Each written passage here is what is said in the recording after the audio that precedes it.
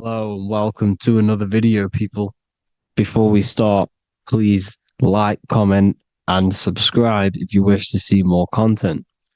Today, we're going to be talking about the mental universe and how everything is mental. This is the number one law on the Kabbalion. If you've never read that book, it's called The Kabbalion. A very good book. It's the first law because this is the most important thing you need to understand is how everything exists within the mind. Behind every single one of these eyes is the same consciousness expressed in different bodies. The mind is what gives perception to what you're experiencing. Behind every single one of these eyes is the exact same consciousness, but the brain that they inhabit is giving them a different perception, a different being, a different body. Now, this is the difference between humans and animals.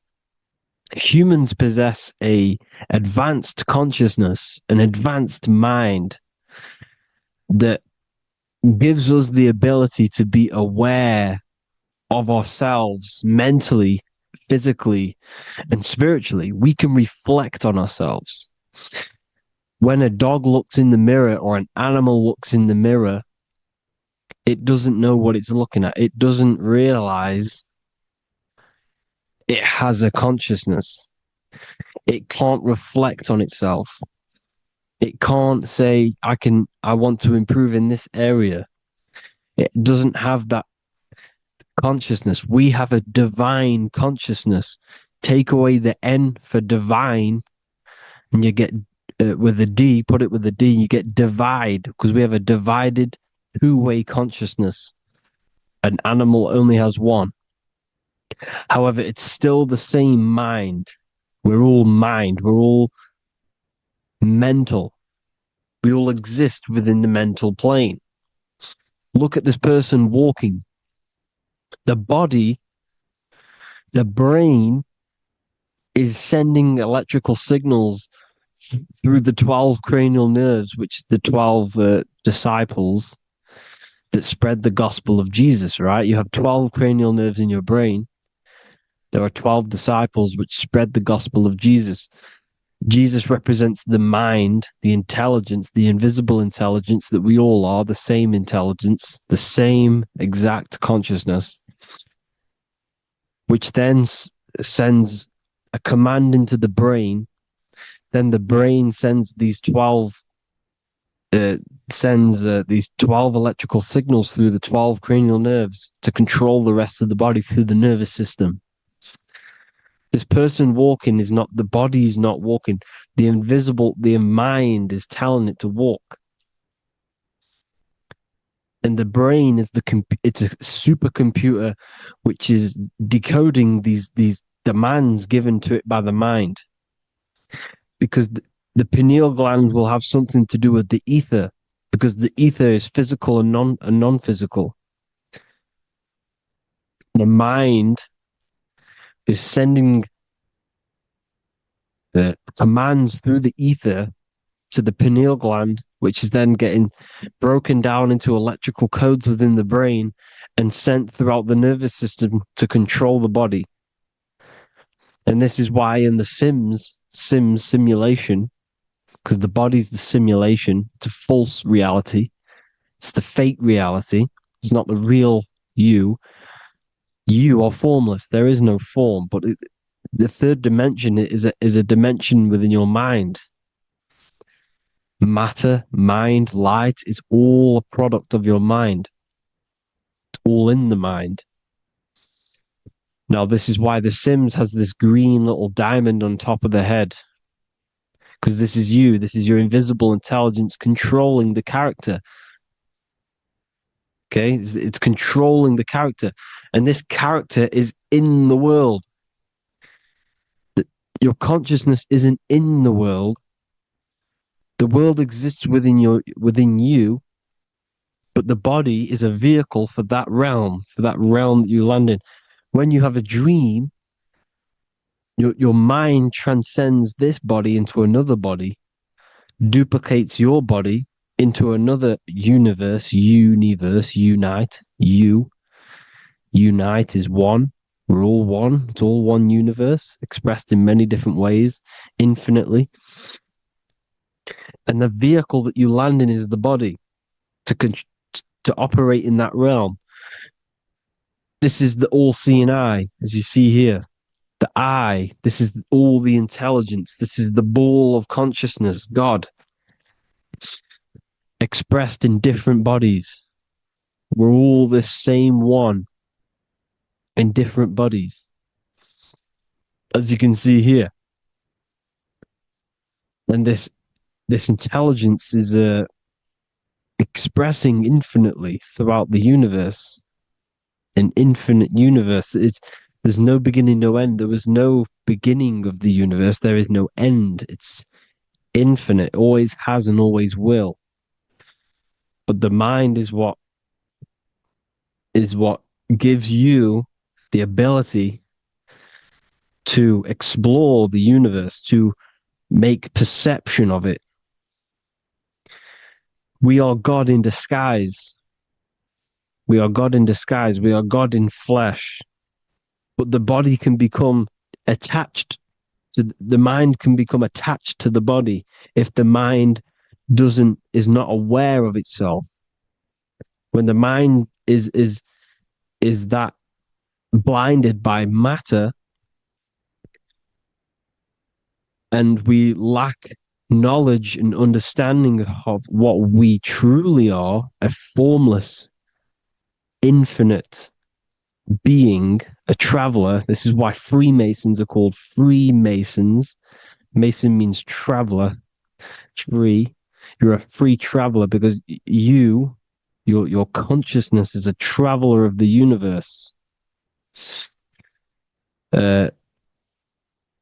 When we lack understanding, our mind bounds to the body because we don't separate the body with our different layers of consciousness. When we separate them and identify that we are mind, body, emotion, you then can apply this knowledge to when you want to astral travel and explore the different realms of your mind, because the mind is the universe. People, this is what we need to understand. The mind is the universe. I am you and you are me. This is the Egyptians showing you this. The Ankh is the symbol of life. This is the one ball of consciousness, mind, giving it the Ankh life to all the different life forms. The cows, the birds, the snakes, and the big Ankh given to the humans, because the humans are the most intelligent. We have the most advanced consciousness. We have the most advanced consciousness. This is why the one is giving a big Ankh to the humans here. Here you see again, this is not the sun. This is also showing Ankh giving out its life to all things infinitely. And this is the Most High. We are the Most High in disguise. When we strip off the body, we strip off the desires for the physical world, we strip off all these fake identities that the mind gets attached to. That is God. The universe. You are the universe experiencing itself. I and I. The letter I and the number one is just one line. The letter I is the number one. Because your I am, when you refer to yourself as I, every single one of you who's watching this video refers to yourself as I, which is the one. We are all the one. We are all intelligence. We are all invisible. We are all the one. One is the only number. 1, 2, 3. Everything goes up in ones because there is only one. Doesn't matter how far you go down the line with numbers, all of their numbers are created by one because there is only one. It's me and you are the exact same consciousness expressed in different bodies. Mind, cause. There is only one cause. There is only one mind. There is only one being. But because we lack understanding of this, we think we are the bodies. And this causes division because the physical world's the most illusionary world. It's an illusion. It's all an illusion. Now you see with the two, you look with the two eyes, but you see with the inner eye, the mind. Okay, the mind is the mental plane is a shared plane, and it gives perception to what you're looking at. The mind. I'm affecting you when I speak because the mental plane is shared. We all share mind. We all express mind. When I'm speaking to you, I'm affecting you because we are mind. So the words that I'm saying, which are being manifested from my mind, are being manifested through my body into vibration, is affecting you. I'm affecting you with what I'm saying. And these words are having an effect on your mind because we're all mind. This is why you need to be careful what you're listening to, music and all sorts. Because music can also create thought loops within your mind. Because the chorus, we shouldn't be listening to choruses. Choruses are loops. And what they're saying in the chorus is being looped. And this can create thought loops within your mind. Go and listen to an old song that you used to listen to about 5 years ago, 10 years ago, 20 years ago. Go and listen to an old song, and you guess what? You will get nostalgia. Why will you get nostalgia? Because that song will trigger the thoughts that you were thinking in that time of listening to that song. So songs with choruses create thought loops, and they reprogram your subconscious mind. It's important why music is very powerful. Mine and mind, same word. See, language is the truth, people. This is why I use language in all of my presentations, especially the English language. It's riddled with occult truth. I is my me. I, you, and me, or I, one. We are not the name. We are I. Every single one of you is I because we are all the one, all mind. Now, the only thing that is truly mine is my mind. When you say something is mine, it's an illusion. It's not yours. The only thing that is mine is mind, my mind. Okay? It's my mind. It's the only thing. It's the same word, mine and mind. Like I said before, everything's one. Hot and cold is different degrees of the same thing, of the one substance, of degrees. The 7 colors are different frequencies of the one white light. Everything is one. There is only one. We are all one. Everything is one. Hot, cold, day, night. It's the same degree of one, which is mind. The mind's perception is what's giving it, labeling it hot or cold. The mind's perception of colors is what is giving it red or purple, hot or cold. There is only mind. The mind gives things perception. There is only one, that is mind. The conscious and the subconscious mind. The male and the female, these are married. The subconscious mind is your hidden part of the mind. Okay, it's hidden. You can't really you can access it through different meditations and Reiki teachings and dreams or manifestations of your subconscious. This is how you know mind and matter are one, because your mind creates matter in dreams. Your subconscious manifests everything in a dream in the astral realms. The conscious is what you're conscious of, what you're consciously thinking of. So me, I am conscious that I am speaking into this mic and creating this video. My subconscious mind is the hidden part of the mind, which is speaking to my heart, telling it to beat. It's telling my food to digest. It's regulating all my blood. It's doing everything in my body without me being conscious of it. Without me being conscious. The subconscious is the feminine. The conscious is the male. The Bible, of course. Proverbs 12:4. Helpful, not helpful, an excellent wife is the crown of her husband, but she who brings shame is like rottenness in his bones. In the same way, husbands should love their wives as their own bodies. He who loves his wife loves himself. You can take that physically, you can take that literally, or you can take it metaphysically. See, the Bible's written in such a way where you can take it as your level of realization. He who loves his wife loves himself.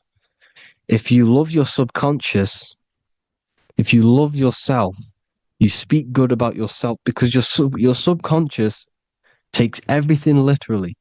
If you say, I hate you to someone, your subconscious does not know the difference between me and someone else. It only thinks me, me, me. Why? Because mind is the only thing that exists. You are mind, I am mind. If I say I hate you, you're saying that to yourself. Your subconscious picks that up and says, I hate myself. And that's telling your subconscious that's what you want. Because your subconscious manifests 90% of your behavior. The programs within your subconscious. Tying your shoelace is a program. You don't need to be conscious of it. You can just do it because it's a program. It's deeply interwoven in the subconscious. Driving your car, texting on your phone. You don't have to think about what letter. You just do it because you know where the letters are. It's a program. Therefore, if you look after your subconscious, they are a married couple. It's your wife. Your subconscious is your wife. And it manifests 90% of your daily basis thought patterns, actions, behaviors, emotions, all the things that you all the trauma that you've experienced is stored within your subconscious, which is affecting you. So let's say you were in a car crash 10 years ago and you had a really traumatic event, you really hurt yourself, and you had a very, very, very strong emotion that you felt of pain. That will still affect you today. And why? Because it will manifest into your behavior. How? Well, you'll be cautious of what cars to go in and who. You'll be cautious because of that event that stored within your subconscious, because of that feeling you felt was so painful and so strong. It's still manifesting into your behavior today. For example, you won't go in certain cars, you won't go with certain drivers. The subconscious stores everything, all your memories, the programs, and everything.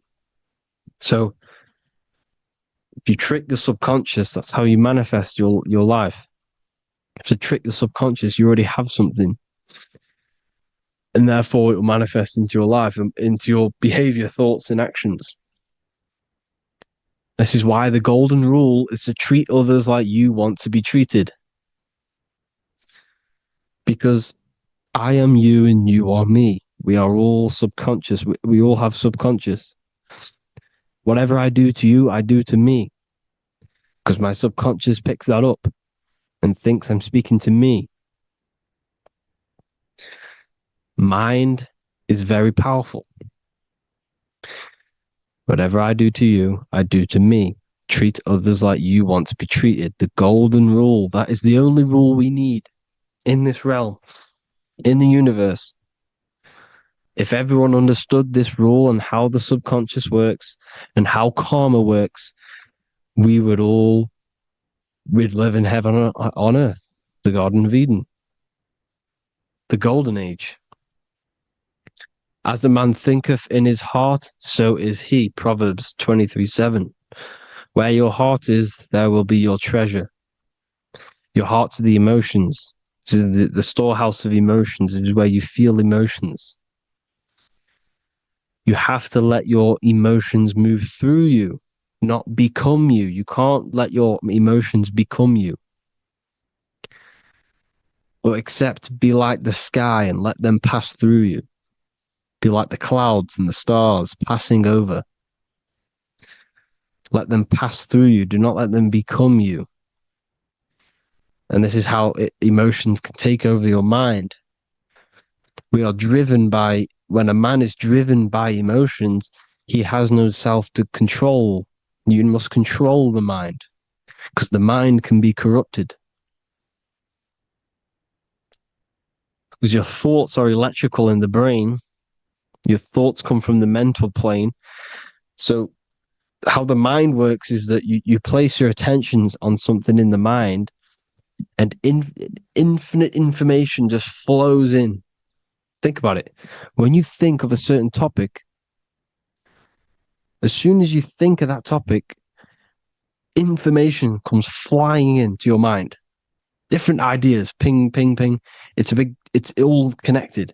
It's why we call it a mindset, because your mind sets itself to frequencies. And when we think of something, we tap into that frequency, and just the universe, the mind, the mental plane just flows in information based on that frequency and that thought. The universe is just information. All of the information out there, nothing is new. It's all there. You just have to tap into it. You can tap into these different thoughts, and it's all there. Everything already exists within the mental plane. You don't think anything, you receive thoughts. We all share the mental plane. We affect each other. I'm affecting you. Speaking, listening to me is affecting your mental plane, your mind. The physical plane is the lowest plane. It's the world of effect. Everything you see in the physical plane is the effect of mind. Like I said, the person walking is the effect of their mind telling the body to walk. The physical plane is the lowest dimension of your mind. Mother Earth, we are in a mother. We're in the womb still. The Earth is feminine. It looks after you. It provides you with food for free. It grows on trees with water. It's Mother Earth. It's the womb. The dome above your head is your mother's belly. Okay? Is your mother's belly. You're in the womb still.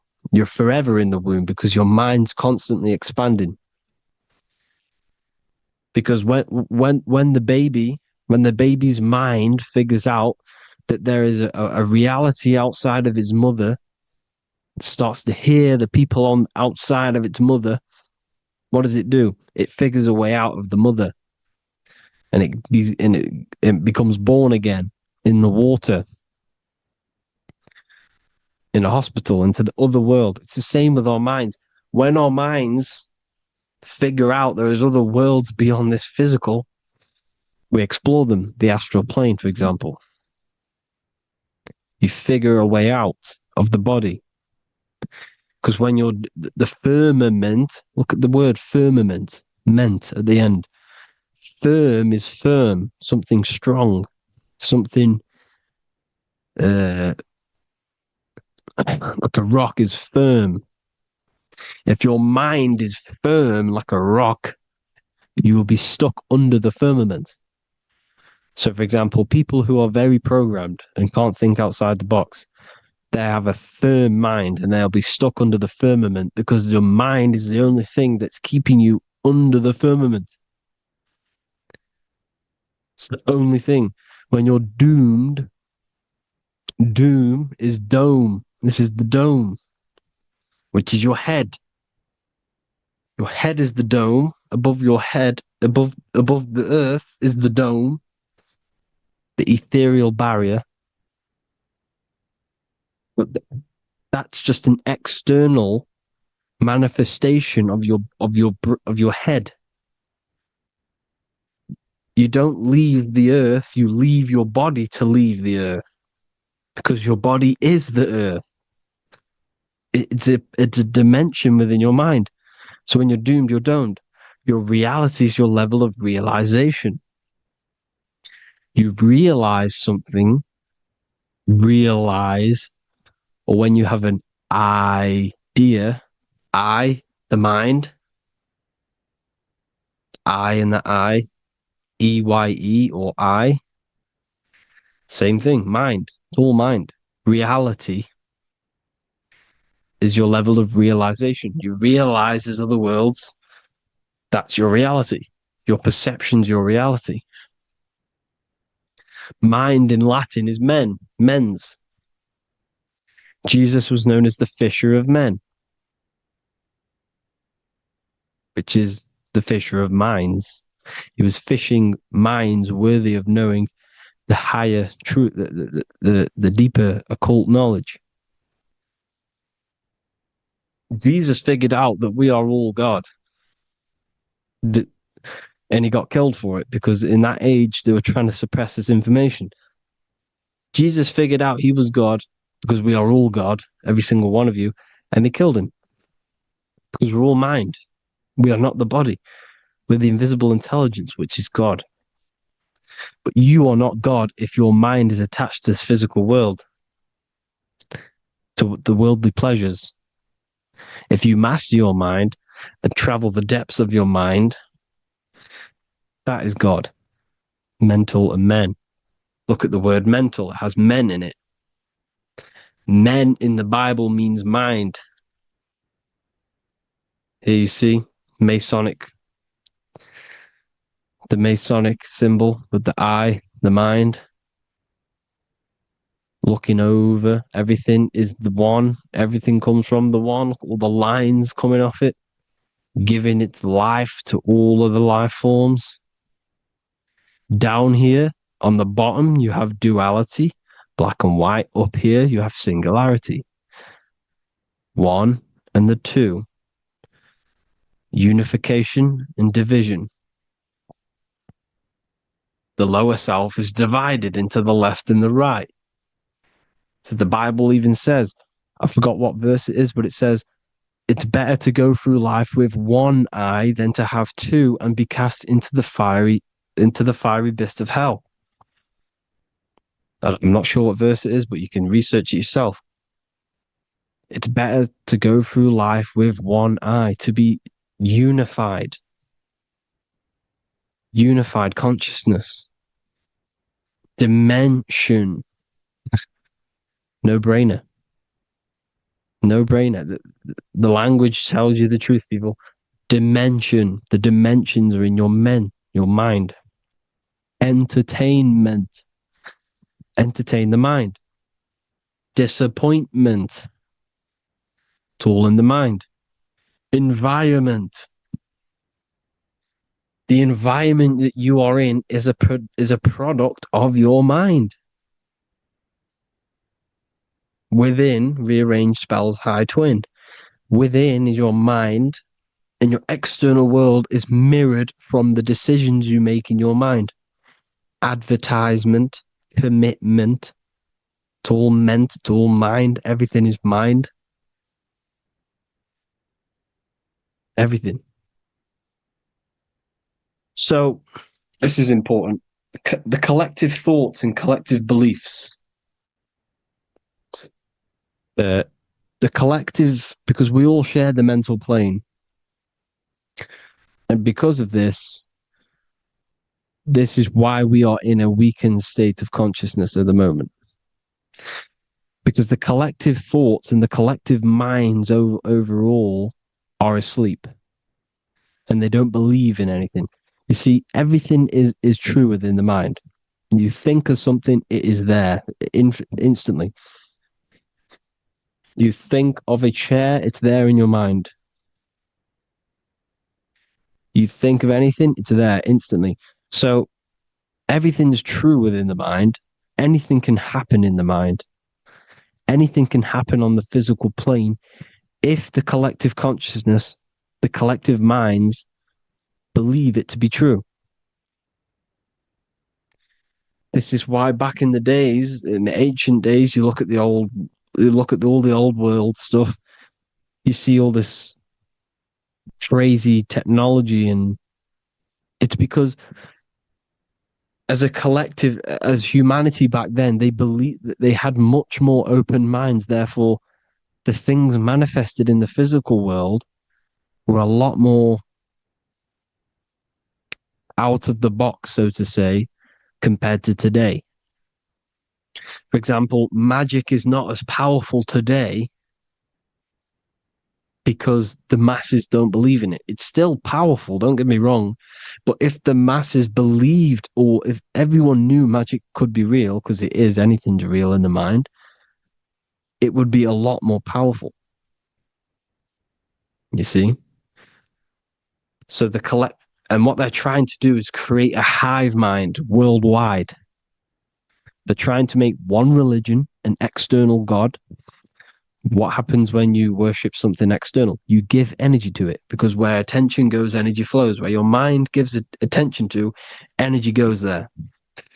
And when we all believe in external gods and give our worship and our power to these external things, we all give energy to it, which will manifest as a demon in the astral planes. It's a hive mind. They're trying to make a hive mind to summon our energy. Trying to summon our energy.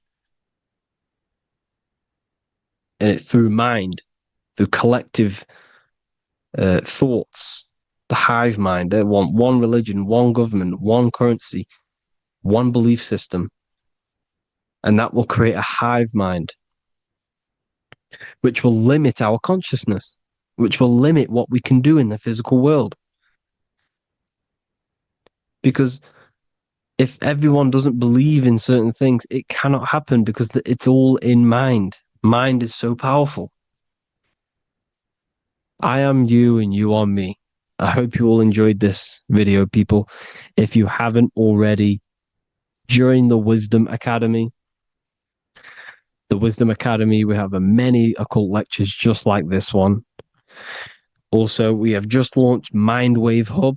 If you want genuine frequencies, genuine binaural beats, because the ones on YouTube, the ones on Spotify, Apple Music, they're all tuned to A440 hertz, which shuts down the right hemisphere of the brain.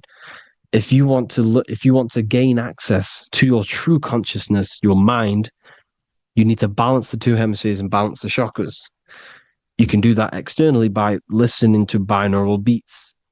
If you want true frequencies, true binaural beats to hemisync the chakras, hemisync the brain, to gain access to the different dimensions of your mind, well, you can gain access anyway, but it's going to help you if you're trying to learn this.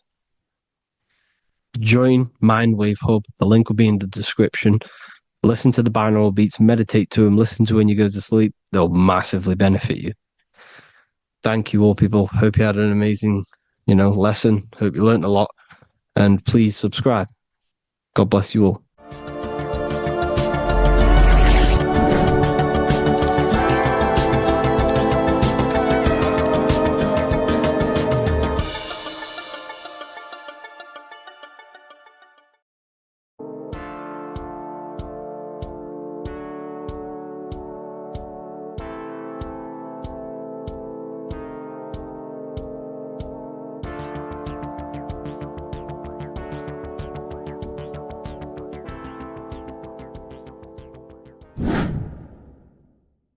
What is good, YouTube? Today we're going to be talking about the astral plane.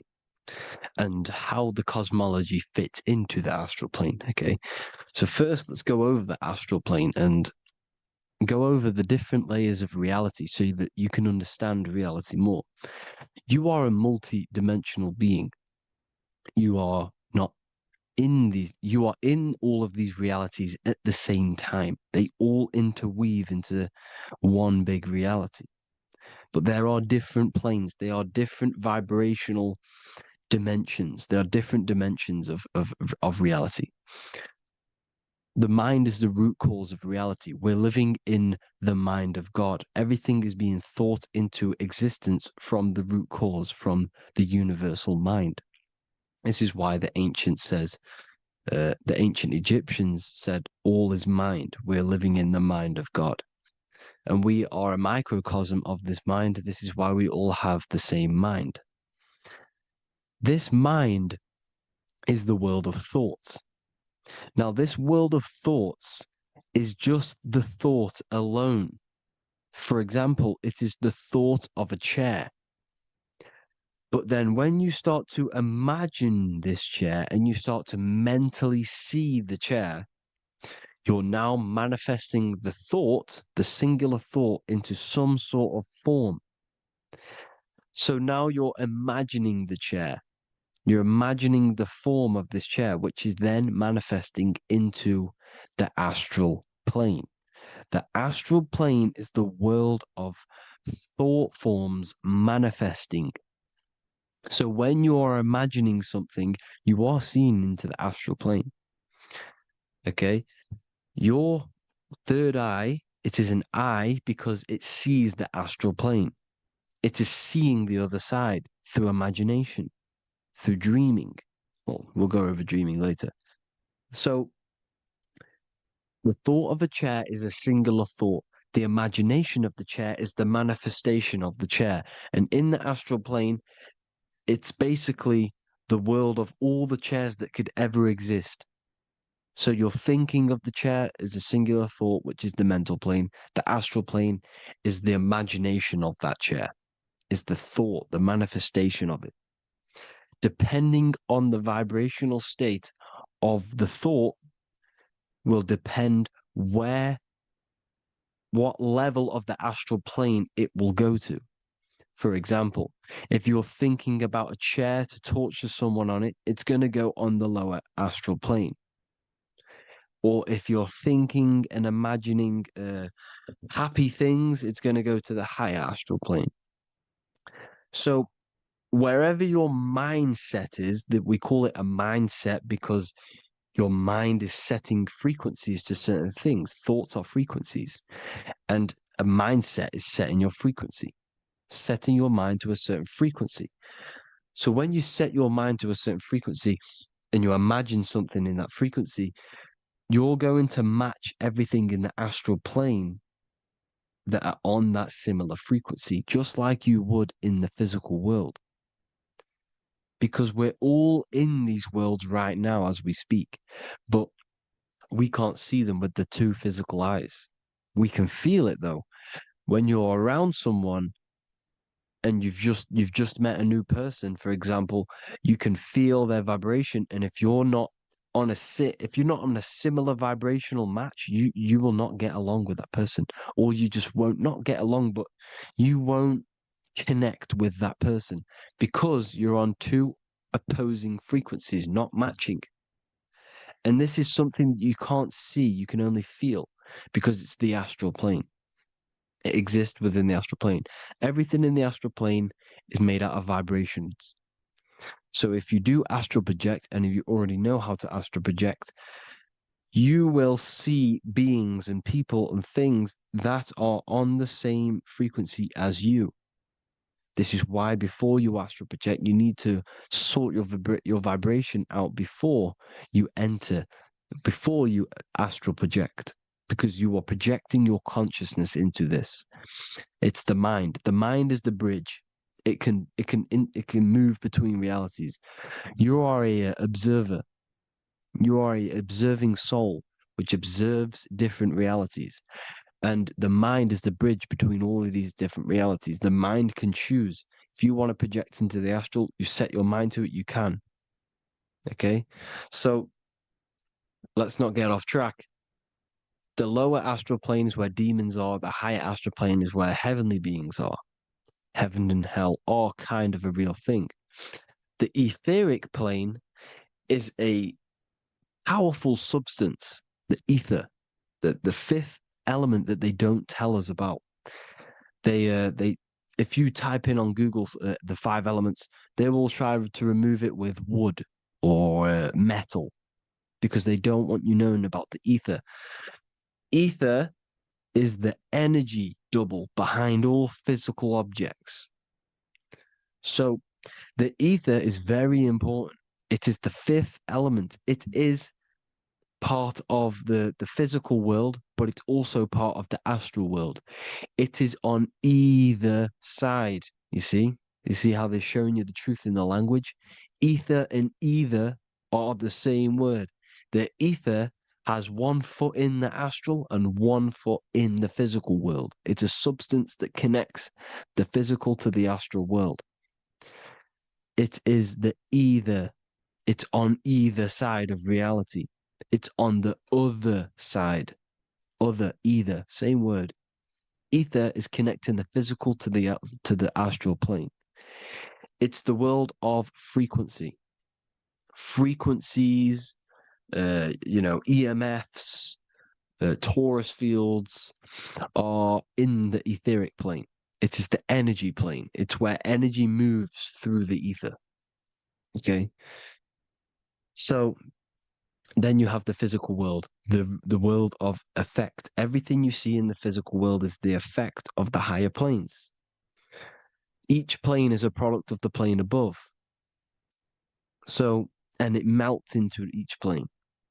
The physical plane is the lowest plane, it's the most densest, and the highest is the most fluid. This is the most fluid, this is the most dense.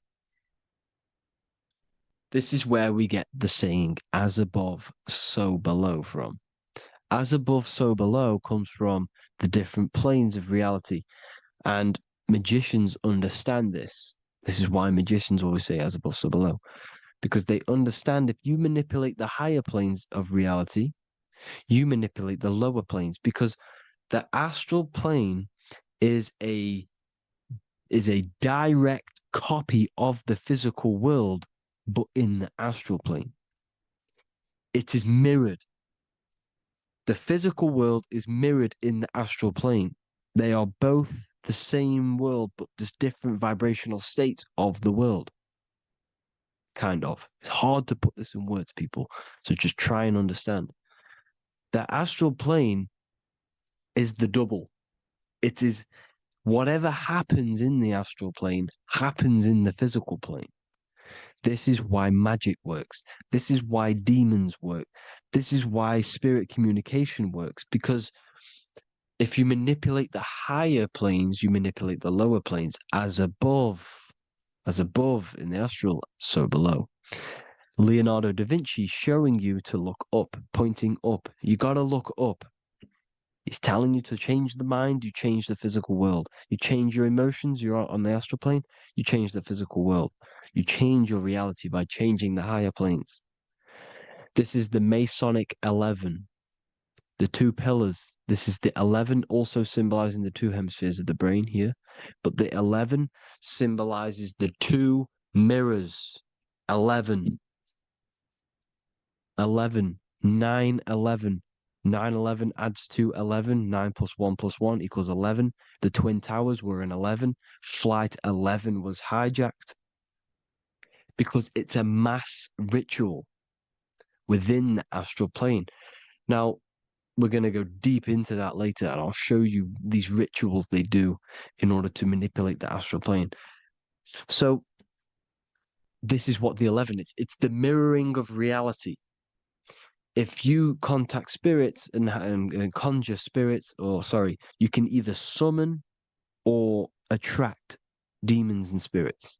Summoning is creating a spirit. You create demons. Okay. like I said here, the mind is the root cause of reality. If you think of if you think of a traumatic event that happened in your life over and over and over and over again for years and years and years, where attention goes, energy flows. The mind is the director of energy.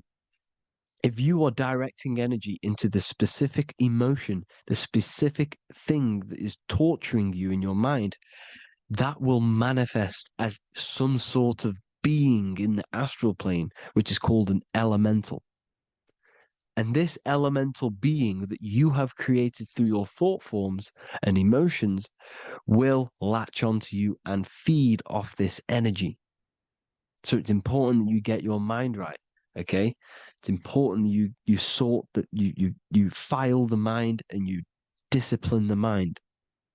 Make sure it's only entertaining positive things, because you are quite literally creating your own demons. Creating the word demon has the word mon in it. And if you've watched my videos, to know mon means moon. The moon is your mind, the sun is your soul, the earth is your physical body. Demon is mon means mind, moon is mind. You create demons with your mind, summoning. Now, this is where the rituals come in. 9/11 was a ritual because everyone was thinking about this big fearing, the death of 9/11. Everyone was thinking about it. And all of their minds thinking about this horrific thing will manifest and summon a negative energy spirit elemental within the astral plane. That's how all of this works. This is why it was a mass ritual. Okay.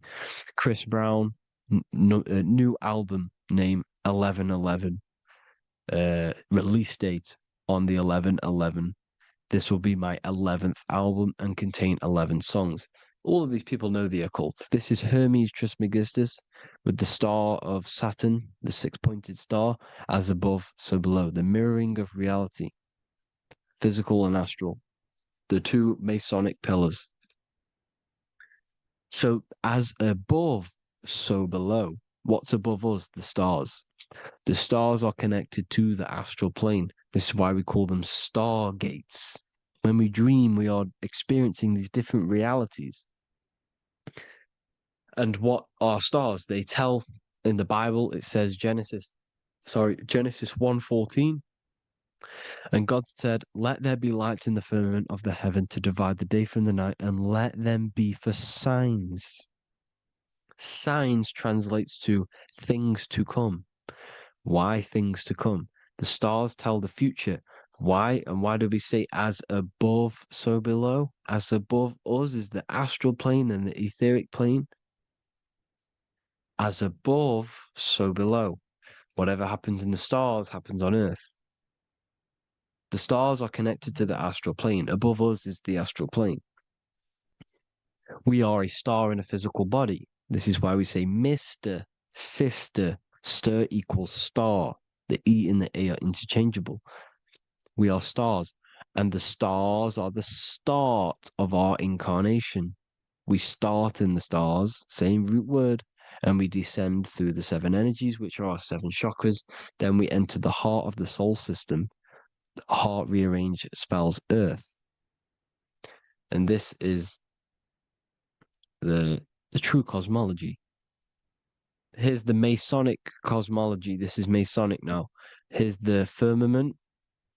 Let there be a firmament in the midst of the waters to divide the waters from above, from the waters that below. Genesis 1:6. The firmament, firmament comes from the word firma, Latin, I'm pretty sure,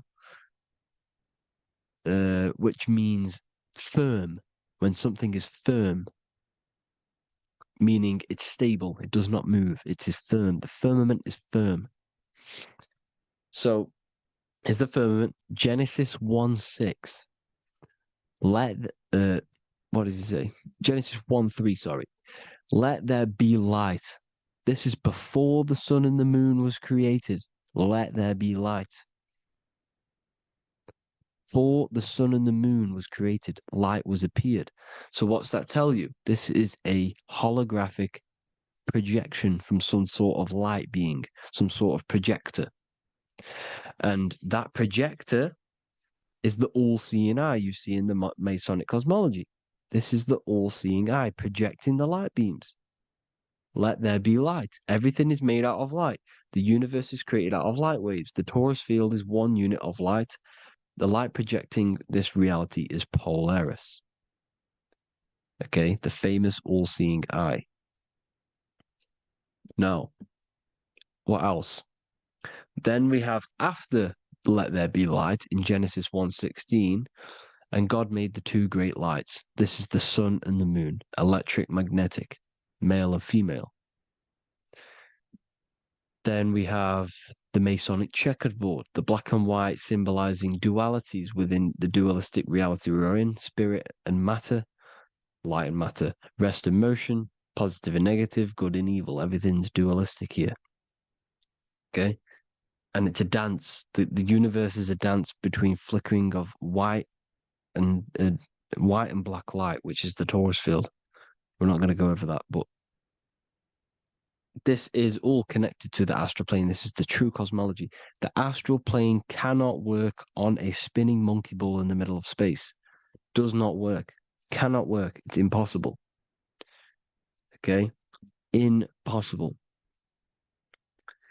So even in the Quran, it says, Allah has made the earth for you as a carpet, flat. Quran 15:19. And the earth we have spread out like a carpet, set there on mountains, firm and immovable. It is immovable. In the Quran, it also says 65:12, it is Allah who has created the seven heavens of the earth. The seven heavens meaning the seven layers of heaven, the seven planets. And Psalms 104:5, he set the earth on its foundations and it can never be moved. Never.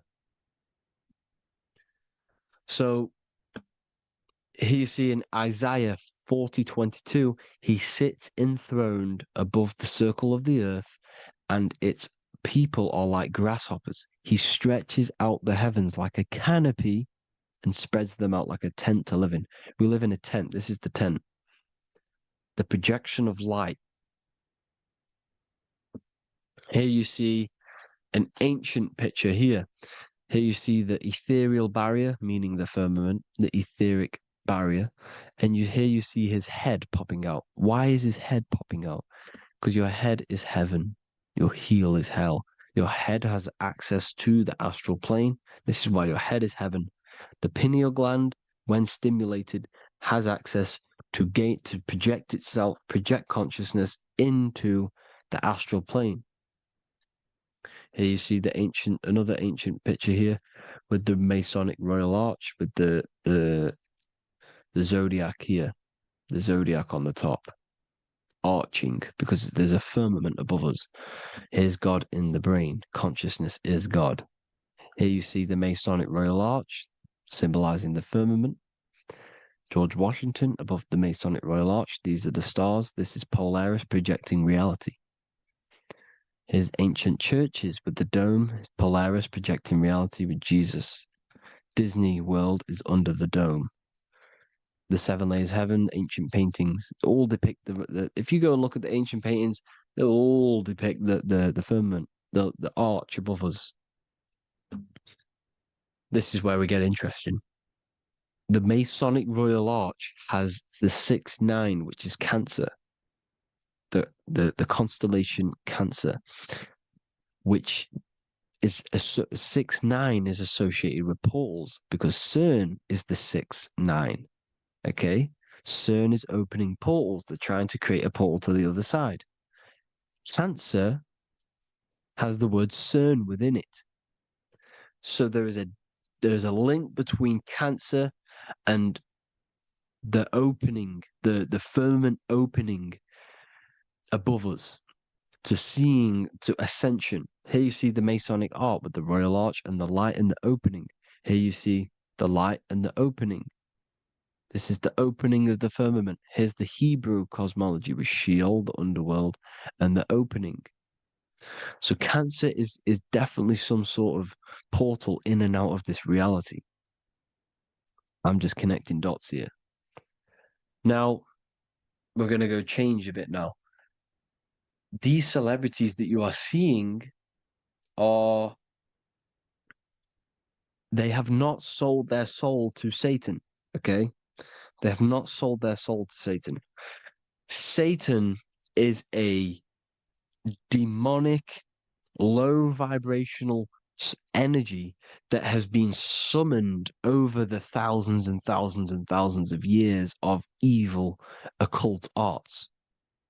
So since Babylon, Babylon was summoning this demonic energy, and this demonic energy in the astral plane will grow and grow and grow. It has no form. It has no physical form. Okay. But you can see it in the rappers. You can, when, if your third eye is open, you can see clearly that these people are demonic. You can see, you can sense the energy that they're manifesting. Selling your soul is not what you've been told. It is gaining, because your soul is pure love, okay? Your soul does not want to do anything bad.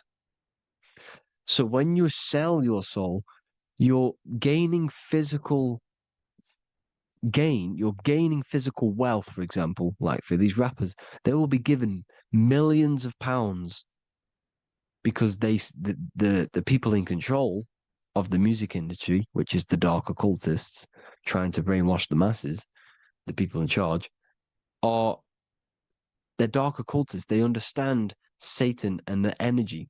They are satanic energy, which is which has been summoned in the astral plane.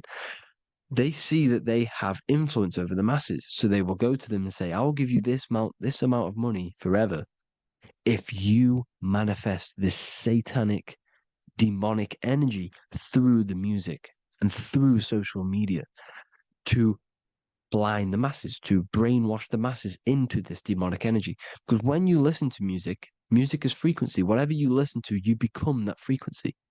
So if you're listening to these people, they're throwing energy, this demonic, satanic energy that they sold out to, soul, same word.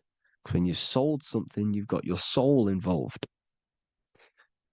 They have exchanged money, physical gain, so that they manifest this satanic energy within the astral plane and through the music, through the videos, through social media to keep us in this vibrational frequency, in this low state of consciousness.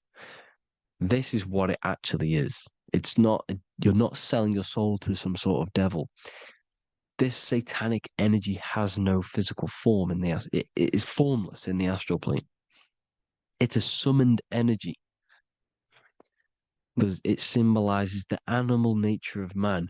When you are operating off your root chakra, you will kill, you will fight, you will do anything to survive because it's all about survival mode in the root chakra. They want you keeping in that fighting mode, that surviving mode, so that you are manifesting this low vibrational frequency, this satanic energy, this demonic red energy. This is why the devil is red. And the devil has a tail with the red arrow pointing down because it symbolizes your light body. This is your Merkaba. Your Merkaba is your light body. Mer equals light, Ka equals spirit, Ba equals body. Merkaba, this is the devil's tail pointing down, the descension, your heel, up to your heel, hell. Ascension to heaven, head. You see? This is the all-seeing eye with the illumination coming off it, your head, when you're illuminated. The Merkaba is your celestial sphere to portray different planes of reality. It is the vehicle of ascension. It's your light body. It's in the word Kabbalah, Kabbalah, Ka, spirit, Ba, body, La, light. Same thing, Kabbalah, Merkaba. Same thing. It's all about the light body. This light body sees different realities. So when you see the goat in the music industry, it's this satanic summoned energy that's been summoning for thousands of years within the astral plane. When it becomes to the physical plane, it will manifest through different things: a goat, an owl, Satan, Moloch, Baal, same deity, same demonic energy that's been summoning in the astral plane. And this is why the Baphomet has a goat head. Drake's new album is the goat.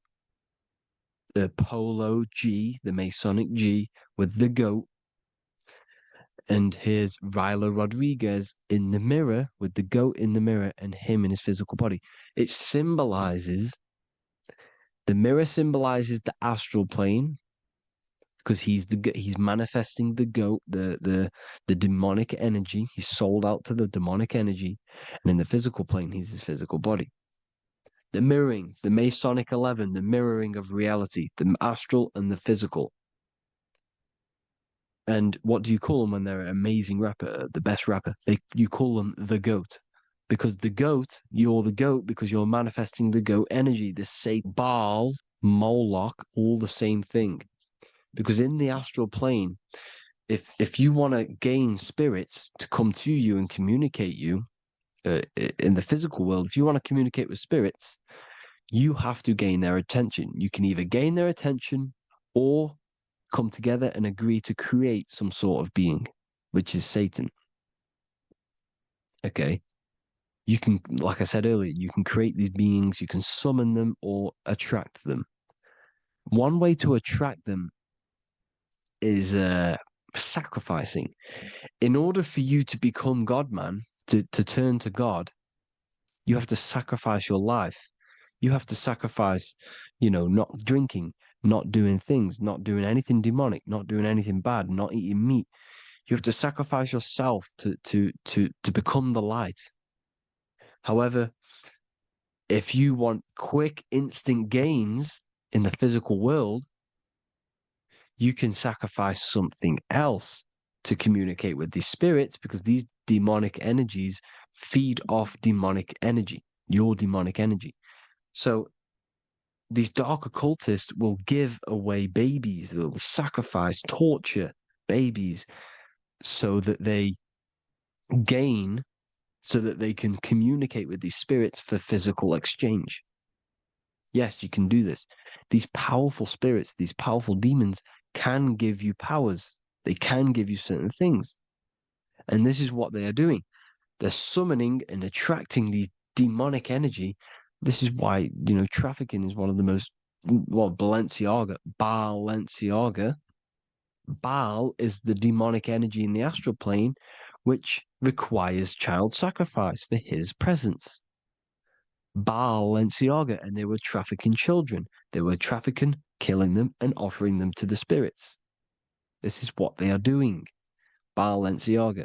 It's in the name. Here you see, you can see here a stick man with two horns. The goat, obviously, it's all the same deity. Baal, the goat, Moloch, his Moloch, the owl, the Egyptian owl, because it comes from the owl of Moloch, which is Baal, which is Satan, all the same demonic energy. And it's on the dollar bill, a tiny dollar bill, tiny, on the $1 bill. All the same thing. Bohemian Grove, they worship the big owl, Moloch. It's all the same thing.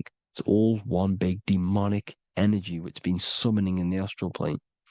And it's trying to take over Earth, the physical plane. That's what it's doing on in the world. Please leave a comment if you can to help the algorithm. Drop a like if you like this content. And hope you all learned something today. And God bless you all. Thank you all.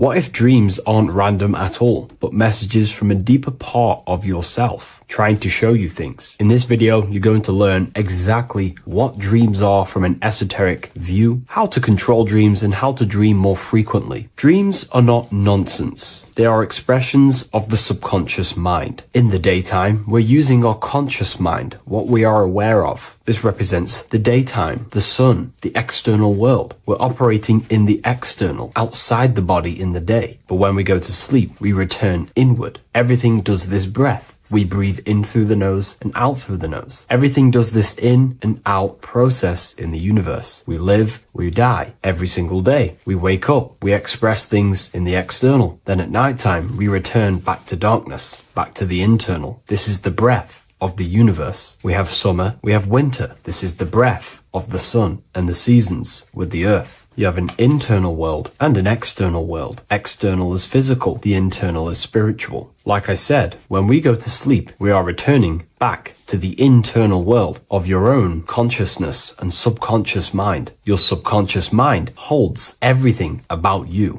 your memories, your traumas, everything you've ever learnt, your language, your name, your job, everything you identify with is stored within this vast network of the subconscious mind. It is your own personal consciousness. Therefore, when we dream, we return back to the subconscious mind, and we are in fact thinking, but in a subconscious way. The subconscious does not speak the same language as the conscious mind. The conscious mind uses language, thoughts, and all things that are very logical and very easy to understand. The subconscious is the complete opposite. It is very indirect, metaphorical, and symbolic. The subconscious communicates and works in symbols. Ultimately, symbolism is the language of consciousness. This is why in occultism and esotericism, it is filled with occult symbols, because symbols are used to communicate directly with the consciousness within the subconscious mind, and the subconscious mind is ultimately connected to the collective consciousness. We are all connected and tapping into the mental plane, where we receive thoughts, ideas, depending on what we attune our mind to. That's why we call it a mindset. But getting back on topic, the subconscious of your thoughts, memories, traumas, emotional blockages, and all the things you identify with and have experienced in your life is stored within this network. It can be seen as a web. One example of the subconscious mind using symbolism is this next story I can tell you. Let's say I was in a very traumatic car crash as a young child. I experienced a lot of emotional trauma in that car, and that deeply impressed my subconscious mind with that trauma of emotion that I felt. Therefore, every time I see a car in my external world, that car is now a symbol that represents the state of consciousness I was feeling in that particular time of the traumatic car crash. The car is a symbol for a state of consciousness within my subconscious mind. Just like when you see a word, that word triggers what you believe that word to be in your subconscious mind. Symbols are the language of the subconsciousness. Therefore, when we dream, we are basically seeing symbols of our own personal subconscious mind. Our higher mind, which is basically our subconscious, the higher version of you that exists beyond your human thinking mind, communicates using symbolism. The higher mind does not speak human thoughts, human language. It speaks the language of symbolism. Therefore, when we dream, every event, every person, everything that happens, and everything you see is your own personal subconscious mind materializing within the plane of the astral plane. This is a dimension that sits just above the physical world that everything is pulled out of. For example, look around you. Everything you see around you was thought, then imagined. Imagination is the astral plane, and this astral plane sits above the physical world. As above, so below. These objects were thought, imagined within someone's mind, and then pulled into a physical reality. Therefore, the imagination is what you're experiencing within a dream. It is your subconscious mind thinking and materializing within the imaginative plane. For example, let's say you are a Christian, you believe in Jesus your whole life, you have lots of emotion towards Jesus. This deeply impresses your subconscious mind. You believe in him so much, you go to sleep, you have a dream that you meet Jesus. You did not meet directly with Jesus. You met with your own belief. It was your own belief materializing within the imaginative plane and revealing itself to you. Dreams are materializations of your memories, your subconscious beliefs, traumas, and anything something that could be inside the subconscious mind. It is your subconsciousness revealing itself to you in a material form. Let's say you have a nightmare. There is a big dark figure chasing you and you are running away in fear, away from this dark figure chasing you. That dark figure is not an external entity. It is not a spirit or a jinn or a demon. It is in fact an aspect of your own mind. It is a symbol that represents maybe a fear, a trauma, or something you are running away from internally, inside your subconscious mind. Something that you are not addressing, but something that is fearful, something that can be controlling you on a subconscious level. Let's say you have a fear to address something in your personal life. You want to address someone who is getting on your nerves at work. You continuously put this off and you fear doing that situation. Over a long period of time, this can slowly control you subconsciously. You start to avoid the person, avoid any contact. It is subconsciously controlling you. This is not the best example, but you can see what I mean. Hidden fears and traumas in the subconscious mind can subconsciously control your actions and ultimately lead you to low states of consciousness, keep you from reaching your higher potential, and ultimately create blockages within your own consciousness. That figure in the dream is a materialization of something that you are fearing and running away from and not addressing. This is why people always have dreams of traumas that they have experienced as a child or when they were younger, or maybe from a year ago or two. It's because that emotion is deeply impressed in the subconscious, and the subconscious is always trying to reveal things to you, communicate to you that you need to change, purify, and maybe heal within your own consciousness. This is how the higher self communicates to you, through the language of symbolism. Once you understand this, dreams can become a very powerful tool, not just entertainment at nighttime. Your consciousness never rests. Your consciousness is eternal. It is the very spark of the divine. Your body needs rest. Your consciousness is not physical. It does not need rest. So this is a way you can identify what your dreams are trying to show you, is by writing them down. A dream journal. Every single dream that you have a book placed near your bed. Every time you wake up, first thing you should do is pick up the book and write every single detail that you can remember about the dream. The people that you met are all symbols or aspects of yourself. Maybe it is a friend you saw in your dream. That friend represents a state of consciousness that is within you and is trying to reveal something to you. It's about making the subconscious into the conscious, to become conscious of the unknown. Write down every detail, everything you saw, every event that played out, even the details of the clothes that they were wearing. Everything is symbolic within dreams. Write everything down and then analyze the dream. Don't analyze it from a logical mind. Analyze it with the right hemisphere of the brain, which allows you to see metaphors, read between the line. Try and gain the message that it's trying to show you. What does this overall mean to you? And what could this reveal about aspects of yourself that you need to heal or maybe take action in your life and world? Because your higher self is always guiding you towards awakening and fulfilling your mission in the manifested physical world. Dreams speak in symbols, not logic. Ask about your dreams. What is this trying to tell me? Don't take things literally. Look for an emotional tone and symbolic resonance. With practice, you'll begin to understand the personal language of your subconscious mind. Now that you understand that, again, please leave a like or a comment on this video. This is now a technique for lucid dreaming and dreaming more often. This is not going to happen overnight. This is not an easy method. It simply takes practice and dedication. Every morning, choose 3 time slots. For me, I choose 4:30, 5 a.m. and 6 a.m. 3 alarms that are going to go off at these 3 times, half an hour apart from each other. Each time you wake up, stay awake for 5 to 10 minutes. Turn off the alarm. Try and keep your conscious mind awake, but drift back into sleep. There's no other better way for me to explain that. It's very difficult, but try and keep the mind awake, but the body falling back asleep. More than likely, you will drift off back to sleep. Then the next alarm will go off half an hour after. This will wake you up again, guaranteed. You will probably drift back to sleep by repeating this process. After the 3 alarms go off, each one of them times, you're either going to have a dream or a lucid dream, but definitely you will have a dream. And if it doesn't work one time, keep trying it. I've been using this method for a very long time, and I can tell you 70-80% of the time it triggers a dream, and a very vivid dream. And it's ideal for lucid dreaming because keeping the conscious mind awake while letting the body fall asleep, you can become conscious within these subconscious realms of your mind. But when you are conscious inside the dream world, you can do what you want, but you also want to let the dream naturally naturally unfold. If you try and take too much control, then you will wake back up. If you feel any fear in your dream, you will wake back up into the material world. Another tip to dream more often is to meditate before bed. Simply close your eyes and think about nothing for 5 to 30 minutes. Detach from everything outside you, your name, your job, work, thoughts. Mentally detach from the world and the physical pleasures and become pure awareness before you try and go to sleep. This will help you become conscious while being within the self. If you wish to learn more about consciousness, yourself, the Book of Wisdom Volume 2 can definitely help you. I'll leave a link in the description. Thank you for watching this video, and I'll see you in the next one.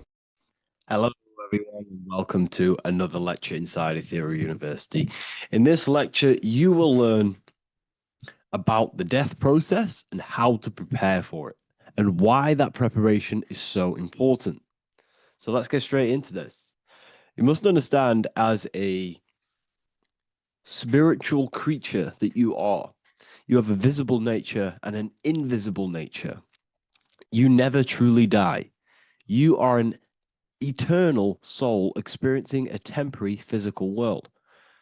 The inner world of thought and emotion is eternal, while the outer world of matter is mortal.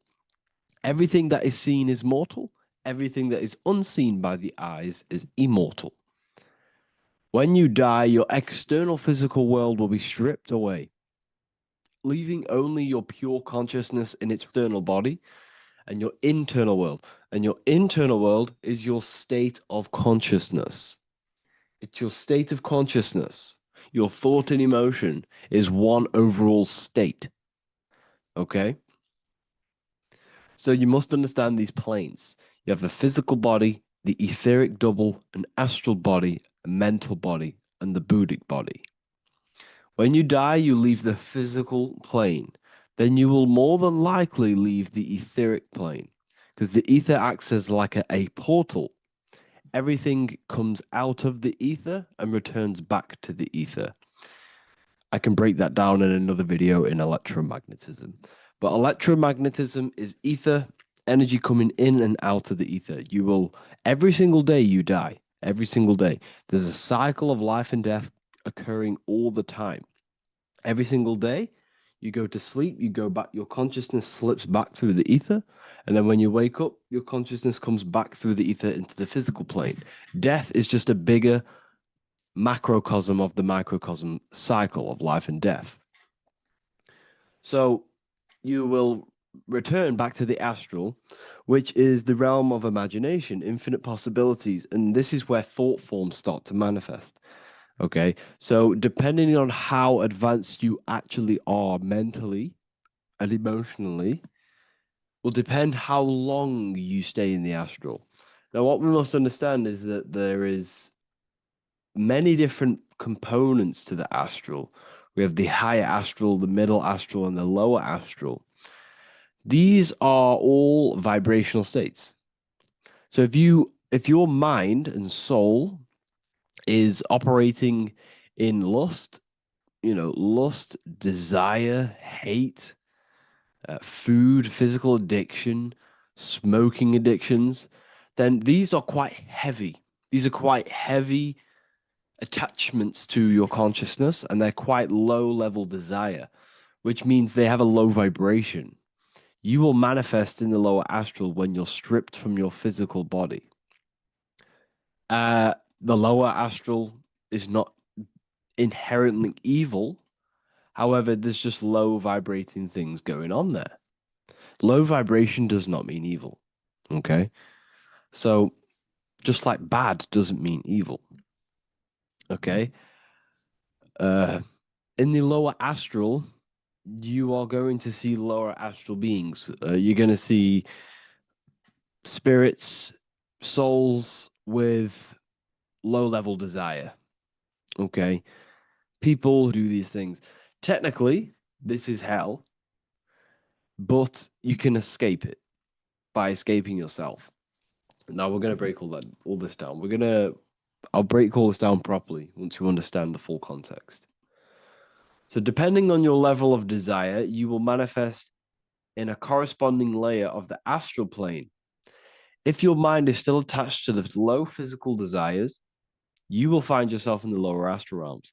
But if you have few desires and have detached from the worldly attachments while you are encased in a body, then you will rise into a higher or middle astral plane, mainly the middle. Okay. The higher astral plane is very formless. So as I broke down here, this is well, the physical plane is the lowest dimension. This is the most form, the most matter. It's quite heavy. The higher you go, the lighter it becomes, the more fluid, the more formless it becomes. So you see here it says denser down and lucidic up. So this is more lucidic in these higher realms. This is more dense in the lower realms. So this is why the ancient Egyptians were always talking about, I'll show you this. This is showing you death. So first of all, we have Anubis, which represents death. Here you have the heart, which represents the soul. And here you have a feather. And this is a scale. You see how this is a balanced scale? So what this is symbolizing, this represents death. This represents your heart, and this is a feather. So when you die, your heart must be as light as a feather, which means your emotions, your soul, should have no attachments to the world. It should be light. It should be detached. This is why the word light and light are the same. Light is in heavy and light is in very bright. Because when you're less attached to the things, your soul shines. You're authentic. You're light. You're very bright soul. And you have no attachments. Your light is in not heavy. So you must detach from the worldly desires. We have to detach from the smoking, the food. This is why we should fast. Smoking, this is why we should detox. We should also meditate. We should also be able to sit with ourselves for long periods of times. Okay, I'm going to break all this down properly. But that's why the Egyptians show you the symbolism here. Okay.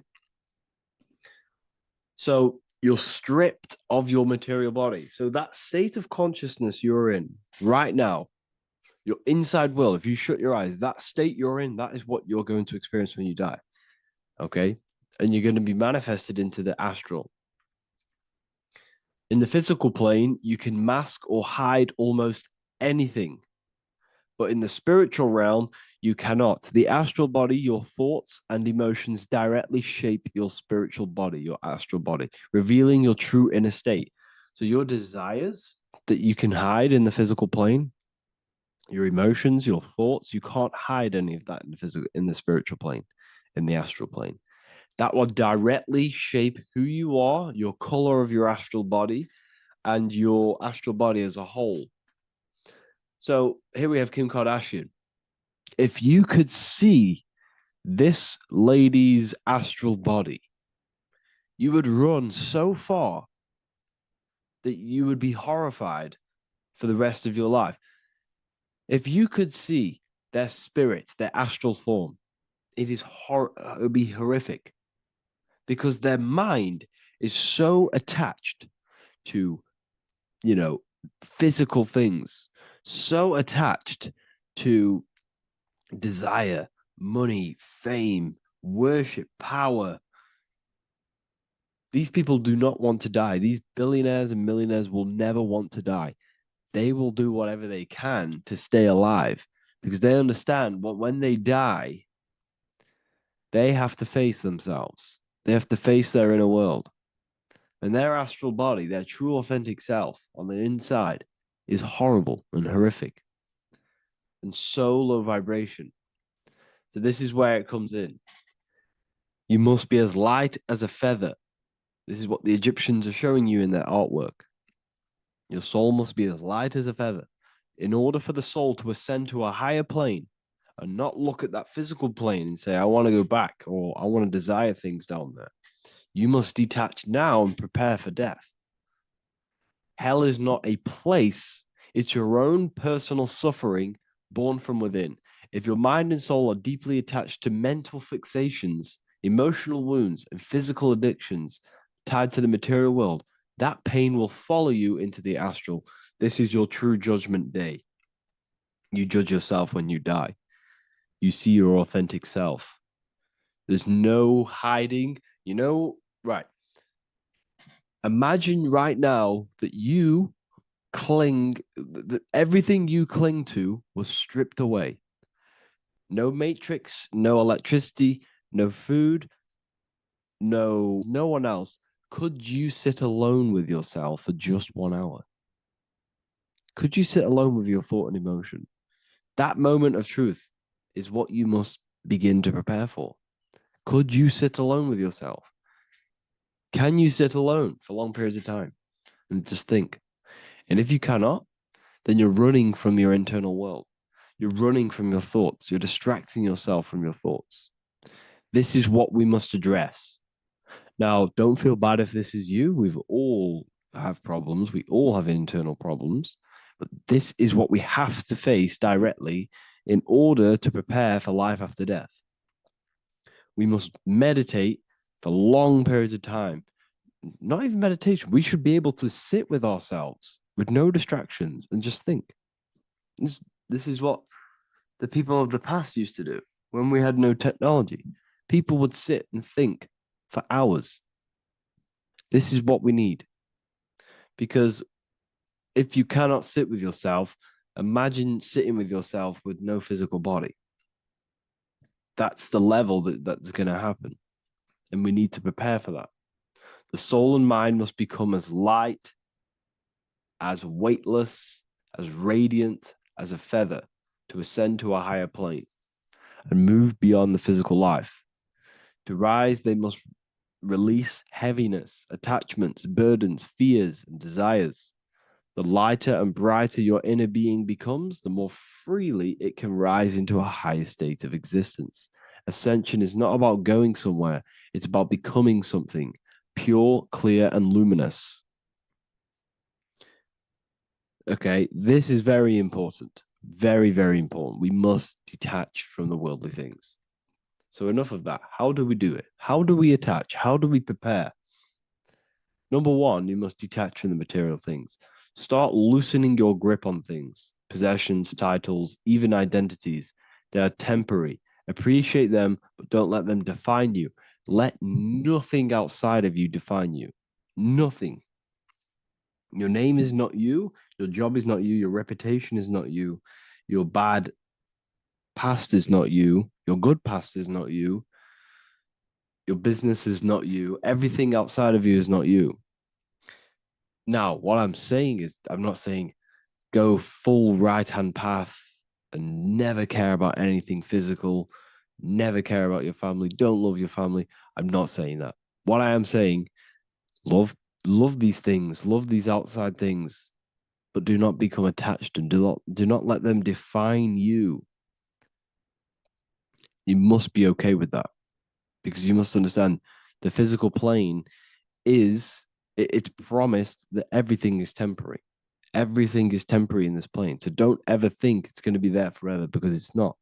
And you must remind yourself, not remind yourself, but I think about this sometimes when I start becoming a bit attached to work and stressed.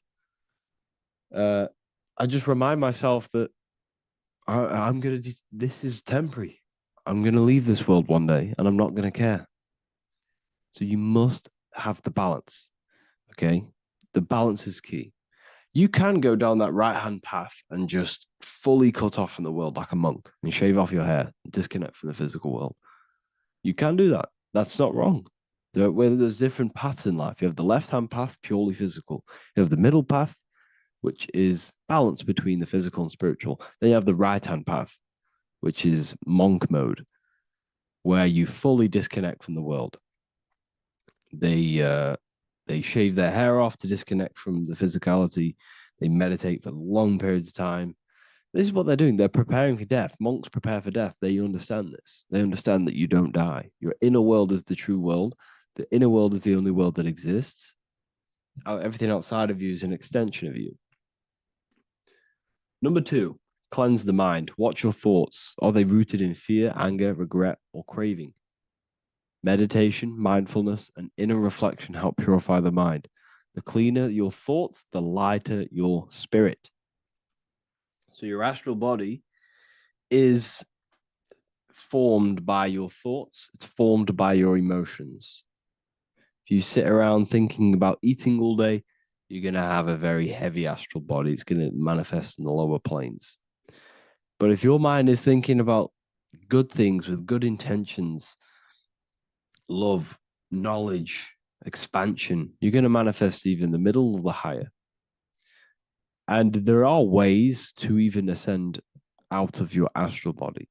Yes, you can ascend out of your astral body and out of the mental body, but that's all very advanced, and I'm not going to teach that yet. I'll make another video on that, but you can ascend from them bodies. The astral plane is not the end. You can keep ascending as a soul until you're left with just the pure essence of the soul. But we're gonna, anyways, cleanse the mind, reprogram the limiting belief systems, let go of mental attachments. And the way you do this is by getting a piece of paper and writing down every single attachment that you have. And you're going to realize too, there's more than two. 4, practice presence. Can you sit in silence with yourself? The more at ease you are with your own inner being, the less you'll feel death. The afterlife is just an extension of your inner world. It's so important. This is so, so important. Can you sit with yourself? If you cannot sit with yourself, you have some inner work to do. You have some thoughts to address, some beliefs to address, and some feelings to address. Okay, so practice sitting in the present, meditation, or just literally sit there and try and be okay with yourself. And if you can't be okay with yourself, then there's something you need to address, whether it's a belief system, whether it's an emotional trauma, or something. This is what we must reshape, refine, and let go of. Live truthfully, speak and act from your soul, not from fear or ego. The more authentic you are, the more aligned you become with your true self, which carries beyond this life. The ego is your mind's perception of itself while being incarnated in this world. It's been shaped by your experiences, your thoughts, your beliefs, and your emotions. So your ego is basically this false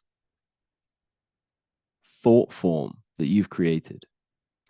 It's a false layer of yourself that sits on top of your true authentic self. It's basically your physical character. When you were young, you had no ego. You were pure.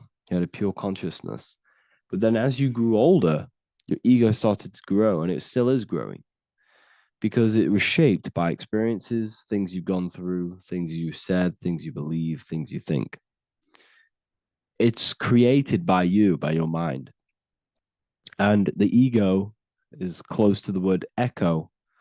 The ego is the echo. It's an echo. It's a layer. It's a false identity. It's a false layer that sits on top of your soul. And if you don't get rid of that ego, if you don't know how, well, not get rid of it, but balance it, if you don't know how to rise above that ego and you die, it's that ego that's going to be pulling down when you die. It's that ego that's going to be your suffering. Okay. 7, connect with the divine, whether through prayer, meditation, tune into something greater than yourself. The connection is the soul's compass beyond this world. If you can meditate and rise above them clouds of thought, that's the soul, that's the observer. We must connect with that. Okay, this will definitely help with. It's great because you can just fully detach from the world. And the more you meditate, the more you can prepare for death. A powerful way to cultivate detachment is through daily detachment meditation, done either at night or in the morning or the first breath upon waking. Or do this as many times as possible per day. Start by physically grounding yourself in the present moment. Say out loud, I am here right now, nothing else matters. Let that phrase draw your awareness into the now. Just keep saying it until you're present. Then begin to slowly list everything you identify yourself with, one by one. I am not your body. I am not my body. I am not my name. I am not my possessions. I'm not my house. I'm not my children. I'm not my everything. I am not my thoughts. Release each layer gently. Imagine if you want to, if you have a good imagination, imagine placing these things into a big box, placing your body, placing your name, placing your possessions, placing your house, your car, your thoughts, your beliefs into a box, and then shut that box. If you have a good imagination, do that. That can help. And you'll be left with yourself. And you're not even that. It goes even deeper. Eventually, you'll reach the mind itself. Detach from the language that the mind is even using. Now, that's very difficult. And not many people have ever thought about that, and they've ever even been there. Detach from the language that the mind is using. Think about that for a second. Your mind is not what you actually think. It goes very deeper. Your mind is not that little voice. It's that voice that the language is using. So even the language is a spell on your mind. Okay, it's an attachment. Eventually, you'll reach the mind itself, detached from the language it uses, the voice in your head, the need to define. What remains is something beyond thought and beyond words. I can't even describe what's left because words, once the language is gone, it's purely metaphysical. All I can say it is pure awareness, and it's symbolized. This is why symbols are so amazing because they can symbolize things that are beyond words. A flame, it's just a flame, and you won't be able to understand that until you've been there. It's just a flame. It's pure cause. Words can't describe it. You'd have to experience it. Connect with this essence daily. This is truly who you are. So this is a great way to detach. We can do these detachments every single day during meditation. This will definitely help over long periods of time. Of course, you're not going to be ready tomorrow for death, but just try and prepare for these things. This is the whole reason people used to meditate. It's the whole reason why people do these spiritual practices because they understood that this plane is temporary and your soul moves on from this plane. And you'll never truly believe in the soul until you experience it. So I can show you these things, but you must go out and experience it. The soul is real, but you won't understand unless you cast off everything else. Okay. So I hope this video helps. It's a very deep video. I'm going to be making more of these stuff of more self-mastery. And of course, we've made the self-mastery section now. So I'm going to start filling up this place with lectures. And I think it's a great time to start this because a lot of people have been asking on how to master yourself, prepare to death. So hope this video helps. See you in the next one. Today's topic is the binary code behind the universe. You will learn the fundamentals of the binary code, deeper understanding of reality, which will give you more of a connection to the universe, evidence supporting the existence of this code, and how to use the binary code to shape your reality. Now, this is an important one. We have 0 and 1. This is the binary code of the universe. It underlies everything. It is the source of all creation.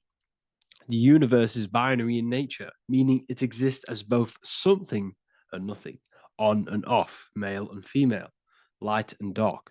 Everything has its polar opposite. At its core, all that exists is 0, representing nothingness, infinite potential, and 1, representing something, order. 0 represents the feminine, vast, formless, and infinite potential. It is the space from which all things emerge, the womb of creation, the receptive and expansive force. 1 represents the masculine, structure, form, and order. It is the active principle, the initiator, the force that defines and shapes reality. Together, they create the fundamental duality that underlines existence, the balance between chaos and order, the void and creation, yin and yang. We see this in the masculine and feminine bodies. This is deeply encoded into the fabric of reality.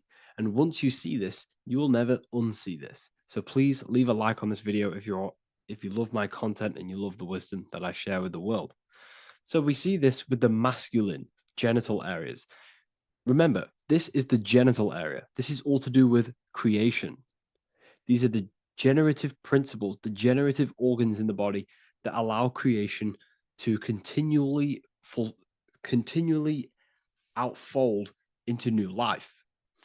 The genital areas are all to do with the code. The male is the one, the action. He's the initiator.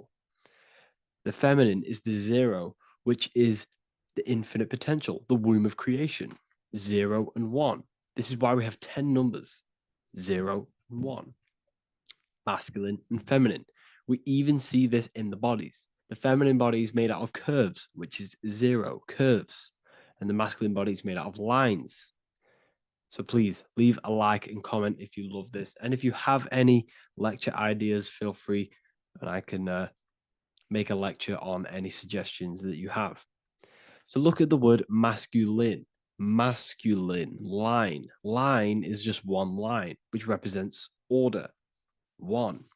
Feminine. 9. 1 and 9 equals 10. 0 and 1. The binary code of all creation. Why is feminine? Why the number 9 for feminine? Because the moon has to go around 9 times to create a human in the feminine's womb. And look at this image of nature. All nature is zeros and ones. Now you can tell the stick is a one. It's a line, and here we have curves. It's curves and lines. Curves and lines create reality. It creates matter. Everything is 0 and 1. We even see this with the sky. The sky represents zeros. They represent curves. The heavens, the heavenly bodies, the sun. These are circles. The moon, circles. The planets, circles. Down here is matter, representing the square. We have the Freemasonic square and compass, representing lines and circles, masculine and feminine. We see this with Leonardo da Vinci, with the circle representing the spirit, the void, the womb of creation, and matter, which is the body. This is the soul in matter, infinite potential in matter. This represents spirit over matter. This represents the architect of reality, zeros and ones, spirit and matter. This is all the same thing. Understanding this binary nature of the universe, where 0 feminine represents the infinite potential and 1 masculine symbolizes order and structure, can benefit you in several ways. Manifestation and creation is the first way it can benefit you. Now that you understand this, you understand that everything comes out of infinite potential. 0, infinite potential. 1, action equals manifestation equals creation. So you must pull things out of infinite potential. If you have ideas but don't take action, too much 0, nothing materializes. You'll never materialize if you sit there imagining all day, visualizing all day. You have to take action. They both come hand in hand. If you only take action without tapping into intuition and creativity, too much 1, your actions may feel hollow and misdirected.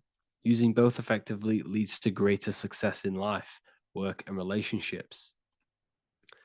This is the 33rd degree motto, or this is on the 33rd degree of Freemasonry Scottish Rite logo, and it's called Order Ab Chaos, order out of chaos. Chaos is the 0, infinite potential. Chaos is the dimension of the imagination. This is where this all ties in now.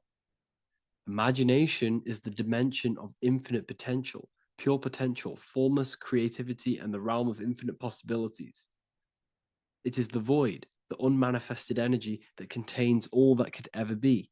That is the imagination. The imagination is the dimension that you are connected to, and you can pull any idea out of and materialize it into a reality. Matter, on the other hand, is order brought out of the imagination, chaos. It is when raw potential is structured, defined, and crystallized into form. This is the fundamental principle of order out of chaos, the process of turning the unseen into the seen, the abstract into the concrete, the dream into reality. That's why we say dreams into reality. Dreams are in the imagination, infinite potential, and the human mind is connected to high dimensions of consciousness, which we can pull ideas, things out of and materialize it into our lives. Whether that's good or bad, that's completely up to you. But we have access to higher dimensions beyond the physical plane. And this is the secret that the human mind is connected to, and that you are not just a physical body. Okay? The universe itself was born from chaos. Before form, there was only energy and potential. Our minds function the same way. The mind is a microcosm of the universe. Our thoughts exist in an infinite field of possibility, but they only become real when we take action and give them form. If your inner world is filled with chaotic thoughts and impulsive emotions and negativity, then creating order within is essential for balance, clarity, and growth. What do I mean? Order out of chaos, 0 and 1. All creation comes out of infinite potential. The mind, the imagination is the infinite potential. The material world is as chaos. If your room is messy, if your body is out of shape, if you do not look after yourself, everything in the physical world is just a reflection of what's going inside of you, what's going on inside of you. So if you have a messy room in a messy house, this reflects as a messy mind, a chaotic mind, and we must create order in our mind. So this applies to all realms of your life.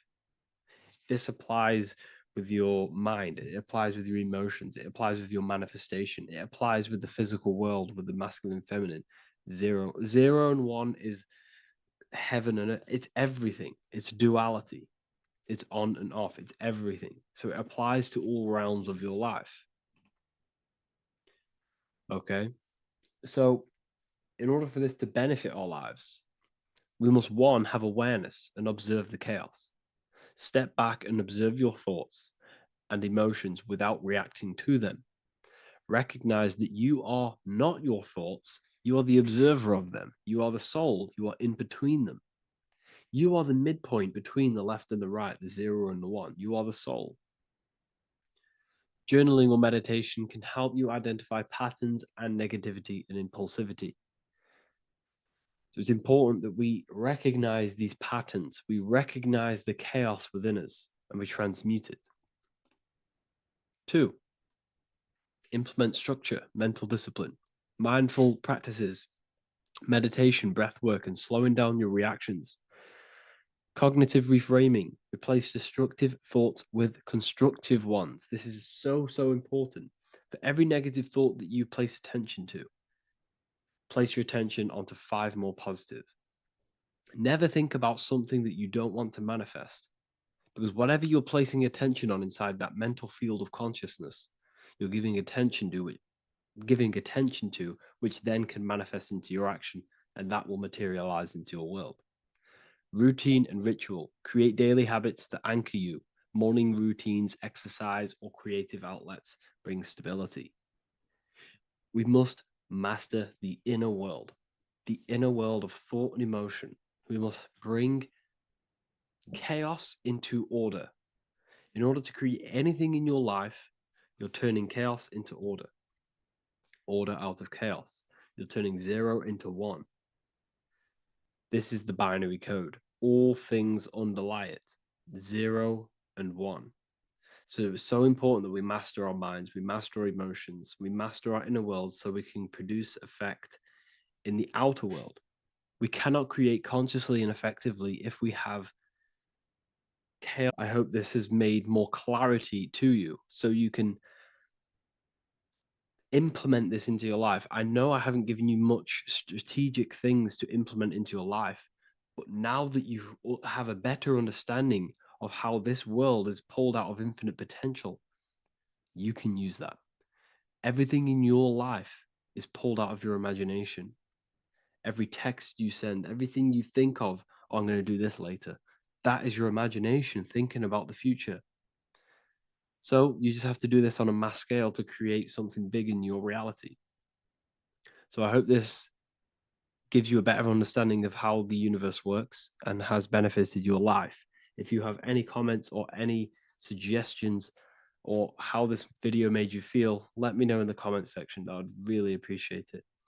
And I'll see you all inside of the Symbolism Masterclass on March the 8th.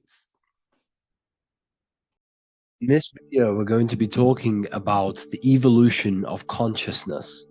You are born human, however, you possess consciousness, which is the awareness behind your being, the awareness behind your thoughts, the experiencer behind your five senses, the experiencer, the observer behind your thought, emotions, and senses. You are an eye, an invisible consciousness looking through a lens, which is your body. Your body produces this physical world that you experience. Your brain produces this world. Your brain and body is a technological computer. However, you are an infinite, ever-expanding consciousness behind this physical body. And there is an evolution of consciousness, a cosmic journey of expansion. And this is why we see so much pyramid symbolism in the occult and esoteric world, and especially within Freemasonry. Because the pyramid represents climbing, an evolution, a raising state of consciousness, a journey. Steps symbolize a journey upwards. This is the raising and the evolution of consciousness, our inner world. The transmutation of our inner selves, of our souls and consciousness and our minds. So when we see this pyramid, we're seeing a evolution, a way up to source consciousness. And the eye in the pyramid represents your source consciousness. It represents illumination.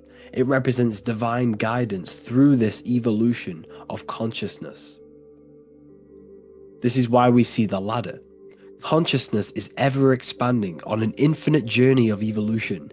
Each individual is a part of this cosmic process, contributing towards the ongoing expansion of both mind and awareness. As we evolve, we collectively explore deeper levels of existence, expanding the boundaries of thought and consciousness. The mind has the ability to expand infinitely into new realms of thought, into new dimensions of mind. The mind cannot be filled up. It is not a physical substance. The body can be filled up because it is a physical thing, but you cannot fill the mind. Therefore, the mind is constantly expanding, ever expanding into new fields of thought. So what we see in Freemasonry, the ladder, is again a journey, an elevation of consciousness. When we are born with an infant consciousness, and as we gain older, we gain an adult consciousness. Our inner world, our inner mind, and our emotional intellect changes and evolves. We are significantly different from when we were very young as an infant. It's because our consciousness evolutes, it changes, it alters like water. So just like this evolution of your own consciousness as growing up, there is consciousness of beings existing in cycles beyond our own. And their consciousness is unimaginably different from ours. They operate on a higher level of understanding and knowing, experiencing reality in ways that transcend our current comprehension. Our minds right now cannot comprehend the highest states of consciousness. There are entities, there are beings beyond our own, existing in higher dimensions of consciousness that we cannot comprehend because they have expanded. They are on a further way up the ladder of consciousness. However, we are all on the same journey. None of us can take the same journey. There is one ultimate goal, reaching source consciousness. However, this is always ever expanding.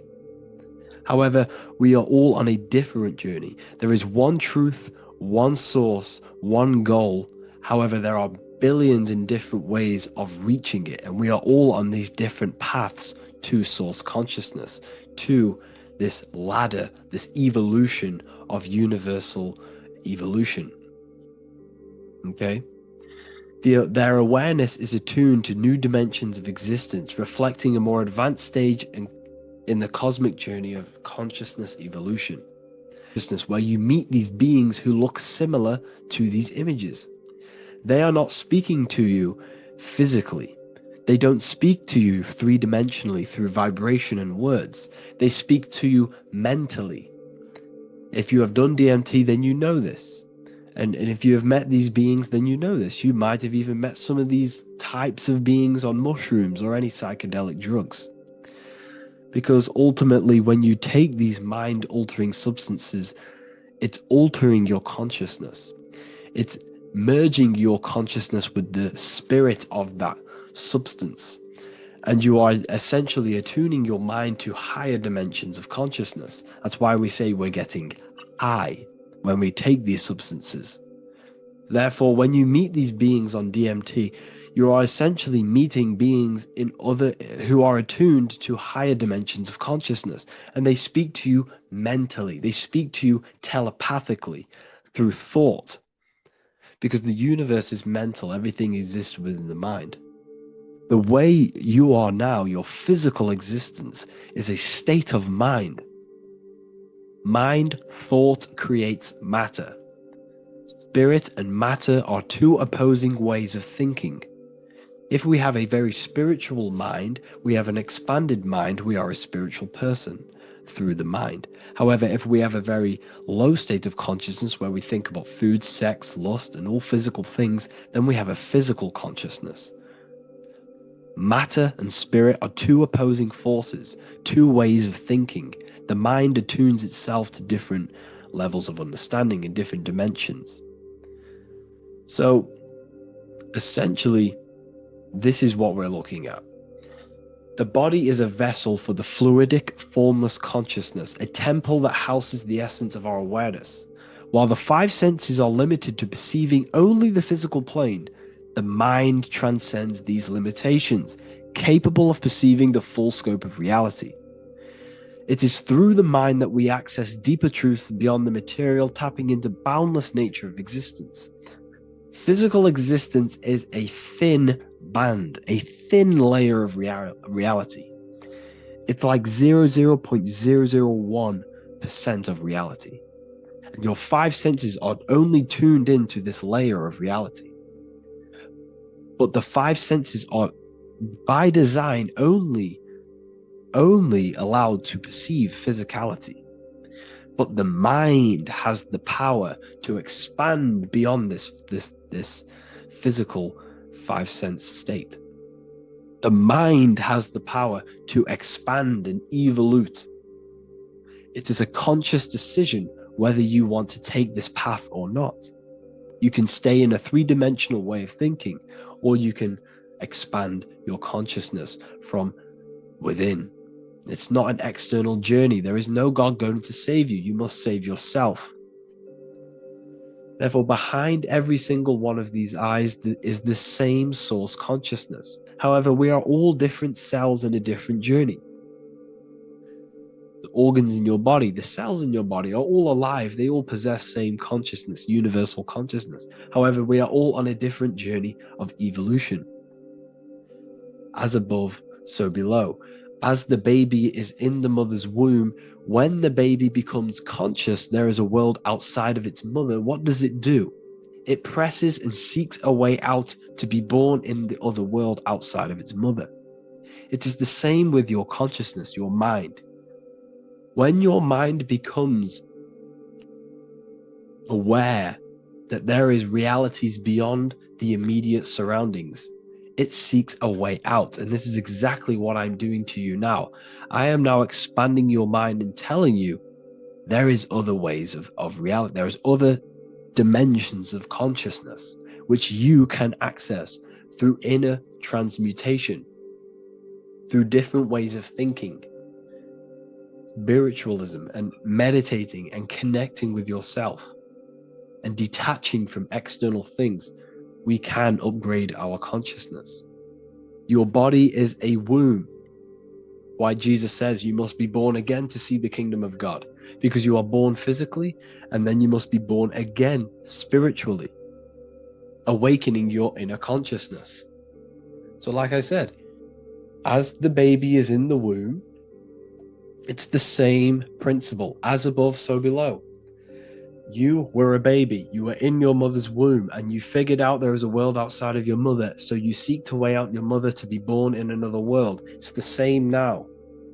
You must do this now. This is your spiritual evolution. This is the evolution of consciousness. It's ever expanding. When you die, this is a transition. You must learn to not fear death. This is another part of your spiritual journey. You must master death. Therefore, like I said before, the mind has limitless capacity to expand into new realms of thought, continuously exploring uncharted ideas and concepts without boundaries. The mind can ever expand. It can never be filled. It can never ever know everything. There is infinite fields of knowledge, infinite fields of thought.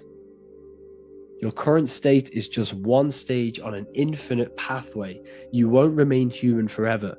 The human experience is a crucial phase where we learn to balance polarities, master the fundamental laws of the cosmos. It is a period of growth and transformation, preparing us for the next stages in our cosmic evolution. The goal is to strive for perfection, yet the true perfection is unattainable. It's like a tunnel, and there is a light at the end of the tunnel. And as you walk through this tunnel, the light is ever moving backwards. You should forever seek to meet that light, but you will never meet that light because consciousness is ever expanding. You should strive for perfection, yet knowing that perfection is forever unattainable. The journey is endless, with each step revealing deeper layers of understanding and experience. The pursuit of growth and expansion is itself the essence of our evolution. You can find all of this knowledge in the amazing book that I have read for years. I have read this book, The Emerald Tablets of Thoth, the Atlantean, by M. Dorial, translated by M. Dorial. I'm telling you now, this book, now that I've told you this, you have some context on the book. The whole book is about evolution of consciousness. He's talking about higher dimensions beings. He's talking about how you can transcend this physical plane. It is truly the most amazing book you will probably read. One of the best spiritual texts you'll see. It's hard to understand, so you must read it over and over again. And the more your mind progresses, like for me, I read this every couple months. And the more I learn about consciousness, the more I expand my own consciousness.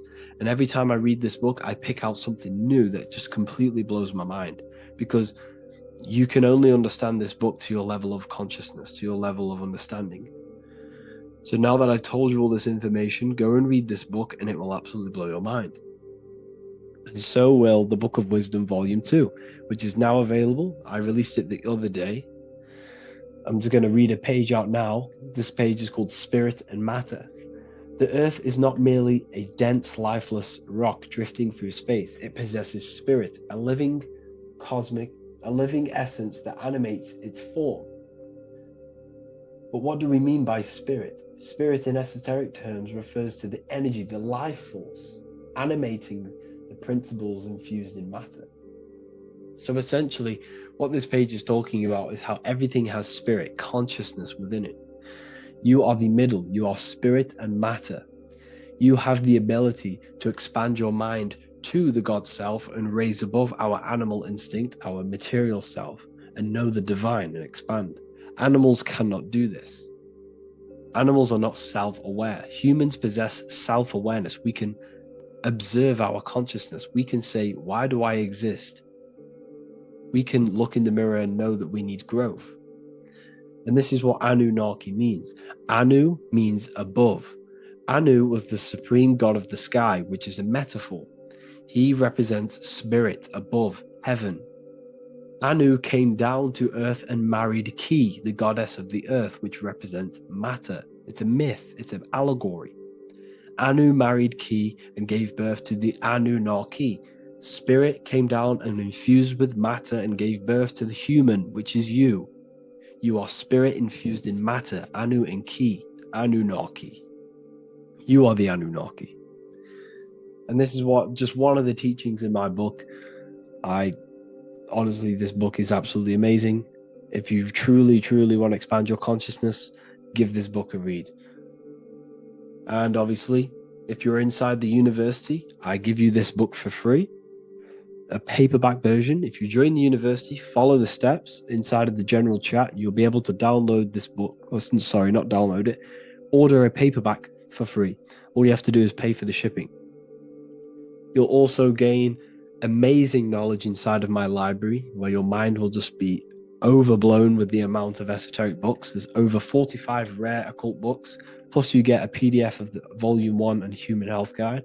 You get reoccurring updates where I expand on symbolism, occultism, where you will just feel absolutely amazing once you understand esotericism in yourself. You'll also learn how to create the dream reality that you want with the Manifestation Mastery course, where I teach you how your consciousness creates reality. You'll have a real lectures where I post lectures on symbolism, occultism, esotericism. There's a conscious community and live calls and Q&A where you can ask me questions and I'll answer your questions. I just want to say thank you to everyone who has joined the university. Thank you for even liking and watching this video. Any support I just appreciate every single one of you. Please, if you can, leave a comment and a like on this video and let me know any videos you want me to make in the future. And I will start uploading a lot more to the YouTube. So yeah, thank you all for tuning in today. Have an amazing day. Welcome to Revival of Wisdom. Today, we're going to be talking about portals, portal symbolism, what portals are, okay, and how they show them to us, because they have to tell you the truth, guys. This is the thing with the universal law. They have to tell you the truth. And they tell you through symbols, they tell you through movies, and different things like that. But let's jump straight into this. So first, I want to talk about the Freemasonry symbols. Okay, so first we got, obviously this is some Freemasonry art, but notice how you've got the ladder with a key. Okay, so this is ladder symbolism with a key. So maybe this is talking about ascending. Okay, because look, because this is ascending into the heavens, because it's a ladder with humans going up it with a key. In order to ascend, you must have the key. Okay, so what else do we have with a key? Well, the Netflix show Lock and Key, which is all about portals and keys. Because what the keys do, they open doors, gateways. Okay. So what's interesting about this is that they've got this key here, which represents the Kundalini energy rising up the spine. Okay, but we'll come back to this. But it's that same portal key symbolism. We've also got the Vatican. The Vatican is in the shape of a key. Okay, so you can see the start of it here and the end. So this is key symbolisms. Keys open doors. And notice how it's got the 8-pointed star. Okay, what is the 8-pointed star? Okay, we'll come back to this. This all ties in, guys. I'll break it all down for you. But then you've also got the god Janus. Janus, okay, is known as the god of the doorways. He's an ancient god of Rome, and they worshipped him. However, he's not a god, he's more like a high-level ranked demon. Because he is the god of the doorways. And notice how he's got two faces. Because doorways always have two sides. You're going into somewhere, there's always two sides of a door, and he's always depicted with two sides of a face and a key, because he holds the key to the doorways, to the portals to other worlds and realms. Okay, as you can see, he's always got two faces and a key. Okay, so how? So now we have the Sumerians, the Anunnaki, and they are always depicted with the two faces. Why do they have the two faces? Because they're symbolizing doorways, and the Anunnaki come to Earth through doorways and portals. So these are what these gods are symbolizing in their artwork. But they always have the eight-pointed star. Okay, what is the eight-pointed star? You see how they always have. Look, let me try to find another one. It's the eight-pointed star. This eight-pointed star is Polaris. Okay, Polaris, just like the Vatican has the eight-pointed star with a key. Polaris is the center star. Polaris is a fixed star, it doesn't move. Okay, so the Anunnaki's symbol is also the eight-pointed star.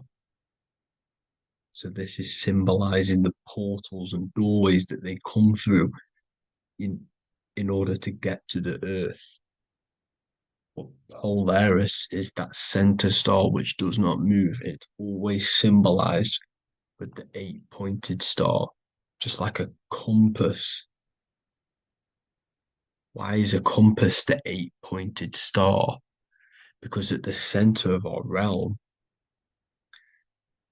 is where the most electromagnetic energy is stored. As you can see, we have an aura field, an electromagnetic aura field. So does the Earth. And in the center, so like our heart, for example, is where the most energy is stored. And like the center of the Earth, this is why all compasses point to the center, because this is where the most electromagnetic energy is stored. It's at the center of our realm. Okay. So like I was saying with the lock and key series, see this here, the Kundalini energy rising up the spine, just like your Kundalini energy rising up the spine. Let me try. I can't zoom in, but you know what I'm trying to say here. Let's go back to Polaris, because at the center is where pole. Can you see the pole of electromagnetic energy? Polaris, the North Pole. It's symbolized. The truth is in the words. It's like a pole of electromagnetic energy. And this is where the aurora borealis comes from. Notice how it's got the word aura in it, because it's the Earth's aura, electromagnetic field, just like you have an aura, also known as the northern lights, because it's coming out of this center hole in the center of our realm, where the black sun is. And this is where the electromagnetic energy is coming up from. And this is what the aurora borealis is, or the northern lights. It's just electromagnetic energy. And it's symbolized through our symbols, the original O, okay? Because it's like a pole through the middle, Polaris. So this Polaris is the sky vault. It's the portal into this realm, because this is what the Anunnaki are always talking about, always symbolize it with the eight-pointed star. And just like a compass is the eight-pointed star pointed to the center, to Polaris. Okay. See here on the Sumerian tablets with the eight-pointed star again. And how we know it's talking about portals with this eight-pointed star is because CERN 666 are opening up portals to the underworld, letting in demonic entities into this realm. How do we know it's a portal? Because their Hydro Collider has 8 points, just like the eight-pointed star. So they are creating synthetic portals to the underworld to let these demonic entities into our realm. But what is the key? Because if we're talking about ascending through Polaris, notice how here on the masonry art, this luminary here, so this is the sun, that's the moon. This is Polaris because it's a luminary with what? One, two, three, four, five, six, seven, 8 beams coming off the luminary, just like the 8-pointed star. So you see the ladder with the key going up to Polaris. It's symbolizing ascending out of Earth. So what is this key that they're keeping from us? Because it's a human holding a key going up the ladder to Polaris. Well, chakras. We have 7 chakras. Okay, so this is what they are telling us in the lock and key symbolism. The Kundalini energy rising up the spine.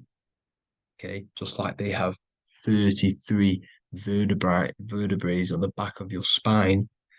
Okay, this represents the Kundalini energy going up your 33 vertebrae, just like in masonry has 33rd degrees. Okay, so what is the key? Your chakras. Your chakras have to be unlocked. Okay, you have to unlock your chakras, and you can't unlock this one without going through this one. You have to go through them all. It's like a ladder, just like Jacob's ladder. You can't go from the bottom to the top. You have to unlock each one. Okay, just like you have 7 chakras, you have 7 layers of your aura. Okay, you have to unlock your chakras to the highest point in order to reach Christ consciousness. And this is the key that they're talking about. They're symbolizing the organic portal within each and every one of us to ascend out of this realm. Okay, so this is the key that they're talking about, and they're holding back this knowledge to keep us trapped in this 3D realm. Okay, so like I was saying with the 33 vertebrae and the Kundalini energy coming up the spine, 33 vertebrae, you can see this sort of symbolism going up to the light, because it's the light you see here. Your crown chakra turns on and becomes enlightened, just like the Illuminati symbol. Can you see it? But also, Jesus. Jesus also died at 33. So this is symbolizing, okay, they're symbolizing the death of the ego, the body. So once you open up your chakras and reach Christ consciousness, which is your 33rd vertebrae, once your Kundalini energy goes up your 33rd vertebrae, your body technically, not physically, but spiritually dies, because you then become formless. You reach Christ consciousness. So then you can travel other worlds. Okay. This is what they're talking about with Vatican, 8-pointed star, and the key. Janus with the key. The Sumerians with the 8-pointed star. Anunnaki, the 8-pointed star. Polaris, 8-pointed star. So Polaris is the way out of this realm, which is at the center. Pole, North Pole. Okay. So the key is that they're hiding from us is the knowledge to unlock our chakras. Okay. And without this knowledge that they keep from us, is trapping our souls in this reality to keep reincarnating. Okay. Well, thank you all for tuning in. I'm going to leave you all there. Make sure to leave a like and a comment in the comment section. Let me know some topics to talk about so I can break it down for you. God bless you all.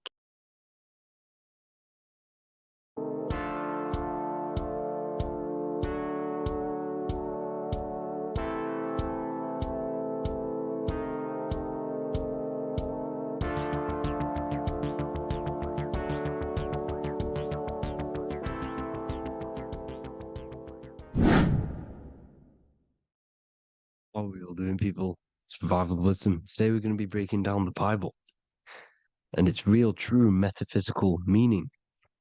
All of these slides within this video is taken from my book, The Book of Wisdom, so you can get all of these slides.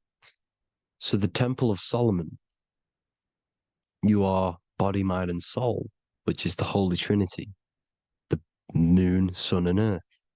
The sun is your soul because the sun is its infinite source of energy. It is its own source of energy.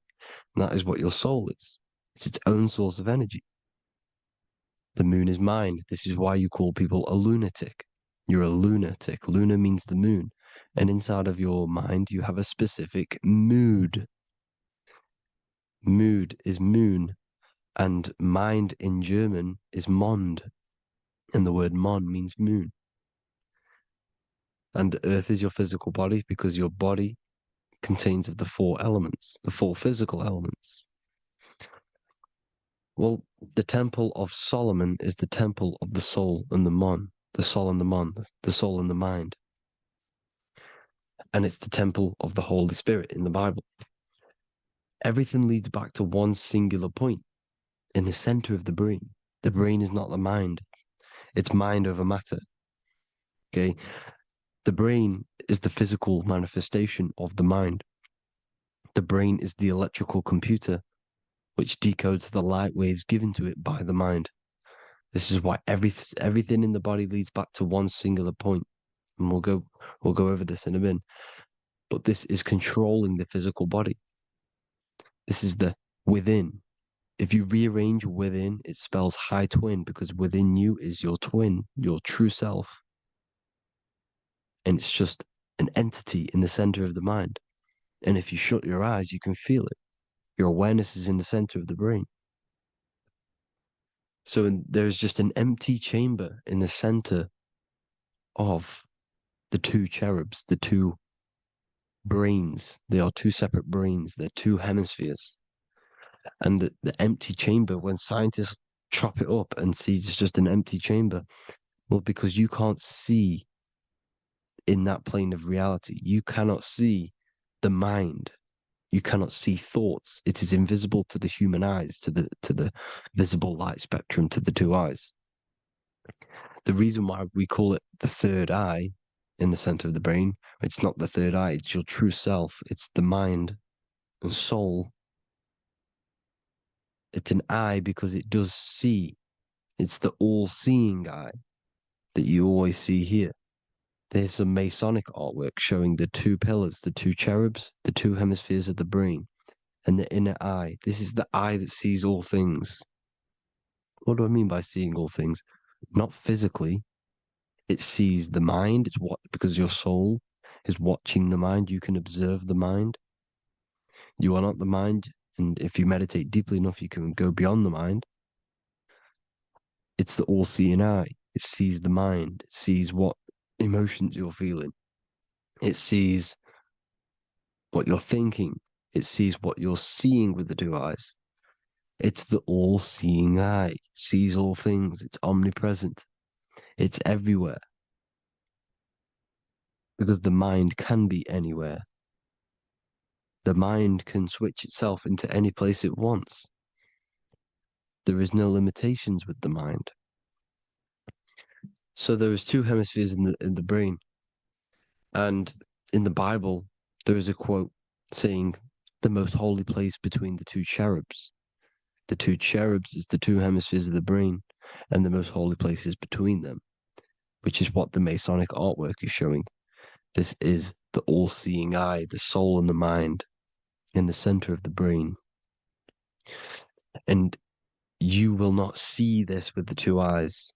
So when scientists come to seeing the empty chamber in the center of the brain, they wonder because they do not understand the occult side of the world. They do not understand the layers of reality.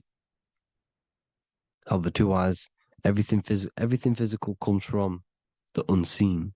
Everything seen comes from the unseen. Now, the two hemispheres of the brain play a major role in our lives. The right hemisphere is the artist. The left hemisphere is the scientist. The right hemisphere controls the left side of the body. The left hemisphere controls the right side. So there's a crossover. Now, the right hemisphere is to do with your feminine energy, creativity, unification, metaphors, visualization, intuition. The left hemisphere is to do with sequencing, facts, materialistic details, language, and logic. So they keep us normally trapped within the male aspect of our mind, which is the left hemisphere. You know, if you listen to Spotify, Apple Music, and radio, they're all tuned to 440 hertz, which shuts down the right side of the brain, makes you left brain dominant.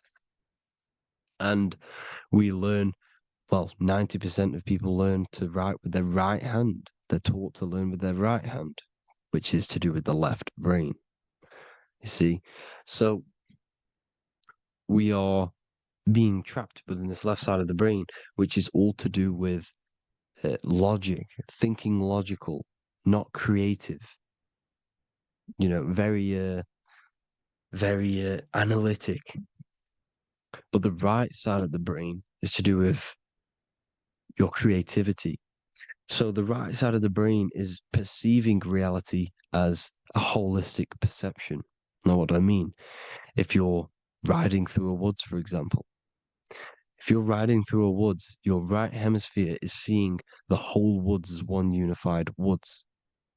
The left hemisphere, the left hemisphere's job is to break down the perception given to it by the right hemisphere and break it down into individual trees. So what am I saying? The right hemisphere is seeing humans and everything in creation as one unified consciousness. The left hemisphere is seeing individual egos. This is why the left hemisphere is the place of the ego, the right hemisphere is to do with the higher self. They're both needed, though. I'm not saying one's better than the other. It's balance. Now, they don't want you to see the unified picture, perception of creation. They want you to think everything is individual, everything doesn't come from the one, because all things come from the one. And we experience the two in this reality, dualism. In order to understand the one, we have to experience the two to advance. So, anyways, let's get away from the two hemispheres. The right hemisphere, like I said, is to do with the higher self. And this is why in John 21:6, it says, cast the net onto the right hand side of the boat and you will find fish. Meaning, cast your energy, cast your perception into the right hemisphere of the brain, and you will find God, unification, and higher self. You will see things from a unified perspective, how we are all one, because we are all the same consciousness. The same spark that is in me is in you. This is why I am you and you are me. We are all the all-seeing eyes of God, just split up into individual bodies. We are all made up of the same essence, consciousness. And that consciousness, that mind and soul is in the center of the brain. You are just in different avatars. And until we see this, we'll forever be divided and conquered. Until we figure this out as a collective consciousness, we will forever be divided and conquered and ruled over. This is why the Bible says, ye are gods. you are the sons of the Most High, because we are. We are the Word made flesh. We are God made flesh. Mark 16:19. So then after the Lord had spoken unto them, he was received up into heaven, head is heaven, H-E-A, and sat on the right hand of God. God is the consciousness in the center of the brain.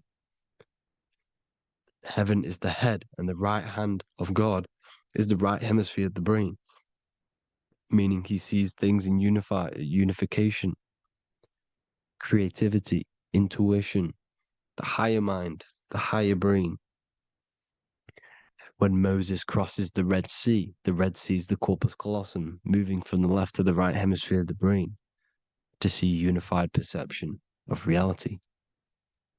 Head, H-E-A, heaven, same root word. This is why the ancients always depict God in the center of the brain. Here you see ancient Christian artwork showing God in the center of the brain, the light. Here you see it here. Here you see Ganesh, an Indian god, which is the brain. Here you see the Father, the Son, and the Holy Spirit in the dome, the brain. This is the brain, because you are God made flesh. That's what consciousness is. The upper room where Jesus meets the 12 disciples.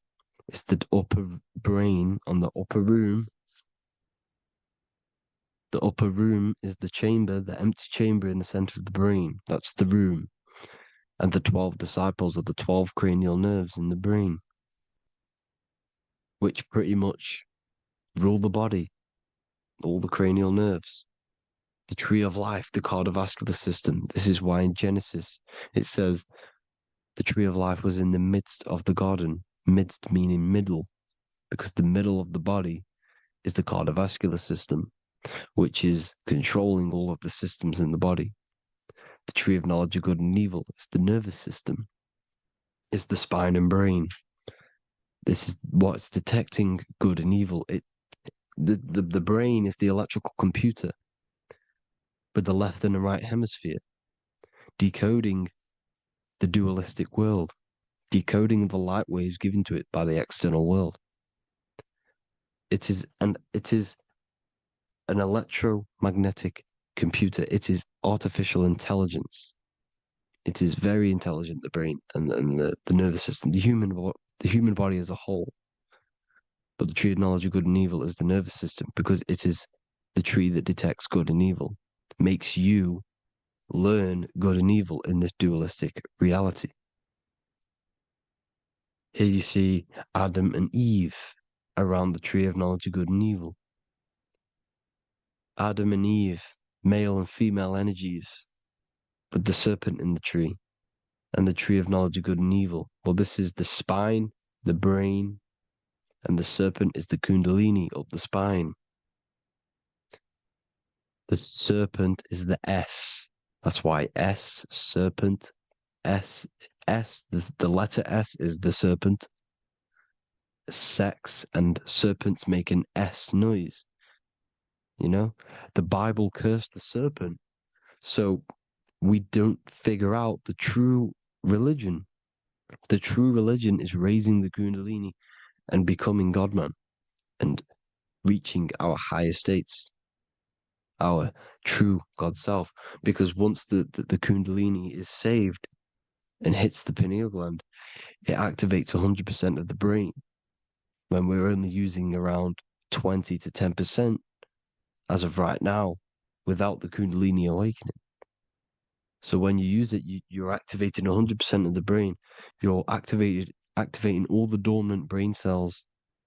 You're regenerating the body. And this is the serpent in the tree of knowledge of good and evil. This is the spine, brain. This is Adam, Eve, the male and female energies. The light of the body is the eye. Therefore, if thine eye be single, thy whole body should be full of light. Matthew 6:22. This is the single eye in the center of the brain. It is not the pineal gland. It is what's inside the pineal gland. You have to go beyond the physical world, and there are no words to describe things that are not physical, metaphysics. And the whole body should be full of light. Well, this light is the same pyramid that you see. You are the pyramid with the all-seeing eye on top. This is why the ancients built the pyramids with the stairs in the middle symbolizing the spine, because once you open all the chakras and balance them and raise the kundalini, you activate all of the brain, which gives enlightenment. The word enlight in ment. Ment means mind, light in the mind. Enlighten the mind. And this is enlightenment. We are the temple. And Jacob called the name of the place Peniel, for I have seen God face to face. Within spells high twin.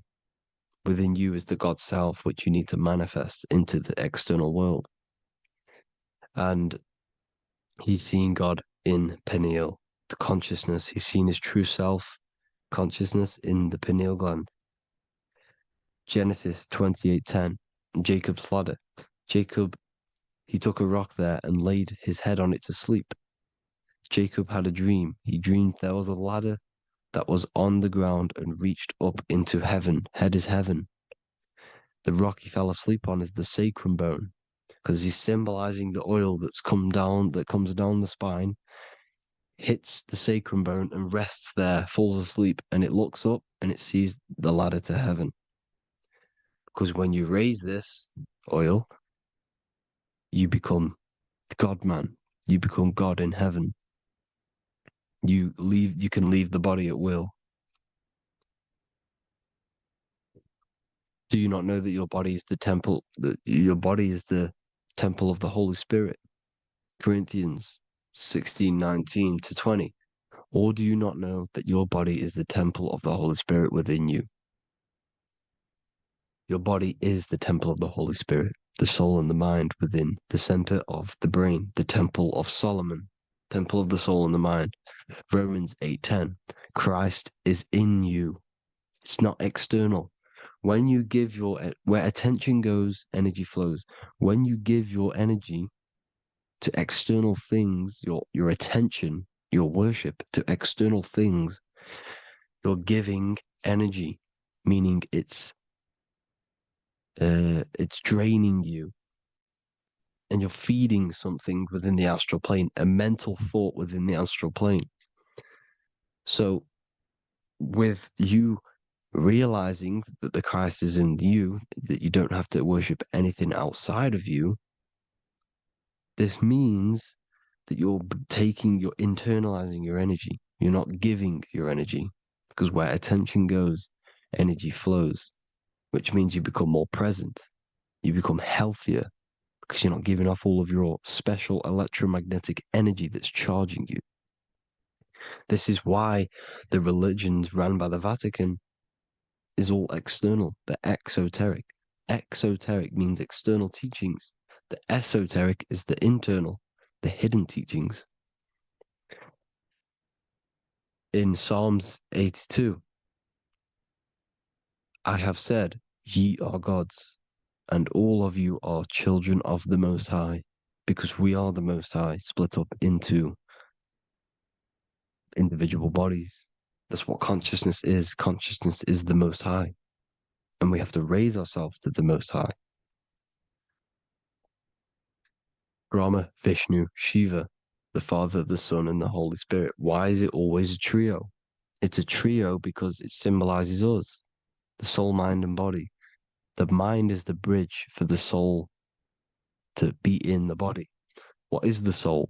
It's the life force. It's the watcher. It's the all-seeing eye. The soul sees into different realities, and it gives life to the body of every reality it goes in.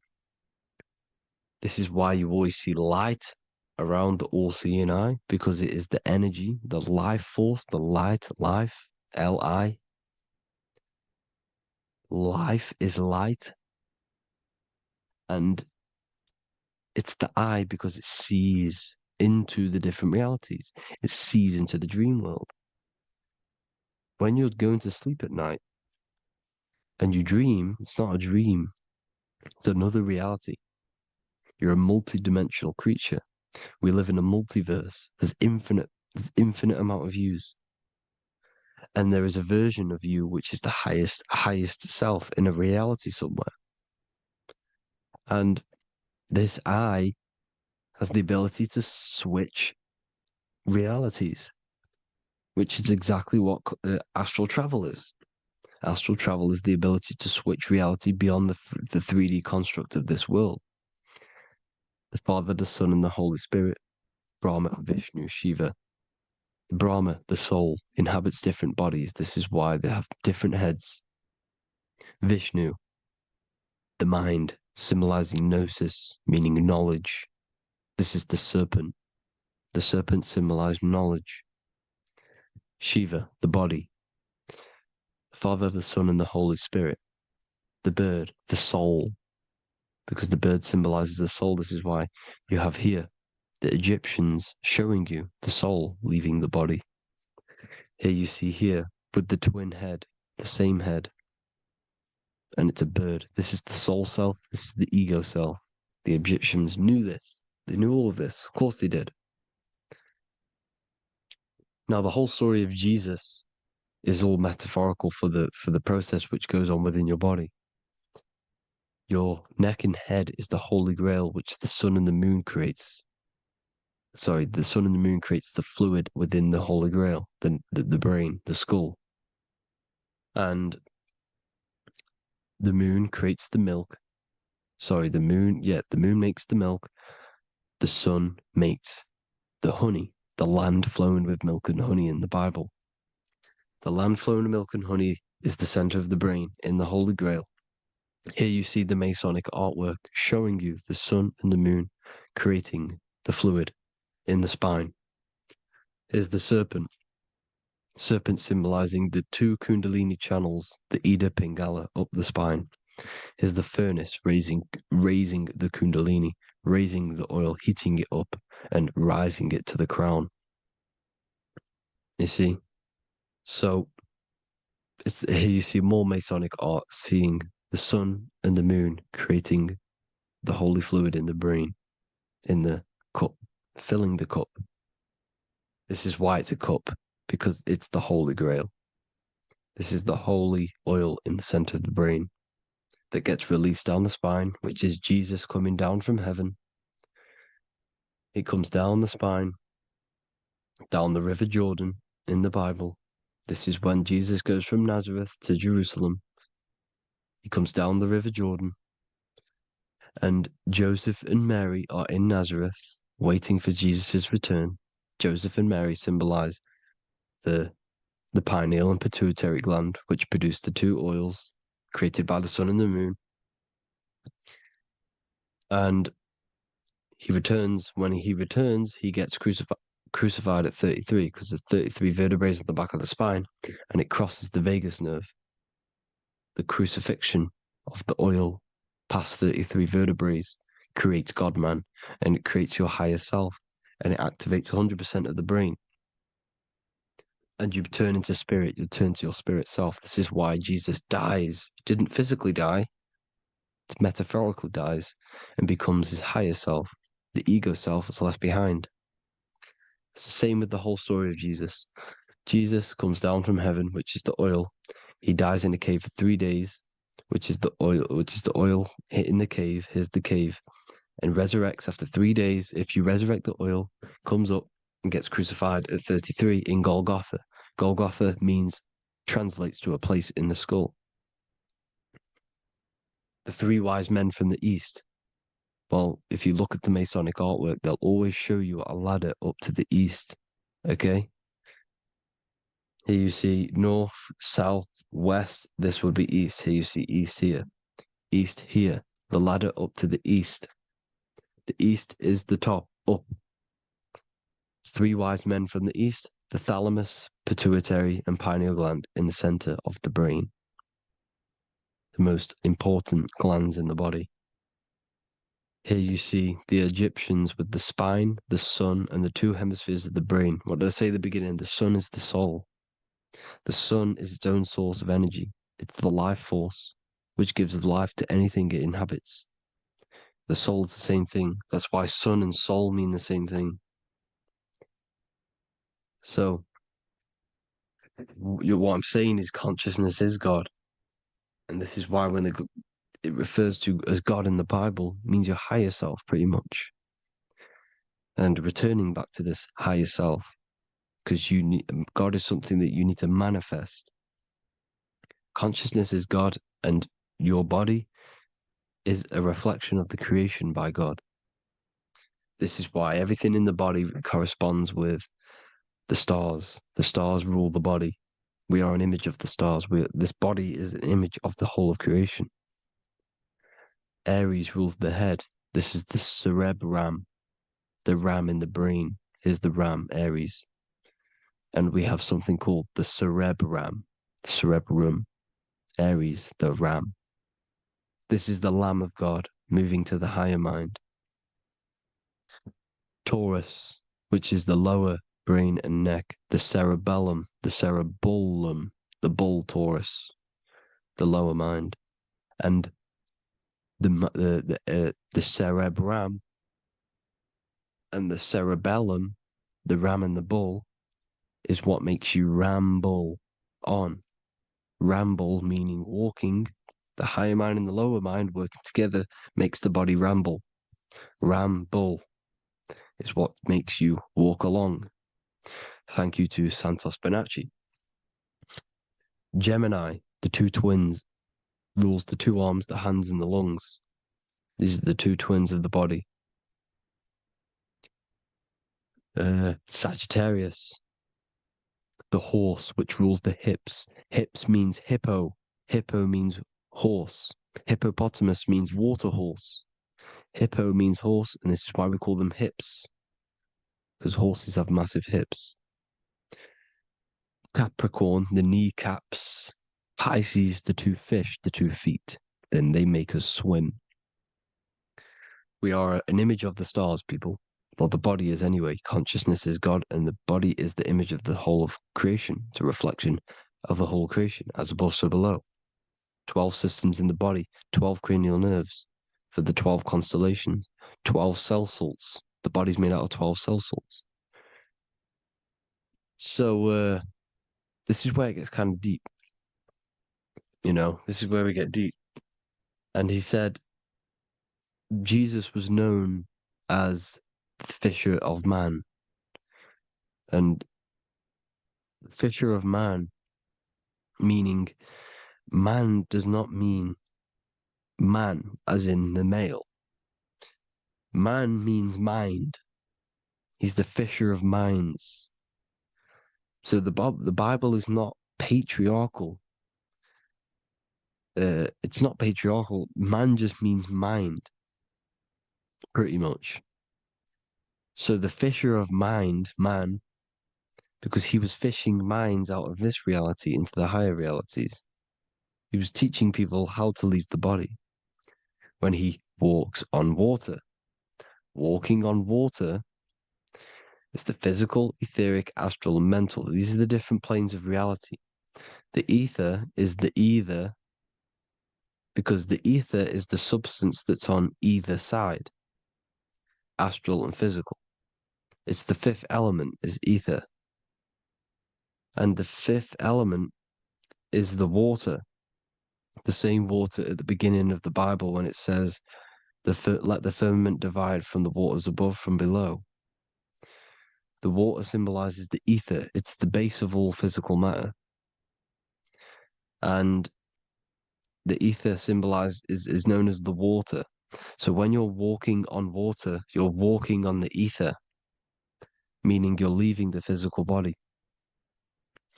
So when Jesus walks on water and he's teaching Paul to walk on water, Paul becomes scared and falls back into the water.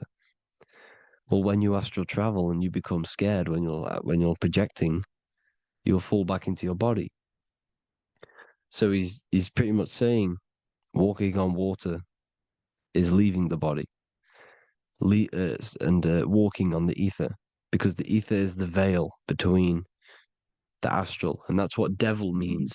Devil has the word veil in it, because the devil is trapping you between one veil, which is this world. They're trapping you in this world, this thin layer of reality.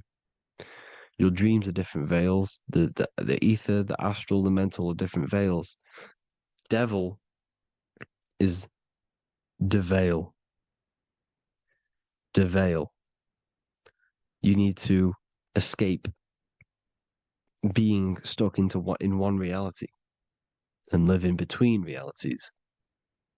And this is when you truly become a multi-dimensional being, because your soul is just the eye. That's what you are. You're just an eye, and you see into different worlds. And it also, when Jesus means the fisher of man, the fisher of minds, he is. There are. I truly believe, because of my research, that there is other worlds. It's not just this one. There's higher worlds. There's an infinite amount of you, and you've been in you, in them dreams you call dreams.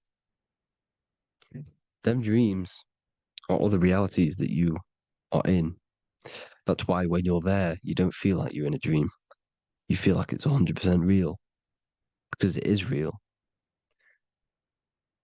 So this is why the ancients always depicted the many different heads, because there's many different versions of you.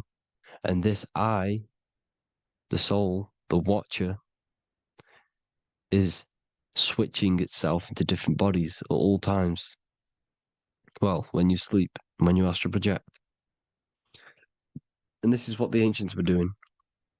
They understood the multiverse, and they could switch bodies at will.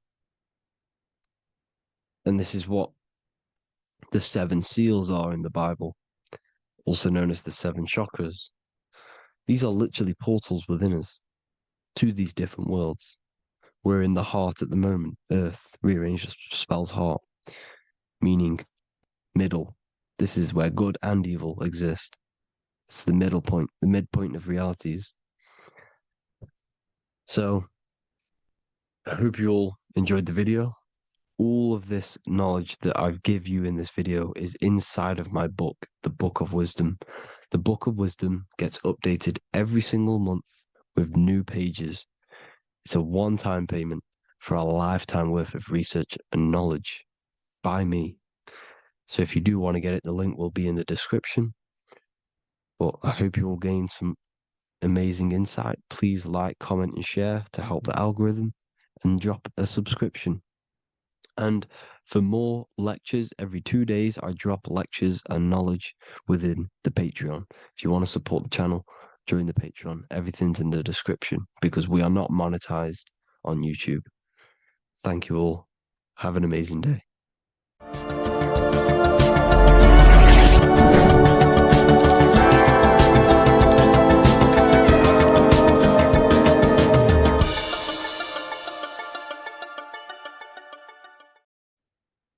What if I told you that you are under a spell, and this spell is controlling you in every aspect of your life, and you don't even realize it?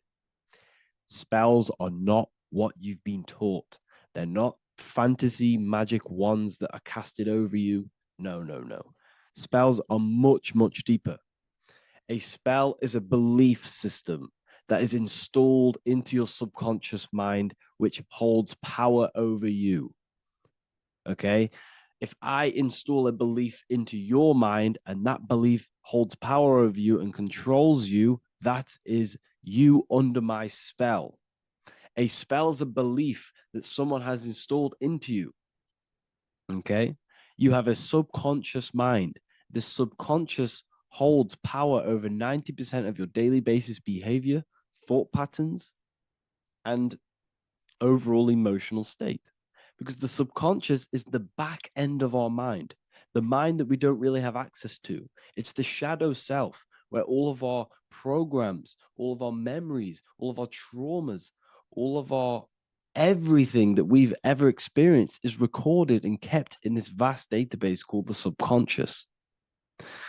Now, the subconscious is the 90% of our mind. We are only aware of 10% of our mind, which is the conscious mind, which is what you're using now, what you're consciously aware of. But there is a subconscious mind that holds power over your conscious decisions, and you don't even realize it. For example, As a child, you had a very, very traumatic event happen. Let's say as a child, you were not loved enough by your parents. And this feeling of you not being enough for your parents and feeling alone as a child implanted this seed. And this seed was planted by your emotions, a strong emotion. And over time, as you grew older into an adult, this seed grew and grew and grew. And what this seed grew into is you being very needy, you always seeking validation from others. Okay. But you taking this conscious decision 10 years down the line actually stems from this hidden cause within your subconscious mind, within this little feeling, this seed inside your subconscious where you don't feel like you are worthy. So this results in a conscious decision of you seeking validation from others, being very needy from others. Okay. This is what the subconscious is. The subconscious holds power over us. For example, posting on social media. Why are you actually posting on social media? If you take a selfie with your new watch, new car, and you go and post that onto your social media, why are you actually doing that? On the deepest root cause, it's not because you just want to post a picture. No, it's much deeper. It comes from a subconscious belief or a subconscious emotion of you seeking external validation, whether you believe that or not. But that's what it is. If you're posting on social media, you're seeking attention, you're seeking validation from others on a deep level, on a subconscious level. You may not even realize this because it's subconscious. Now, this is what a spell is. Money is a type of spell. Remember, money doesn't actually exist. Money does not exist. Money is a physical object inside of the material plane. But the physical object has a belief in the mental plane. See, the mind is the highest plane. This is the root cause of reality, the mental plane. Okay. So our belief in our mind has given this piece of paper value and a meaning. But in reality, it's just a piece of paper with a belief behind it. But this subconscious belief behind this piece of paper is controlling your daily basis behavior, is controlling your emotional state and controlling your life without you even realizing it. Without you even realizing that it's all an illusion. Money does not exist. It's the belief that gives the piece of paper a power. And the way we break the spell is by realizing that the money doesn't actually exist. The whole world is under the spell of money and it's controlling all of us. But the spell is the belief.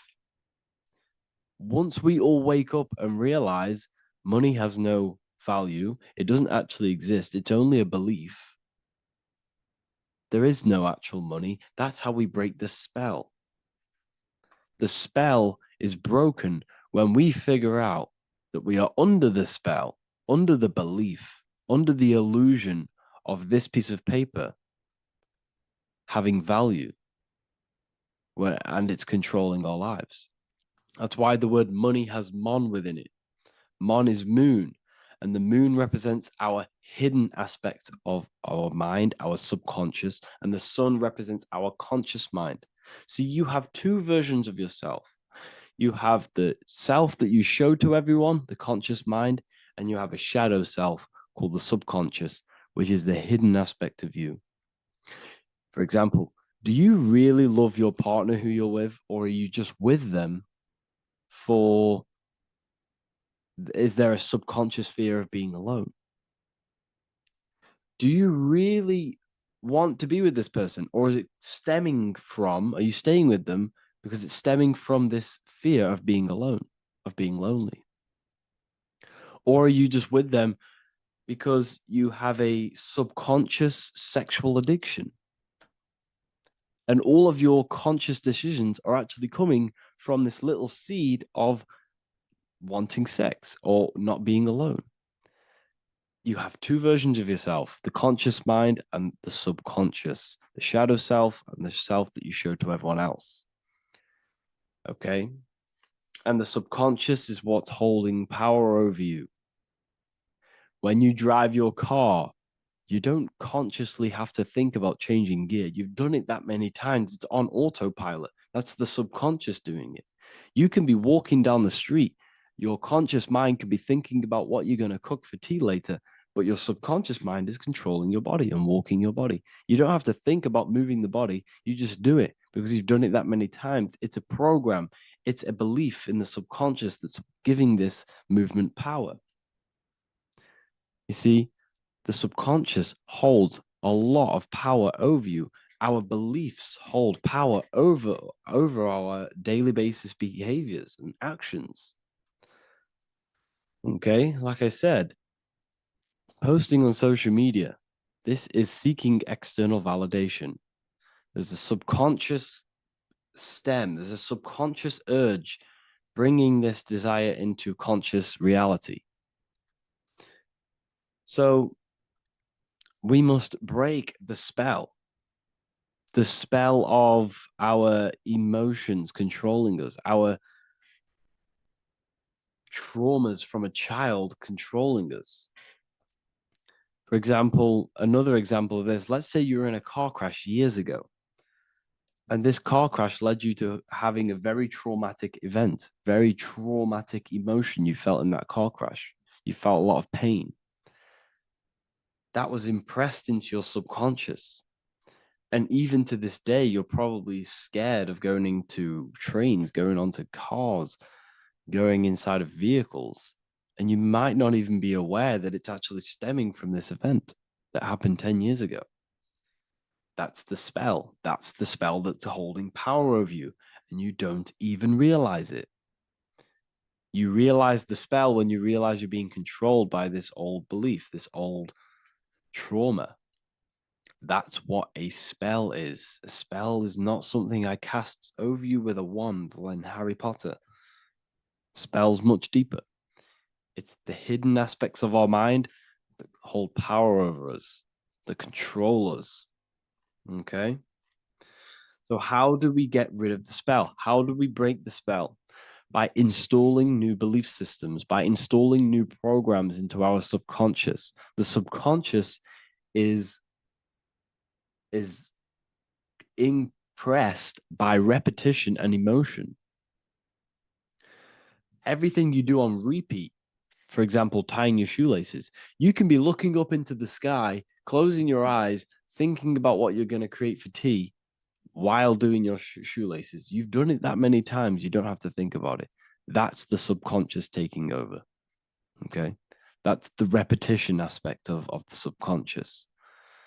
For example, you could probably run down your stairs. You know exactly how to run down the stairs. If I tried to run down your stairs, every staircase is different. I'd probably fall over. But you've done it that many times, you know exactly how to do it. It's what we call ritual. When you have an evening ritual, when you tidy the house, you do your skincare routine, you wash your teeth, that's a ritual. This is what the ancients called ritual. When we do rituals, we're trying to implant something into our subconscious to either remove an old program, an old seed that is controlling us, for a new one that's going to grow into new light, into a new reality. So you can implant messages, implant new programs into our subconscious, which will then grow into a new reality. Okay.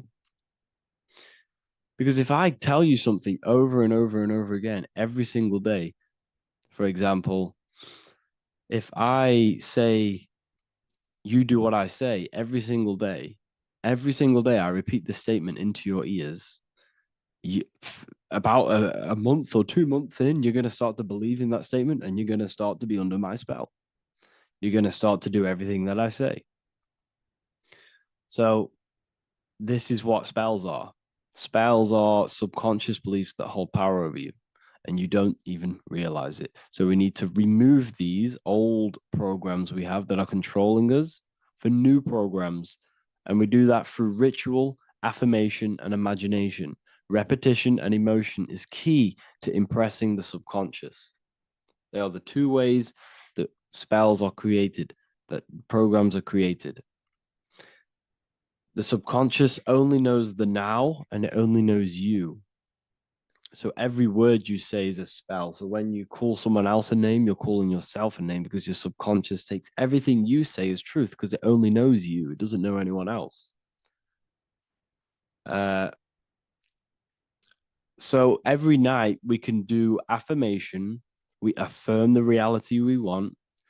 This is what we call a ritual. We sit down or we stand up, whatever it is, you affirm the reality you are, I am statements, and then you imagine that reality.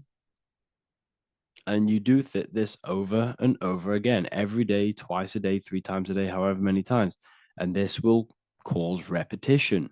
This will install a new belief system into your subconscious, which will then start to show in your external reality. It will start to put you under a spell of the new program. For example, if I install into my subconscious that I believe that I am rich, every single night I affirmate that I am rich, I am wealthy, I am free. And then I do a ritual. I start to imagine this reality. Every single night, I do these two things on repetition, and I start to feel the reality and imagine the reality. Over time, I'm going to start to believe that I am rich, that I am free, and I am wealthy without having the physical reality. And what this will do is that it'll implant a message deep within your subconscious mind. It will plant the seed of this belief. And this belief over time will grow into 90% of my thoughts, 90% of my actions, 90% of my words. My words, my thinking will change due to this new belief. I may not even realize it, but I'm looking for more opportunities to make money. I'm speaking to more people because of this belief that I've installed. This belief has triggered new ways of thinking. My mind, my conscious mind is now only operating to fulfill this belief. And my conscious mind might not even be aware of it. You won't even realize that you're manifesting this belief of being rich. And that's how it happens. You implant the belief within your subconscious. You implant the spell into your subconscious, which will then gain control over you.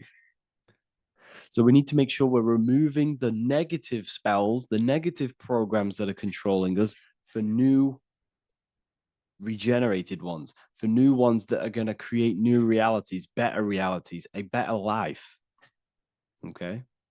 You don't want negative traumas, negative seeds controlling you and growing into your life. If you don't cut them off, they will continue to grow and grow and grow. Your anxiety will get bigger and bigger and bigger. Your depression will get bigger and bigger and bigger. But it's all actually stemming from one belief system or one trauma. Okay. So this is important. Everything in this physical plane is an effect of the higher planes, it's a shadow of the mind. Everything we think, all physical objects began as a thought, then an imagination, then energy, then a physical reality. So we must change the mental plane. We must plant seeds into our mind to change down into our physical material life. It's about manipulating this higher plane so we can create change and effect in the physical external material plane. That's what magic is. This is what spellcasting is. This is all what it is. It's not fantasy. This is the manipulation of the higher planes of consciousness, which your mind has access to. You have access to these higher planes. Okay. This is exactly what I teach in my university. I teach different rituals. I teach specific rituals to get rid of certain things, certain belief systems. I teach all different rituals, all different ways for you to create your own reality and live the best reality you want. We also have all of these different courses. We have activating the inner eye. This will teach you exactly how to lucid dream and activate your inner vision of imagination. We have the sexual alchemy course. This will give you the power of transmuting your sexual energy into creativity. We have electromagnetism studies. We have esoteric exchange, an exclusive live call that we do every single week. And I connect with all of the students. They can ask me questions, can speak with me one-on-one inside of these live calls. We have the real numerology section. We have the health section. We have a lecture section. Look at all of these lectures we have on occultism, symbolism.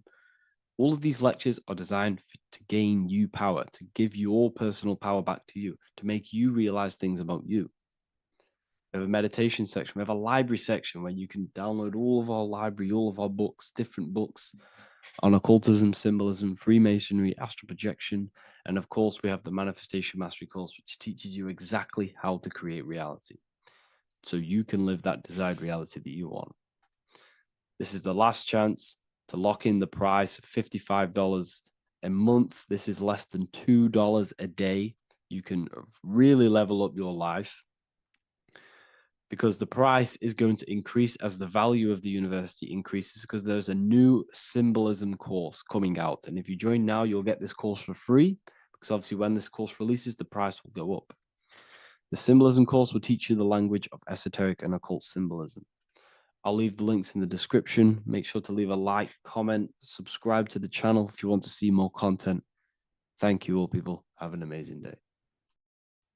Hello, everyone. Today we're going to be discussing the esoteric and occult meaning behind the story inside of Genesis, the story of Adam and Eve. This is a widely known story, but not many people know the true esoteric meaning behind it.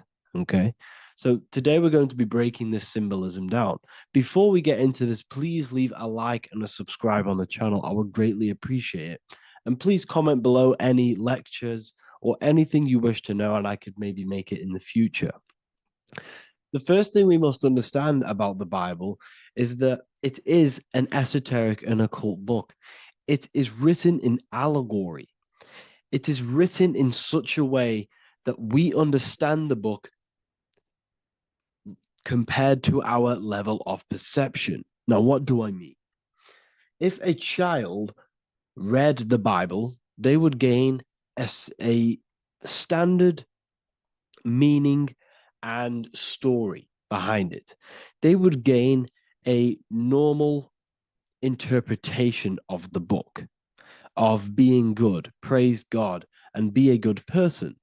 However, me, who have studied the occult and esoteric and symbolism for a very long time, when I read the Bible, I see a deeper meaning. I can read between the lines of the allegories, which means the Bible is written in such a genius way that it speaks to your level of intelligence. Depending on how advanced you are mentally and with knowledge, will depend on how you decipher this book and how the parables inside the book can speak to you in your personal life. Okay. So the Bible is the greatest psychological book ever written in history. This is why it's known as the greatest story ever told. It's a story. What we must understand with the Bible is that the Bible creates on the surface a logical way of thinking, which is what we call religion. We read the Bible and if we think logically and we take that book literally, then we gain a religion. But if we look beyond the surface, this is what we call esoteric, metaphorical, symbolic. You can read between the lines using our right hemisphere of the brain in deciphering this book and what it truly means to us and the evolution of our mind, body, and soul. What this book actually reveals between the lines is instructions and stories which teach you how to level up your consciousness, how you can sync the mind, body, and spirit and soul all together so you can live like a god. This is what the esoteric is. It's the purification of consciousness. Now, when it comes to Adam and Eve, okay, what we must understand is that this is the beginning of creation. This represents the beginning of your life in an esoteric way. This is symbolic for the beginning of your incarnation into this physical world. Okay. And we have Adam, masculine, Eve representing feminine. These are the two masculine and feminine energies which create the whole material universe. Okay. And as we are born with a pure consciousness. We are born with pure consciousness. Well, now, what do I mean? As a baby, we have no knowledge. We are pure essence of the soul. You know, we don't gain the knowledge of good and evil. We are pure. Yes, we're not happy all the time as a baby, and we're not sad all the time, but we have no ego. This is what I mean. Our consciousness is not split. As a baby, you are whole. You have a whole consciousness. You are yourself. You have no false identifications, no limiting belief systems, nothing. You are pure awareness and the pure soul and the pure mind. Now, this is what Genesis is representing. As we grow older, the more experiences we gain, the more thoughts we start to think, the more knowledge we gain of this world, the more impure our mind, our heart, our soul, our spirit becomes, the more impure our body becomes. As we grow older, we're infected with negative beliefs, negative thoughts, and society norms. This is a big one. As we grow older, we are molded by society. We shut off areas of ourself and we push them away so that we fit in with society. We all know this. We all did this in school. We pushed away parts of ourselves to act cool or to fit in, whatever it may be. Whatever type of person you were in school, we all went through this because society and culture is programmed. So as we grow older, our consciousness splits. We gain a persona, an ego, and we gain a shadow self, the subconscious, and we gain an ego. Now, the ego is what you show to people. It's that character that you show, that you put on to your culture, to your family, to your friends. This is a false identification. And we also gain a shadow self. The shadow self is gained through experience. This is the subconscious. Our ego is created through experience. And so is the subconscious and the shadow self. Okay. So as we gain age in this material body, we fall from the Garden of Eden. We gain the knowledge of good and evil. This is what the symbolism represents of us leaving the garden, us eating from the fruit. Now, the fruit represents the knowledge, it represents the insight, the experience, which splits our pure consciousness. Our soul splits. Okay.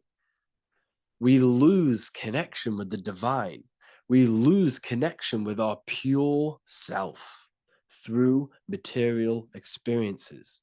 We may lose ourselves in material experiences. We may lose ourselves in lust and material gain, wealth, and all of these lovely things that the material world offers. We lose ourselves in this. Okay. And not only that, there's another symbolic thing that we're missing with being a child. There's another symbolic meaning behind this tree in this story of Adam and Eve. And this is sexual energy. Okay. As we are a baby, we have no ability to create another human life. We have no sexual urges. We have no desire for the material things as a baby. Nothing. As we grow older, our sexual energy cultivates around the age of, it's like 10, maybe earlier for some people or later for some people. This is what we call puberty, when our sexual energy activates. This is when the masculine and feminine energies are present within the body. And we are now given the ability to create human life. We're now given the ability to bring in a soul into the material world. Now, this is what we believe and know in the esoteric world. That is what sex is. You're bringing a soul from the astral into the physical. Okay. So as you grow older, you gain this ability to use the power of creation. You gain this force within you that allows you to open a portal in the astral and bring in a soul to the material. Now, this power can be misused. This power is very powerful and should not be misused. In occult and esoteric teachings, we teach and learn sexual transmutation, how we transmute sexual energy into different areas of our life so we can grow and create. Because sexual energy is creative energy. It creates a whole new human being. So if we retain it, we can transmute it into creativity. So this energy is kind of corrupting us as well. And now I'm not saying growing up is evil, all this thing is evil. This is a natural cycle that we must go through. The soul of us must go through this cycle so that we learn, so that we overcome it, so that we gain mastery over ourselves, so that we expand ourselves. I recommend you watch the Evolution of Consciousness lecture that I did on my YouTube. An amazing lecture. Talks about the evolution of consciousness and how we're on a never-ending cycle of life and death and expansion. So leaving the Garden of Eden is symbolic. You see, Eve represents emotion. She's feminine. Adam represents action. That's why he bit the apple. You see, Eve takes the apple and tempts Adam because she's the emotion. She's the sexual desire. And Adam eats it. He releases, he misuses the power of his creation. He misuses his consciousness because of material illusions and material desires. This is natural. Okay. As we grow older in this life, our soul has to experience sin. We have to experience negativity. We have to experience evil. Okay. And we have to misuse this power within us to learn about it so we can overcome it and gain control over it. Now, this is why the Bible says in Genesis 3:6, for God doth know that in the day ye eat thereof, then your eyes shall be opened. Ye shall be as gods, knowing good and evil. This is very, very, very symbolic. We come into this world to experience a dualistic way of reality. We come into this world to challenge ourselves so the soul can grow, because the soul comes from pure love from God. But we come into this world so the soul may know what it's like to be evil. You see, we are like a seed. Our soul's like a seed. And when that seed grows, okay, and it's planted, them roots must grow to hell in order for the top of the tree and the roots to grow to heaven. In order for the soul to reach the highest states, it must descend down into the lowest states. Good and evil. This is the story of good and evil. Okay. And this is the story, a psychological story of how the human mind has functioned in this life. This is what this story is representing of how our soul and mind is functioning, how our consciousness is splitting and growing up and evoluting. Okay. Like I said, snakes represent sexual energy. They represent, snake, when you've been snaked. This is why we say you've been snaked, because it represents a temptation of sexual energy. This is why the Kundalini is symbolized as a snake. This is the serpent within us that we can rise to activate dormant brain cells in our brain. Now that's called the Kundalini awakening. I'm not going to get into that into this video, but this is what it symbolizes: the tree and the knowledge of good and evil, because our body is the tree. Our central nervous system is the tree. The snake is our sexual urges and this false temptation that tempts us to interact with sin, the material world, okay, and go against our higher divine self. This is what it represents.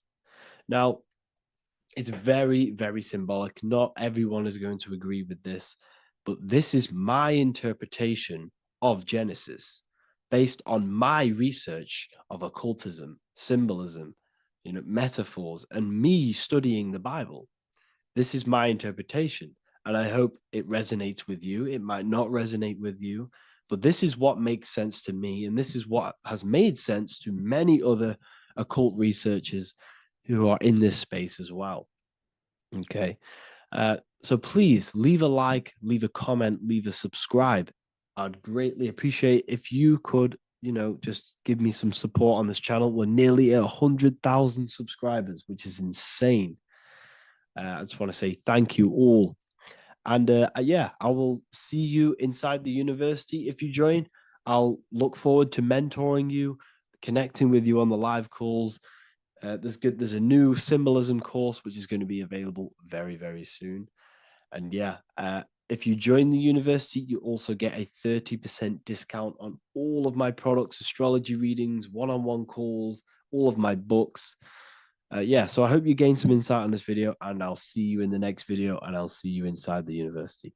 Have an amazing day. The Freemasonic square and compass is not just a symbol that represents Freemasonry, a lodge, or a secret society. It is a symbol of gaining your own personal power.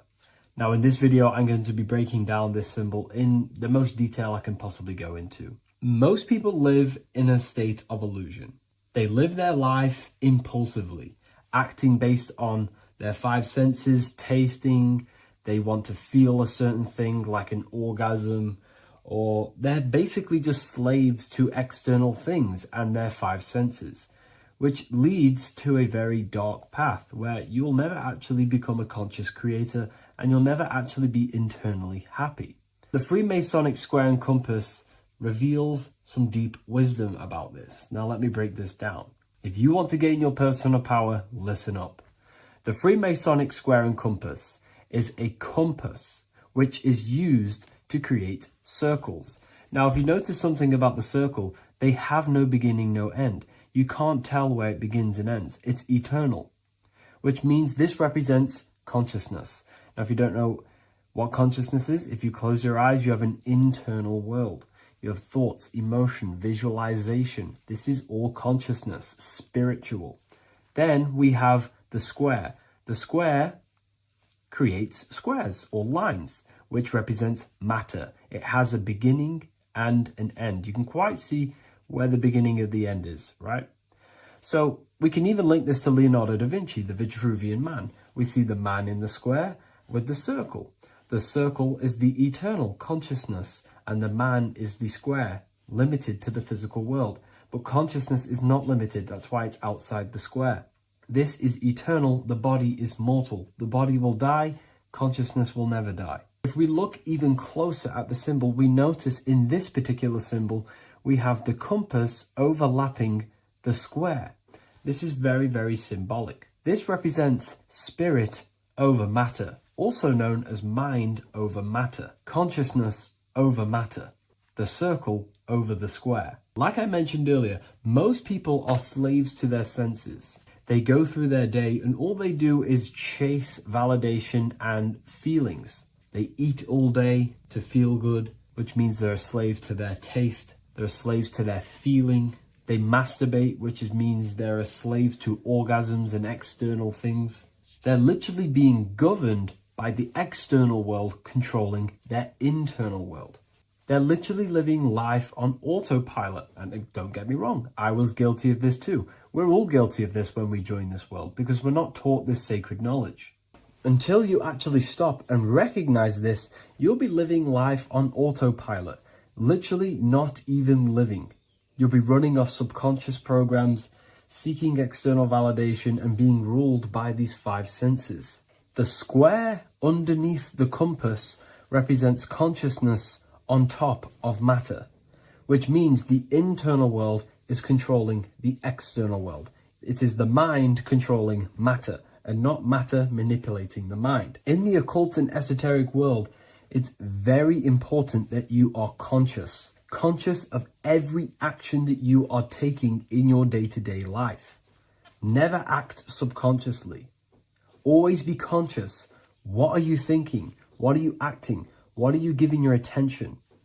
All of this is contributing towards creating, because you are a creator. Consciousness is a creative force. You need to make sure that the compass is on top of the square, that your inner world is controlling the outer world and not the outer world controlling the inner. As I've mentioned in many videos before, the internal world of consciousness is what's producing the external world. Your life is just a result of every thought and emotion that you felt in the past. Everything you own, everything you possess, your friends, are all reflections of your consciousness.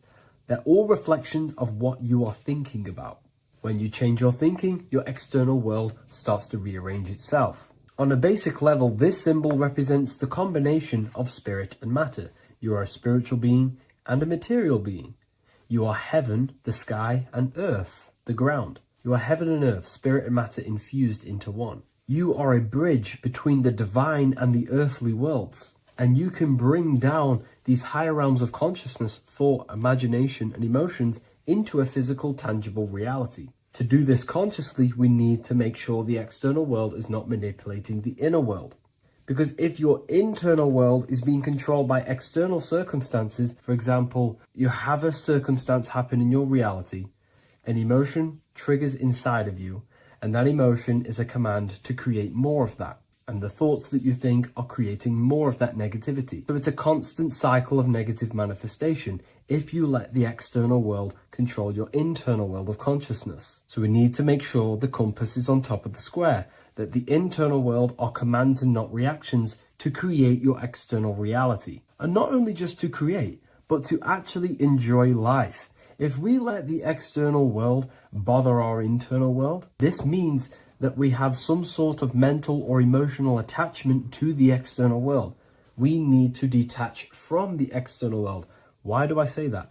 Because it's temporary. It's an illusion. We are going to die one day, and none of this will matter. You need to understand that everything in this world is temporary. You have to be okay with losing things, losing family, losing things in this world, because it's guaranteed to be temporary. We need to make sure the internal world is order and not chaos, commands and not reactions. Now, at the back of the Book of Wisdom, Volume 2, the book that I've wrote here, I go over the different meanings of the different arrangements of the square and compass. Sometimes we see the square overlapping the compass, which is the opposite of what we've just broken down. Or sometimes we see one leg of the compass on top of the square and one leg of the square on top of the compass. These are all highly symbolic. When we see the square overlapping the compass, this pretty much represents the beginning of the Freemasons' journey, when their internal world is being controlled by the external. They have a lot of spiritual growth and a lot of learning and inner work to do. Now, when we see half and half, one leg of the square on top and one leg of the compass on top, this represents the Masons' gradual emergence from the material realm into the spiritual. This interplay of symbols reflects the process of gaining greater light and knowledge as the Masons ascend from material concerns towards spiritual enlightenment. And of course, we've just broken down what this means. This represents spirit over matter. They're not chasing external physical things anymore. They're actually chasing and gaining validation and happiness from spiritual growth, more knowledge and deeper understanding of consciousness and themselves. Most people chase external material things, which actually don't make you happy in the long run. You could be given £1 million today. In a week's time, you would be back to the same original state of consciousness and actually chasing more and more millions of pounds. It's because nothing physical in this tangible world will ever satisfy your internal world of consciousness. So through spiritual growth, we can actually become happy and seek higher understanding, higher consciousness, which actually satisfies us eternally. So when we see the compass on top of the square, it symbolizes the triumph of spirit over matter. This arrangement not only signifies the mastery of spirit over the material realm, but also represents the resurrection, ascent, and dominion of spiritual principles over all earthly conditions. It's all about gaining personal power and spiritual growth. It's all about spiritual evolution, going from matter to spirit. The external world controlling the internal world, to the internal world ruling over the external world, where the mind becomes a powerful tool to actually create and command reality. The mind cannot create and command reality if it's being governed and tossed all over the place by external circumstances and thoughts. Here's a quick tip on how to know if your mind is controlling you. If your phone notification goes off and you're working on something and you instantly go to reach and pick up the phone as soon as the notification goes off, that is an indication that your mind is controlling you and you are not controlling it. The mind is the direction of consciousness. The direction, it directs the flow of your attention, your energy, your consciousness. So to practice to gain mind over matter is simply just meditation, allowing the mind to sit still and focus on one thing for long periods of time. And over time, this will gain mastery over your attention and your mind. If you are on your spiritual path, this should be your goal. Your internal world becoming the master. The mind becoming a vessel for you and not a vessel controlling you. It needs to become a command center and not a reaction. Please like, share this with a friend, and subscribe to the channel if you're new. Leave a link in the description for the Book of Wisdom Volume 2. What if I told you many people around you have probably sold their souls? It's more popular than you think, and it's very easy to do. Selling your soul is not something that you can just go and meet the devil and do it. It doesn't work like that. But before I tell you exactly how you can sell your soul and how not to sell your soul, what is the soul? So looking at Jesus, we always see two lights surrounding his head, one surrounding the heart. And as of course, if you've been watching my channel, you know Jesus represents you. He represents the divine essence of the universe made in human form. Each one of us possess a fractal of God's infinite consciousness. We are all God. We are all God experiencing himself in a three-dimensional divided form, separated from his oneness. God wanted to experience himself, so he made this world. So each one of us possess a soul, and the soul is the spark of God's infinite loving consciousness, filled with God's loving moral law. So the reason why Jesus is always have a light above his head and a light on his heart is because this represents the brain and the heart. The brain is not the mind. The heart is not the soul. The brain is the physical manifestation of the mind. It is the physical mechanical computer for the spiritual mind. The heart is the physical manifestation of the soul. The heart is a brain. In fact, it contains 40,000 specialized cells, which are the exact same cells found in your cranial brain. Yes, your heart is an emotional brain. Your cranial brain is a thought brain. It's a computer. Okay? Everything that exists physically exists non-physically. This is what the ancients called spirit. Just means invisible force. The mind, the thoughts are not made of atoms. You can't touch, you can't find tangible thoughts, imaginations. These things exist spiritually in metaphysical counterspace. It's the same with your emotions. The emotions are spiritual. They are not physical. You can't touch them.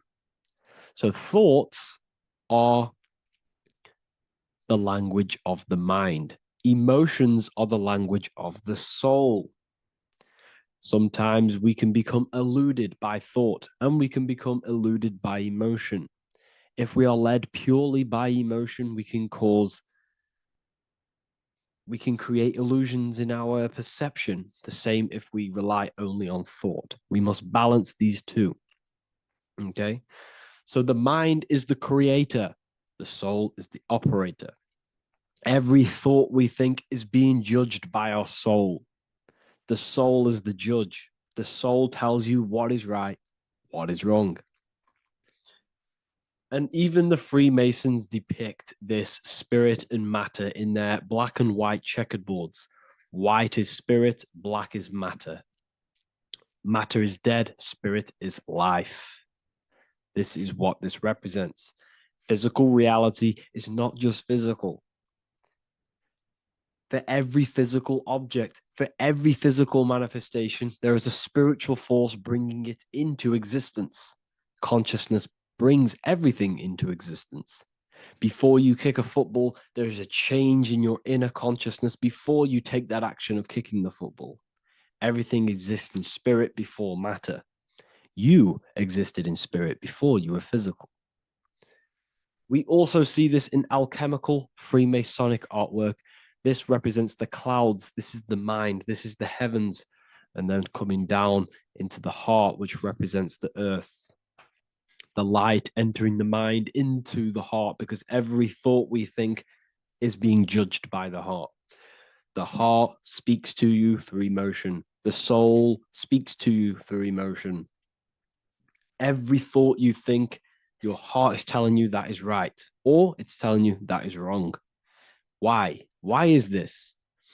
Emotions can guide us, okay? Emotions are the language of our soul. Our soul guides us to our soul purpose. Each one of us contains a purpose in this physical life. There is a reason you are alive. There is a reason why you came from spirit into a material reality. Your jealousy reveals where you need to be in life. If you are jealous of someone, this is your soul saying you need to be there. That's where you need to be. Your fear reveals your greatest growth in order for you to reach your life's purpose. If you fear something, this is your soul telling you you need to overcome this in order to reach your life purpose. This is the next obstacle. The soul, your life purpose is not found in your passion. It's found on the other side of your greatest fear. The soul's always seeking, it's always seeking truth. It's always seeking to expand, to learn. The soul must go through pain in order to overcome, in order to grow. That's why we are here, to grow and expand and create. We also see this in alchemical artwork. Again, the mind in the clouds, the heart and the soul. They must work in unity. Each one of us contains the spark of the divine, which is the soul. Okay? Which is the soul. This is the operator. God, generator, operator, destroyer. The generator is the mind. The operator is the soul. The destroyer is the body. Everything will generate, everything will operate, and everything will die. That's the Trinity, the Father, the Son, the Holy Spirit. There's always a Trinity, Brahma, Vishnu, Shiva. Okay, so each one of us contains God's law, and it's encoded within our consciousness, within our soul, within our heart. That is what's judging everything you do. Every time you hurt someone, you can feel it. If you've ever punched someone, you can feel it. You know it's wrong. If you've ever stole something from someone, it doesn't matter what you've learned in the past. If you steal something, you know deep down within your soul it's wrong. This is because each one of us are encoded with God's law of love and integrity. I don't care how tough you think you are and how hard you think you are and what you've done in your life. I don't care. You know what is right, what is wrong, because you are encoded with love. Does not matter how far your mind can take you away, how corrupt your mind can become. There is always a spark of love and empathy in your heart, in your soul. You know this when a child. When you're a child, you're not racist. You don't want to hurt anyone. You don't want to steal. As a child, you're pure love, you're pure awareness, you're pure. You would never think about being racist. It's the corruption of the mind that leads us to corruption. Our soul always wants to do good. So the soul is encoded with God's law. And when we go against this law, this destroys our body.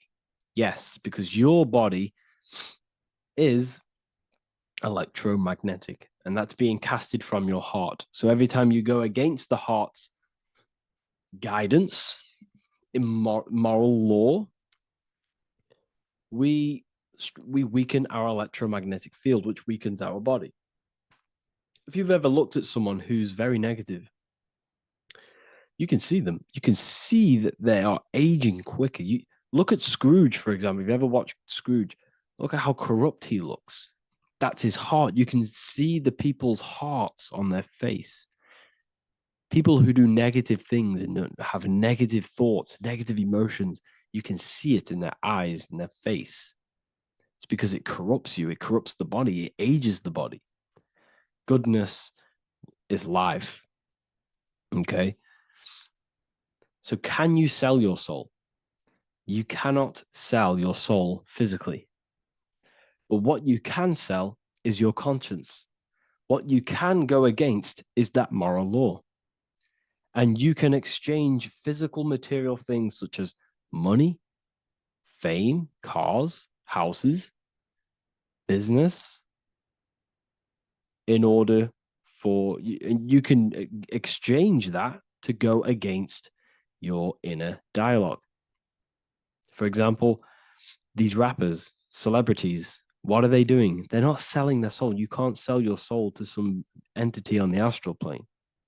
But what you can do, you can take money to say, I'm going to go against my heart. I'm going to go against my inner moral law. I'm going to take that money and I'm going to do something wrong. It's basically going against your soul. It's selling your soul's guidance of moral law. That's what selling your soul is. And that's what these rappers are doing. That's why they're so sad. You know, this is why all these rappers are on drugs, doing all sorts of things to escape, to short-term escape what they've done. They're going against their inner guidance for money. And yes, short-term pleasure may be happy for now, but in the long run, it will leave you feeling voidless because nothing material can ever satisfy your soul. Nothing. You could gain £1 million tomorrow, guaranteed within 2 weeks, you'll be back to the exact same position mentally, emotionally as before, because nothing physical can ever satisfy you. Guaranteed, if you received $1 million in, yes, if you received $1 million now, in a week's time, you'd be hunting for the next million because it does not satisfy you. There's a reason why these billionaires don't stop working, because they're so addicted to earning and earning and earning. It doesn't satisfy you. The only way you can satisfy yourself is through Christ consciousness, is through self-love, is through loving thyself, knowing thyself, and becoming balanced internally in consciousness instead of seeking external validation through material things, which end up leaving you feeling voidless, empty inside, and sad and depressed and anxiety. Everyone's looking outside of themselves for validation, when true validation comes from within. True satisfaction, true happiness comes from within, reaching Christ. Christ is a state of being, a state of consciousness that we must cultivate within ourselves so we can live a happy, balanced life. You can have all these material things when you're satisfied inside, but don't rely on them. Me, I enjoy material things, but I don't desire them. I don't chase them. I don't rely on them for happiness, for validation. You can have big cars. You could have your favorite watches. You could have Lamborghinis. Yes, it's fun, but don't let it give you your happiness. As long as you're happy on the inside, it's okay to have these things. You should seek balance with your inner world and outer world. Okay, so this is what they are doing. Rappers, celebrities, actors, Hollywood. This is what they've done. They've exchanged their inner integrity, their inner law, their inner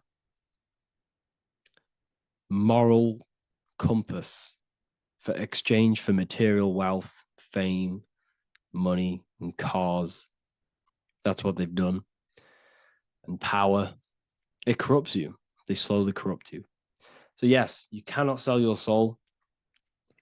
And if you wish to learn more, I'll see you inside Ethereal University with my community, where we are learning every day to master ourselves, to expand our consciousness. If you want to lucid dream, astral project, master yourself, create the desired reality you want, learn about human consciousness and your full potential, then Ethereal University is for you, and I'll see you inside. The link will be in the description.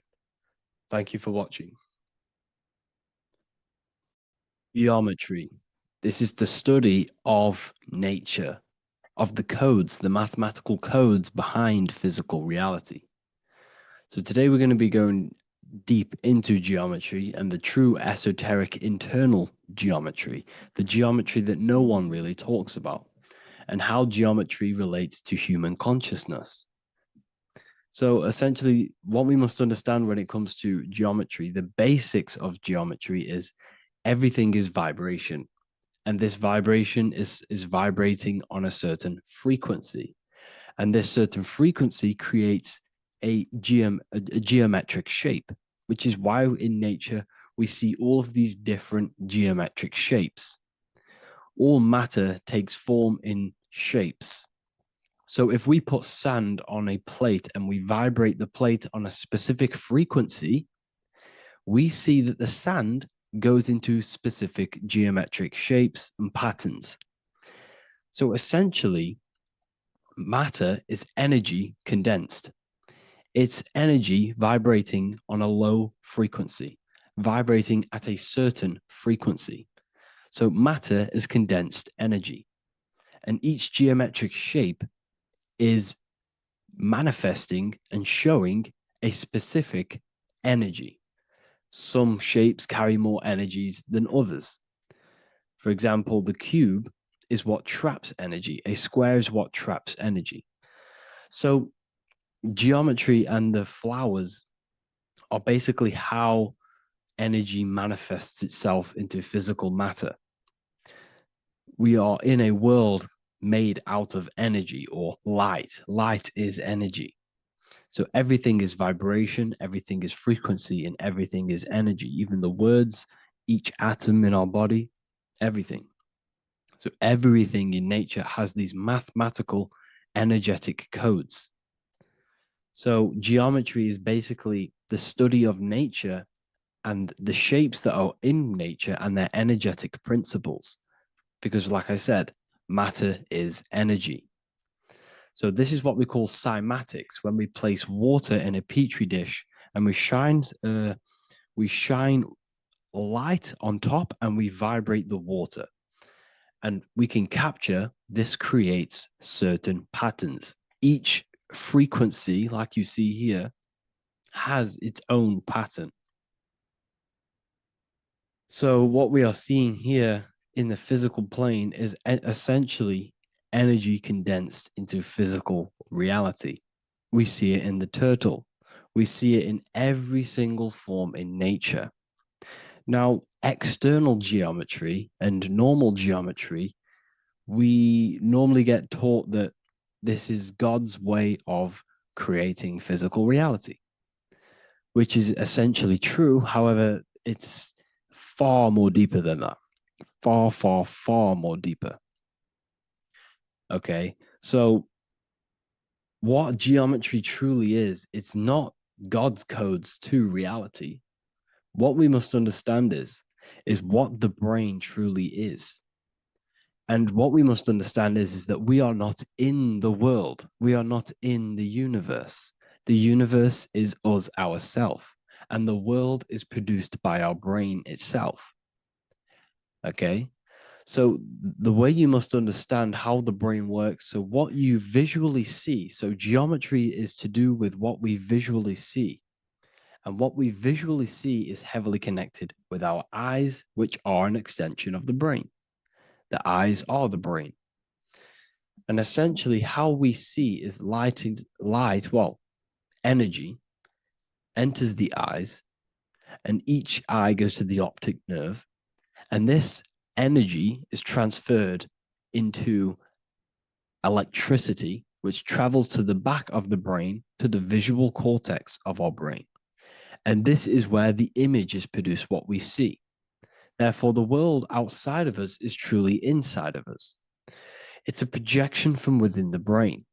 The brain is an energy condenser, a decelerator, an energy decelerator. Everything outside of us is basically formless energy. It is formless energy vibrating at a certain frequency. So what the brain is, it's sucking in this energy, this light, and turning that frequency, that code, that light code, into a physical reality. It's condensing the energy and turning it into a visual image inside of the brain. Therefore, everything outside of you is not what it looks like. Everything outside of you is basically energy, infinite energy. And our brain is condensing this into a physical reality and projecting it outwardly, which you experience your visual field. Okay? And the ancients knew this. So this is basically called the sigil of Lucifer. Lucifer is known as the light bringer. Lucifer in Latin means to bring the light. This is the sigil of Lucifer, which shows the visual field and the brain. We also see this in the Google Play symbol. It's a powerful symbol showing you the visual field, which is basically a symbol that tells you that reality is inside of the brain. The brain is what produces reality, but consciousness is not produced in the brain. The brain is essentially a consciousness downloader. It's a computer and it's a reality simulator. The body is a simulation of physical reality. You are inside of the body experiencing the body simulation. The body produces this reality. It's a piece of technology. So Lucifer is to bring the light. Lucifer is the light being produced in our brains. Okay? So this is why they say Lucifer can tempt you. Lucifer can be the devil because it represents physicality. It represents the false light. Lucifer can trick you because it represents the physical world can trick who you truly are. So now that you understand how the brain is basically an energy decelerator and it creates and simulates a reality to your consciousness, you are no longer a person in a universe. You are the universe itself experiencing itself. Therefore, geometry is heavily linked in with the brain. Geometry is essentially how your brain and how your eyes decode energy. So what you are seeing is the mathematical codes of your brain creating reality. So what they teach you is the external is that geometry is God's way of creating this world, and these are the mathematical codes God's created. But now I'm telling you the internal. This is the truth. Geometry is how your brain mathematically condenses energy and light into a physical reality. So therefore, your brain is a computer program. So now geometry is nothing outside of you. Geometry is not something created by something else. It's created by your brain. Your brain produces these patterns through mathematical codes by breaking down energy into physical reality. And this is why you see geometry in everything around you. This completely changes your view on geometry. It's in your ear, it's in your face, it's in everything. Geometry is everything. Okay? So now that you understand this, now, as we were talking about the visual field earlier, the ancients knew about this. The ancient Egyptians knew about this. We can see this symbolism inside of the casket, the Egyptian casket.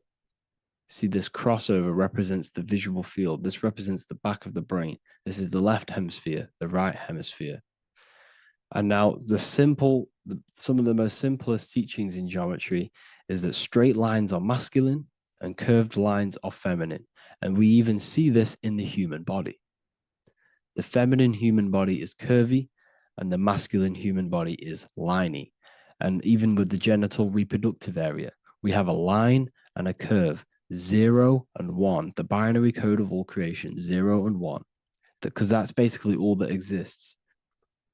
Nothingness and one, nothingness and God, nothingness and consciousness. That's all that exists.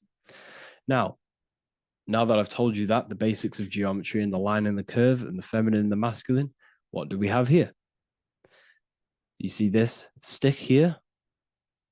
This is a curve. And what's the right hemisphere? The right hemisphere is the feminine, the feminine energy, the feminine aspect of our brain. Then we have a straight line. This is straight lines. Now this represents the left brain. So the Egyptians are showing you the left masculine brain and the right feminine brain because of the curve and the straight line. And this is the visual field, the crossover. So there's a crossover in the brain. The left eye is connected to the right brain. The right eye is connected to the left brain. Okay, so the left eye is connected to the right brain. The right eye is connected to the left brain. The solar and the lunar. So, like I said, everything outside of you is basically energy. Your body is basically a holographic avatar, condensed energy produced by your brain. There's nothing actually outside of you. Your five senses are electrical threads of light. And when you touch something, this is basically electrical signals in your nervous system, which are reporting back to the brain. Therefore, what you touch is actually, you're not touching. The feeling that you feel when you touch something is not the true feeling. That's your nervous system you're feeling. You're feeling your nervous system in the brain. It's electrical signals to your brain. So the five senses do not decode, well, what you're experiencing as the five senses is not outside of you. This is your brain interpreting electrical signals. You don't experience the world, you experience your nervous system and your brain. The nervous system is an extension of the brain. So this is the truth. This is not woo-woo spirituality. This is true consciousness science that I'm teaching you here. Okay? So nothing is truly outside of you. It is a universe. You yourself are the universe, the fabric of the universe itself. The only thing that exists outside of you is essentially energy. That is it. And your body and your brain condenses this energy into reality. So when we look into architecture, why is architecture, the ancient architecture, so important? Because what did I tell you at the beginning? Shapes and physical matter is condensed energy. Each shape holds specific energy. Some shapes hold more energy, emit more energy. Some shapes condense energy. Some shapes transfer energy. Each shape, each geometric shape has an energetic principle because matter is essentially energy. So when we look into cathedrals and the ancient buildings, they were filled with geometric patterns, geometric shapes, because they understood the energy principle. Architecture is basically solid energy. It's physical energy. If we create this pattern here is an energy code. And if you stand next to it, you're going to gain that energy. It's going to be imprinted on your body. So essentially, they filled their buildings with high energy geometric shapes. Points, triangles, pyramids are very, very energetic. This is why you have crystal pyramids made, organite pyramids. They're always in pyramid shapes. That's why the Egyptians built in pyramids, because pyramids hold high energy. They emit high energy. So this is why you see all these different geometric patterns. Okay. So in the real reality, in the energetic plane, this building would basically look like this: lines and grids of energy. Okay. This is what it would look like in the energetic plane, a blueprint of the energy body. So as you see here, these are the different frequencies in a petri dish, of water in a petri dish.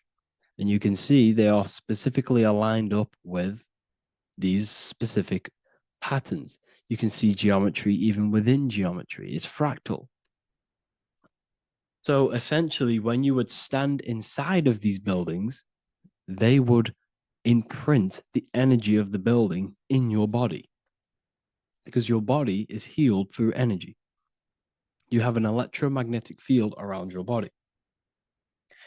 So by creating buildings with geometric patterns, we are essentially increasing the energy of the building because the building itself is energy.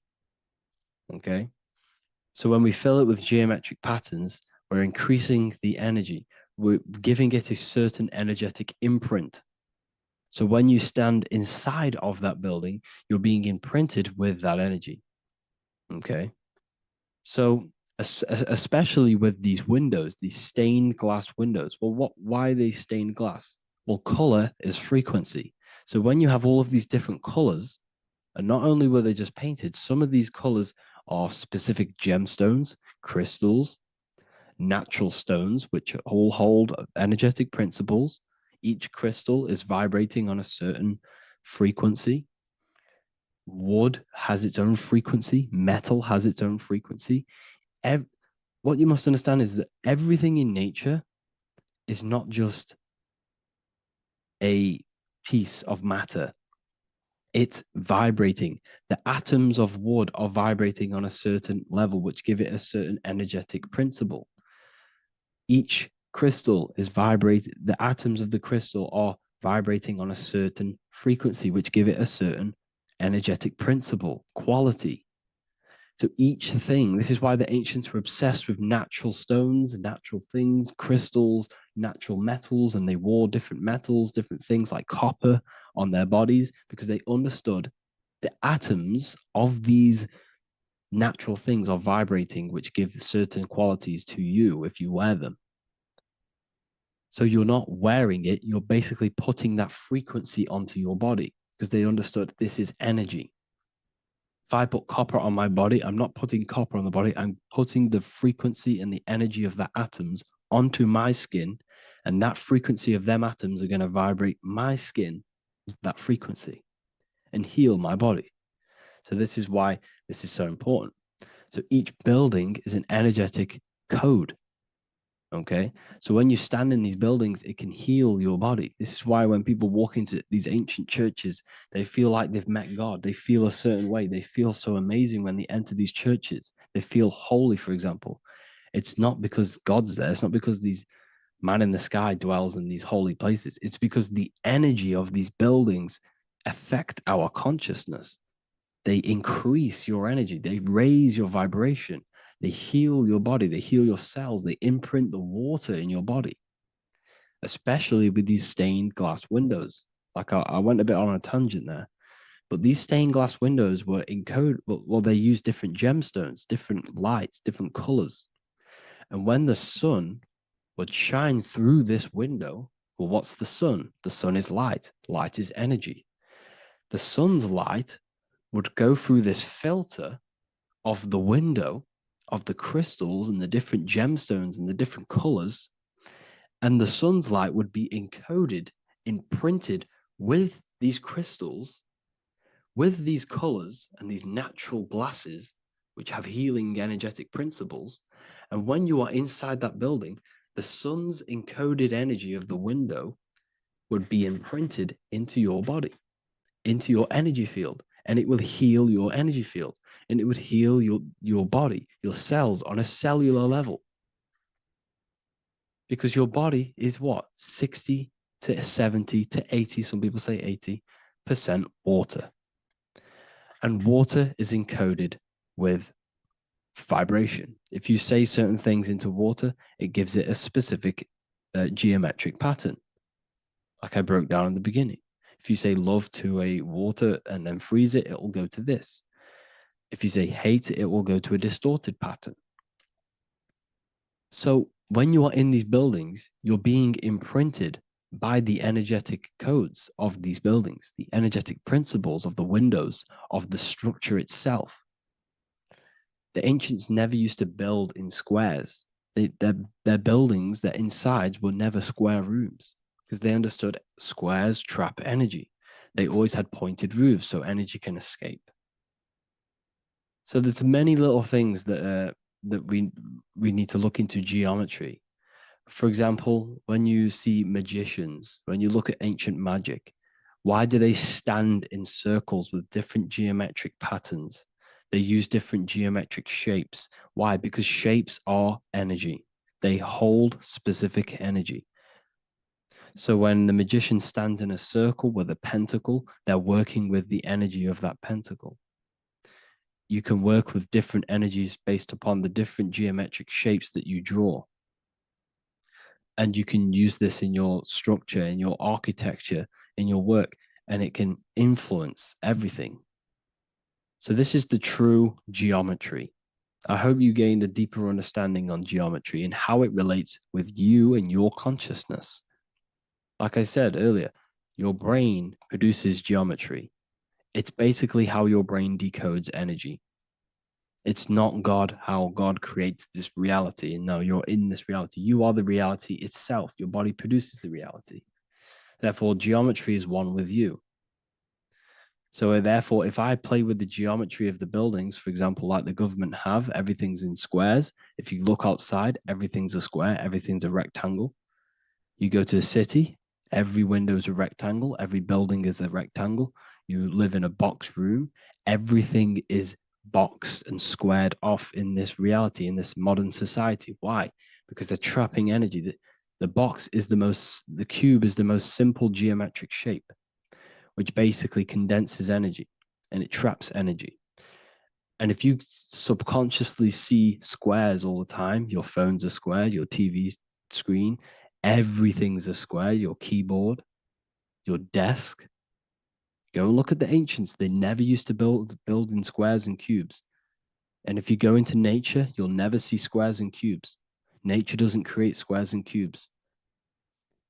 Everything in the modern society is squares and cubes to simple your consciousness down, to dumb your brain down.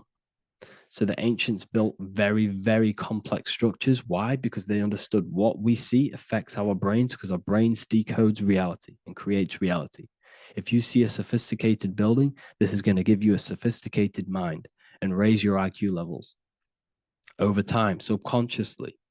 I'm not saying if you look at this building, you're going to become smart. I'm saying if every single building in your environment, ment is mind, mental, every single building in your environment was this complex and complicated, it would increase your IQ on a subconscious level. It'd make you more complex, make you more intelligent. So they've dumbed everything down. They've dulled everything down. Look at everything. Everything is being dulled down. So anyways, I hope you all gained a better understanding on this. If you want to gain more occult knowledge and esoteric knowledge, make sure to read the Book of Wisdom, Volume 2. If you're inside the university, you can get this book for free.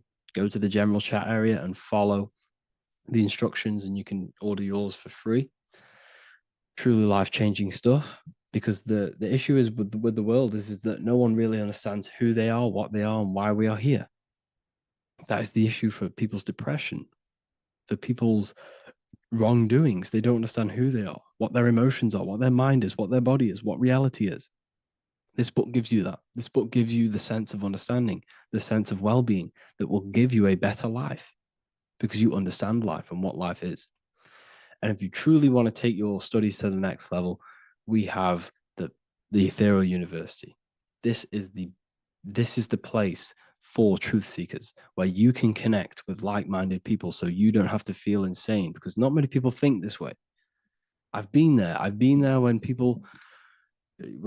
you wake up and not many people around you are thinking the same way and you start to feel a bit insane and you can't really talk to people about these things. That's why I created this. So you can connect with people and learn at the same time and become the best version of yourself by understanding truth and knowledge.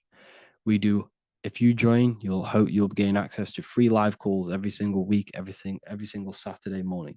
We do live calls. You can ask me questions and all sorts. So make sure to leave a like and a comment. And thank you all for tapping in.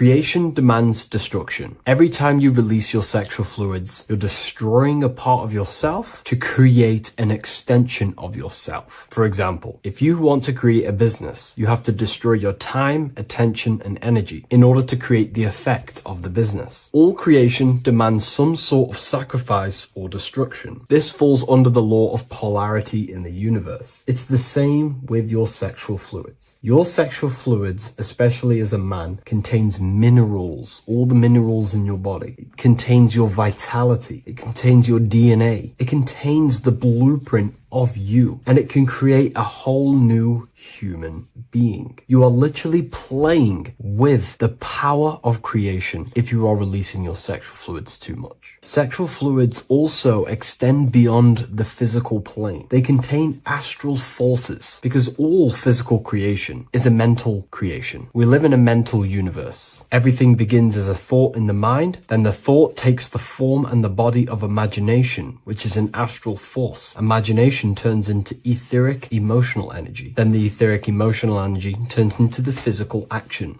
and the physical manifestation. We live in a mental universe. Therefore, these dimensions do not exist separately. They are permeating and mixing in with all. Your physical body has an astral body. Everything physical has astral forces behind it. Semen is known as the astral fluid of the soul. It feeds nerves, the channels of life force and consciousness within the body. And every time you release it, you're destroying a part of your vitality, your brain, your nerves, your energy levels, your creativity, and your DNA to create an extension of you. Therefore, it is a sacred fluid within your body and not something to be played with and to be released too much. Think about it. This is a very creative energy, your sexual fluids. It can create a whole new human being. This is how powerful it actually is. It is the power of creation, and the misuse of this power can destroy your own vitality and your life of your body, because that life you are giving in order to create an extension or a child is the same life you could keep inside of you and not waste to recycle and regenerate the body. Sexual energy has been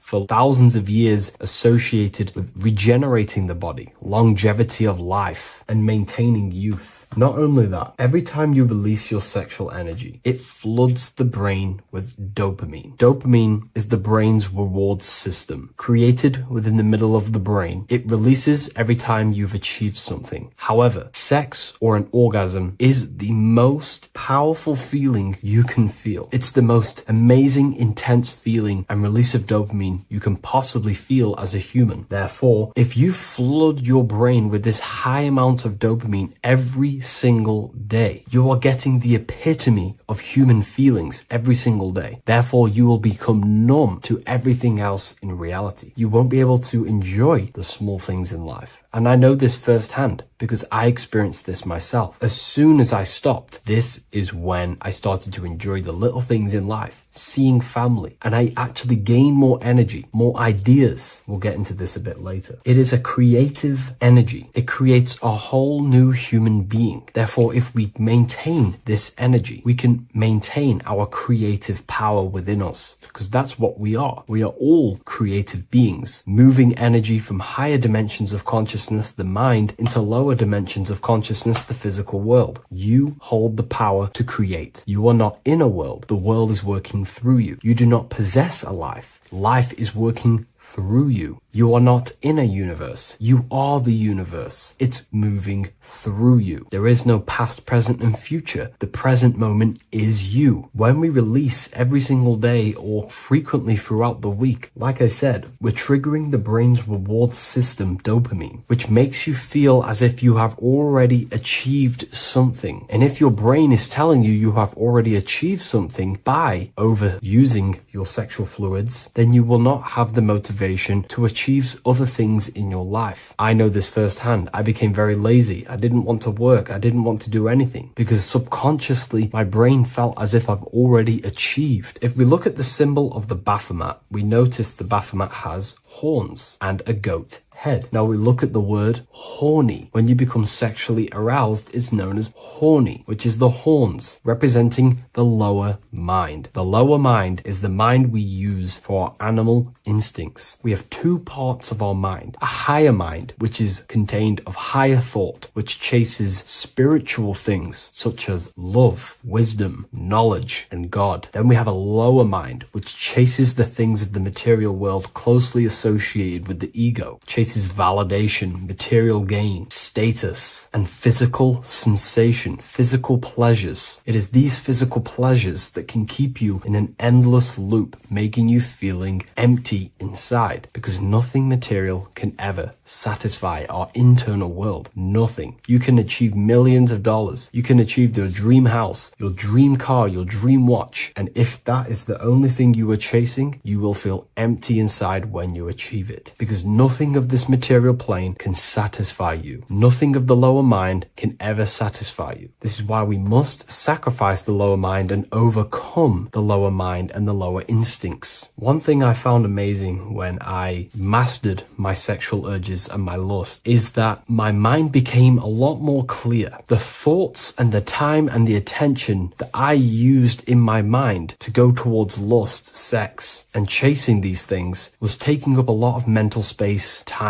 and energy. But as soon as I removed it and mastered it, my mind became an open vessel for higher thoughts to be received from the higher mind. The mind is like a radio antenna. Whatever we attune it with, that's what we receive. If we're constantly thinking about lust and low-level pleasures, we're going to just receive low-level thoughts. But once we remove all of the lower mind and we conquer our physical body and physical urges, our mind becomes an open channel for divine thoughts and spiritual thoughts. This is what most people call today as downloads. You receive wisdom from your higher self. Not only do you receive more wisdom, you just receive more power to create. The male and the female come together to create a child. That's how you were created. Now, the law of correspondence teaches as above, so below. It refers to everything in the universe. Therefore, in order for you to create a reality, to give birth to something, you have to bring together the masculine and the feminine. Your masculine forces are willpower and actions. Your feminine forces are emotions and imagination. When you combine the willpower, action, emotions, and imagination and combine them together, you can give birth to reality. But it's important to only give birth to things that are spiritual, that are good,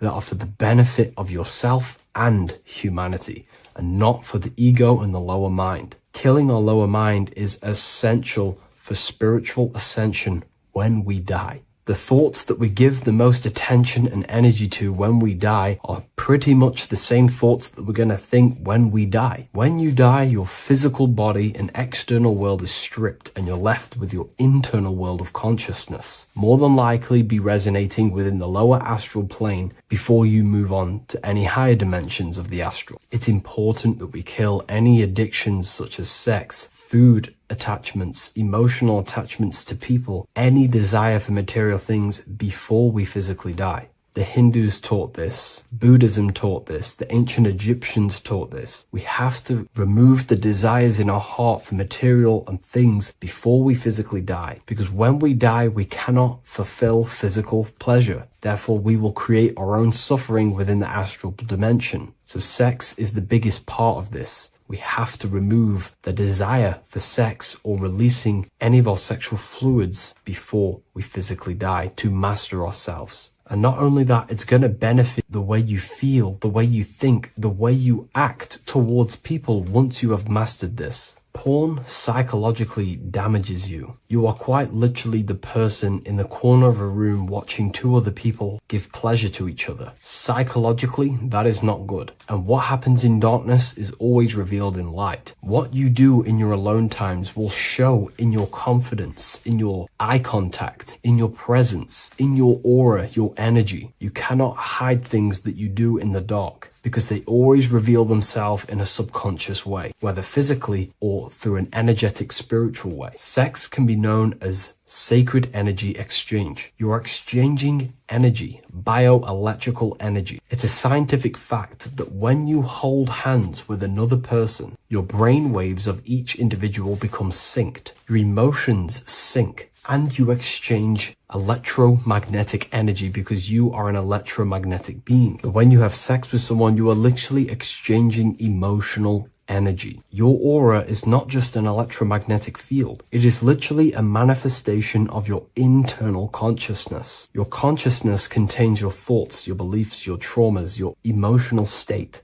And this manifests externally through the vortex of your heart into an energy presence around your body. This is why you can feel sad when someone else is sad next to you, because their energy is merging with yours. When you have sex with someone, you are quite literally exchanging consciousness, beliefs, traumas, emotions, feelings, vibrations, and your consciousness merges with their consciousness. So be careful with just having casual sex. Now, I'm not here trying to say never release, never have sex with your partner. I'm not saying that. I'm saying take caution with these things. Take my teachings with a pinch of salt. If it benefits you, that's great. I'm not here to tell you how to live. I'm simply giving you my research and the things that have helped me in my life on my esoteric research, awakening, or spiritual path. I don't like calling it a spiritual path, because it's not spiritual. It's simply just life, the knowledge of consciousness and the self. So I hope this video helps. If you'd love to read this book, I'll leave a link in the description. This book I wrote myself called The Book of Wisdom, Volume 2. Welcome to Revival of Wisdom. Welcome people, we're back with another video. Please make sure to hit the like, the subscribe button, and turn on notifications to never miss a video. The Vatican is a giant key from a bird's eye view, and it also contains an 8-pointed star.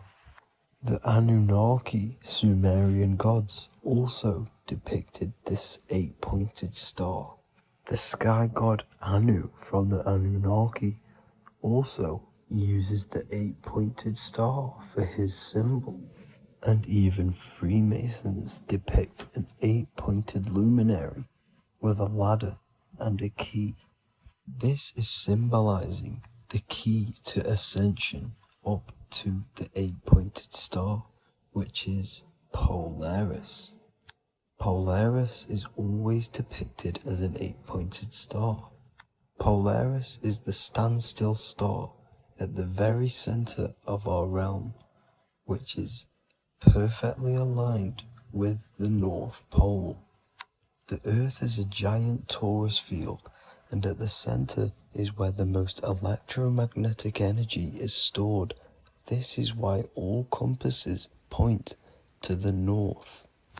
Hence why a compass is an 8-pointed star, because it points you to Polaris, which is the North Pole, the center of this realm. The 8 points of the 8-pointed star symbolize the 8 points in space and time. So yes, Polaris is the portal which you ascend through if you outgrow this consciousness by aligning your chakras. Our earthly realm is a macrocosmic reflection of us, and we as humans are the micro reflection, with the earth containing its 7 chakras as well as us. The North Pole is the 7th chakra, which is the crown chakra. So the key to ascension is held by the Vatican, hence why it's a giant key, because they mislead the masses through their religions, which teaches the masses to look outside of themselves. As stated in the 20,000-year-old emerald tablets, written by the Egyptian god Thoth. On Earth, man is in bondage, bound by space and time to the Earth plane. Encircling each planet, a wave of vibration binds him to his plane of unfoldment. Yet within man is the key to releasement.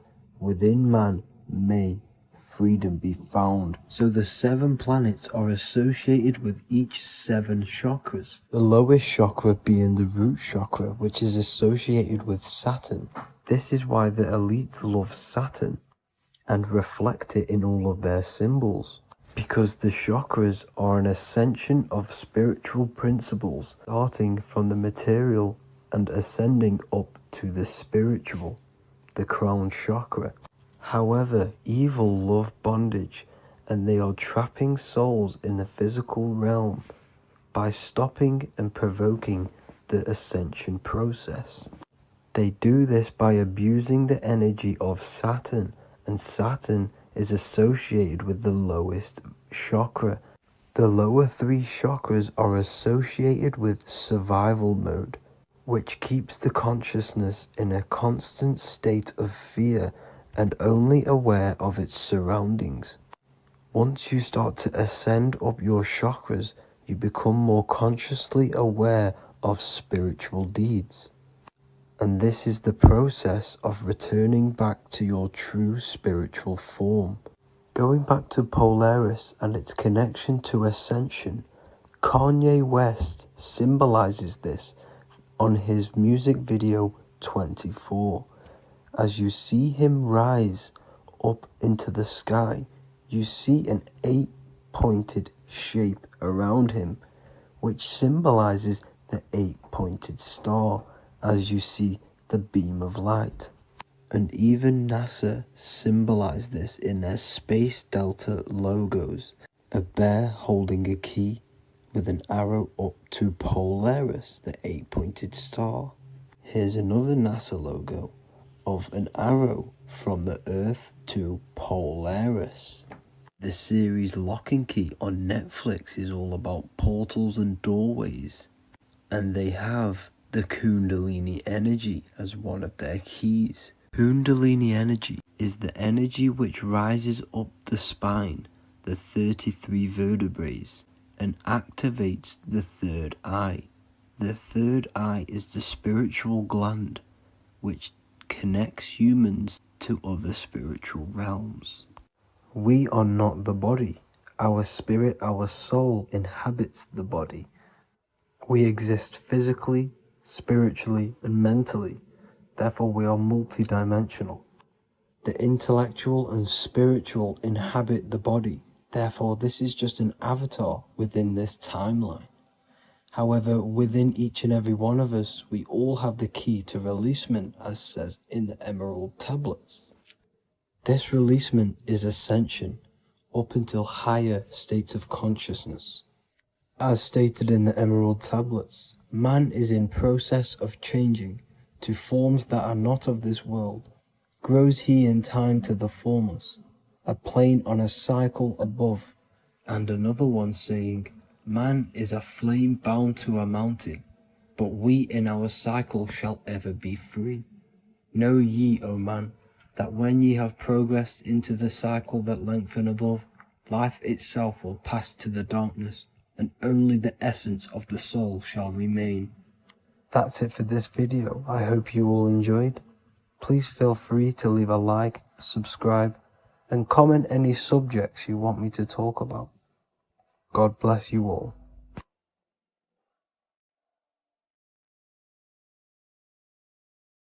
Before you call the Baphomet evil, make sure that you watch this video until the end so you gain a full understanding on what the Baphomet truly is. No, I am not a Satanist. I am simply an esoteric and occult researcher. I've been looking into symbolism for a very long time, and I can reassure you that this symbol does not represent the devil, does not represent any negative figure. It's a very deep, occult, esoteric symbol. What we first need to understand about the Baphomet, it is indeed a symbol. Every symbol we see around us is neutral. The pentagram, the Baphomet, is neutral. It depends how you use it, whether it is used in a good or bad way. Everything is neutral. It's your mind's perception that gives it a positive or a negative charge. First of all, let's break down the Baphomet symbol. Let's look very closely at the Baphomet. We have clearly the 4 physical elements corresponding to the Baphomet. Here we clearly have the fire element. The wings represents the air, the flapping in the air. The fish scales, which is the water. And this dome figure representing the earth. The soul is incarnated into 4 bodies. We have a mental body of consciousness, intellect. We have an emotional body of consciousness, which is all to do with intuition and energy. We have a spiritual body of consciousness, our astral body, and a physical body of consciousness for the physical earth. Earth corresponds with your body, air corresponds with your mind, fire corresponds with your spirit, water corresponds with your emotions. So the Baphomet is showing you the 4 elements of the soul, the 4 bodies of the soul that we are incarnated in. Now, let's look at this moon figure. We have the moon. The moon represents the internal world. It represents what we cannot see. The sun represents our conscious mind, what we can see, what we're aware of, the physical world. The moon represents what we are not aware of. It represents our internal world. Remember, we have 2 worlds. You're an individual. You have a dual nature. Individual. You have an internal world. When you close your eyes, you have an internal voice, an internal world of thought and emotion, and an external world of this material body. The moon represents the internal. The moon on top represents the moon controlling the mind, represents the inner world controlling you. Now, this is very symbolic in the occult world. If the inner world is controlling you, then you have no control over reality. This is the devil horns. You know the devil horns? The moon crescent? This represents you are the devil. You're being controlled by your thoughts, by your emotions, by your psyche. Then we have the moon below, which represents control over the inner world. We have control over our thoughts, our emotions, our impulses. So you're either being controlled by thought and emotions, or you're controlling them and having self-mastery. In alchemy, we always see this symbol of the man or woman on top of the moon, representing emotional control and self-mastery of the internal world. The journey of the occultist is to gain full mastery over their consciousness. They want to be conscious of every single thought that enters their mental field of consciousness. We get over 7,000 thoughts a day. It is possible to achieve a certain level of mastery where you are conscious of every single thought that enters your mind. This is one of the end goals of self-mastery and occultism, as this gains your personal power. When one achieves this, they are then able to direct the mind in one place and one place only, becoming more effective in manifestation and creation, because we are microcosms of the divine. We are creators. This is the gesture of as above, so below. The inner world and the outer world are mirrors of each other. The inner produces the outer. Your physical life circumstances are a result of every thought you thought in the past. The inner projects the outer.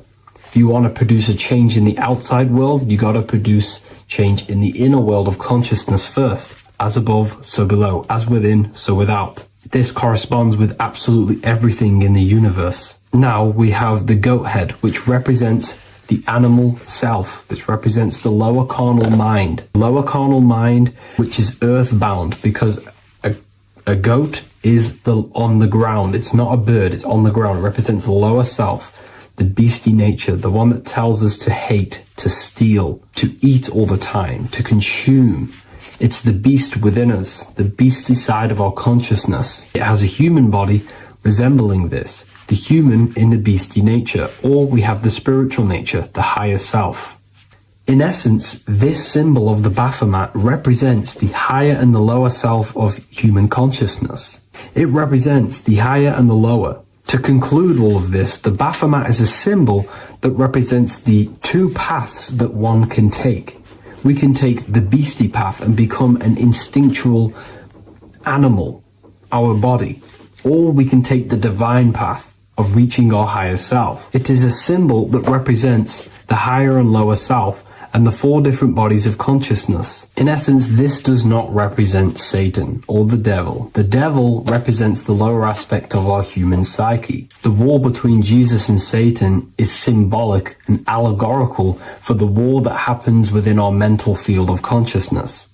The internal war between good thoughts and bad thoughts, positive emotions and negative emotions. It is the constant war inside the battlefield of your own mind.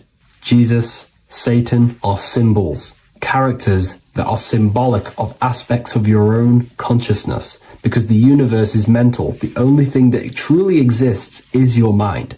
Therefore, all of these ancient spiritual texts like the Bible, the Bhagavad Gita, the Quran are all symbolic of what's happening inside of our mental body. It is the inner chaos that can destroy our life, or when we create structure and restructure our inner world, we can live a peaceful life. If you are struggling from the internal world and you want to gain mastery of yourself while learning the occult secrets, join Ethereal University, a community of like-minded individuals who are all striving for the best versions of themselves. We host live calls and we have an abundance of lectures that you can watch. Or check out the Book of Wisdom. This is volume 2. I'll leave all the links in the description. Have an amazing day. Hello and welcome to another lecture from Harry B. Joseph, also known as Revival of Wisdom, the author of the Book of Wisdom series from revivalofwisdom.com. In this lecture, you will learn how to decode Freemasonic symbolism, gain a deeper understanding of yourself, expand your awareness of consciousness and reality, and receive guidance to navigate life with greater clarity.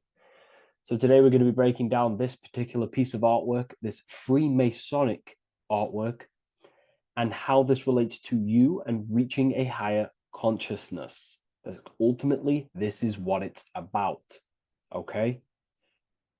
Freemasonry is considered a craft, and this craft is crafting a better brain and heart, crafting a higher consciousness, crafting a better self. Why? So we can operate in the world at a higher degree, operate in the world more efficiently, live a better experience in the world, and getting to know thyself. Okay? So we're going to start from bottom to top because this is important. Every placement of this symbolism is on purpose, has meaning, especially the placements of the symbols. Okay? So we're going to start from the very bottom of the artwork, which represents lower down. When we're looking at symbolism, especially occult symbolism, that's what the word occult means. The word occult means hidden, hidden from the eyes. It has its roots in the word oculus. I'm pretty sure that's Latin, which means eye. So the word occult comes from oculus, which means eye. And the word occult means hidden from the eye, the unseen, studying the unseen aspects of self. We're studying the brain. We're studying consciousness. We're studying the body, the heart. We're studying the self, the hidden aspects of the human psyche and the hidden aspects of self. Okay? Because ultimately, this is what gives you power in the world, depending on how you use that power, whether for good or bad, depending on the consciousness wielding that power. This is why we say knowledge is power. But I would actually say knowledge of self is power. Because when you know how you function, you gain power. You gain personal power. You gain mastery. Ultimately, this is what Masonry is about. Self-mastery. Crafting a higher consciousness. So at the very bottom of this artwork, we have a checkered board with a coffin. The coffin is the beginning of the artwork, the very base. This is the foundation of consciousness. The coffin symbolizes unconsciousness, the state that myself was in, maybe yourself, before we woke up and before we came conscious of our spirit, before we came conscious of ourselves. That ignorant state of acting without purpose, acting unconsciously, experiencing the world and not actively living in the world, simply reacting to external circumstances. This is an unconscious state where one is ignorant. 80% of the world is in this unconscious state. And this is symbolized as the darkness, the tomb. Look at how the tomb is fully blacked out, representing dull, no emotion, it's dark. This represents the darkness of self. The spirit is buried. The spirit is in the tomb. They're not even aware that they possess consciousness. They think they're the material body flying on a ball millions of miles per hour through space, and the sun is, they think they're a monkey evoluted. They've never questioned themselves. They stay in ignorance. They're in the spiritual darkness, okay? And they're furthest away from the light. Look at the top. This is the light sources. They're in the darkness, okay? They're in spiritual darkness. They're in ignorance. And they're in division. Their mind has no power. Their thoughts contradict themselves. They say they're going to do something, but then their mind tells them, oh, I'm going to fail. Or I want to do this, but my mind says this, and I believe this about myself. They want to, I don't know, they want to write a book, but their actions are scrolling on TikTok, and their emotions about, feeling about their past person in their life. That's division between the self. That's divided consciousness. They also have a divided brain hemisphere. They do not see reality through a true lens, because the brain acts as like a lens on how we perceive things.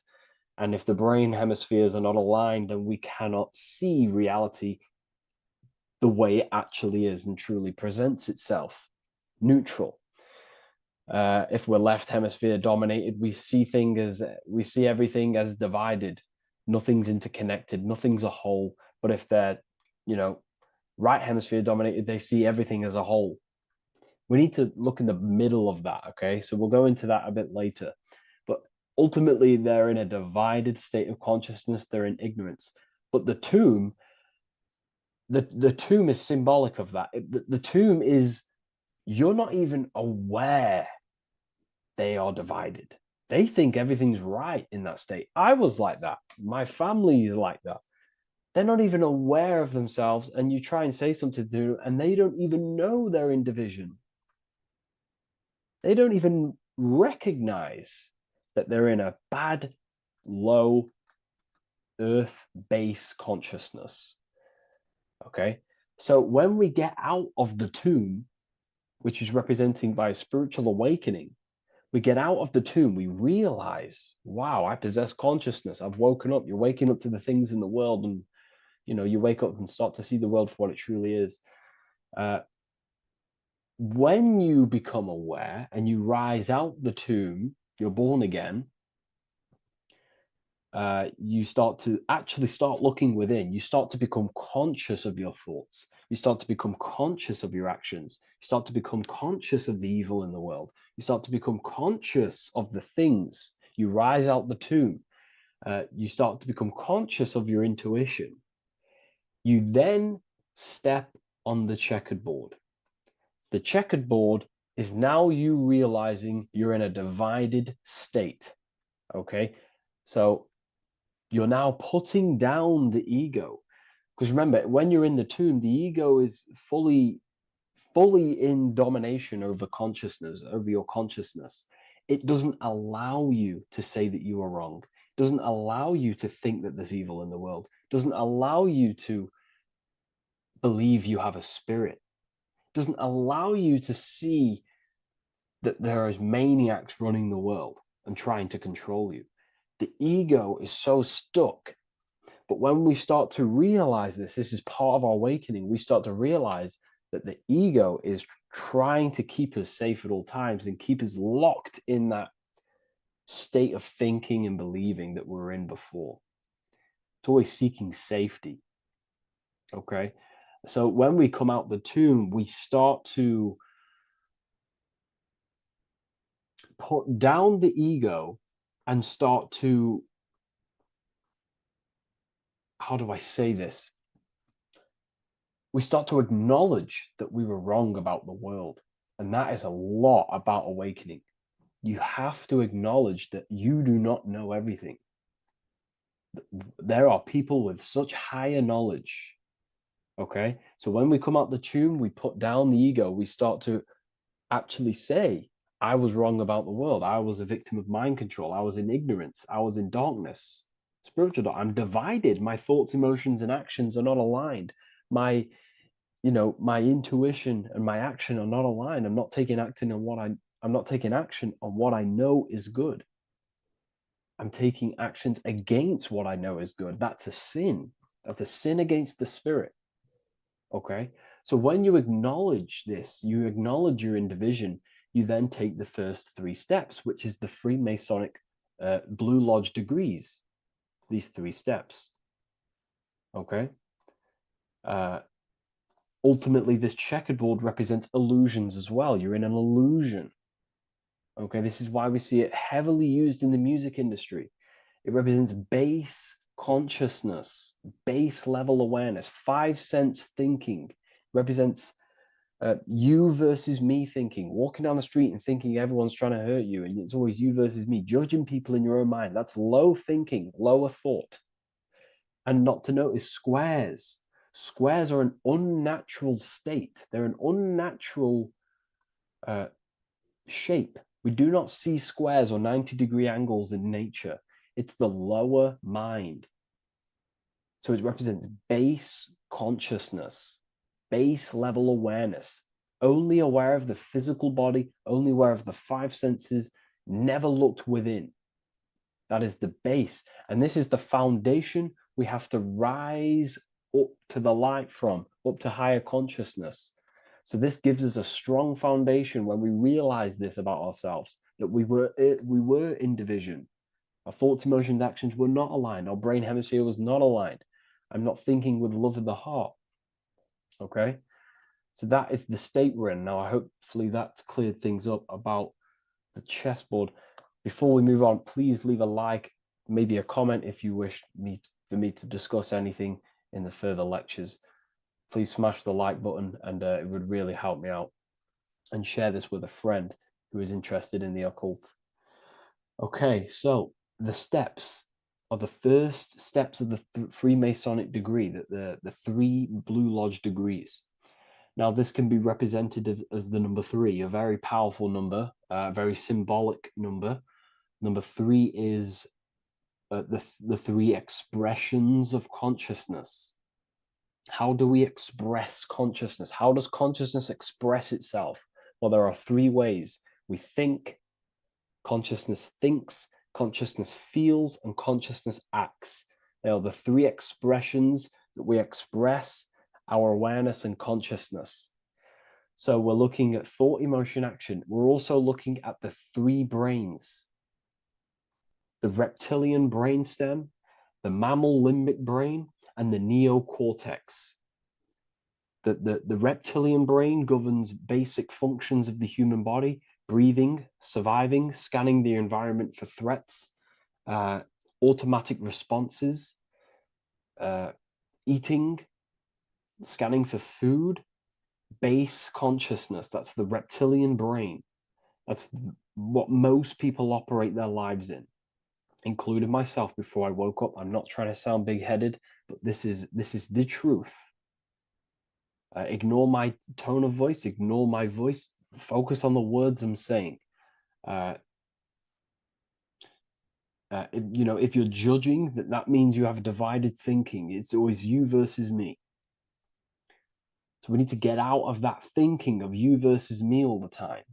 That's lower consciousness. That's animal thinking. That's earth thinking. We're unified. We need to reach a higher consciousness and do not waste our mind's potential on low-level earth divided thinking. Okay? So we're looking at the reptilian brain, the mammal brain, and the neocortex. Now, the neocortex is ultimately what makes us human. It allows consciousness to operate on a higher degree.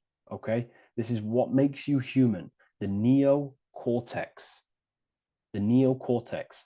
The reptilian brain, like I just said, governs natural survival instincts and the respiratory system, things along them lines of basic awareness, basic functions to operate and survive in the world, in the physical plane. And the neocortex is what allows us to critically think.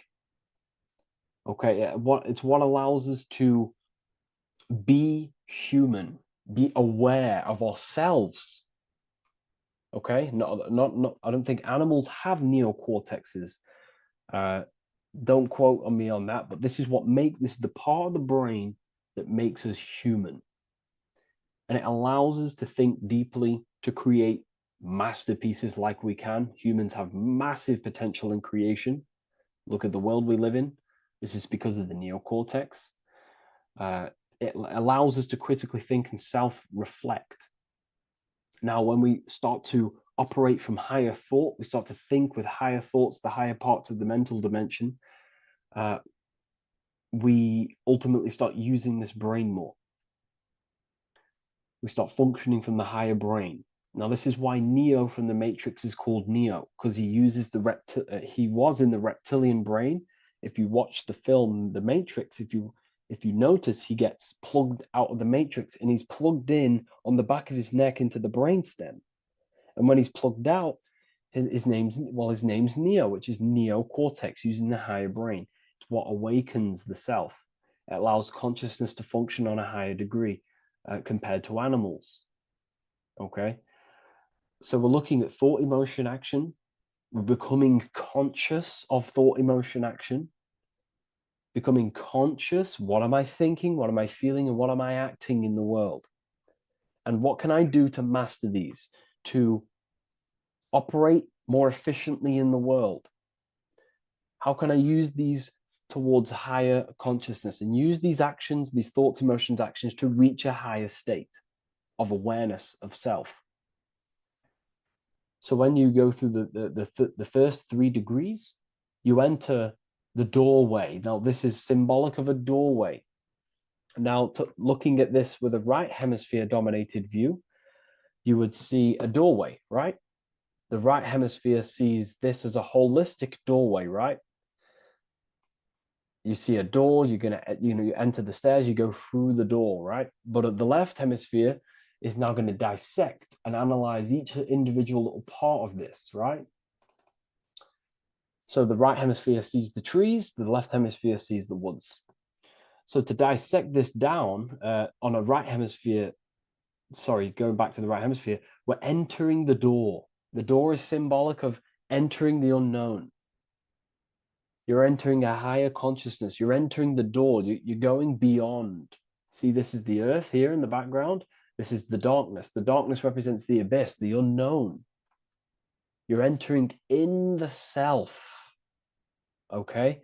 This door represents entering in the self, questioning internally. Most of us think externally. We have to, obviously, to operate in the world, but we never give time to think and question and reflect internally. What do I mean? Closing the eyes and questioning the self. Who am I? Where am I from? What's the voice in my head? If the voice in my head stopped using the language that I speak, what is it then? It's about going within, into the darkness, what you cannot see, and finding the light. Okay? It's about entering within the self. This is a doorway to higher knowledge, higher consciousness, higher self, and really digging deep for what you truly are beyond your human form. Okay? So we have, most importantly, I'm not going to go over every single one of these symbols here. I'm going to go over this on a basic, well, not a basic level, a very detailed level, but it's not going to go over every single symbol. We have a left pillar and a right pillar. The left pillar has the sun next to it. The sun is more electrical energy. It's very dominant. It's a very powerful, masculine force. This represents the masculine quality of consciousness. The masculine qualities. We have many masculine qualities, such as actions, physical actions with the body. We have thinking. thinking is a very masculine force. We have the left brain, analyzing brain, the brain that's very logical, that's trying to figure things out. That's the masculine pillar. Okay.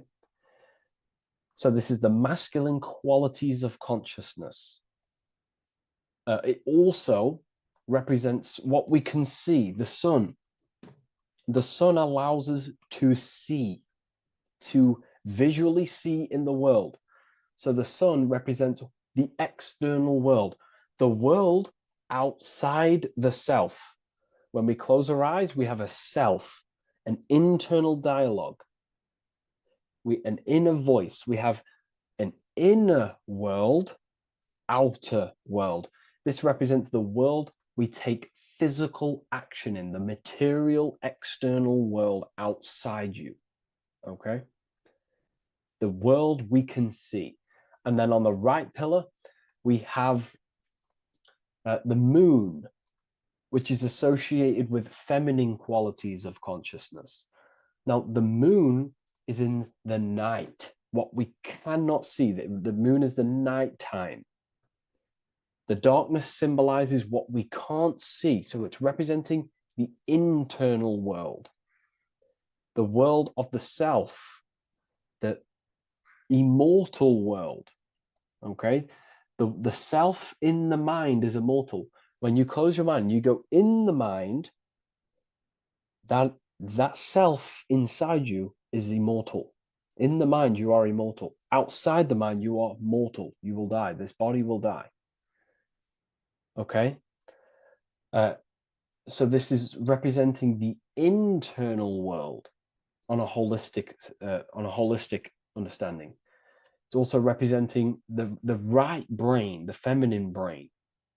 It's also representing intuition, emotion. They're linked. Intuition and emotion. They're a feminine force.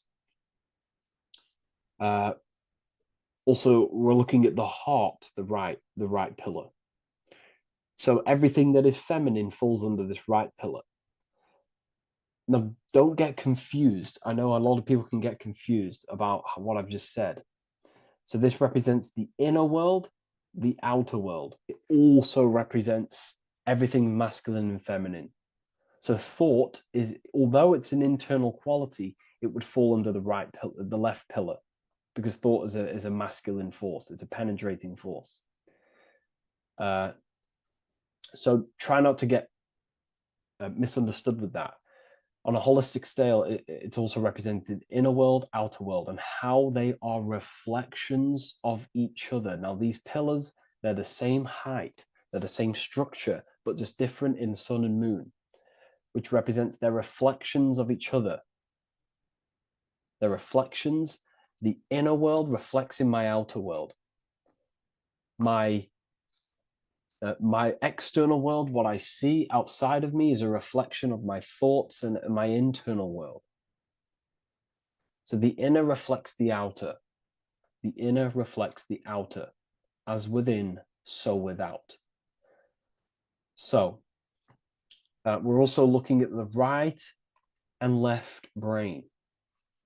I've already gone over that. So what we need to do is build the bridge between the two to reach higher awareness of self. Because ultimately, remember, we're still divided. We came from the checkerboard, we entered up here, we've just entered within the self, started questioning the self. We're still divided. We need to build the bridge. And this is what they're crafting in Freemasonry. The bridge, the arc, the agreement, the great work. This is the crafting of aligning the left and right brain. We're also aligning intuition, feminine, with the actions. Because ultimately, the higher self is always guiding us. That's our true spirit guide. Our true spirit guide is our higher self. And the higher self ultimately exists in a higher dimension. This is going to sound crazy to some people. okay?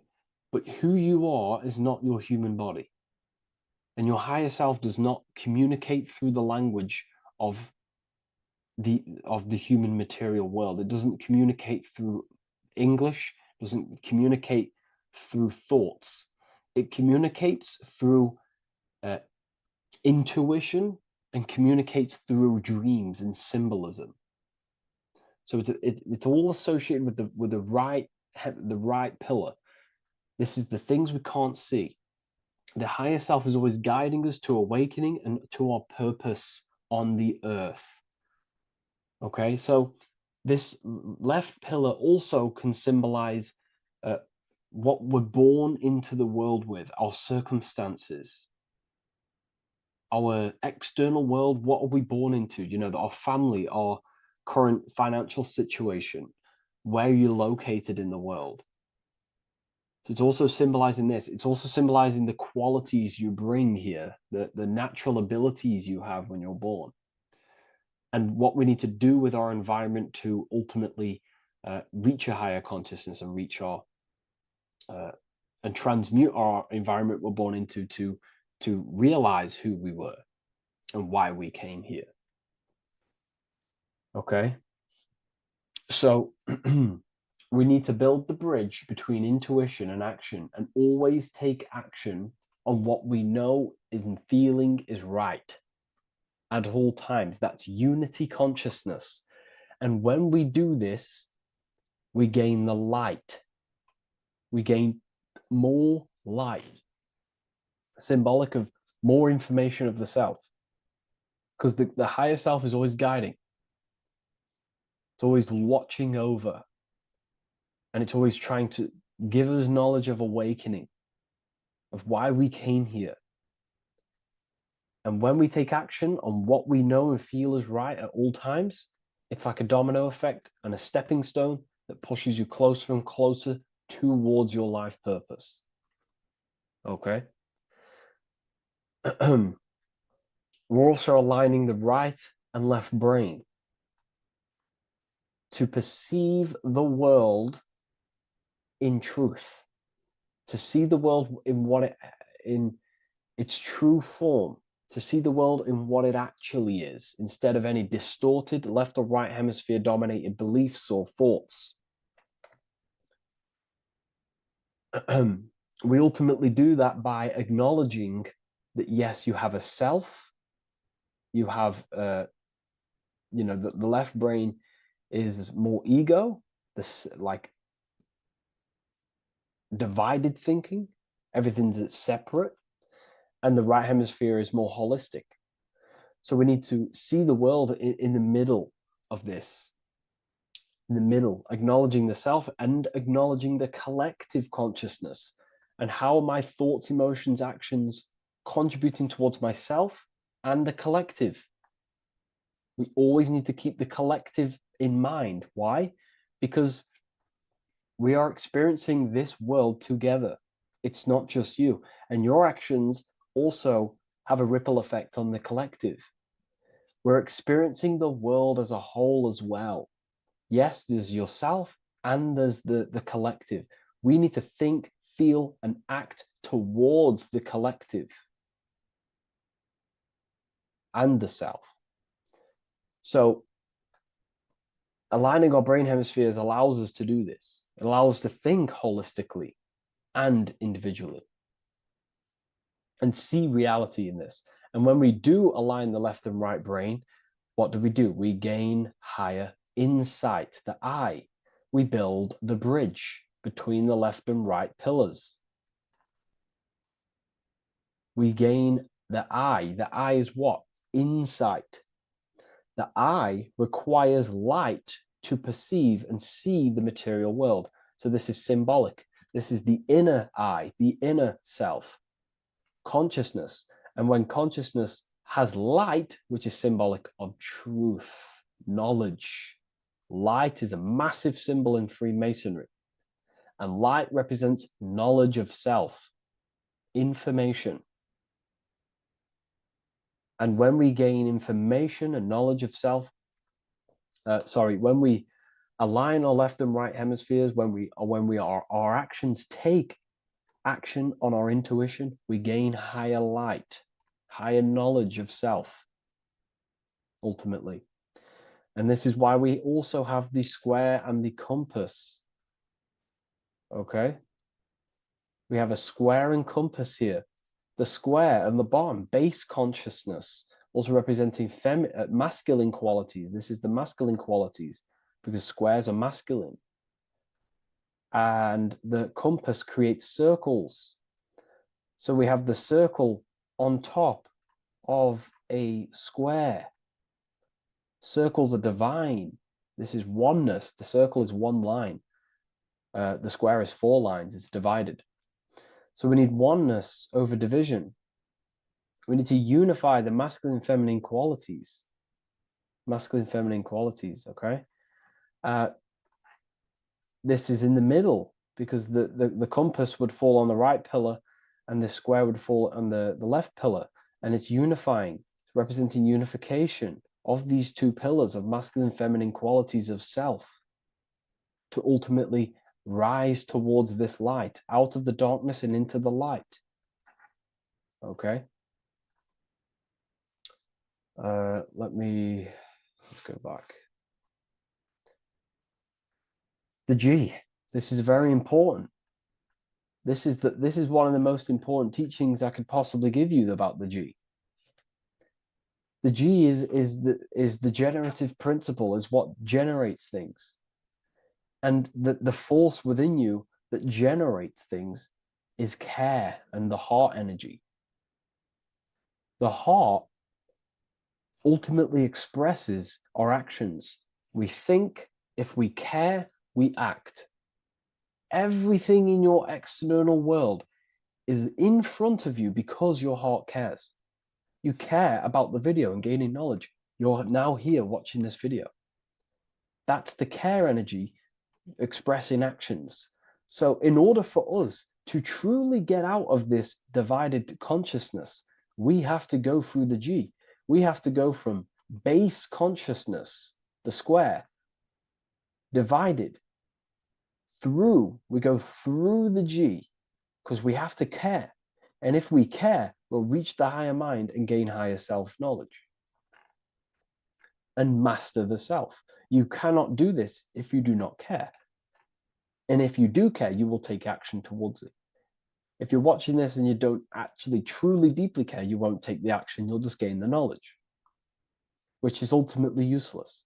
You have to take action on this knowledge. And if you do not, there's no point watching the video. It's difficult. It's difficult. It's not easy. And things, throw us off our path sometimes. I understand. I'm not saying I'm perfect, but we ultimately have to give care towards reaching higher knowledge. Seek and you shall find. If you have the care about reaching higher knowledge of self, you will seek it and you will take actions towards it. Okay? We see this everywhere, and I mean everywhere. The Temple of Solomon has the 2 pillars, Jachin and Boaz pillars, feminine and masculine qualities. Sol, O, Mon. Sol is sun, Mon is moon. It's building the temple, which is, the temple is the inner self, ultimately. It's symbolic. The temple's not a real place. The temple of self, building the Temple of Solomon and reconstructing the Temple of Solomon, is about reconstructing the self through masculine and feminine qualities. We see it everywhere. And this is very symbolic, like very symbolic. We have the 2 pillars, we have building the bridge, and we have a stairway that goes to what you can't see, because it's going to the unknown. You have to have faith. Okay? What I'm about to say is very important. You don't know what higher consciousness is, okay, until you get a little bit higher. This is hard to explain, but I didn't know what everyone talks about, what higher consciousness is. I can't give you my higher consciousness. It doesn't work like that. You have to enter in and go within and have faith, going into the unknown, because you're ultimately going into something you do not understand. Higher consciousness, I cannot give it you. You have to enter the door and take action and think, feel, and act towards it, and you will go to the place, and then you will understand what higher consciousness is. Ultimately, what higher consciousness is higher knowledge and understanding of self, what you actually are. Okay, that is what's being symbolized here. It's again in the Masonic art. We have the darkness. We have to have faith to leap into the darkness, into the unknown. We see this everywhere. Like, you know, you'll see, when I say this everywhere, and I mean everywhere, you'll see this. Every doorway has this symbolism in the ancient world, because ultimately this is what it's about, people. The door represents going within, into a new light, a new room, a new level of understanding of self. Okay. Here we have Astro World. Now, this is obviously a darker aspect of this, but again, we have the two pillars. See you on the other side. That's the doorway. The other side. And I'm not going to break down, you know, this ritual, but you can guess what I'm on about here. That's for the university, of course. I can't break that down on YouTube. It's way too deep. But there's knowledge out there that is so deep you couldn't even comprehend it with the current mind,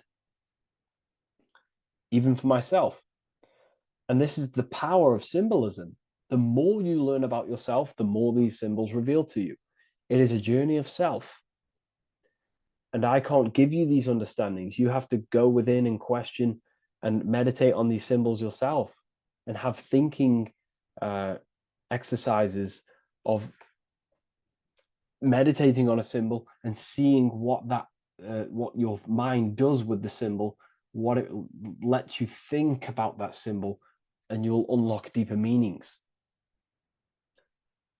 I'm going to go over one more symbol before we end this. This is the hourglass, which represents time, a very overlooked thing in today's world. We do not have unlimited time in this body. You have limited time. You will die. You will die. You have limited time in the external world. This is why it's on the left pillar, located on the left side, the external world. You are limited. The scythe represents you will be harvested. Your body will die. It'll be harvested. You will die, and you need to fulfill your mission here. You came with a purpose. You have to find that purpose by going within the self and questioning and taking action on what you know and feel is right. Unity consciousness, aligning thought, emotion, action. So if you wish to learn deeper insights, gain exclusive lectures, astral projection, self-mastery, I've just started a new section on mind control methods and how people are using this in society and becoming conscious of it. I've now opened 5 spots at a limited special price for Ethereal University. Use the code MIND, all capital letters, MIND, all capital letters at the checkout. And there's only 5 of these codes. Whoever uses them gets them. It's ultimately going to give you 20% off the university for as long as you're subscribed to the university. We go so much deeper in the university. Remember, social media is just the tip of the iceberg. Tip of the iceberg information. There are certain things I can't talk about, but I'll see you inside, and I hope you enjoyed this video. Please leave a like, comment, and a subscribe. Welcome to Revival of Wisdom. Welcome people, we're back with another video, and this video is about Freemasonry. and the connection to the Illuminati. Please, as always, to make sure to hit that like and the subscribe button and turn on the notifications to never miss a video. On May the 1st, 1776, the founder of the Illuminati, Adam Weishaupt, founded this secret organization, and this date can be found in Roman numerals underneath the all-seeing eye pyramid on the $1 bill. This $1 bill also says Anu Coptus Novus Ordo Secularum. This is Latin for announcing the birth of the New World Order. This New World Order will be headed by Lucifer, the all-seeing eye, and followed by the 13 layers of bricks for the 13 elite bloodlines. So your Orsini's, Rockefellers, Rothschilds, Soroses, and the other 9 elite families. So when Adam Weishaupt created the Illuminati, he made it consisting of high-level degree Masons, French and Latin philosophers, and many more powerful people to all become one society. So this is why you see Masons using the same symbol of the all-seeing eye inside the pyramid.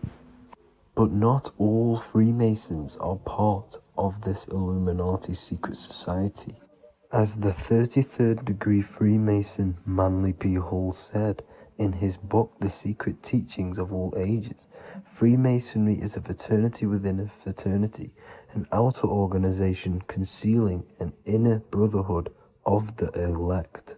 So what he's saying here is that Freemasons have to go up the degrees of Freemasonry, and once they hit the top, they either get elected or not into these secret societies like the Illuminati, Skull and Bones, and Knights Templar. So when you see celebrities doing this one-eye symbolism, either covering one eye, doing the triangle, or doing 666 over one eye, this is showing and reflecting the symbolism of Freemasonry. They have taken the oath to never speak on anything they learn about Freemasonry. Duncan's Ritual of Freemasonry book states the oath they have to take. Quote, I ... of my own free will and accord, that I will hail, ever conceal, or never reveal any of the secrets, arts, points of Master Mason's degree to any person whomsoever.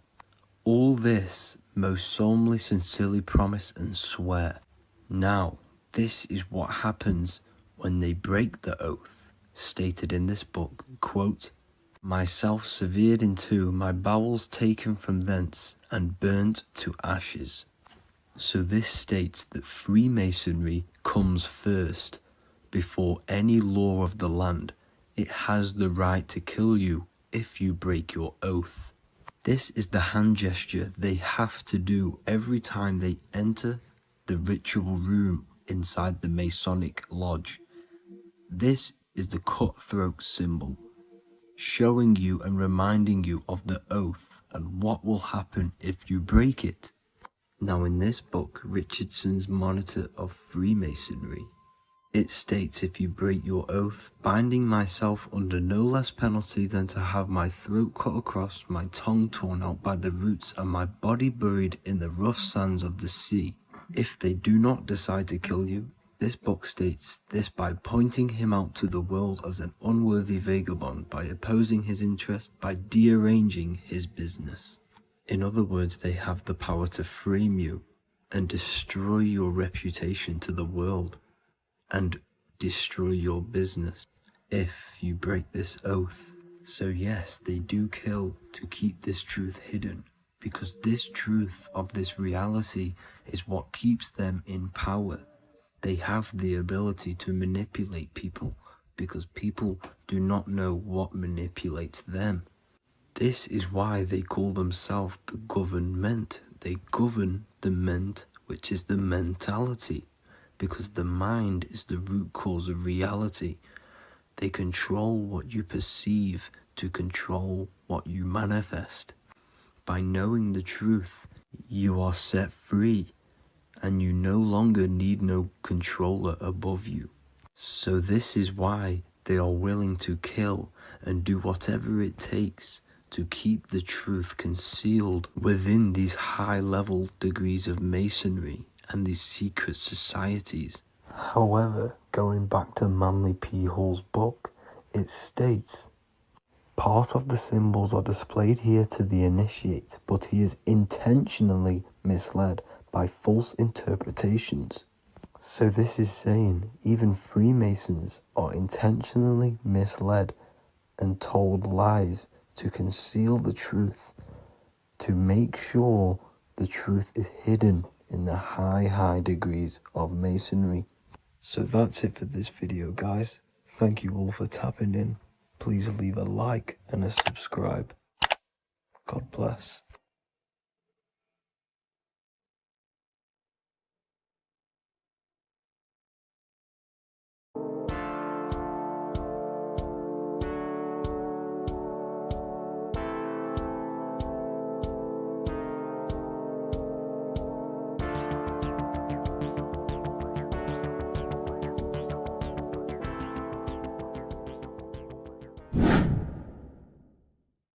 What is good, people? It's Revival of Wisdom. Today we're going to be talking about Saturn.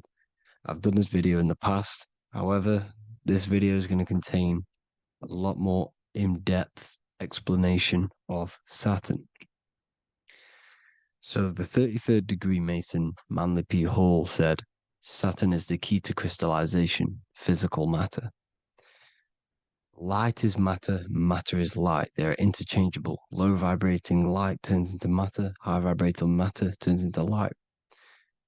And Saturn is the god of this world, this physical world. He crystallizes light into matter. This is symbolized as the Masonic checkerboard, matter and spirit, matter and light, light and matter. He's also the god of time, destruction, justice. He creates and destroys, because all things in time die. He creates and destroys you. So,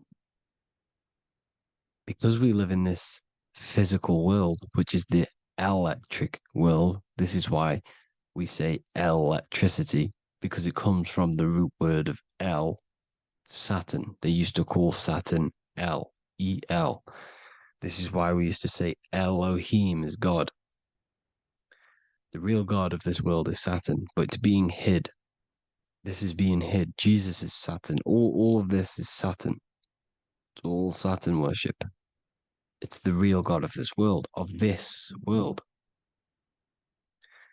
So, physical matter is a result of two opposing forces equalized on the plane of inertia, because everything is created out of electromagnetic toroidal fields. And these two poles equalize on the plane of inertia, which gives you planet Earth, plane of inertia. The plane of inertia is what Saturn is. It's the ring around the center of the plane of inertia. Thank you to Walter Russell saying, physical matter is a result of two opposing forces on the plane of inertia. This is what Walter Russell says, so please check out his work. He's got many books, many books on light and electromagnetism and stuff like that. So I advise you to check him out. So the torus field gives you the binary code 0 and 1, the female vagina and the male phallus. This is the code for this world. Saturn crystallizes physical matter. Now Saturn is the most outermost layer of the 7 layers of heaven, where it says in the Quran, it says, Allah, it is he who created the 7 layers of heaven. Saturn is the outermost layer. He's the top. He's the most high. So when we say the most high, we're referring to Saturn. He's the most high before the firmament, before the stars. So Saturn is the god of this world. He's the Lord of the Rings. He wears the crown. The crown is the rings. Crown, Chronos. So The planets are luminaries, they are lights, they are beings, they are energy, conscious energy. And we're in the heart of the solar system. Saturn is the outermost layer. He is the one of this world. He's the god of this world. Now, on the North Pole of Saturn, you have the hexagon. Add up all the sides, it creates the six-pointed star. Or it can be created as a cube. The cube is very important. The six-pointed star is very important. 6 points, 6 triangles, 6 side, 6, 6, 6. Black cube adds up to 6 in gematria. Now, what did I say in the beginning? Saturn crystallizes the physical world. He creates physical things out of light. You are a light being. This is why we say human. Hue means the light spectrum. Hue, man, we are light manifested into physical forms, human. And we are incarnated through Saturn. Satan, same thing. The number of the beast is 666, and the 666 comes from the 6.6 triangle, 6 sides of Saturn, 666. We are all known as carbon-based life forms. Carbon, the atomic structure of carbon, is 666, 6 protons, 6 electrons, 6 neutrons. We are materialized into our physical bodies through Saturn, through the number of the beast. These bodies are the beast, it's the animal. The divine, the Christ, is the consciousness within, because you are a physical, spiritual being combined into one, hexed into one. Hexagram. This is a hexagram. You're hexed into physical matter, spirit and matter, light and dark, combined into one. Now you contain of the mark of the beast, the mark of your body. Your body's the beast. It says in the Bible, Satan, who is the god of this world. This world. There are many different worlds, but this world is run by Saturn, and it says that in the Bible. Saturn is Satan.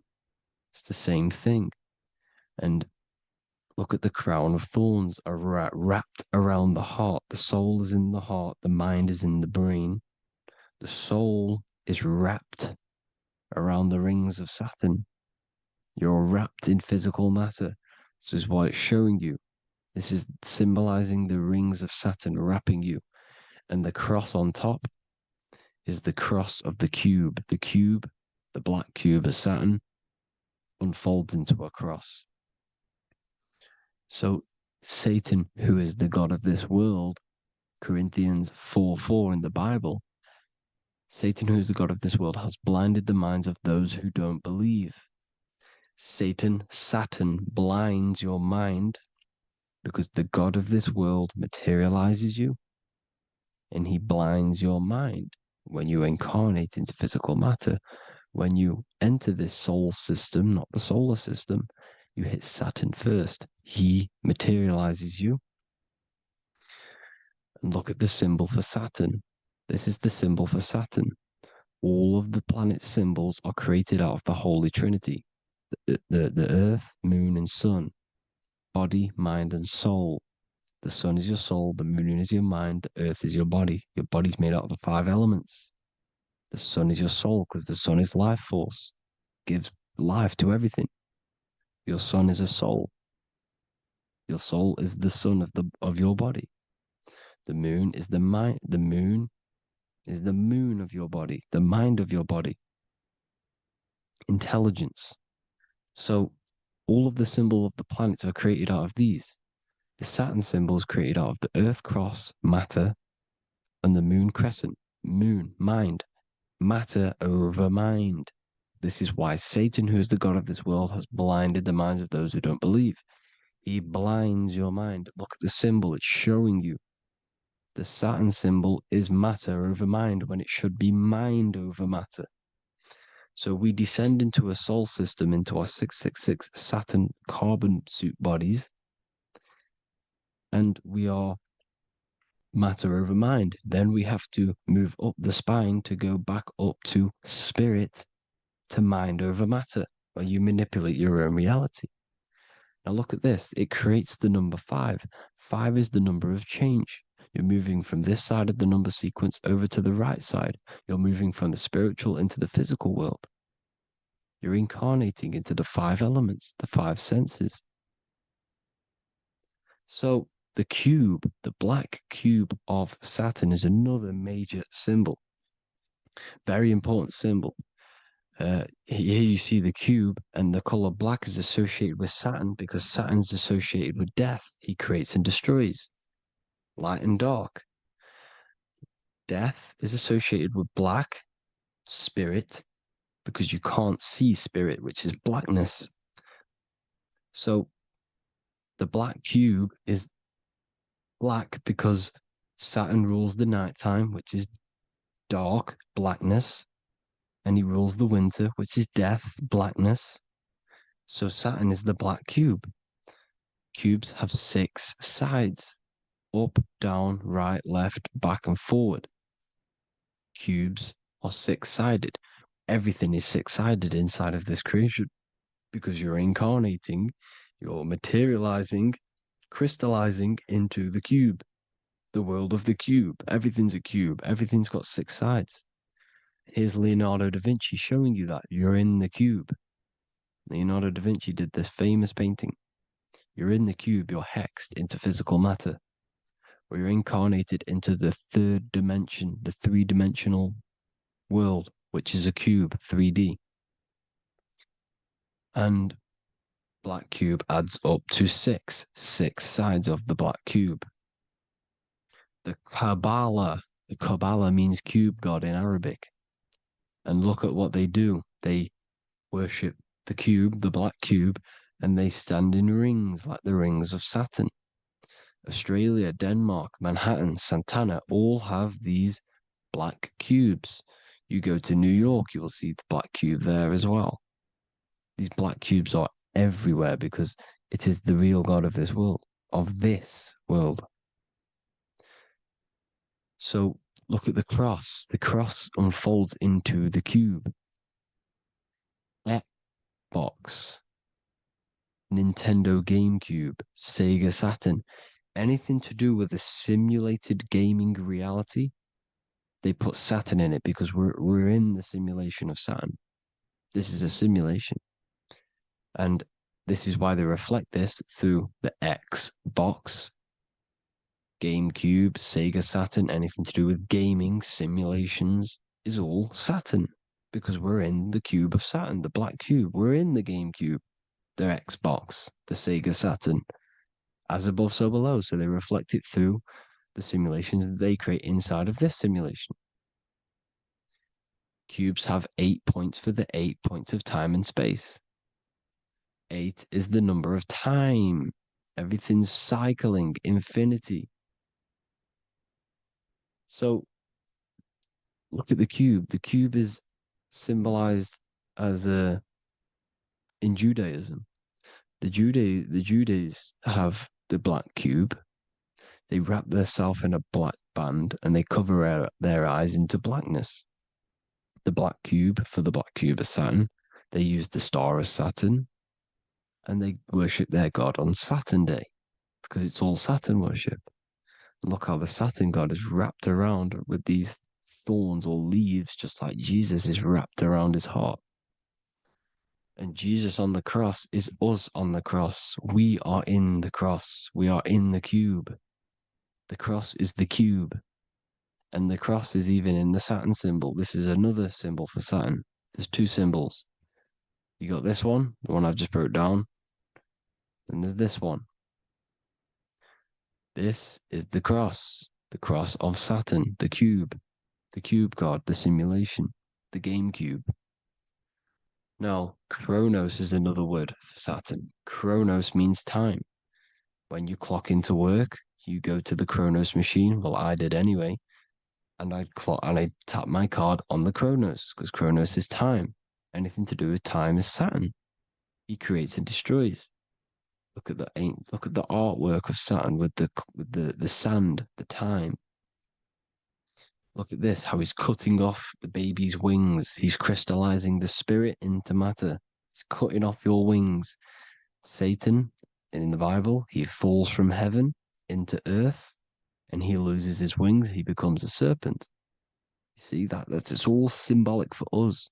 We are the fallen angels, fallen angles of light. We're fallen angles of light. We are light beings. Now we're fallen into physical matter.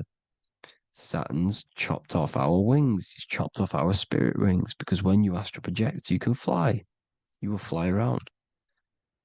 He's got the Reaper staff here, always depicted with the Reaper staff. Now look at the clock. Saturn day is the 6th day. The number of the beast, 666. Look at the clock. 6 take away 12. Sorry, 12 take away 6 equals 6. 7 take away 1 equals 6. 8 take away 2 equals 6. 60 seconds in a minute. 60 minutes in an hour. 24 hours in a day. 2 plus 4 equals 6. That's 666. Everything's 666 because it's time. Saturn. All goes to Saturn. He's the god of time. We're in time now. We're in time. We're in the time, which is God, the god of this world, the god of time. Now look at this. The Reaper is also depicted as the Reaper with the staff, the black cloak, black symbolizing death, spirit. Judges wear black because Saturn is the law. He's the god of this world. He's the law. This is why they wear black cloaks. When you graduate from university, you wear a black cloak and a black cube on your head. You've been hexed. Funerals, you wear black because it's all to do with Saturn, Father Time, Father Crystallization. Now, Saturn, here's another one of him cutting off the wings of a child because he cuts off the wings. He creates and destroys your body. We're in the electrical world. Everything that is electrical vibrates. All vibrations have to come back to a standstill point, which is death. This is why your body dies. Your atoms stop vibrating. Corona. Look at the crown. The crown is the corona. Corona means crown. And look at this is an alcohol brand for beer. You can see the staff of Saturn in the symbol with the moon crescent. Corona, which is the crown, Saturn, the crown on Saturn, the rings. And then you've got the staff. It's all Saturn worship.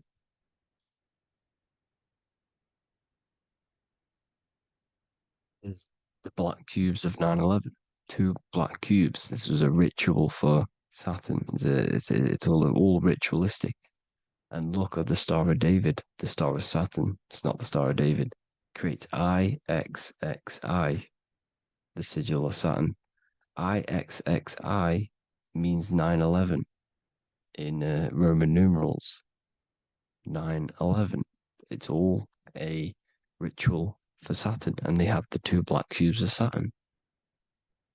Now look, XX. There's more symbolism of Saturn now. We're going deeper. XX is more symbolism for Saturn. The sigil of Saturn is XX. As above, so below. Same with the Star of David. You split it in the middle, as above, so below. As above, so below. XX. This is a Knights Templar Cross of Lorraine.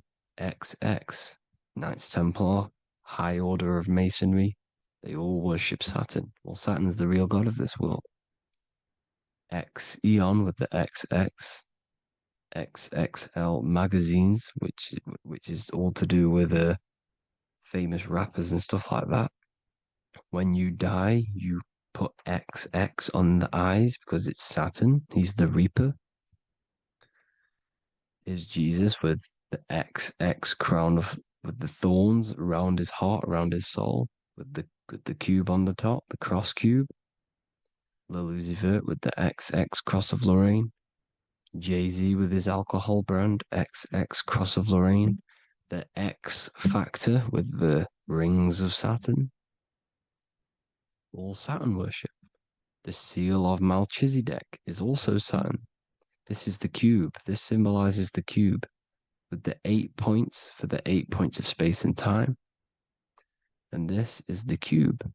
It's another ancient symbol for Saturn. Here you see the star of Saturn with the Melchizedek symbol around it, which is all to do with Saturn. Here you see an altar, the Holy Grail, the Melchizedek symbol on it, and they're worshipping it.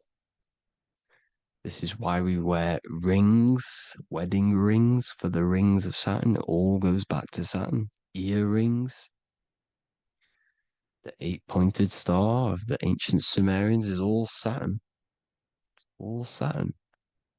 So the ancients, the symbols of Saturn goes on forever. It's in all of the major corporations. You can see it everywhere, the rings of Saturn. Toyota is an obvious one. Internet, Nike, Target, Sega, Saturn. It's all Saturn worship.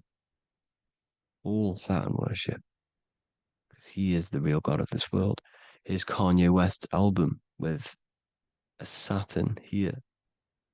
Here's Michael Jackson's album saying X, escape. There's the X again.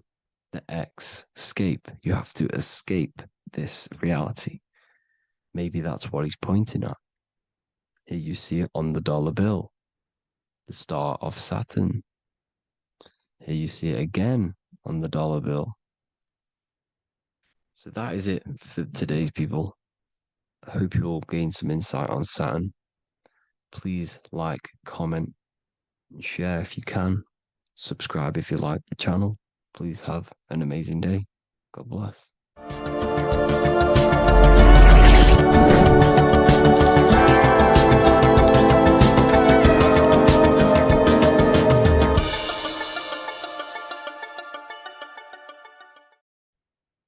As above, so below. This is one of the most crucial teachings within esotericism, occultism, or what we like to call it today, spirituality. I don't like calling it spirituality because it's not spirituality. I teach human consciousness. I teach the science of you and your consciousness alone and your being.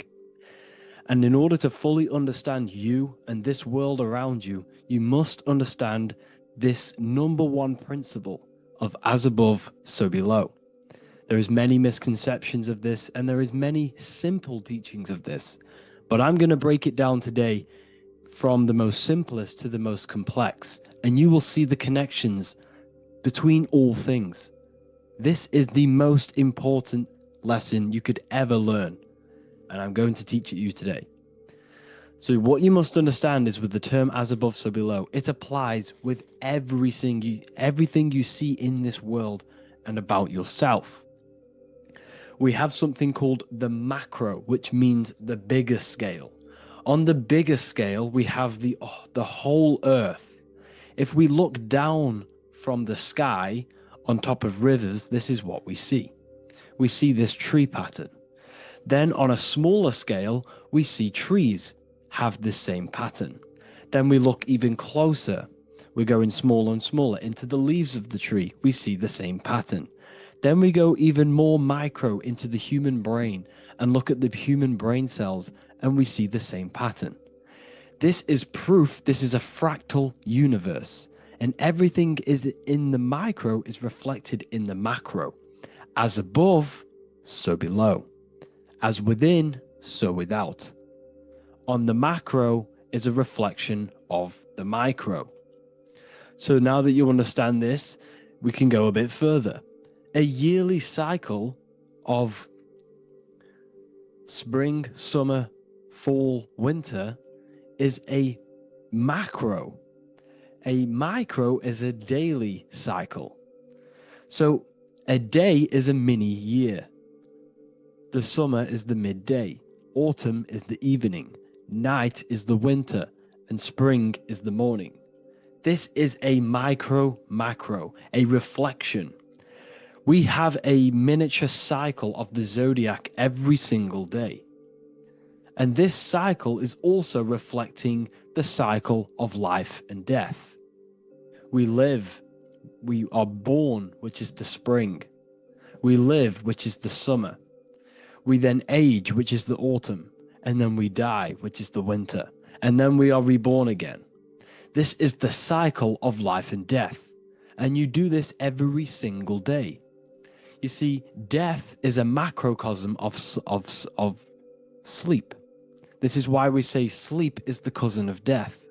Because you die every single night. You do this process of life and death every single day. As above, so below. What's in the micro is in the macro. So when you go to sleep, you are essentially dying. And then in the morning when you wake up, you are then born again.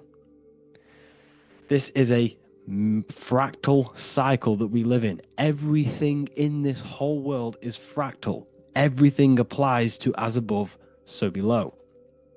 We have the sun, we have the moon, we have the day, we have the night.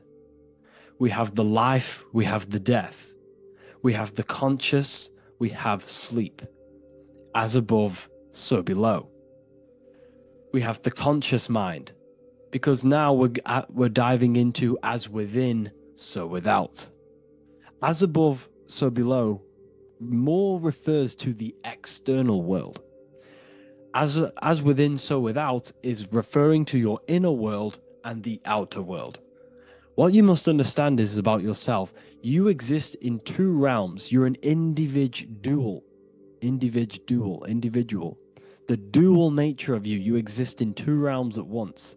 You have an inner world of your thought, emotion. This is the inner world that no one else can see but yourself. And you have an outer world with a physical body which everyone can see.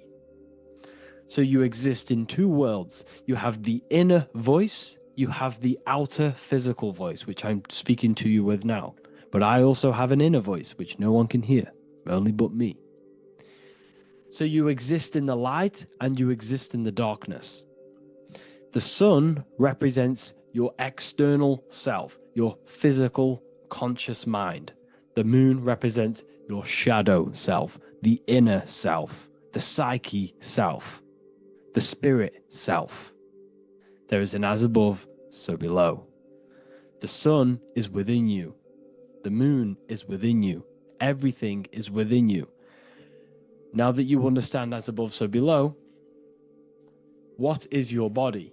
Your body is a miniature earth. Let me repeat, your body is an earth. Your body is the earth. Okay? Because like I say many times in all of my videos, you are not in the world. The world is you. You are the universe.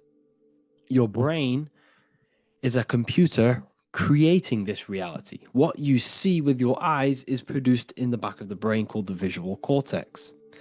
You don't look into the world, the brain produces the world. The body produces the world. When you touch something, you're not actually touching something. This is the electrical nervous system. When you touch something, what you feel is actually electrical signals on your nervous system reporting back to your brain. Therefore, when this body dies, you leave the earth because this body is the earth. Okay? As above, so below. You have the mental plane, the astral plane, the etheric plane, and the physical plane. This is essential for understanding reality and the teaching of as above, so below. Everything in this material plane began in the thinking mind. For example, the microphone I'm speaking into, the phone you're watching this video off, or the laptop or iPad. Where did this begin? It didn't begin in the factory.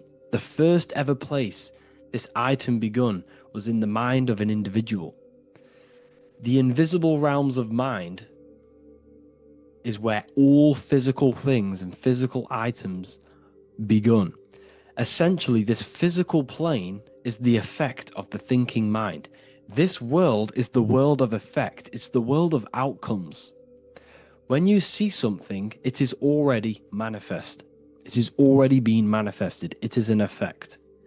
And in the effect of the cause, which is the thinking mind. Therefore, the mind creates thoughts, which is the mental plane. Then after thoughts creates imagination, which is the astral plane. These two are spiritual. They are non-physical. So spirit kind of means non-physical. Then you have the physical planes, the etheric and the physical plane. As above, so below. What happens in the mind is manifest on the physical plane. Like I said, the phone that you are holding, it was a thought, and then it brought down into a physical reality. As above, so below. You change the mind, you change your reality. Your environment, the word environment has ment in it because your environment is mental. So now that you understand this, so what is the world around you? The world around you was created by the mind of God. It was manifested through God's thought. So you are living in the mind of God. You are a thought in the mind of God. God thought you into existence. But like I said, we are all fractals. Everything is fractal. If God exists, this means that you are God. As above, so below. God created you through the thinking mind, and he gave you a thinking mind. So God created the macrocosm. God created the macro, the whole world. He designed the whole world, the sun, the stars, the moving. He designed this. But then he gave you the thinking mind to design your own life and create your own life in his world. You are a microcosm of God's macrocosm.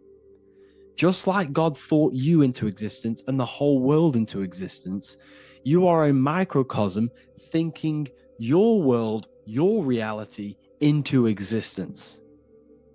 You see this now? Everything is a reflection. Everything is a mirror.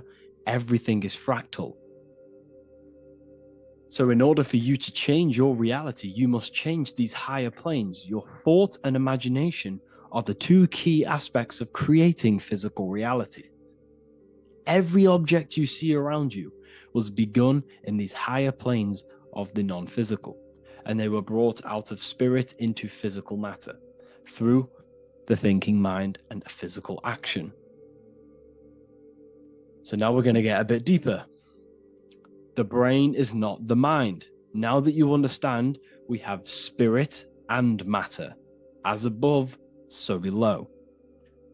You have a non-physical side of reality and a physical side of reality. The mind is the spiritual brain. The brain is a physical manifestation, a physical effect of the mind. The mind uses the brain to operate in the physical world, and it's the same with the heart. The soul manifests itself physically through the heart. The heart is a physical manifestation of the soul, of the emotion, thought and emotion, the mind and the soul, the brain and the heart, heaven and earth. So you have the inner world and the outer world, the spiritual, non-physical, and the physical. So we are all on this process of awakening, an expansion of our minds into new fields of thought, into new fields of awakening ourselves. Because essentially we are born into this world, but you are born many, many times. You can be born physically and you can be born spiritually. Like I said, everything is fractal. So just like when the baby finds out that there is a world outside of its mother, what does the baby do? The baby seeks a way out of its mother, and then the baby is now born into a new world, a world outside of its mother's womb. It's the same with you and your spiritual process. As your mind becomes aware that there are other realities beyond your physical body, it then seeks a way out. And this is why you are probably watching my YouTube, because you are now on the path. Something within you has guided you to this path of knowledge, truth, enlightenment, and expanding your consciousness. And it is your soul who brought you here. Your soul speaks through emotion, a guidance. Emotion is the language of the soul. When you feel very bad, this is your soul telling you you're not in the right place. You're doing the wrong things. Because the soul is always unfolding its purpose, which is expansion and learning. That is it. The mastery of the self and the learning of the mind is the only thing that counts in the end after this life. So you are on a journey of expansion, of learning, creating, and spiritual rebirth. As above, so below. What does this body tell you? When I see someone overweight, I don't see the overweight. I don't see the body. I see the mind. I see an undisciplined mind. I see a mind that lacks self-control. I see a mind that seeks external validation. That's what I see when I see an overweight person. I don't see his body. I see the result of his mind. Because what does the Bible tell you? You shall know them by their fruits. It's the same saying as above, so below. You shall know them by their fruit. The fruit is their manifestation. Your body is a direct correlation and manifestation of your mind. Your inner world projects your outer world. As within, so without. As above, so below. Now, what do you see when you see this man's body? I see discipline. I see strength. Mental strength, not physical strength. I see mental resilience of pain. Because all of this man's mental energy has been manifested physically within his muscle. This body is a direct manifestation of this man's mind's pain and suffering, and it shows discipline. This is why people instantly respect you if you are in shape. You walk into a room and you are in shape, people will instantly give you respect because they know that you are mentally disciplined. The body is a reflection of your inner world, and it's the same with your friends, your family, your connections with people.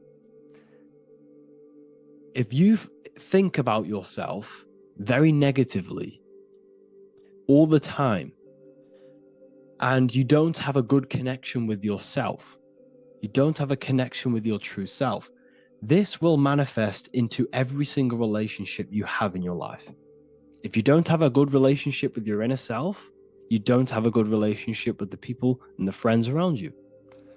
Because as within, so without. If you think negative about yourself, you will only pick up the negative in other people. If I think very highly of myself and I think very happy and good things about myself, I will then see the good things in other people. Because it's as above, so below. As the inner world is, so is the outer world. It's the same with your life circumstances. Your life is a direct correlation of every thought you thought in the past. If you possess millions of pounds, millions of dollars, this is because you have thought this into physical reality. You live the life you are deserved. You live the life that you manifest through your thought. If you live a very poor life, this is a reflection of your mind. This is a reflection of what you have thought into physical existence. Because like I said, everything begins in the mind. As above, so below. And this is even present within the body. So where is the head? The head is at the very top of the body. And where does all manifestation begin? In the mind. That's where the mind is, in the head. And then the thoughts we think travel down the body into the heart, which is the emotion. Every thought we think is in the emotion. Every thought we think creates an emotion. This emotion then drives the action. Where does the action come from? The feet, because the feet move our body. We move with our feet to take action. Our hands. You see, so the body is even a reflection. I can't even say it. Reflection of the order of manifestation. This blew my mind when I figured this out. You see the head, the thoughts begin here. This is the beginning of all manifestation. Then it comes down to the heart. This is the emotion. Then you take the action. The thought and emotion then sparks the action, which is taken with the hands and the feet. And where's the lowest point on the body? The feet, and that's touching the physical earth. So the head is where the thought is, the non-physical, and the lowest point on the body, which is touching the physical earth. So the head represents spirit, the feet represent matter, spirit and matter. Your room, if I walk into your room and I see a messy room, I don't see the room, I see a messy mind. The room is a reflection of the mind. If you have a messy room, this is your mind. It's an externalization of your unsorted mind, undisciplined mind. So like I said, we are all God, and we must find the God self within us. And I teach all of this inside the Book of Wisdom, Volume 2. This is not just a book, this is a revolution. This is the beginning of a new age with this book. If you have read it, I congratulate you. You should feel very proud of yourself if you have an open mind. You should feel proud of yourself for watching these videos, because not many people have an open mind. Remember this, people. You are special if you're watching these videos. You have the mind. You have the ability to see through the illusion. And I take my hat off to you. You want to take this to the next step? Read the book. Or if you want to take it to the serious levels, join the university. The university, you gain access to every piece of my material that I've ever done, all of my books, all of my lectures that are hidden from YouTube, that are hidden from everywhere else, the lectures that give you real power. And if you feel alone on this journey, we have a conscious community where you can connect with like-minded individuals, because I've been there. I've been there when you feel lonely, because you feel like no one else is thinking the way you are feeling. You can't talk to people about these things because people just think you're crazy. That's why I put together this, so we can connect, so we can unite, so you can connect with people, so you don't feel crazy about thinking about this stuff, learning about this stuff. And if you truly want to level up your life, people, and take your studies serious, this is for you. We do live calls, we do lectures. There's a whole library filled with books you can read. It's the perfect place for the truth seeker. I thank you all for joining. Please leave a like, a comment, a subscribe. Let me know any future videos you want me to make in the comments. Thank you all. Have an amazing day.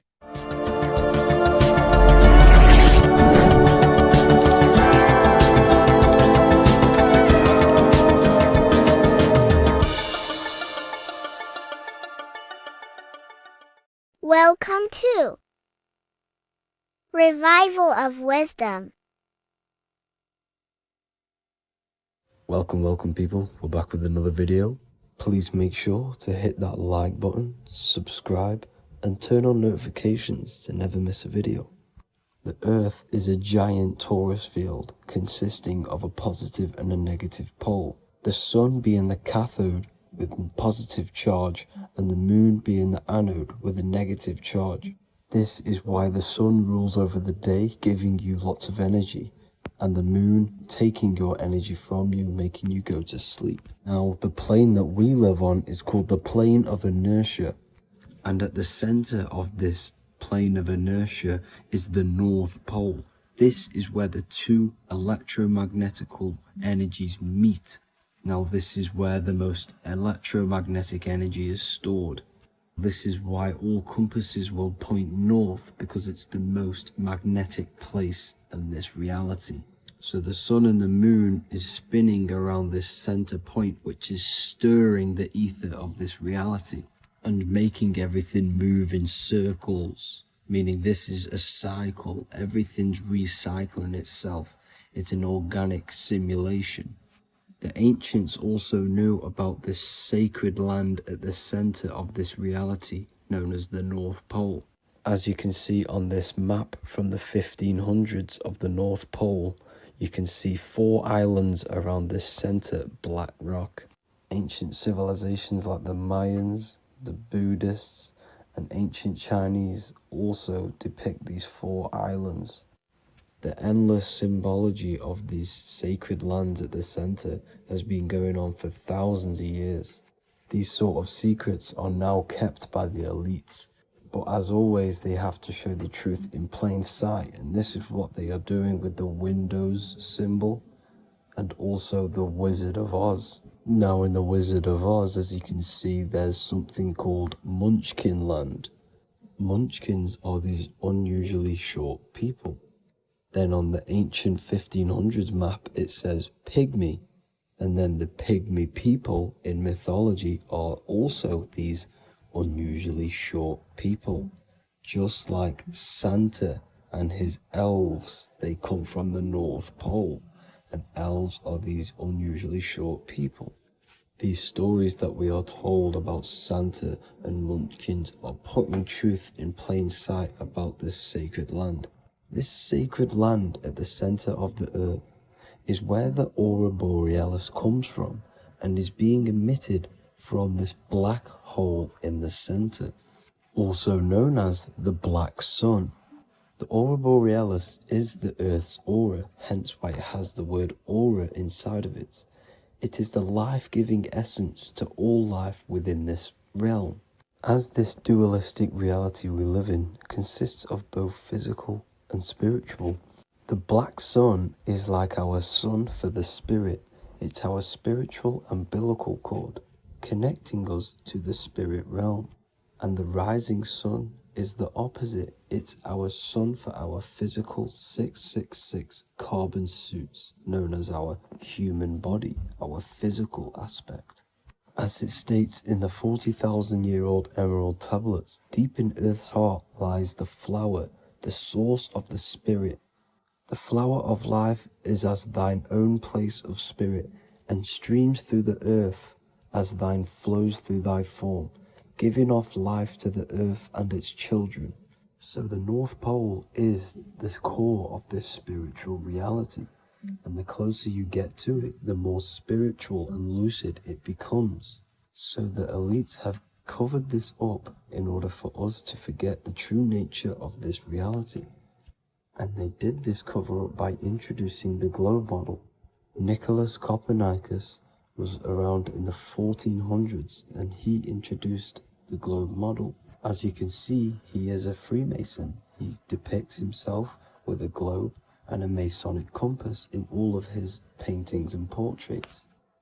Galileo was also a Freemason, as you could see in all of his portraits with a globe and a Masonic compass. He was also a massive part of introducing the globe model after Nicholas Copernicus. So yes, the globe model was a spiritual and political move to gain more control over the masses. After the globe model was then introduced, they introduced the theory of evolution by another Freemason, Charles Darwin. See how these two theories go hand in hand? They both degrade humanity, and they make you confused of where we actually came from. By hiding the true form of this divine creation and hiding the true power of each and every one of us, they maintain control over the masses. Now this is order out of chaos, known to be the 33rd degree slogan of Freemasonry. Now this is the Masonic cosmology, and as you can see, you have the checkered board for the duality, the 5-pointed star for the 5 elements, the 4 corners for the 4 pillars, the all-seeing eye, which is Polaris, the sun, the moon, and the 7 stars. So even Freemasons are taught the flat earth cosmology and the true form of this reality. Now the true nature of the sun, the moon, and the earth is shown and reflected through the Masonic compass. The Masonic compass is the sun, the moon, Polaris at the top, and the black sun at the bottom. It makes sense why all the scientists who introduced the globe model all used the compass and the globe together, because it's truth in plain sight. As I explained in my other video, all Freemasons have to take the oath. So it goes to show, why are we all learning these theories from Freemasons who can't talk about certain topics that they learn about? Why should we believe their theories when they're holding back the real truth about this reality? Now going on to NASA. NASA means to deceive in Hebrew, and they are also funded by the government. They are not a private company. The old owner of NASA, Werner von Braun, on his grave has the Bible verse Psalms 91. The heavens declare the glory of God, and the firmament showeth his handiwork. Now why would the owner of NASA put this on his grave? Seems a bit suspicious to me, alongside with the NASA astronauts are all Freemasons. And not to mention the countless mistakes they've made on their live videos in space stations, the moon landing, and the CGI footage of the Earth, which is obviously photoshopped. Just by tricking the masses that they live on a spinning ball, the elites gain the perception of the masses. Not only does it hide the divine creation we're inside of, it hides the divine spark within you. It hides the creator, the source. And by believing in space and we live on a spinning ball, it makes people come to the interpretation of that we are a coincidence and we do not have any purpose. And of course this is false. When you come to realization that we are all a divine creation and we can create our own divine life in this reality, life becomes more sacred and you start to enjoy little things. The elites want you to believe everything exists only in the five senses. They want you constantly looking outside of yourself because they know that will keep you on lower states of consciousness. Now this brings me to our next point. By tricking the masses into the heliocentric model, the elites started to advertise aliens in the movies, in cartoons and magazines in the late 1940s. Now this is subconsciously programming us about aliens and extraterrestrial threats, which then they can use to their advantage. And this is something called Project Bluebeam. They are more than likely going to fake an alien invasion to push this 2040 agenda, which is for one government and one ruling currency. That's it for this video, guys and girls. Hope you all enjoyed. Please make sure to leave a like and a comment. God bless you all. What if I told you that reincarnation is real and that there is a metaphysical, spiritual science behind this? Most people leave this world just as lost when they entered it. That they carry their fears, attachments, and addictions with them, only to be born again trapped in the same cycle, repeating the patterns of lifetime after lifetime. This lecture is not just about preparing for death. It's about mastering yourself before death, so you don't take them burdens with you. Because the truth is, whatever addictions, fears, and unresolved emotions you cling to in this life, you carry with you into the next. Unless you break free now. You must master yourself before death. Death is not the end. It is the great passage. But how we transition depends on our mastery of the self. This was symbolized by the Ouroboros, the snake biting its tail. Every ending is a new beginning. It's an infinite cycle of consciousness. Now, your human body is basically an antenna tapped in to a stream of consciousness. Just like a radio is tapped into a specific frequency to play that radio. Your body is basically an antenna, a crystal picking up the consciousness of God. You are on an ever-ending journey, a journey of learning and expansion of the mind into new fields of thought. This was symbolized as the Ouroboros. When you die, it is a new beginning. It's a transitioning, not an ending. Everything is eternal in this universe as consciousness is formless and constantly transforms into new forms of life. Let's break down the word death. Death contains the word ether. Now, the ether can be found in the word heart or earth. Ether. Everything in this plane comes from the etheric plane. The etheric plane is the barrier between the physical plane and the spiritual plane, the astral plane. The astral plane is the screen that you have in your mind that allows you to imagine a red apple, for example. This is the imaginative plane where thought forms start to take form. Everything begins as a thought, then the thought form becomes an imagination, then energy, then physical. Everything in the physical plane is a shadow of thought, all objects manifested as thought. You came from the astral. You came from the stars. This is why we say reach for the stars. Or this is why you say you are a star. Cis star, miss star, fraud star, stir is star. And when you become famous, you become a superstar and you gain a star on the Hollywood floor. You are a star. The ether. The ether is the infinite energy source which all things come out of and return back to. This is the cycle of life and death, summer and winter, day and night, sleep and awake. The ether is the infinite energy source which all things come from and will return back to. Okay, sorry about that little error. The ether is the boundless source of energy from which all things emerge, to which all things return to. We can see this in the cycle of the sun. The sun does this wave of creation. It rises and it falls. We have the day and the night. The daytime represents our conscious mind when we are alert. The nighttime represents our subconscious mind when we are inside the spiritual realms. The nighttime is spirit, the daytime is matter, spirit and matter, awake and asleep, conscious and subconscious. We see this in the yearly cycle. Summer is life, winter is death.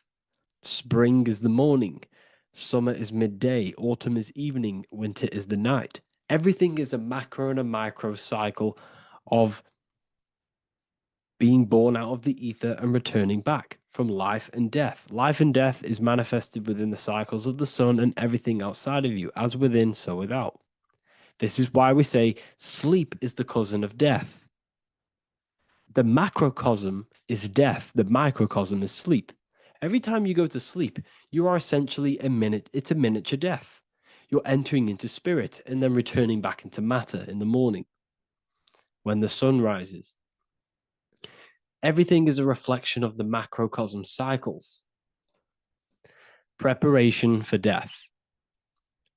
The first thing we must do in order to prepare for death, for life after death, in order to stop being reincarnated in this cycle of materialism, in order to progress as a soul, because remember, you are a soul in a body. Just like the sun gives power and life to the earth, your soul gives power and life to your body. When you say I, you're referring to the soul. And your soul can be stuck underneath layers of false identifications.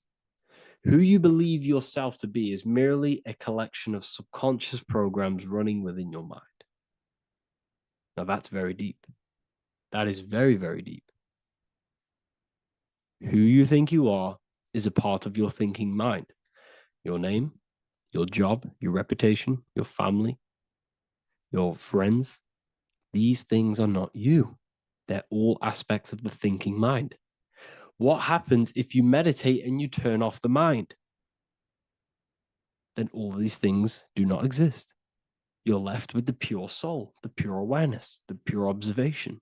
If you turn off the thinking mind, you're no longer your body, you're no longer your reputation, you're no longer your friends, you're no longer your job and your labels. You are the soul. That's the true you, the observation of the mind, not the thinking mind. The ego is the echo. It's an echo of your true self. The ego is your mind's perception of itself shaped by experiences, trauma, emotions, and beliefs. It is merely an echo of your true soul self. The ego is not you. Your mind is not you. You are the soul.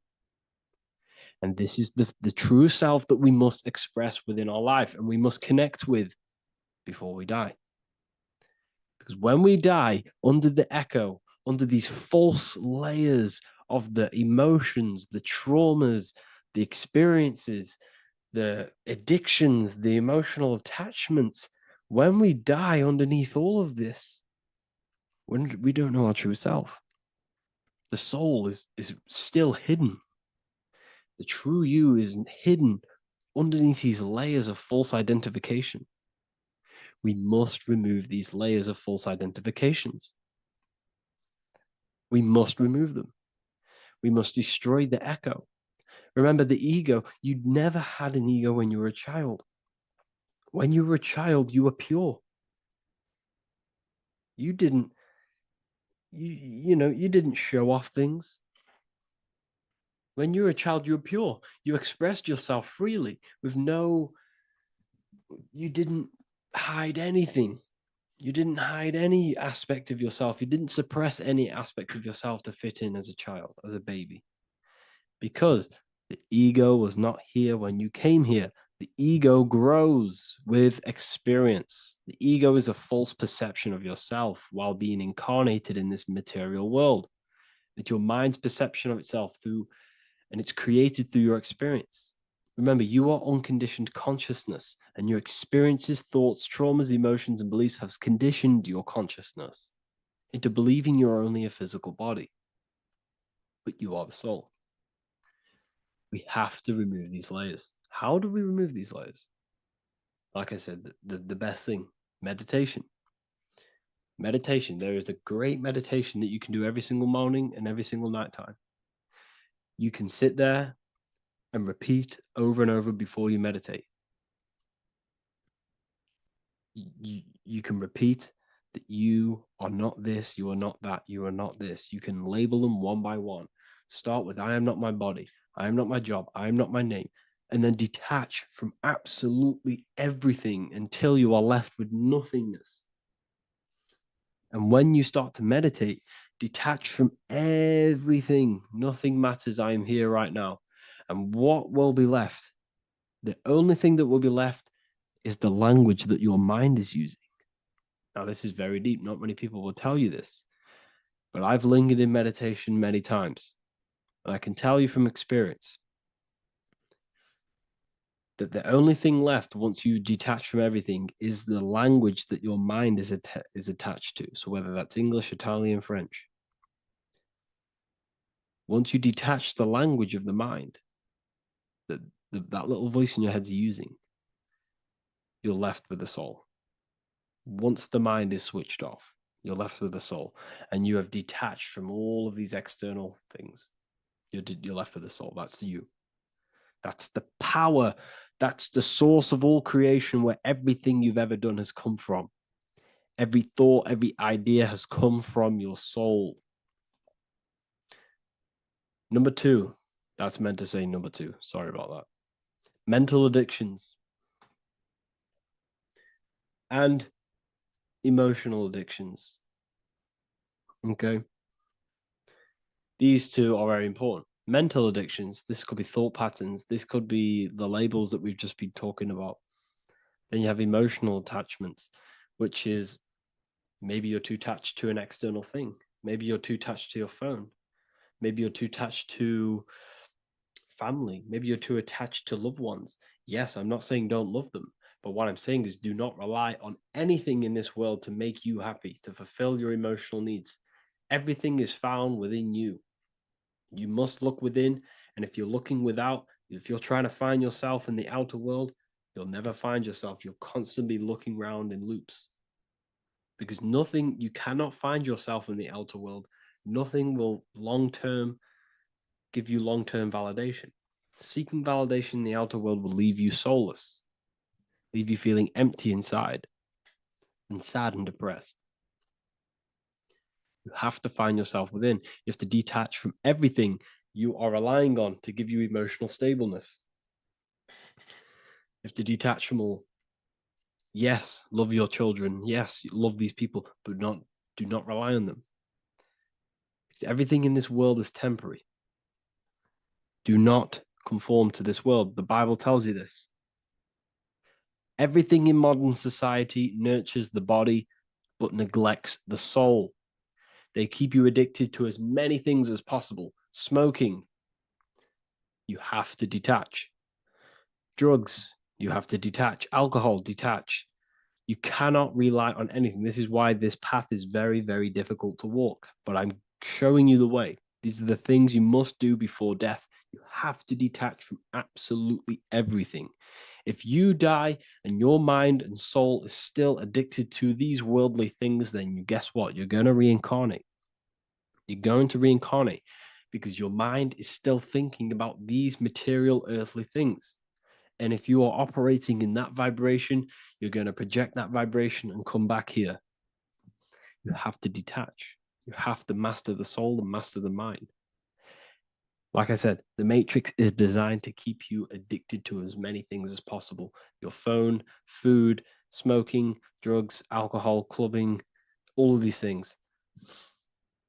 Everything in society is made to trap your soul and reincarnate in this world. That's why it's very, very, very difficult to walk this path. Very difficult. Matrix, matter tricks. John 2:15 to 17. Do not love this world, nor the things it offers you. For when you love the world, you will lose God. Do not love this world, nor the things it offers you. Do not conform to the pattern of this world, but be transformed by the renewing of your mind. Great quote. Do not conform to the pattern of this world, but be transformed. Let this world transform you. Learn from this, expand from this, but do not be mentally and emotionally attached. Okay? What good will it be for someone to gain the whole world yet forfeit their soul? Like I said, everything in the Bible is telling you the truth. You just got to read it correctly. This is spirituality. This is spirituality. The Bible is spiritual. It's a spiritual text. We must disconnect from everything outside of us and connect with the true soul. Here we have the Egyptians showing you the soul leaving the body. Here we have the soul here. Here we have the Masons showing you the soul coming out. The soul is real. You are the soul. And when you leave this physical plane, you will go into the astral plane. That's where you came from.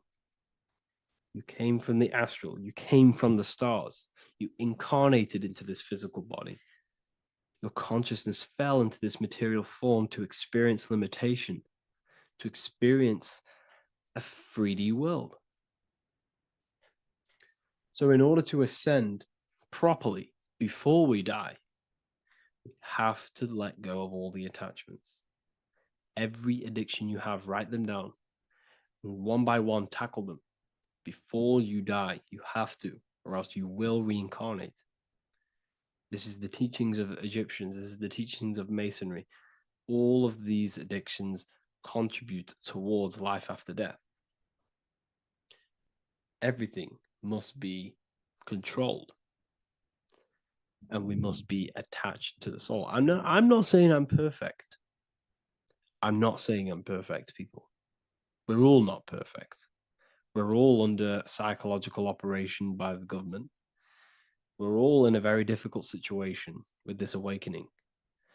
I'm simply pointing out what I know from my journey and what I've been learning through occultism and research and reading lots of books and many different things. I'm on this journey just as you are. Maybe I'm further. Maybe you're ahead of me. We don't know. But this is what I'm sharing with the world. This is what I'm sharing with my research. And this is what makes sense. It's common sense. Look at everything around you. Everything's made to feed the body, not the soul. So, my beautiful watchers and fans and supporters, I appreciate every single one of you, and I hope this video has supported your journey. If you're feeling lost in life, if you're searching for deeper answers, whether you're seeking clarity, looking to expand your studies, or ready for personalized mentoring, this is your chance to connect with me live and receive insights tailored just for you. Start your path to self-mastery and enlightenment inside the world's best esoteric school. Your journey starts now. Tap the link in the description if you want to join Ethereal University, or feel free to check out my books. I thank you all, and I really appreciate for 100,000 subscribers on YouTube. I love every single one of you. Make sure to drop a like, a comment, and subscribe to the channel if you're new. Let me know some ideas for, lectures, anything that you want to know. I can make lectures on them. Just drop it in the comments.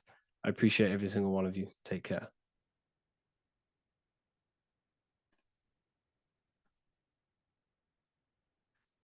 In this video, we're going to be talking about the evolution of consciousness. You are born human, however, you possess consciousness, which is the awareness behind your being, the awareness behind your thoughts, the experiencer behind your five senses, the experiencer, the observer behind your thought, emotions, and senses. You are an eye, an invisible consciousness looking through a lens, which is your body. Your body produces this physical world that you experience. Your brain produces this world. Your brain and body is a technological computer. However, you are an infinite, ever-expanding consciousness behind this physical body. And there is an evolution of consciousness, a cosmic journey of expansion. And this is why we see so much pyramid symbolism in the occult and esoteric world, and especially within Freemasonry. Because the pyramid represents climbing, an evolution, a raising state of consciousness, a journey. Steps symbolize a journey upwards. This is the raising and the evolution of consciousness, our inner world. The transmutation of our inner selves, of our souls and consciousness and our minds. So when we see this pyramid, we're seeing a evolution, a way up to source consciousness. And the eye in the pyramid represents your source consciousness. It represents illumination. It represents divine guidance through this evolution of consciousness. This is why we see the ladder. Consciousness is ever expanding on an infinite journey of evolution. Each individual is a part of this cosmic process, contributing towards the ongoing expansion of both mind and awareness. As we evolve, we collectively explore deeper levels of existence, expanding the boundaries of thought and consciousness. The mind has the ability to expand infinitely into new realms of thought, into new dimensions of mind. The mind cannot be filled up. It is not a physical substance. The body can be filled up because it is a physical thing, but you cannot fill the mind. Therefore, the mind is constantly expanding, ever expanding into new fields of thought. So what we see in Freemasonry, the ladder, is again a journey, an elevation of consciousness. When we are born with an infant consciousness, and as we gain older, we gain an adult consciousness. Our inner world, our inner mind, and our emotional intellect changes and evolves. We are significantly different from when we were very young as an infant. It's because our consciousness evolutes, it changes, it alters like water. So just like this evolution of your own consciousness as growing up, there is consciousness of beings existing in cycles beyond our own. And their consciousness is unimaginably different from ours. They operate on a higher level of understanding and knowing, experiencing reality in ways that transcend our current comprehension. Our minds right now cannot comprehend the highest states of consciousness. There are entities, there are beings beyond our own, existing in higher dimensions of consciousness that we cannot comprehend because they have expanded. They are on a further way up the ladder of consciousness. However, we are all on the same journey. None of us can take the same journey. There is one ultimate goal, reaching source consciousness. However, this is always ever expanding. However, we are all on a different journey. There is one truth, one source, one goal. However, there are billions in different ways of reaching it, and we are all on these different paths to source consciousness, to this ladder, this evolution of universal evolution. Okay? Their awareness is attuned to new dimensions of existence, reflecting a more advanced stage in the cosmic journey of consciousness evolution. So when you take DMT, you are shot into these higher realms of consciousness where you meet these beings who look similar to these images. They are not speaking to you physically. They don't speak to you three-dimensionally through vibration and words. They speak to you mentally. If you have done DMT, then you know this. And if you have met these beings, then you know this. You might have even met some of these types of beings on mushrooms or any psychedelic drugs. Because ultimately, when you take these mind-altering substances, it's altering your consciousness. It's merging your consciousness with the spirit of that substance. And you are essentially attuning your mind to higher dimensions of consciousness. That's why we say we're getting high when we take these substances. Therefore, when you meet these beings on DMT, you are essentially meeting beings who are attuned to higher dimensions of consciousness, and they speak to you mentally. They speak to you telepathically through thought, because the universe is mental. Everything exists within the mind. The way you are now, your physical existence, is a state of mind. Mind, thought creates matter. Spirit and matter are two opposing ways of thinking. If we have a very spiritual mind, we have an expanded mind, we are a spiritual person through the mind. However, if we have a very low state of consciousness where we think about food, sex, lust, and all physical things, then we have a physical consciousness. Matter and spirit are two opposing forces, two ways of thinking. The mind attunes itself to different levels of understanding in different dimensions. So, essentially, this is what we're looking at. The body is a vessel for the fluidic, formless consciousness, a temple that houses the essence of our awareness. While the five senses are limited to perceiving only the physical plane, the mind transcends these limitations, capable of perceiving the full scope of reality. It is through the mind that we access deeper truths beyond the material, tapping into boundless nature of existence. Physical existence is a thin band, a thin layer of reality. It's like 0.001% of reality. And your five senses are only tuned into this layer of reality.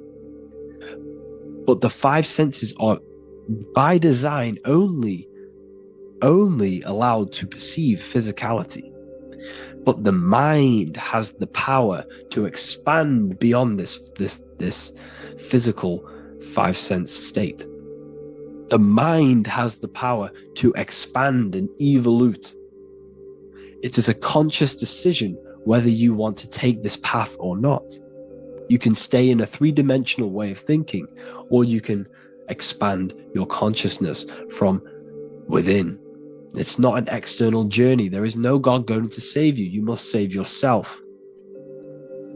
Therefore, behind every single one of these eyes is the same source consciousness. However, we are all different cells in a different journey.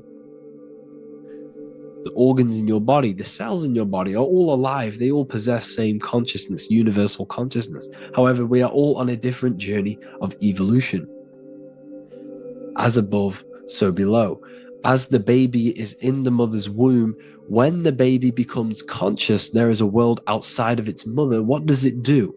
It presses and seeks a way out to be born in the other world outside of its mother.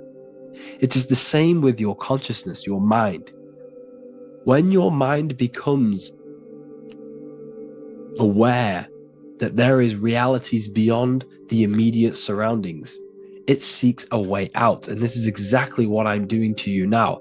I am now expanding your mind and telling you there is other ways of reality. There is other dimensions of consciousness which you can access through inner transmutation, through different ways of thinking, spiritualism, and meditating and connecting with yourself and detaching from external things, we can upgrade our consciousness. Your body is a womb. Why Jesus says you must be born again to see the kingdom of God, because you are born physically and then you must be born again spiritually, awakening your inner consciousness. So like I said, as the baby is in the womb, it's the same principle, as above, so below. You were a baby, you were in your mother's womb, and you figured out there is a world outside of your mother, so you seek to weigh out your mother to be born in another world. It's the same now. You must do this now. This is your spiritual evolution. This is the evolution of consciousness. It's ever expanding. When you die, this is a transition. You must learn to not fear death. This is another part of your spiritual journey. You must master death. Therefore, like I said before, the mind has limitless capacity to expand into new realms of thought, continuously exploring uncharted ideas and concepts without boundaries. The mind can ever expand. It can never be filled. It can never ever know everything. There is infinite fields of knowledge, infinite fields of thought. Your current state is just one stage on an infinite pathway. You won't remain human forever. The human experience is a crucial phase where we learn to balance polarities, master the fundamental laws of the cosmos. It is a period of growth and transformation, preparing us for the next stages in our cosmic evolution. The goal is to strive for perfection, yet the true perfection is unattainable. It's like a tunnel, and there is a light at the end of the tunnel. And as you walk through this tunnel, the light is ever moving backwards. You should forever seek to meet that light, but you will never meet that light because consciousness is ever expanding. You should strive for perfection, yet knowing that perfection is forever unattainable. The journey is endless, with each step revealing deeper layers of understanding and experience. The pursuit of growth and expansion is itself the essence of our evolution.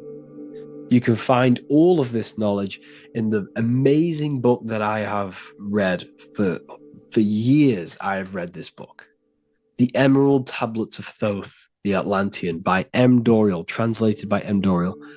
I'm telling you now, this book, now that I've told you this, you have some context on the book. The whole book is about evolution of consciousness. He's talking about higher dimensions beings. He's talking about how you can transcend this physical plane. It is truly the most amazing book you will probably read. One of the best spiritual texts you'll see. It's hard to understand, so you must read it over and over again. And the more your mind progresses, like for me, I read this every couple months. And the more I learn about consciousness, the more I expand my own consciousness. And every time I read this book, I pick out something new that just completely blows my mind, because you can only understand this book to your level of consciousness, to your level of understanding. So now that I've told you all this information, go and read this book and it will absolutely blow your mind. And so will the Book of Wisdom Volume 2, which is now available. I released it the other day. I'm just going to read a page out now. This page is called Spirit and Matter. The Earth is not merely a dense, lifeless rock drifting through space. It possesses spirit, a living essence that animates its form. But what do we mean by spirit? Spirit in esoteric terms refers to the energy, the life force, animating the principles infused in matter.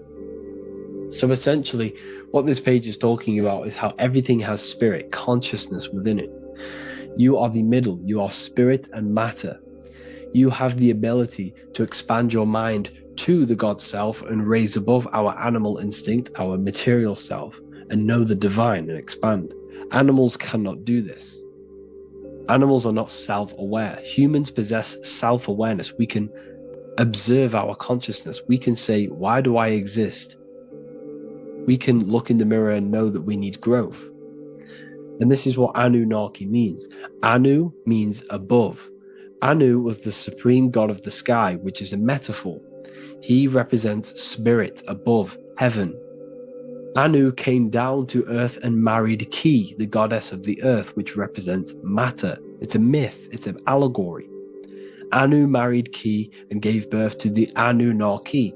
Spirit came down and infused with matter and gave birth to the human, which is you. You are spirit infused in matter, Anu and Ki, Anunnaki. You are the Anunnaki. And this is just one of the teachings in my book. Honestly, this book is absolutely amazing. If you truly, truly want to expand your consciousness, give this book a read. And obviously, if you're inside the university, I give you this book for free, a paperback version. If you join the university, follow the steps inside of the general chat, you'll be able to download this book. Sorry, not download it. Order a paperback for free. All you have to do is pay for the shipping. You'll also gain amazing knowledge inside of my library, where your mind will just be overblown with the amount of esoteric books. There's over 45 rare occult books, plus you get a PDF of the Volume 1 and Human Health Guide. You get reoccurring updates where I expand on symbolism, occultism, where you will just feel absolutely amazing once you understand esotericism in yourself. You'll also learn how to create the dream reality that you want with the Manifestation Mastery course, where I teach you how your consciousness creates reality. You'll have a real lectures where I post lectures on symbolism, occultism, esotericism. There's a conscious community and live calls and Q&A where you can ask me questions and I'll answer your questions. I just want to say thank you to everyone who has joined the university. Thank you for even liking and watching this video. Any support I just appreciate every single one of you. Please, if you can, leave a comment and a like on this video and let me know any videos you want me to make in the future. And I will start uploading a lot more to the YouTube. So yeah, thank you all for tuning in today. Have an amazing day.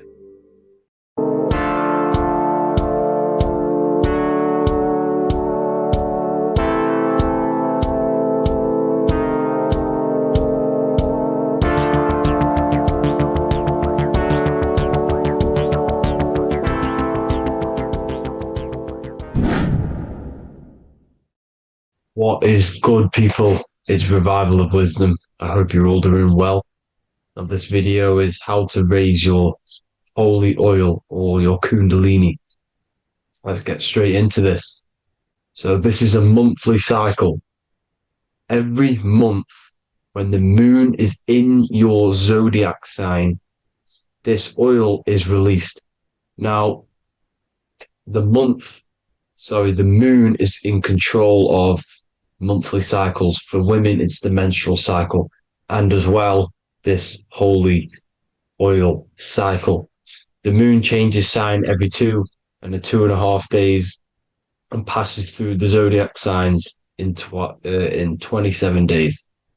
So the moon tells the day, the sun tells the time, the stars tell the month. This reality is a massive clock, if you like to say. It's a cycle. Okay. The moon controls the night, emotions, water, fluids, and the mind. Okay. So this oil is produced in the claustrum. It's produced in the claustrum, which is here, right? This is where you get Santa Claus from.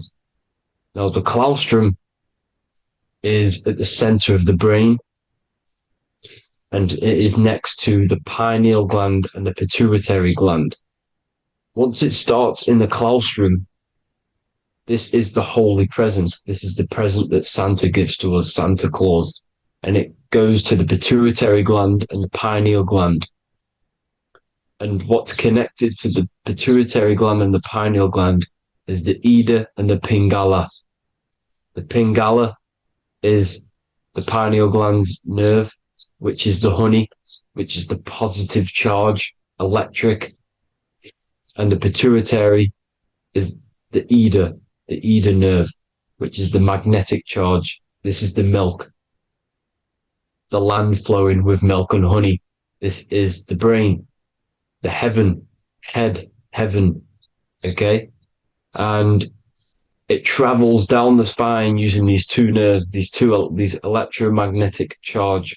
And this is what the ancients symbolized with the two serpents wrapped around the spinal cord, the Ida and the Pingala. And this travels down to the sacrum or the solar plexus. Okay. So once it's here, okay, the spine is an elongation of the brain. So the spine is pretty much the brain. It's an extension of it. And it's kind of a microcosm of how we descended from heaven to physical reality, to physical matter, which is our consciousness has done. Our consciousness has descended from heaven into physical matter. And this is a microcosm of it. Okay. So once we're in the sacrum bone, this holy oil, like I've just explained, this holy oil starts in the Santa claustrum, goes down the chimney to the sacrum.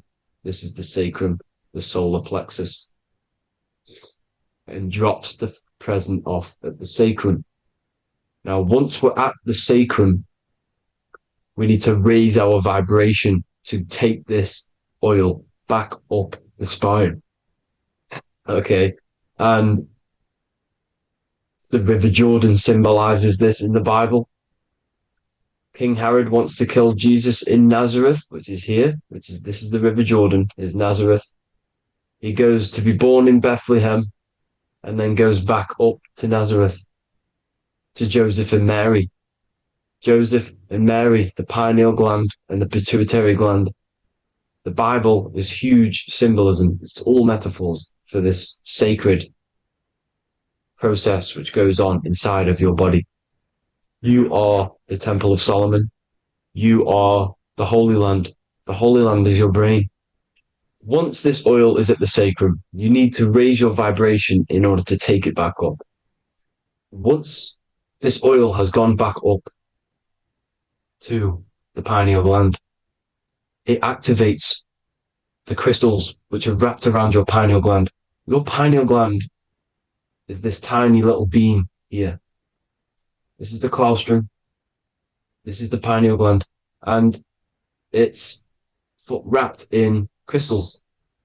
And when this oil travels back up the spine by raising your vibration, back to the upper room where Jesus met the 12 disciples, or the 12 cranial nerves in the brain, and it activates and it turns on this pineal gland. And once it's turned on, it illuminates all the cells and the nerves in your brain and turns them all on and activates the higher God man, the God consciousness, Christ consciousness. And it regenerates the whole body. This is the secret to regeneration. It regenerates all the cells in the body. And this is how the ancients lived for thousands and thousands of years, as talked about in ancient texts. They lived for hundreds and thousands of years because they knew this secret. And this fluid, this brain fluid, the secretion, or the Christos in Greek, which means gold, because this is the alchemical process from turning lead to gold. Your body is the alchemical furnace. Now, the ancients knew about this center of the brain because they symboled it. This is the Eye of Ra, and it's the brain. And this is what's wrapped around our consciousness. Our consciousness isn't wrapped around the brain. The brain is built around the consciousness. We are the consciousness. You don't have a soul, you are the soul. Okay? Now, the head, heaven, hell, heel at the bottom of your foot, that's hell. Head is heaven and hell. Simple. Now, the pineal gland produces DMT, which is dimethyltryptamine, which is known as the spirit molecule. So, let's move on. Now, when this oil travels up, back, the spine, the chimney, it crucifies at the top, which is called the vagus nerve. So when it reaches here, the optic thalamus, it crosses and crucifies once it's raised back up. And this is why Jesus dies at 33. He was crucified at 33. Because you have 33 vertebrae on the back of the spine. and then it's crucified by the cross of the vagus nerve. When this oil crosses the vagus nerve, this is the crucifixion at 33, and it symbolizes the death of the physical consciousness. You then become spirit. You then become God consciousness, activating the Kundalini, regenerating the body and the mind. Okay. The Garden of Eden. You are the Garden of Eden. The land of milk and honey is upstairs. The pituitary, which is the milk, the pineal gland, which is the honey, which is DMT. He even says this in the Bible. As he brought us into the place, and he has given us this land, a land flowing with milk and honey, which is also symbolized as the sun and the moon. The Bible also says, the light of the body is the eye, not the eyes, the eye. If therefore thine eye be single, thy whole body shall be full of light. This is the activation of the pineal gland by raising this oil back up to the pineal gland, to the center of the brain. Neither shall they say, see that here, or see there, for behold, the kingdom of God is within you. So he's saying, don't look out there. Nothing is out there. It's all inside of you. Everything's inside of you. You're the universe. Now, how to raise this oil back up to the pineal gland? Every month, like I said, the moon controls the cycle. The moon controls monthly cycles. When the moon is going into your zodiac sign every month, this oil goes down the spine, and you must raise your frequency to get it back up. You must retain your seed. This is the most important. Your fluid, your secret, your holy fluid, your life force. You can't let that go. That life force is the reason you're alive. This holy oil is the reason you're alive, because it feeds all of the systems in your body. It feeds all the systems in your body. You have to retain your seed. Alkaline diet, positive thinking, and meditation. Okay? When you retain your seed, you will live longer. The moment you release it, you're killing yourself. You're killing a piece of yourself every time you release your seed. Every single time. You're killing a part of yourself. Okay? Now, this could be why this could be the illumination, the single eye on the Illuminati's symbol, the Freemasonic symbol, the illuminated eye, the triangle, which could symbolize the body, mind, and spirit, but the eye illuminated. Now, in the Bible, it talks about the two trees, the tree of knowledge and the tree of life. The tree of knowledge is the tree of good and evil, which is the most important system in your body, which is the nervous system. The nervous system, the most important. The tree of good and evil. And the tree of life, which is the cardiovascular system. Now, this oil, when it's released every month, feeds these two systems, and these two systems feed everything. Now, it's important you understand that. Okay? The ancients knew all of this knowledge. The Bible's telling you this knowledge. But it's in a metaphorical way. You have to understand the context behind it so you can read it properly. Now, eating of the tree of life, which is when it talks about in the Bible, eating from the tree of life is actually symbolizing a bad diet, ejaculation, because you're eating from these two systems. You're killing yourself with a bad diet. You're killing yourself with an ejaculation. Okay? So, that's important to understand. Now, this is Jacob's ladder in the Freemasons. Jacob's ladder, which is the spinal cord. It's the stairway to heaven. And this is Jack and the Beanstalk when he goes up the beanstalk and finds the golden egg in the grey clouds. The grey clouds symbolize the grey matter in your brain. Now, the Garden of Eden talks about the 4 different rivers in Garden of Eden. As we see here, the North Pole map, the ancient North Pole map, because the center of the earth is the center of the torus field. Everything's the torus field. Atoms are torus fields. Everything's torus fields. You are the universe. Everything is within you. The North Pole is your spinal cord. This is why they say Santa Claustrum comes from the North Pole. This is the North Pole. And the Santa Claustrum is the center of your brain. Now, there's 4 rivers which come from the Garden of Eden. There's the blood, the Christ oil, which is the oil we're talking about, urine, and saliva. These are the 4 sacred oil, 4 sacred fluids in your body. And these are constantly abused in today's society. Also, these secret societies are targeting these fluids. Okay? This is why porn is free. They sexualize society through Disney. Go and look at some of the Disney movies. There's so many subliminal messages which sexualize these children because they want you sexualized. So you release your seed, which is one of the holy fluids in your body, especially your semen, your sexual energy. So important you retain this. So important because it's your life force. It keeps you alive. Okay.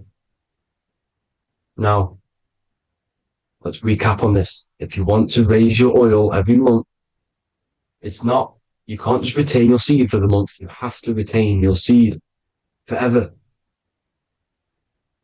Don't just do it for a couple of days. You have to do it. It's a lifestyle. You want to become God consciousness, you got to do what it takes. It's hard in this society because this society is it's designed to kill you pretty much. It's designed to keep you in these lower states of consciousness with all the bad food, the chemicals in the food, the chemicals in the water, the sexualized TV programs, sexualized adverts, sexualized TikTok and apps, videos, subliminally stimulating you. Because that is your weakness, sex. It's your weakness. Now, you have to retain your seed, meditation, and an alkaline diet. Why alkaline? Because acidic is low vibrational. This is the color spectrum.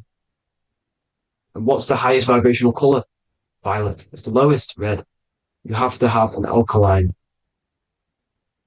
body in order to raise this oil. When you drink, when you have a bad diet, when you drink alcohol, when you smoke, this destroys the oil. It destroys the oil in your sacrum and it can't be raised again, can't be raised up. This is why it's so important. Without that oil, you don't live. That oil makes you live. It feeds everything in your body. It's crazy how we're not taught this. It's insane.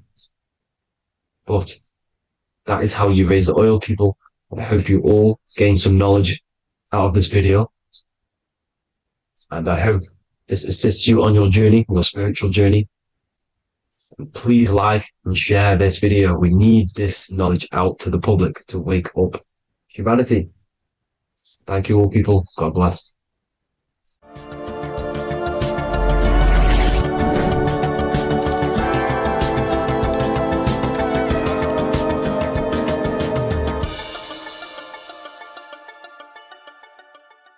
What if I told you that the seasons don't just change the external world, they also change your internal world. They have a psychological and a spiritual effect on your consciousness. If you're new to esotericism, you may not really understand this. But if you have some deep understanding of as above, so below, you already know this. But today we're going to be explaining it in great detail. So tune in, take a pen and paper, maybe make some notes. So we have 4 seasons. The sun is the main source of life on the earth, and it changes the circumstances on the earth in 4 different ways. Of course, we have spring, summer, winter, and autumn. These are the 4 states of the earth due to the sun's cycle. Not only do they take place on the earth, they also take place on you, your body, your mind, your spirit, your consciousness. They change things internally and externally. The first thing we need to understand is that we have a dual nature. We have a mind, and in that mind, we have an internal self. That's what we call the spiritual self.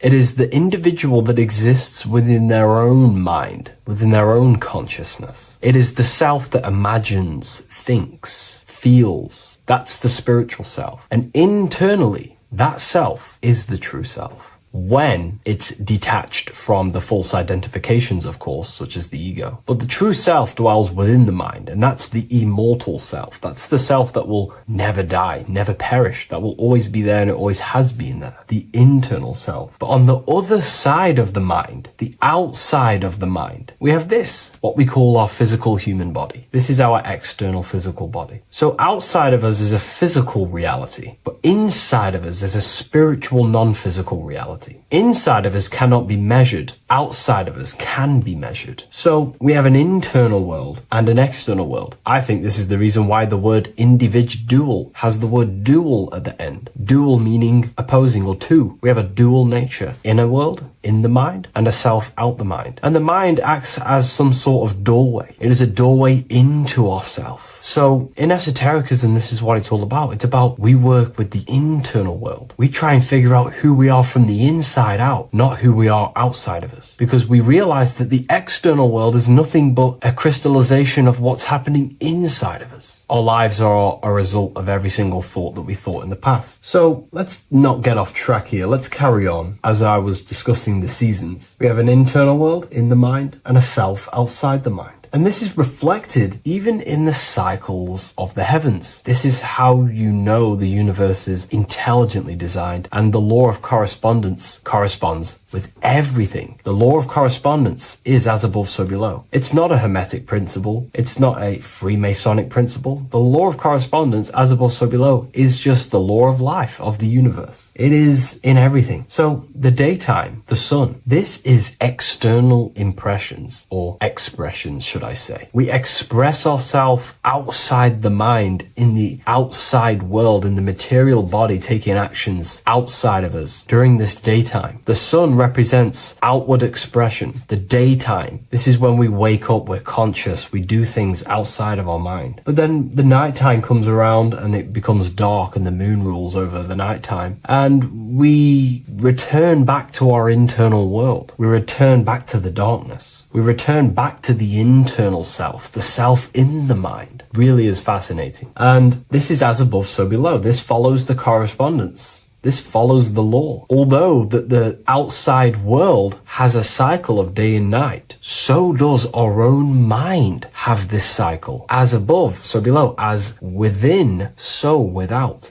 What's happening outside of us is also happening inside of us. The mind is also going in a cycle. Because in the daytime, the mind wakes up and we express things externally. But when the sun goes away and the electromagnetic rays of the sun are not very strong, our brainwave decreases, our body activity decreases. It slows down and we return to the internal self. The body switches off and we return to the internal self in the mind. We enter in the doorway of the mind and return to the internal, the spiritual self. And when the body is less active, this is when we are more connected to the internal world, our spiritual true self. So as above, so below corresponds with the day and night, the sun and the moon. The moon represents our internal world, the world inside our mind, the self inside the mind. And the sun represents the external self in the external world. So not only are these cycles happening in nature, the darkness outside of us when the sun goes away is the same darkness that we go within ourselves when we go to sleep. It's the same cycle. Our bodies are in the cycle of the external world also, as above, so below. But then we can even take this even further. This fractals down even further. If we look at the cycle of the yearly cycle of the sun, which is what we call the 12 zodiac signs, we notice that these 4 seasons also take place in every single cycle of the day. So a yearly cycle can be seen as a big version of a daily cycle, or a daily cycle can be seen as a smaller version of a yearly cycle. For example, we look at Aries, which is spring. This is when the sun springs everything back to life in the spring. This is when the crops start to spring up and start to grow again. But we could see that at 6 a.m. in the morning, when the sun rises and just cracks over the horizon and starts to bring light into our day. Aries is associated with the morning time also as spring. Morning time is a smaller version of spring. Then we look at the summertime. The summertime is midday, when the sun is at the top of the middle of the sky. This is when the sun is most powerful, most radiant in our day. This could be seen as the summertime. Then when the sun starts to set, this is associated with autumn. Autumn time is the sunset. Then the winter time is associated with the nighttime, the midnight, when everything's very dark. So a daily cycle is basically a smaller version of a yearly cycle. And just how I explained how the cycle of the sun outside of us also happens inside of us with our consciousness falling asleep when the sun goes away, is also happening to us on a yearly cycle also. So the daytime is associated with the summer and the nighttime is associated with the winter. The winter is like the inhale. The summer is like the exhale. It's the breath of the universe, just like how we breathe in and out of our lungs. Everything takes this rhythm and polarity, okay? So winter is associated with the self and the world inside of ourselves, inside of our mind, the spiritual self, the internal. Because the winter is when the sun's rays, electromagnetic rays, are not very powerful. And this decreases brainwave activity, making us more connected to our internal world, inside the mind. But the summer's the complete opposite. The summer is when the sun is very, very powerful. And the sun's powerful electromagnetic rays increase brain activity, making us more actionable in the physical world outside of our mind, in the external world. So summer is the daytime and winter is a big version of the nighttime. Vice versa. Just like how in the winter, we're more in the house. We're inside buildings because it's very cold outside. Animals hibernate. They go inside. They go into little places. They collect all their food and prepare for the winter. They go inside. They go in darkness to hibernate. So does our consciousness, our spirit, the self inside of our mind. We can use these cycles to our advantage, to evolve spiritually, to connect and be more balanced. You know, I've mentioned a lot of this inside the university to my members, to the family inside of there. We discussed this. We had a great discussion about this. And, you know, the live calls we have are priceless. The conversations you can have with someone when they're awake, you never forget them. You always have deep, meaningful conversations. And we discussed this deeply, and we were going into some interesting things about how we can use these types of changes in the seasons for our spiritual growth. We even discussed about spring and autumn and how they're associated with the different spiritual bodies that we have. But anyways, let's not get off track. Lucid dreaming, dreaming itself, and astral projections, I find are more easily accessible during the winter and the night times. Like I said, because the brain activity is decreased due to the sun being not powerful, we are more reconnected with the self inside the mind, the spiritual self, the immortal self. Wintertime is a great time to work on yourself, to start to gaining discipline, to meditating, to really working on the subconscious. Because spiritual work is harder than any physical labor. You really got to dig deep within yourself and be honest and true with yourselves. I think this is the reason why, you know, a lot of people convert to spirituality from religion. They come into spirituality and then they go back to religion because they realize spirituality is it's difficult. You have to be honest with yourself. You have to really face the traumas, the negative aspects of yourself, the dark side of yourself, and bring it to light and transform it. And that sort of work is a lot more difficult to do than any physical labor. So the winter time is the time that we go inside ourselves. We reflect a lot more. We need to work on ourselves, on our mind, on our negative habits, on our dark traits, on our things that we have been pushing away and not controlling. The winter time is that time we can really start to connect with the internal self, work on our imagination, work on our mental willpower, work on all of these things like lucid dreaming, astral projections, and purifying ourselves, removing any mental barriers, any negative belief systems that may be subconsciously holding us back. It's easier to access the subconscious in the nighttime and in the winter, especially the winter. That's why I made this video, because we're in autumn now. We're transitioning into the winter. So I thought I'd share this with you all. And it's important to understand that you are a microcosm of God. Like I said, the law of correspondence associates with everything in the universe, people. Everything. And that's the best thing with the law of correspondence. And I've been using this for the past 3 to 4 years, right? The law of correspondence has determined and filtered out so many lies that was given to me, that's given to you, that's given to everyone in the world. The law of correspondence is like a filter. If someone gives you a piece of information, for example, gravity, and it does not apply with the law of correspondence, then you know it's a lie, because it's a universal thing. What happens inside of me also happens outside of me. What happens in my astral world happens in my material world, more than likely. As above, so below corresponds with everything. The same structure in my veins, in my nervous system. It's the same structure in the trees, in galaxies, in everything. As above, so below, the universe is a fractal universe. Therefore, the point that I was getting at is that you are a microcosm of God. The same mind that God manifested things through thinking. He thought the stars, the earth, nature, the human body, designed everything with the God mind. He thought everything into existence. And that mind, them powers that God used to manifest everything into physical existence through the power of thought, is the same mind that you possess, but on a smaller scale. God manifested the macrocosm through thought, as the universe is a mental universe. Everything you see around you was thought, then manifested into physical reality. God manifested the macrocosm, the world, through thought, and that same force of thought you use to create the microcosm, to create your own world. You think your life into reality, your world into reality. Your body is a microcosm, a miniature universe. Every thought you think commands 50 trillion cells in your body, and your cells religiously execute on every command that you give it. You're in charge of 50 trillion cells. You're literally commanding a whole civilization inside your body.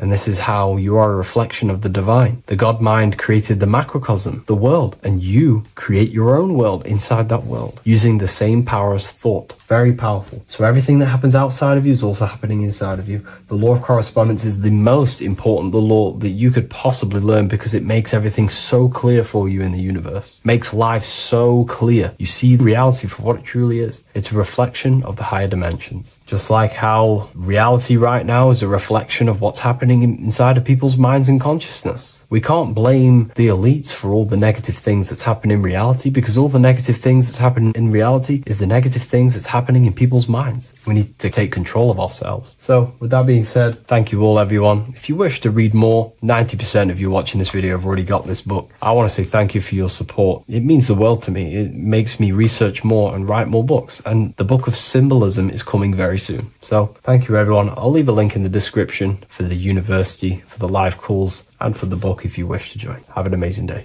Neo is plugged in on the back of the neck, which is the reptilian brain stem. The reptilian brain is all to do with survival mode, survival state. It's always scanning the environment for safety, whether that's physically, emotionally, or mentally. It does not think. It is instant. For example, do I smack the guy or run off? If something happens to you, like a car's coming really quick to you, you do not think about this. The reptilian brain is the animal instinct that will instantly move your body on the instant reactions. Hence why it's the closest brain to the rest of the body. It has instant access to the electrical nervous system to control the body at instant reactions. Now, Neo is plugged in on the back of the neck, which is the reptilian brain. Therefore, the matrix is the body itself. It is the lowest state of consciousness. This is what it represents. The word matrix means womb. It translates to womb because your body is a womb. Your body is a vessel for universal consciousness, for God consciousness. And the body is also a womb where you can be born again outside of this body by raising your consciousness, by awakening the neocortex. This is why Neo is called Neo, because it represents the neocortex. This is the higher aspect of our brain. This is all to do with new things, higher reasoning, higher thinking, new learning. You see, the brain is a receiver for universal consciousness. And what do I mean? It is a radio receiver. Think of it like this. You have a radio tower which emits frequencies. And each little frequency, 00.1, 00.2, 00.3, each 00 point is a different person. We are all the same universal consciousness, encapsulated inside of a different vessel. This is why our body is the temple of God inside of the Bible. Your body is a sacred temple of the divine essence of the universe. However, consciousness is controlling this physical body. And I'll show you this diagram here.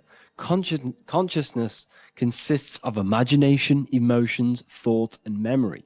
All of these things are not physical. They're not made out of atoms. You cannot think with atoms. If I split open your brain while you are thinking of a cheesecake, I would not see a cheesecake.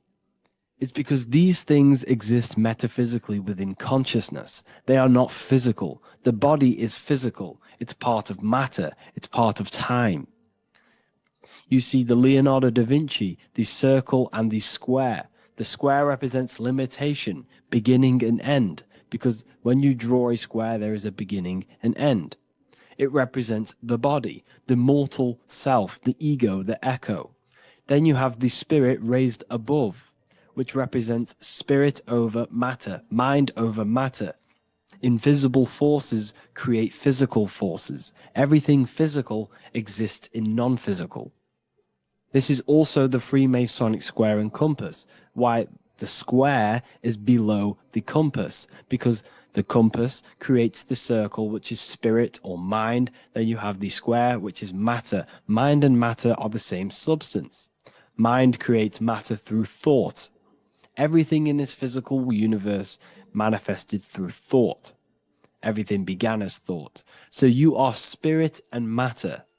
You have a material body and a spiritual body. And you are right in the middle. This is why humans are very, very important. Because we have an animal nature, the reptilian brain, and a higher consciousness, the neocortex. And we must awaken out of the matrix, which means womb, which is the body. And neo is waken up from the lower self, the reptilian brain, and moves into the neocortex. Because the brain is a radio receiver for consciousness. Now, what do I mean? I went over this before. Your consciousness is controlling the brain. The brain is a computer. And when our consciousness, our imagination, our emotion, our thoughts, and our memories are all contributing towards just survival things, food, safety, fear, all of these things, and our consciousness is locked into a survival state, we are using the reptilian brain. We're no longer thinking. You don't think with the brain, but the consciousness is thinking, which activates the different parts of the brain. When we think for higher reasoning, we use the neocortex. It stimulates the neocortex. When we think about survival, we're using the reptilian brain. So therefore, when Neo wakes up, he wakes up to the higher aspects of consciousness, which is only utilized by the neocortex, by learning new things and expansion of the mind and expansions of consciousness. Okay? So the whole matrix is to keep you designed, well, the whole matrix is designed to keep you in a survival state, in the three-dimensional awareness. They want you constantly scanning for safety, scanning for food, scanning for emotional safety in relationships and other people. You see, they do not want you to think. They want you stuck in that reptile, that animal state, that beastly state that most people are in. Most people, all they do is eat, listen to music, consume, have sex, lust, desire. This is all the reptilian brain. So when we say the world's being ran by reptilians, it's symbolic. There is no physical reptilian humanoid beings controlling, manipulating human consciousness. We are all the same consciousness. However, there is a corrupted state of consciousness running this world. And this consciousness worships the physical plane. And they control the physical plane. So by doing that, they keep you stuck in a reptilian way of thinking, the animal state, to keep you stuck in the lowest state of consciousness. Now, this is the god Osiris, which represents the reptilian brain. None of the Egyptian gods ever existed. They are all symbolic for the brain and anatomy of the human body. Osiris represents the reptilian brain. As you can see, this anatomy compare to the brain stem and Osiris statue found in Egypt. And we also see an ancient artwork of Osiris with green skin and two reptile crocodile alligators next to him, which also symbolizes the reptilian survival state of human consciousness and the activation of the reptilian brain. This is what it symbolizes. Now, this is what the Matrix is all talking about. It's talking about the awakening, the expansion of consciousness. The word divine is dive in because you connect with the divine by diving inward. There is no man in the sky going to save you. You must connect with the self. Know thyself. Truth comes from within. All of these things I'm telling you comes from within you. I'm just pointing it out. All of this is self-realization. A lot of people say, well, what are my sources? My sources is knowing thyself, observing thyself, using the neocortex of critically thinking, sitting down and thinking about yourself and having deep realization of yourself. You can realize that your thoughts are not of this physical world. It's quite simple. The brain does not think. The brain does not imagine. The brain does not hold memory. All of these things exist in consciousness, the one consciousness, but we are all fractal, infinite parts of. This is the eye on the triangle, consciousness being given down to the rest. This is separate. Consciousness is separate from the rest of the pyramid. The pyramid is your body. Neo is the one consciousness. This is the Egyptians symbolizing the one consciousness giving Ankh, which is life, to all the different life forms.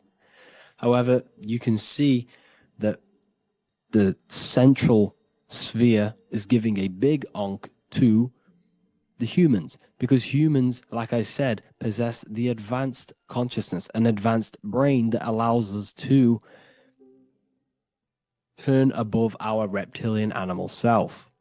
For example, we can go against our reptilian lower animal nature and turn to our godly nature. Animals cannot do that. They are stuck in instinct. They are stuck in a reptilian animal way of thinking and operating. Everything they create is to survive. We can turn against our lower nature and create for amazing things like buildings, architecture, technology. We can use our creative consciousness for anything we wish, not just survival needs. And it's the same with your spiritual journey. You can raise your consciousness beyond this animal state that they try to keep you in through fear, consumption, food, and the reptilian brain. We must awaken, start to think critically, and awaken to our divinity. Because the mind, the consciousness within you has infinite potential to expand. There are infinite fields of knowledge that you can explore. The mind can never be filled. It can never ever be full of knowledge. It always expands, and that's why you are alive. That's why you are part of this universe. That's why the science always says the universe is always expanding, because the universe exists in your mind, and the mind is always expanding into new fields of thought, new fields of knowledge and information. And that is your whole sole purpose, of expansion of mind and expansion of consciousness, and the exploration of the mind of God. We are living in the mind of God. You are a thought in the mind of God. You must awaken out of this body. This is why Jesus says you must be born again to see the kingdom of God. You must be born again. You must raise your consciousness beyond physical limitation and awaken to your divinity. And this is pretty much it for this video. I hope you all understand this, that this is all symbolic for consciousness.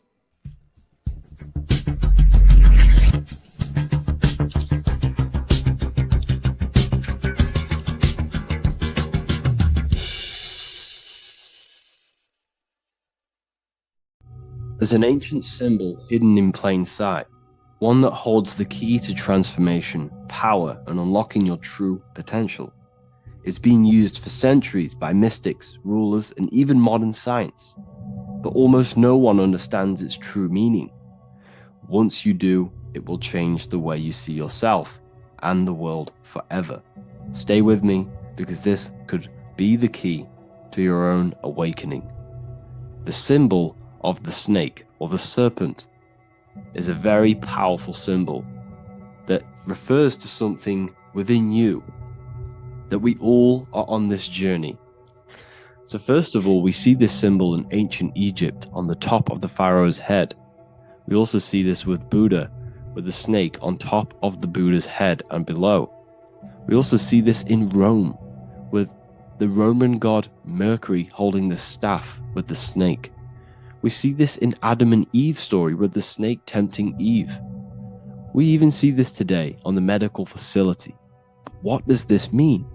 Why is this symbol being used for thousands and thousands and thousands of years? It has a very deep esoteric meaning.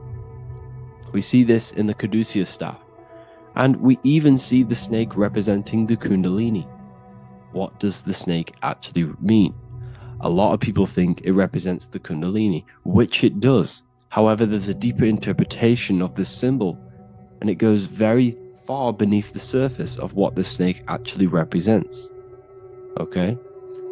So first of all, when looking at symbols, we need to observe what the snake does in nature. The serpent sheds its skin. The serpent shedding its skin is a sacred symbol of an inner transformation. It transforms from its old self to a new self. It sheds layers of itself. As the snake discards its old, it mirrors our own journey of realizing outdated beliefs and patterns, paving the way for a renewed, authentic self on the esoteric path of awakening. Essentially, it represents transformation, but not transformation of our physical bodies, transformation of our inner world. Now, this is where things get a little bit tricky and you may become a little bit confused, but I'm going to make this very clear for you. The snake symbol or any symbol can be used for different context. For example, the Kundalini. We see the snake representing the Kundalini. We all know that energy can't be destroyed, only transferred.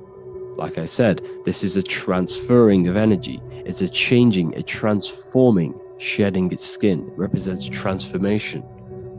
Sexual energy is energy, and we can transform the sexual energy into a Kundalini awakening to activate dormant brain cells in our brain and to activate the human light body, which is the spirit. We can cultivate, save, and retain our sexual energy, transmute it up the spine to activate the brain. This is a symbol of transformation, of energy in this context. However, when we go to the emergency services, this does not mean the same thing as the Kundalini. The snake in this context represents transformation of health. When we are picked up by the emergency services, we are looking for a transformation. We are unwell and now we need to transform to well-being. This is why they use this symbol. It represents transformation, especially with the pole and the snake climbing. It's climbing, it's transforming from the bottom to the top, shedding its skin, shedding old layers, transformation. We see this in the Bible with the snake tempting Eve to eat the apple of the tree of knowledge of good and evil. Well, what does this mean? Where's the transformation in this? Well, this is a very hidden one. The transformation takes place in Adam and Eve's consciousness and their mind. They go from a pure, whole state of consciousness, from being tempted by the snake, and they eat it and they transform into knowing the good and evil, into the dualistic ways of thinking and the dualistic meaning of this world. Let me rephrase that. They understand the dualism of this world, and they now understand the two good and bad ways of thinking. They know the knowledge of good and evil, of duality. They shifted from a whole state of consciousness into their consciousness being split into good and evil. This represents the journey of every single soul that incarnates into this world, including yourself. When you were a child, you were whole. You had no understanding of good and evil. But as you grew older, you eaten the fruit. You grew to understand the knowledge of good and evil. Your consciousness split from a whole into a separate and divided way of thinking and divided understanding of the world. We suppressed aspects of ourselves to fit in with society norms, and we just limited ourselves with limiting belief systems. We knew the knowledge of good and evil. Our consciousness split from a whole state. This is what Adam and Eve is symbolic of. We see this with the Roman god Mercury, with the snake. Mercury represents intellect, communication. He's always flying in the air, which represents the air, the mind, the intellect. He's holding the snake to represent transformation of the mind. This is what we call mental alchemy. Turning base metals into gold, turning the unenlightened aspects of our mind into enlightened ones, turning our negativity into power and control. We see this with Buddha, and Buddha is all to do with transformation of the inner world, transformation of the mind and the soul and the emotions. And it also represents the Kundalini. We see this in ancient Egypt. We always see the snake on the head, representing the place where the third eye is, representing the intellect or the mind, the mind's eye, the third eye, whatever you want to call it. This is the place of the invisible intelligence within us. This is our mind or intellect. And this is the transmutation of the mind. This is why the snake is on the head, representing the transformation of the mind, going from the unenlightened into the enlightened, going from the uncontrolled to the controlled mind, so that we can control the very fabric of reality. I've kind of just given that away. Why is this important? Humans are creators. We're the architects of creation, endowed with the divine power to channel the fourth dimension, which is the imagination, into reality. Each thought and intention is a seed. When nurtured with focus and clarity, transforms the unseen into the tangible experience. This creative process bridges the gap between the ethereal and the material. Humans are creators. It's impossible for you not to create. Whether you're doing this consciously or subconsciously, you've been creating your whole life, turning non-physical thought into physical reality. We are creators. However, the mind cannot create in a state of chaos. The mind cannot create with limiting beliefs. The mind cannot create with thoughts that come and destruct our minds. The mind cannot create consciously and effectively if there are impulses within our mind and we have no control over the mind. So this is where self-transformation comes from within. This is where the snake comes in. The snake represents the transmutation of our mind from the uncontrolled to the controlled. In this context of the Egyptians with the snake on their head, it's all to do with mental alchemy. In the occult tradition, the mind is seen as a delicate instrument that demands constant vigilance. Left unchecked, it reverts to archaic and destructive thinking patterns. Like a finely honed blade, it must be continually sharpened through discipline and self-refinement. In this unending process of unveiling and mastery, we learn to shape reality, harnessing the power of our thoughts to manifest the highest potential. It's all to do with mental alchemy, and this is how the snake is connected to you. And what the snake represents to you, it represents the transmutation, the changing of ourselves, of our consciousness, so we can gain control in this 3D world. If we lack control, then we'll constantly be manifesting chaos. Now, there are 3 ways that we can transform our world, and we can slowly transform our mind. Now, this is not an overnight process. It takes periods of time of purification. And number 1 is affirmation. Let's say we have this dirty cup of water and we have a tap of water. And in this tap, it's pouring in more water, clear water. Over time, if I keep pouring clear water into this cup, it's going to slowly purify this cup. And then in the end, it will look like the cup on the right. It's the same with your mind. The cup represents the limiting beliefs, the negative thoughts, the negative mind, the uncontrolled mind. But if we keep repeating affirmations over and over and over again, such as I am disciplined, I am powerful, I am limitless, over time this can purify our subconscious and we can gain control over the mind, and we will become conscious of the thoughts that we are giving attention to. The second way is meditation. Meditation allows one to develop an off switch for the mind, providing a sense of control over it. Over time, we gain the ability to filter our thoughts and become more conscious of the ones we choose to engage with. Meditation, over a period of time, will give you this button that allows you to filter out negative thoughts. If you have a negative thought in your mind, you'll be able to become conscious of this and redirect your mind's attention. This is all about self-control, because remember, we become what we think about.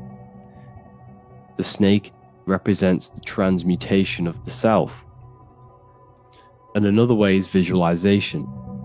Visualization allows your subconscious mind to experience the reality you desire, accepting it as truth.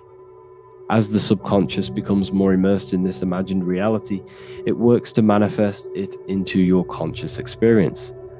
Your visual eye, visual eye. You're using the mind's eye to see and mold your future. That's what imagination is for, to create in your future. You can become your future now in your imagination.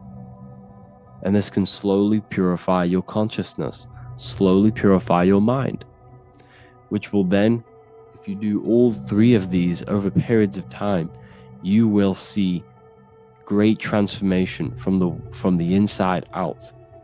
And your outer world will start to mirror your inner transformation, because it's as within, so without. You change your inner world of consciousness, of thought and emotion, you'll change your external reality and your circumstances. So I hope this lesson has gave you a great understanding of what the snake actually represents.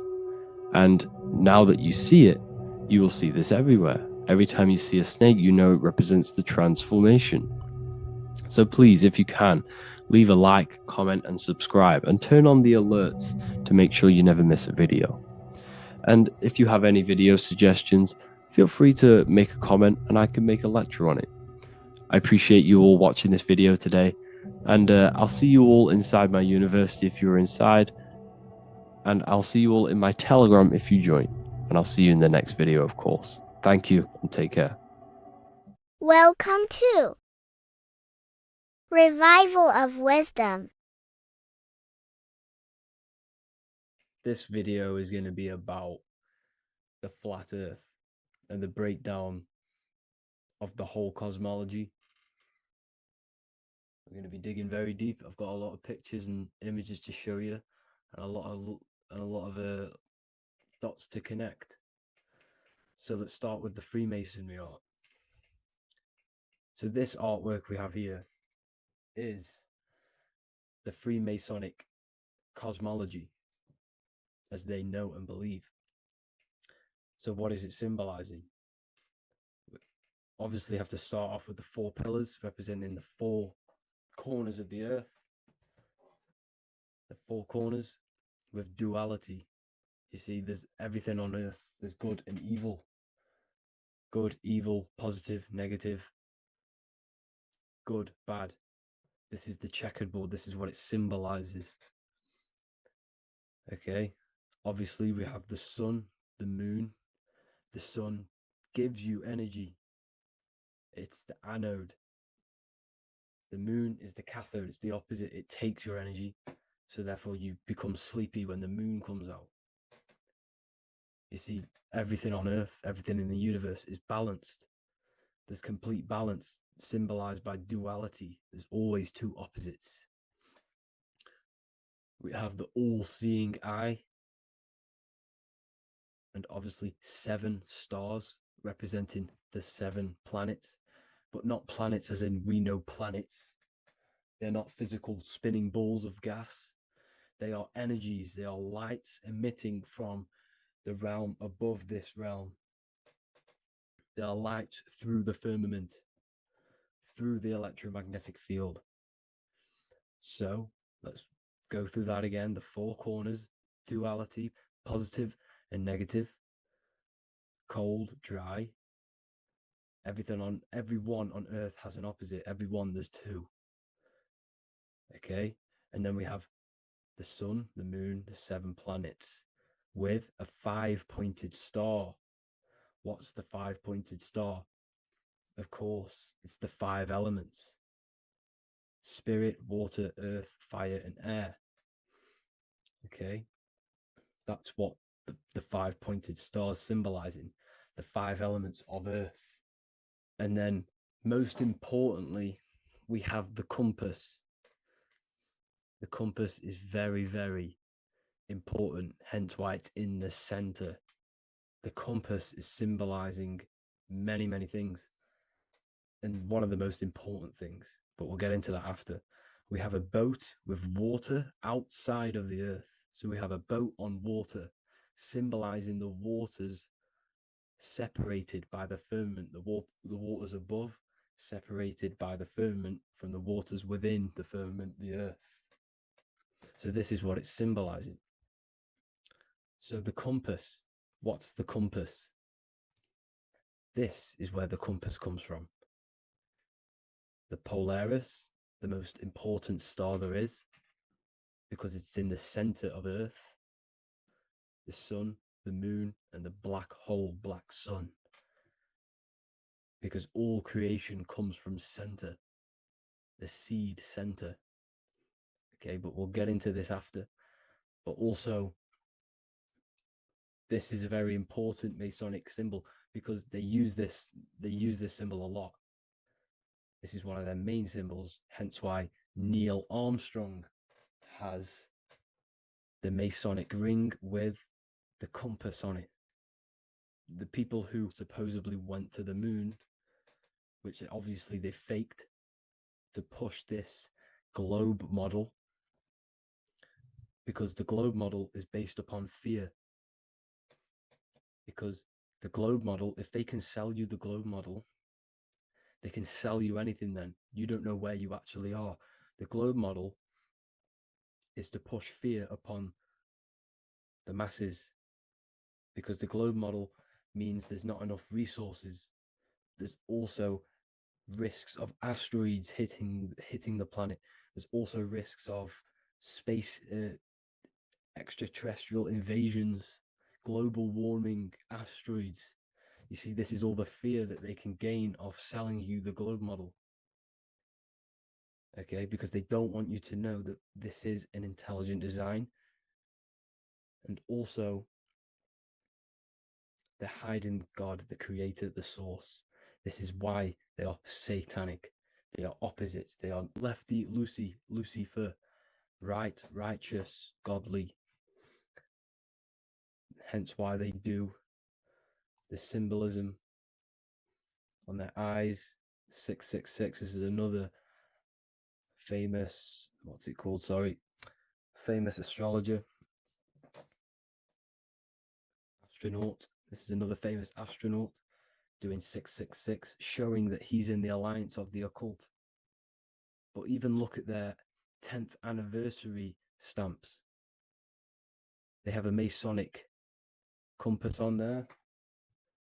Also, the Order Out of Chaos. Order Out of Chaos, double-headed eagle. Okay, the Order Out of Chaos ring, which they wear. So all of these astronauts are in the occult. They are lying to you. They are in with this order, this Masonic New World Order, whatever you want to call it. So let's break this compass down a lot more. Because as I showed you here, the center, okay, this is what the compass is symbolizing. Let's go into the North Pole map. This is from 1595. This is a rough estimate of where this map came from. It's from around the 1500s to the 1600s, maybe 1400s. There's not an actual set date on this map because obviously our history has been tampered with. But let's break down this map and the symbolism that they use towards this map, because this map is the map of the North Pole. Okay, so in the center, we have the black rock symbolizing the tower, the pole, North Pole. And what's on top of the North Pole? Obviously, it's Polaris. North Pole and Polaris.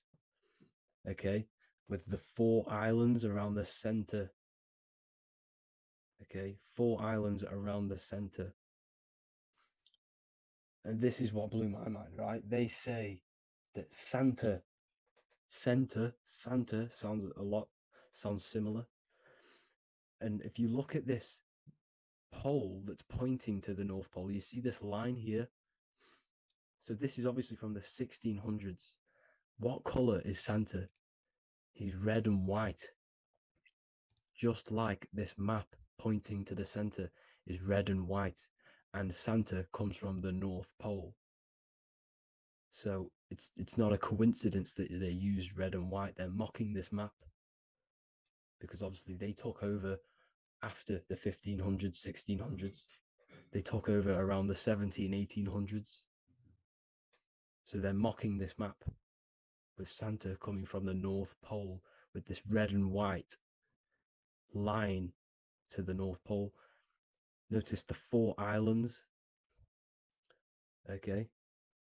Like windows, their symbol, they obviously in the occult, they're part of the New World Order, is symbolizing these 4 islands with the blue behind it for the water. Okay, so this is another occult logo. They're symbolizing this center because the center is so important. Okay, we'll get into that. Also, we have the Mayan cosmology. This is the Mayan cosmology. This is what they created. This is their artwork with also 4 major lands around the center. You see this 4 with green in between them all. 4 major lands with the underworld. You see this underworld is also symbolized by the Masons with the coffin of the skull and bones, the deceased, the dead. Okay, so this is also mentioned in the book of Enoch. Okay, and it's called Sheol. Sheol, the underworld. Okay, and in the book of Enoch, it says all spirits of the dead go to these hollow places, that they are wait until their appointed time of judgment. And it also says in the book of Enoch, there are 4 hollow places underneath. 4 as above, so below, representing the 4 islands. As above, so below. That's where that could link in. Okay.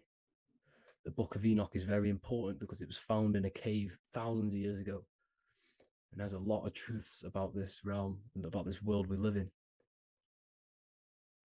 So let's go back to the Mayan cosmology. So the ancient cosmology, they all must have had some sort of communication. They must all be in peace, at peace with each other, because all of their cosmologies link together. See the Greek, Babylonian, Indian, Celtic. Okay, they're all linked in together. They all knew that they were in an enclosed system with an underworld and obviously a firmament. Okay, so this is what they all knew. They all must have had some sort of communication. They were a lot more advanced than us. They knew the center of the realm. Okay, and obviously the United Nations flag also symbolizes their center. You see how it has like a grid with a circle around the center. It's symbolizing that center of the realm because that center of Earth is so important. They all the United Nations flag, all have it. See, some different ones all have that circle around the center. Because the center is the seed. All things come from a center. So the torus field is so important because it is the spark of life. It's the building blocks of the universe, this creation. Because all things have a torus field. Just like an apple with what's in the center of an apple, a seed. Because the center is where the energies hold, is where the energies meet. And it creates that spark of life. Just like your heart is the center of your body. And it has an electromagnetic field. Because the center, all things come from the center. So this is why the North Pole is so important, because this is why it's so important, because this is where the creation sparked from, the center. This is where the most electromagnetic energy is stored. So this is why the northern lights come from the center. It's electromagnetic energy. This is what the northern lights are. It's being emitted from this black hole in the center. Okay? And obviously what else is on the center? Polaris. Polaris is the center star. Okay? So the center star is what sits on top of this North Pole, Polaris, because it's a pole of electromagnetic energy, symbolized as a black rock, a black hole, pole. You see, because all creation comes from void. Light is born from darkness. Without light, darkness can't be born from light. You see, but light can be born from darkness. This is why darkness is so important. And this is why there's a black hole in the center of our realm, like the black sun. The black sun. The Polaris star, the North Star. You see, so this is this North Pole, Polaris. This is what they're talking about. And this is why compasses are an 8-pointed star, because Polaris is symbolized as an 8-pointed star. This is where a compass will point you to. It will point you to that center. So notice how a compass has this black hole in the middle. You see? And it will point you to this meeting point, the north, because in the center is the center of the torus field of the earth. This is where the most electromagnetic energy is. You see, everything gets sucked into the black hole. Okay, this whole reality is being projected from that center point, just like your eyes suck in light. It's a black hole. Your eyes suck in the light of this light being emitted from this center place, this electromagnetic energy at the center, which is the seed of everything, of everyone. You see, just like an apple has the seed in the center in darkness, because in the center of the apple, it's dark. It's black.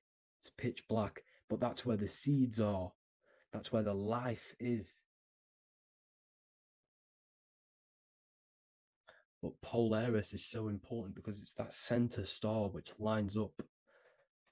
It is the pole, it's the top of the pole of the torus field. So Polaris would be here at the very, very top.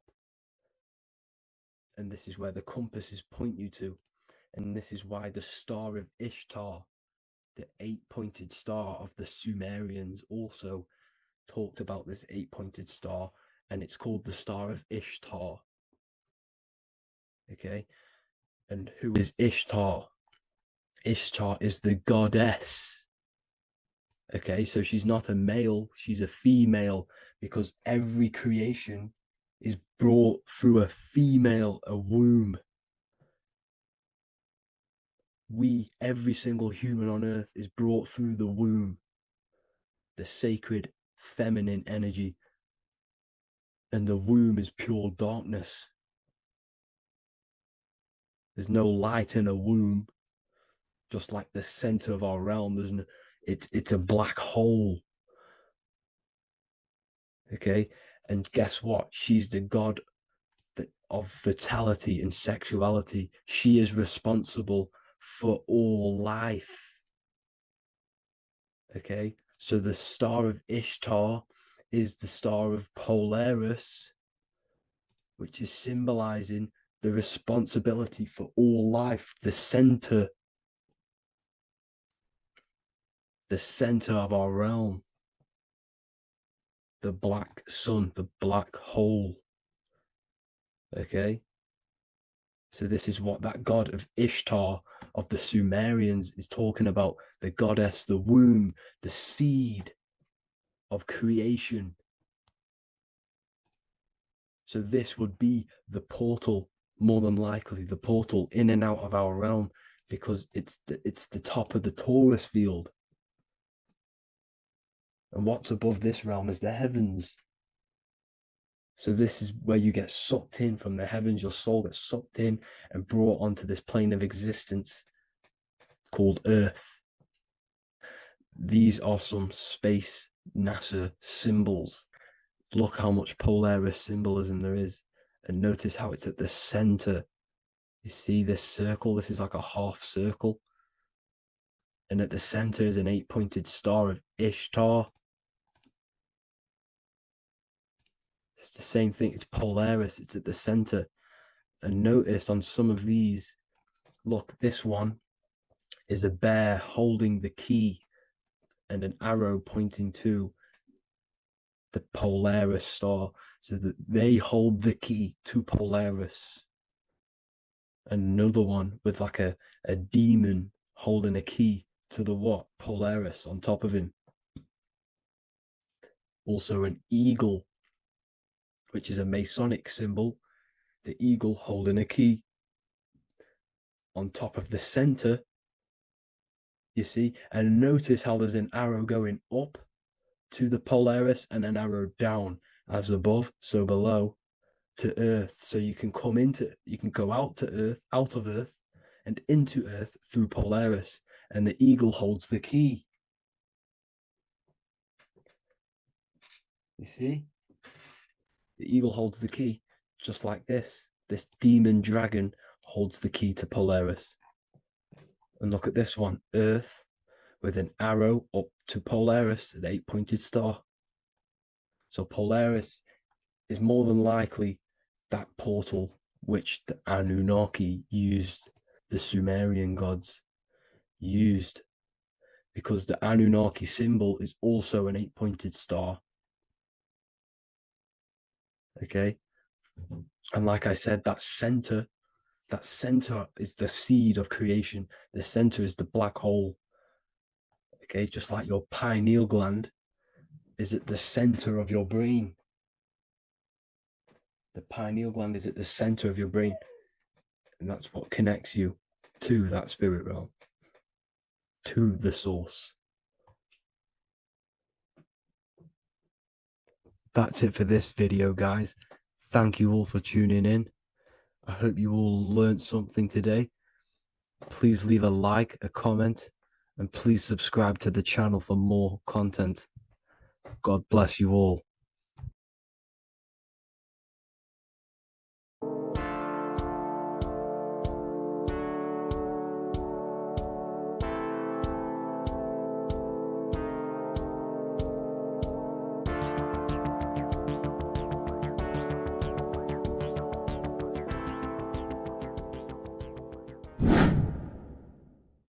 Earth has become a realm in order to trap souls within so that they can harness our electricity, our energy.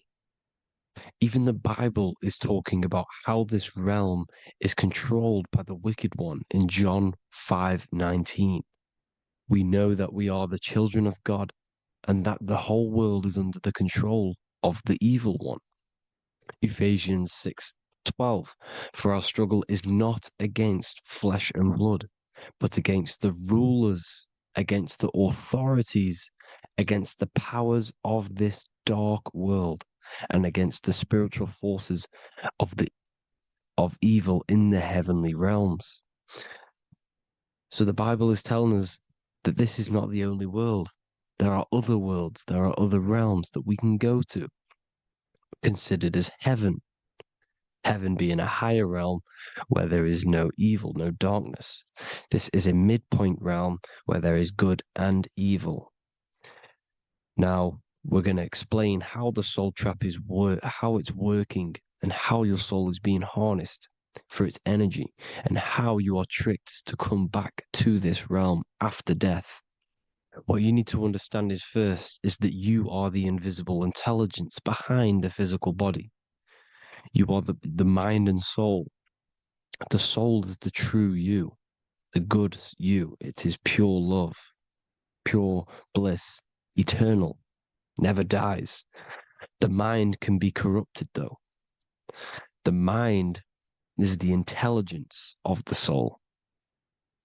It is invisible. It has no true form. The intelligence inhabits the brain. The brain is the computer to control the electrical machine called the nervous system, which is choice, program, and action. You are the invisible intelligence behind the body, and this will prove it even more. You do not even see into the external world. You are seeing an image produced by the brain because the light is being sucked through the retinas of the eyes. The image is produced in the visual cortex at the back of the brain. What does this mean? This means that we are the consciousness in the center of the brain, in the pineal gland, that is experiencing the program being ran by the central nervous system in the brain. This is the sigil of Lucifer. Lucifer in Latin is Lucy. Lucy is light in Latin. Lucifer is known as the light bearer. This is how the eyes work, people. It's not a demon or a devil. The sigil for Lucifer is how the eyes work and how the left eye is controlled by the right brain. The right eye is controlled by the left brain. There is a crossover. It's the same with the body. The left side of the body is controlled by the right brain. The right side of the body is controlled by the left brain. There's a crossover with our hemispheres in the brain.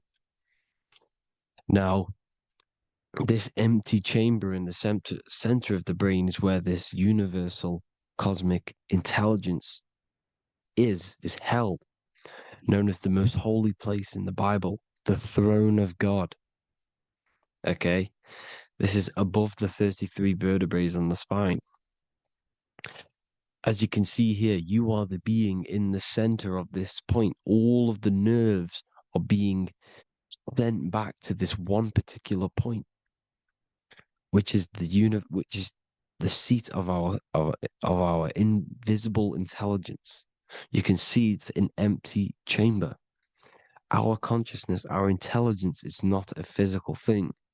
This intelligence is the true voice inside of your head. This is why your head is heaven, your heart is earth, your heel is hell. Your head is heaven because this is the seat, the throne of God.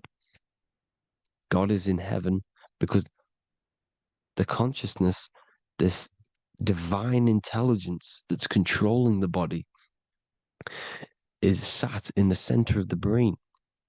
The brain is taking commands of this invisible intelligence. When you close your eyes, you can feel your awareness, your consciousness, your intelligence is all in the brain.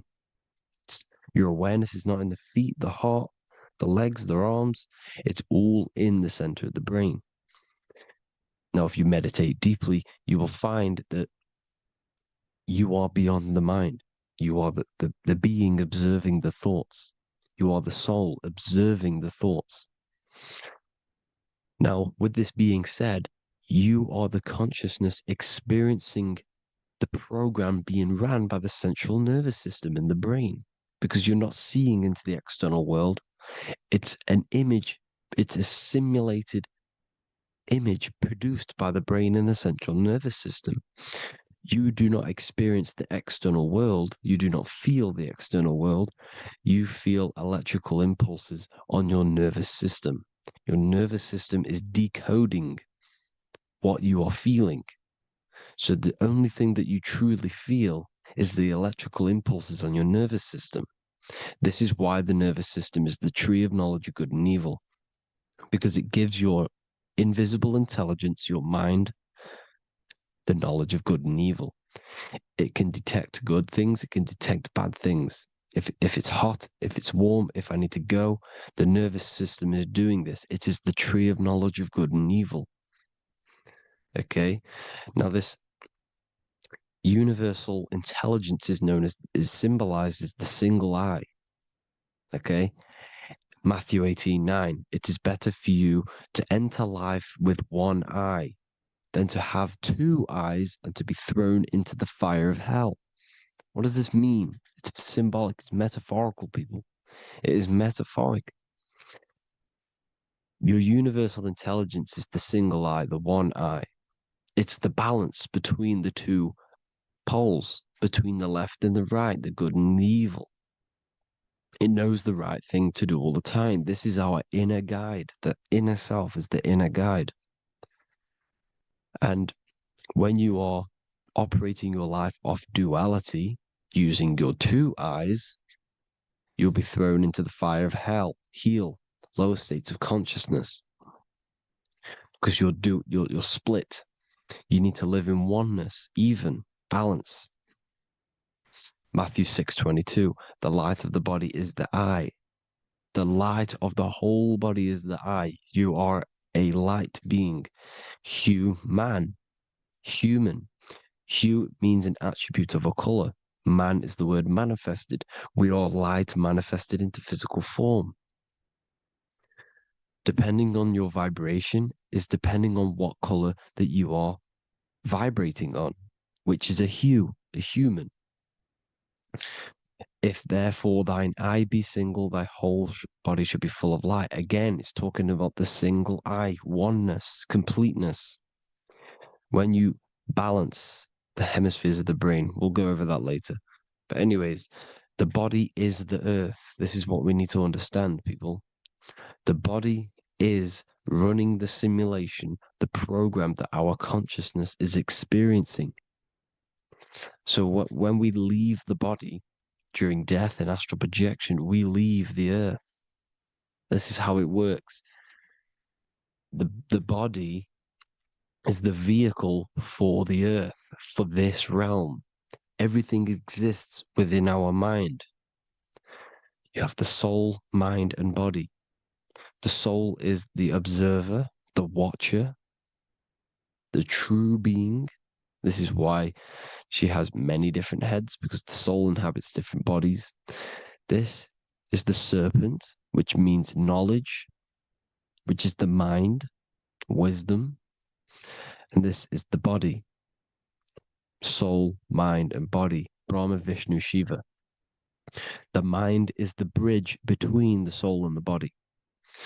So what do I mean? When you astral project, you are using your mind to project your awareness, your observing consciousness outside of the physical body. The mind is the projector, projecting consciousness. By using your mind, you can project your consciousness outside of the body, which is known as the astral realms, which is known as walking on water. Jesus was never walking on physical water, people. It's metaphorical. Believing the physical body.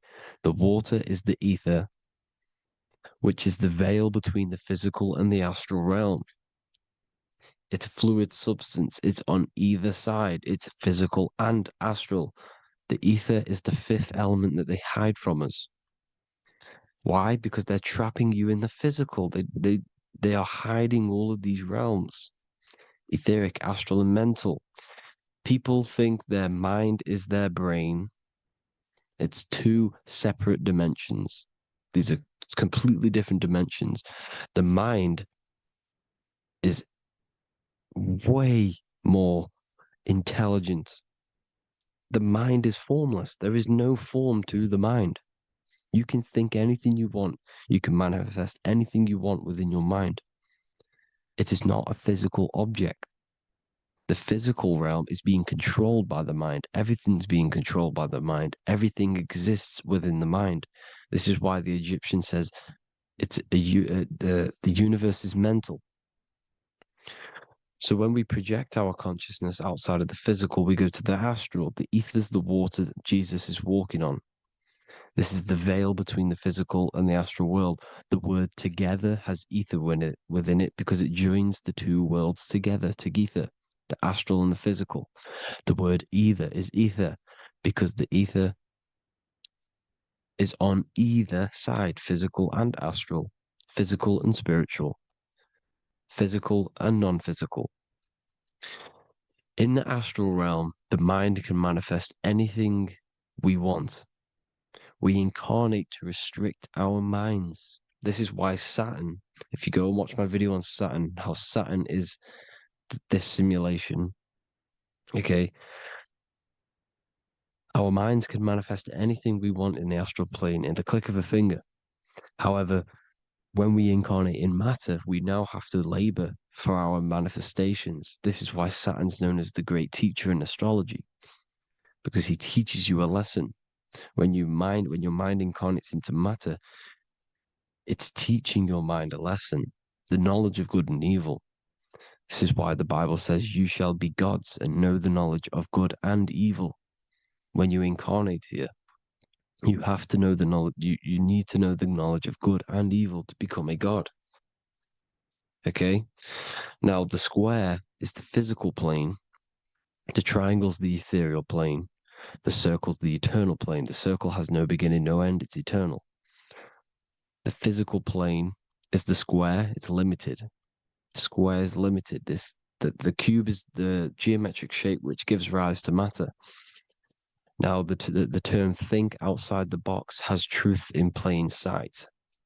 You have to think outside the box to project your consciousness, use your mind to project your consciousness outside of the box, the physical plane, into the astrals.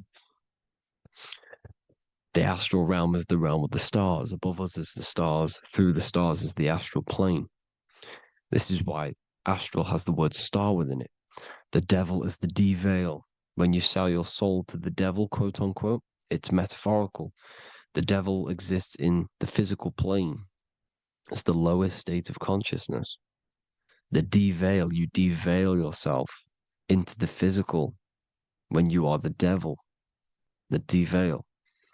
The ethereal plane. Now, we also know what the famous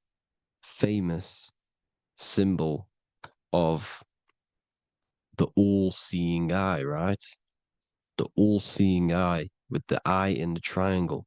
Look at the Masonic artwork showing you the triangle above in the sky. This is symbolizing the ethereal planes. The eye in the triangle symbolizes your invisible intelligence, your mind, which has the ability to see on either side. Because the triangle's the ethereal plane. The eye is your consciousness, your intelligence. And this intelligence has the ability to see in the physical plane and to see in the ethereal planes, in the astral planes. This is why it's above the earth, it's above the ground. Because it can see here, it can see in the heavenly realms. Now, the stars are, well, this is known as heaven, the realms of the astral planes. This is some quotes from the Emerald Tablets of Thoth. Out of the darkness ye must rise upwards, one with the light and one with the stars. Man is in process of changing to forms that are not of this world. Grows he in time to the formless. a plane on the cycle above. So there's other worlds. The Bible's telling you there's other worlds, there's other realms. Know ye must become formless before ye are one with the light, the astral light above, which shining through the stars. Not of the earth are ye, earthy, but a child of the infinite cosmic light. You are the invisible intelligence controlling the physical body. The body's not you. It's the vehicle that your soul lands in when your mind projects your consciousness into that realm. Free from the body, I flashed through the night. Unlocked at last for me was the star space. Wow, that's powerful. The star space, the astral planes. This is what it's talking about. We are all a star. We descended from the astrals, which is the star. We are all a star. Look at the ancient paintings of Jesus' birth. It's the star beaming his consciousness down into the physical plane. Here's another one. Here's some Freemasonic artwork showing you, again, the ether, that invisible intelligence, the I, manifesting itself inside of here, in the physical realm, where the people are. You see? It's the same here. This is Jesus. Here's the bird symbolizes the Holy Spirit, your invisible intelligence, descending into the waters, the ether, the ethereal, everything. The ether's the base of all physical matter. Here's Truth in Plain Sight. Mr. Bean, the famous TV program in England, in the UK. He begins the program like we all begin the program for falling from the stars. He falls down with a beam of light. And this is truth in plain sight. This is false. The aliens don't exist. They're a lie, alien. But this symbolizes the star beaming our consciousness. And when we die, this star will suck us back up. Just like this UFO is doing. It's truth in plain sight. So, this is some more Freemasonic artwork going from duality to singularity. Sun, moon, masculine, feminine. Right hemisphere, feminine, left hemisphere, masculine. The consciousness in the center, the balance point. Here's another more Freemasonic artwork. The two pillars, left and right hemispheres, and the invisible intelligence between the left and right hemispheres, the light of the body. This is why light's coming off it. Because it's light, it's pure light. The blazing star.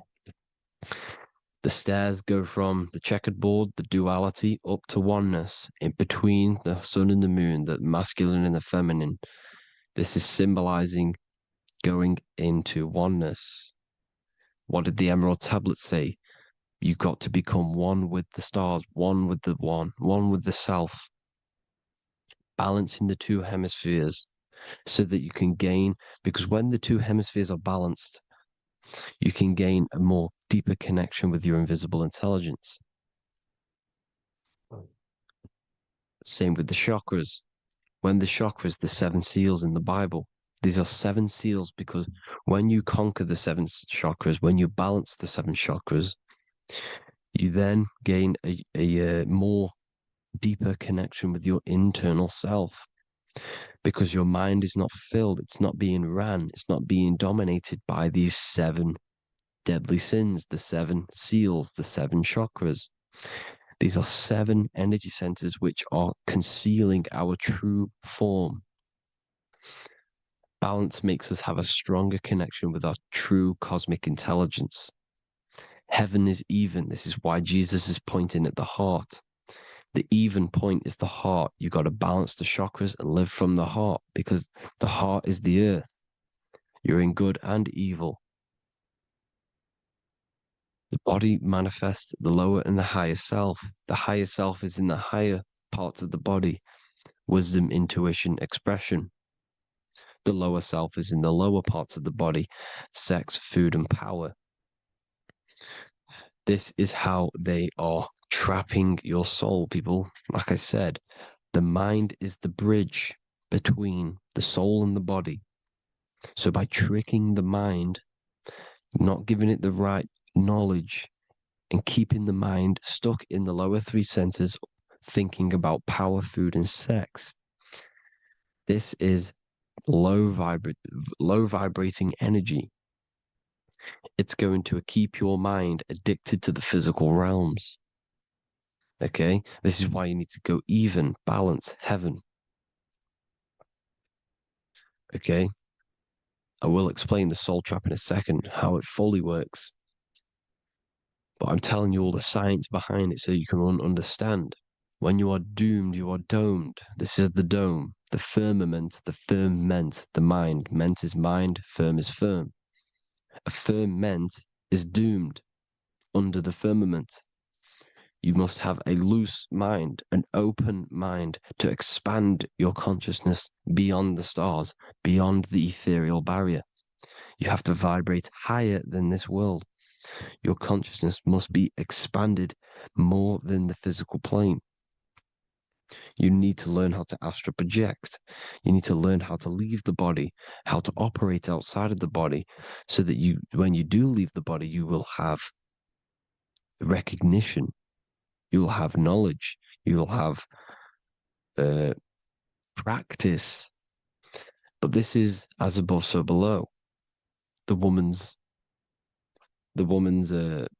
belly is the earth. It's as above, so below. It's a microcosm of the macrocosm.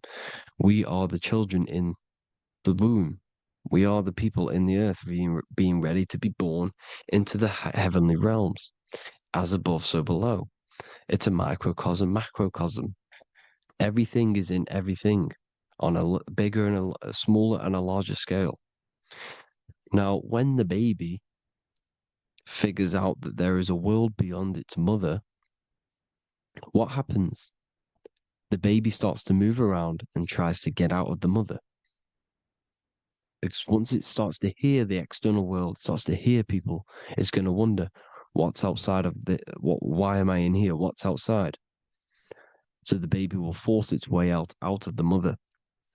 It's the same with our minds, as above, so below. When our minds figure out that there are other realms beyond this world, we will seek a way out. This is the womb, the mother earth, mother nature. It's the mother. We're in the womb. We can be born out of this world, which is being born again in the Bible. When you are doomed, you are domed under the dome, under the firmament, the firm mind. The firm mind will keep you under the firmament. Due to the law of polarity, there has to be other realms. There has to be.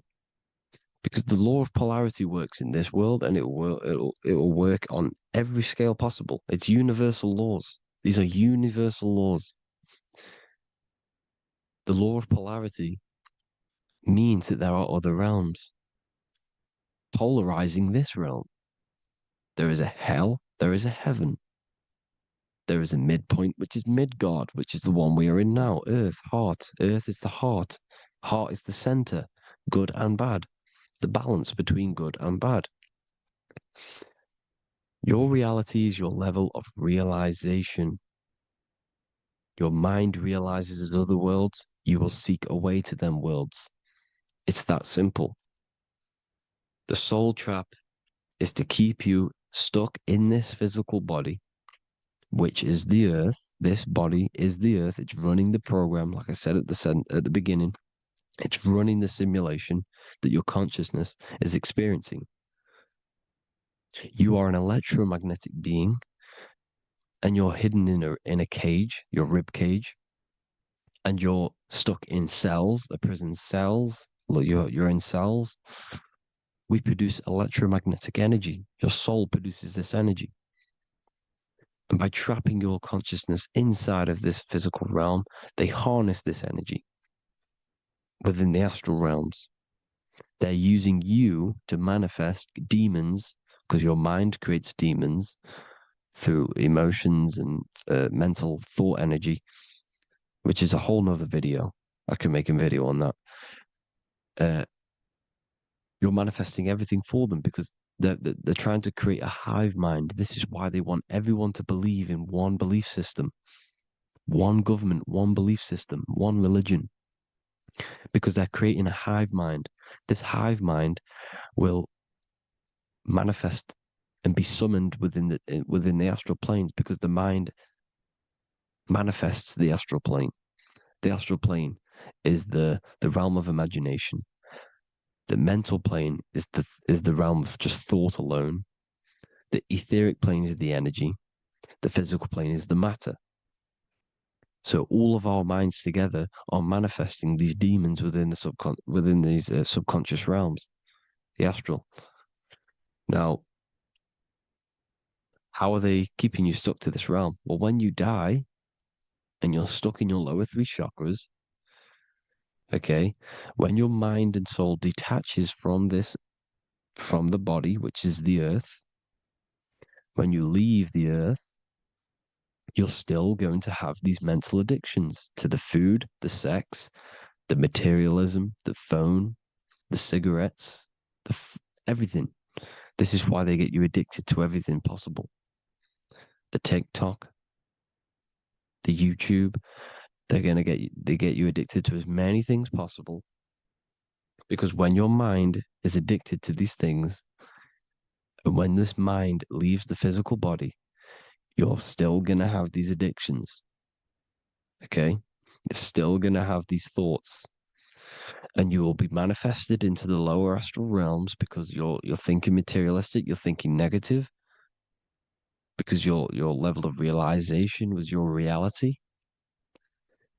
You were manifesting hell on the earth. When you leave the body, you're going to manifest hell in the astral planes, which means you'll be vibrating on the very low, which will put you in the lower astral realms. So guess what? You're going to come back. You're going to come back into materialism. You're going to reincarnate because you haven't prepared for life after death. You must detach from the external world. Okay? Moon is mind. The sun is the soul. The earth is the body. The moon is the mind. This is why we say lunatic. In your mind, you have a specific mood. Moon. Money, MON, is the moon. Money exists in the mind. They get you addicted to the money. The Bible's telling you this. Do not conform to the pattern of this world, but be transformed by the renewing of your mind. It's telling you. Of this world, but be transformed by the renewing of your mind. Who knew that the Bible was this deep? Matthew 16:26, what good will it be for someone to gain the whole world yet forfeit their soul? James 4:4, don't you know that friendship with this world means enmity against God? Therefore, anyone who chooses to be a friend of this world, of the world, becomes an enemy of God. John 4:4, dear children are from God and have overcome them, because the one who is in you is greater than the one who is in the world. It's talking about the invisible intelligence. It's greater than the physical world. John 2:15, do not love this world, nor the things it offers you, because this world will create you to, if your mind has attachments to what this world offers, sex, money, and power, pretty much, you will reincarnate here. You will come back here because when you leave the body, your mind will still have these addictions. Do not love the world, nor the things it has to offer you. All of this is in my newly published book. The paperback versions are now available. Finally, for all the people who have been waiting, the Book of Wisdom. All of this knowledge is inside of the Book of Wisdom. The paperbacks are available. There's worldwide shipping. You can get it anywhere, pretty much, any country. My new website, it's amazing. There's going to be some amazing products coming on the new website. But I thank you all for the support. Before I leave, I need to explain what is going on with the soul trap. Like I said at the beginning, the mind's the bridge between the soul and the body. The body's the realm. By tricking your mind with false knowledge, they are keeping your soul stuck to this realm. They get you addicted to all the physical things, and that is it. As soon as you're addicted and you die, you're going to come back. So by tricking your mind, which is the bridge between the realms, they keep your mind stuck within this body. They keep you in physicality. They deveil you, the devil, the deveil. Thank you all for the support, people. If you do want to join the Academy, all the links will be posted below this video for the book, The Academy. Thank you all for the support and have an amazing day.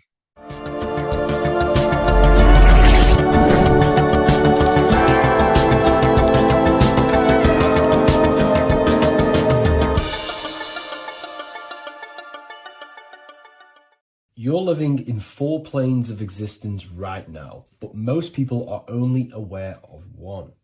And that's why they feel lost, disconnected, and stuck in cycles they can't explain.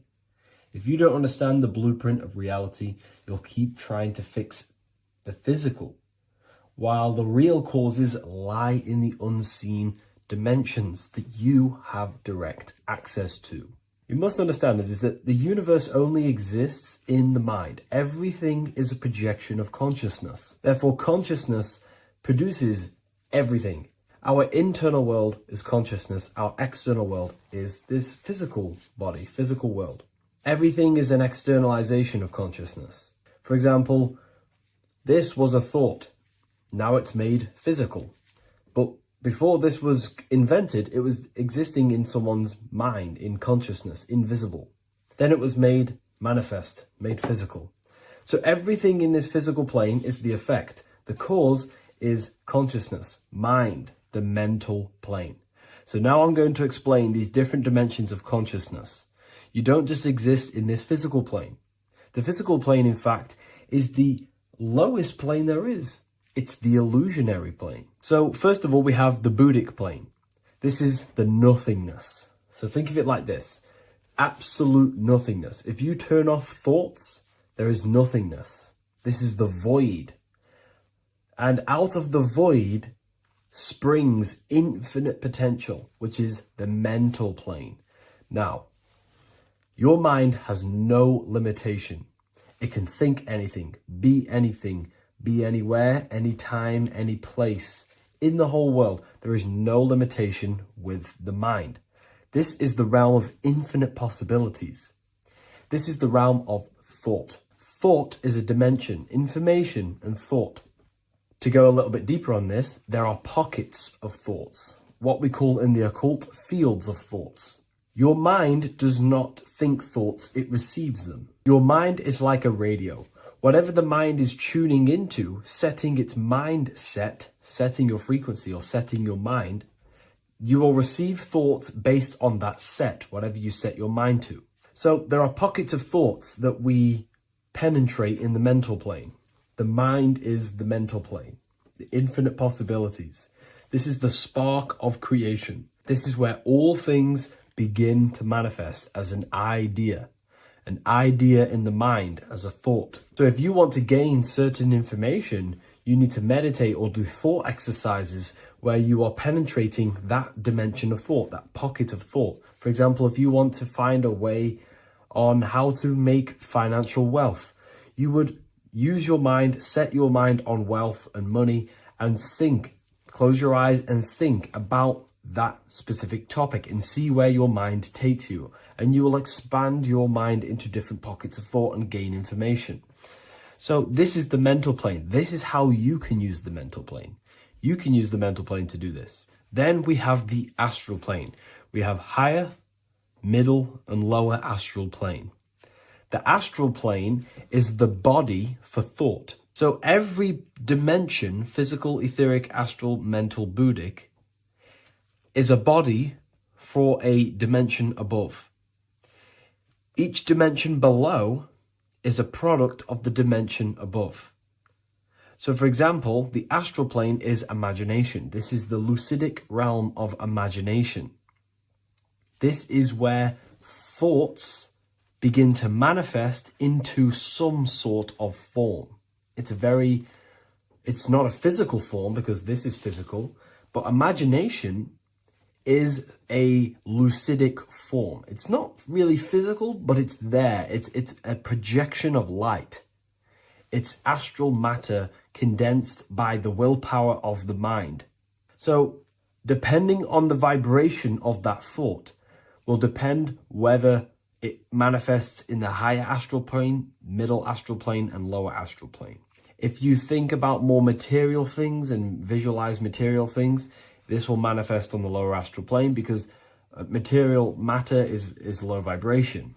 Now, that does not mean it's evil. That does not mean it's bad. Okay? It just means low vibration just means more material. But if you think and imagine more spiritual things, this manifests on the higher astral plane. So the astral plane is the screen in your mind that allows you to vision an apple, that allows you to vision anything. It's that mental projection that's inside of your mind. Now, this is what we call the third eye. It's an eye because the eye is the mind, and the mind can see into the astral plane. It perceives this spiritual world, this lucidic realm that we have access to. This is where also infinite potential takes place. This is the realm of spirits, demons, jinns, whatever you want to call them. Spiritual entities exist in this because this is where thought forms manifest into form. This is where thoughts create bodies. Think of it like this. The mental plane is a thought of a chair. The astral plane is the imagination of that chair and all of the different possible chairs that could possibly be. The etheric plane is the energy double of that chair. And the physical plane is the physical chair. So as you can see, the higher we go up, the more formless and lucidic it is. The lower we go down planes, the more dense it becomes. This is formless and this is form. Everything manifests through this process. This highlighter is down here in the physical plane, but the idea began in the mental plane. Everything begins in consciousness before it creates a physical body. It goes through this process. Therefore, if you want to start to mold and create your own reality and create things in your world, you can use these planes to your advantage. You can use your mind to do mental thinking exercises by closing your eyes and expanding your mind into a different pocket of thought to gain wisdom, gain information, gain downloads.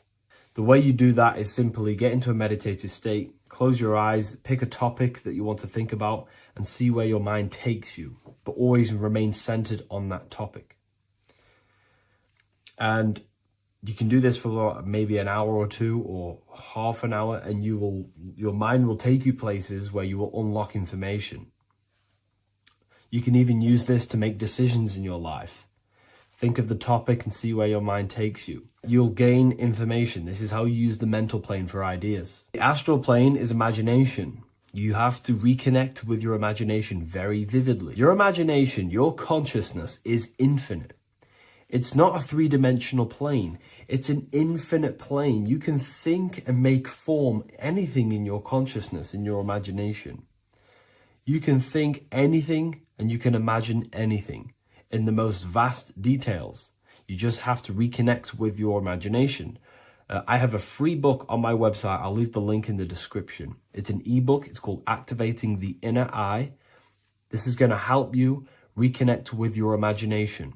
It's a practical guide on how to imagine. So once you know how to use the mental plane and astral plane, thought and imagination, you pretty much need to use the physical plane to take physical action with this physical body that you have and start to manifest these desires you have in the higher planes. Now, it's very important that we master the mind because the mind is the very fabric of reality. We become what we think about. Your life is a product of every thought you thought in the past. It is the mind that directs the flow of consciousness.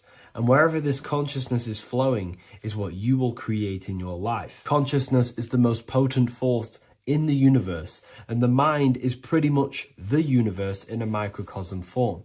It is infinite potential, and your mind will continue to expand into new realms of thought forever and ever and ever. You are eternal. You are not this physical body down here. You are consciousness. literally dreaming that you are in this physical body. So everything begins with the mind. We need to be conscious of the thoughts that enter our mental field of consciousness. There is a level of self-awareness that you can reach where you can become conscious of pretty much every single thought that enters your mental field. Now, we have over 7,000 thoughts a day. You can gain such mastery over your mind where you can become conscious of every thought you think. And that is when you gain superior power. Because when the mind is fully under control of self, you can direct the mind's potent force into a specific goal. Most people's minds are dualistic.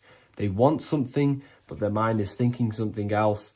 They have limiting belief systems. They have the little voice that comes in and says, you can't do this, you're a failure. That is a fractaled mind. The mind needs to be singular. It needs to be on your team and not an enemy. Do not let your own mind take away your power. Your mind should be on your team, giving you power, giving you the best possible thoughts and the best possible beliefs. When the mind is in this condition and on your team and not taking away your power through the destructive thoughts, it becomes a potent, powerful force used for manifestation to create anything. And the way we get the mind on your team is through constant meditation to learn how to control the mind and turn it on and off. Subconscious reprogramming through visualization, affirmations, cultivating emotions associated with your goal. All these three ways we can reprogram the mind slowly over time so that it becomes powerful and becomes on your team and doesn't give you negative contradicting thoughts. When the mind is fully aligned on one thing, it can create massive empires and things in your physical reality. So I hope this video helps, and I'll see you in the next one.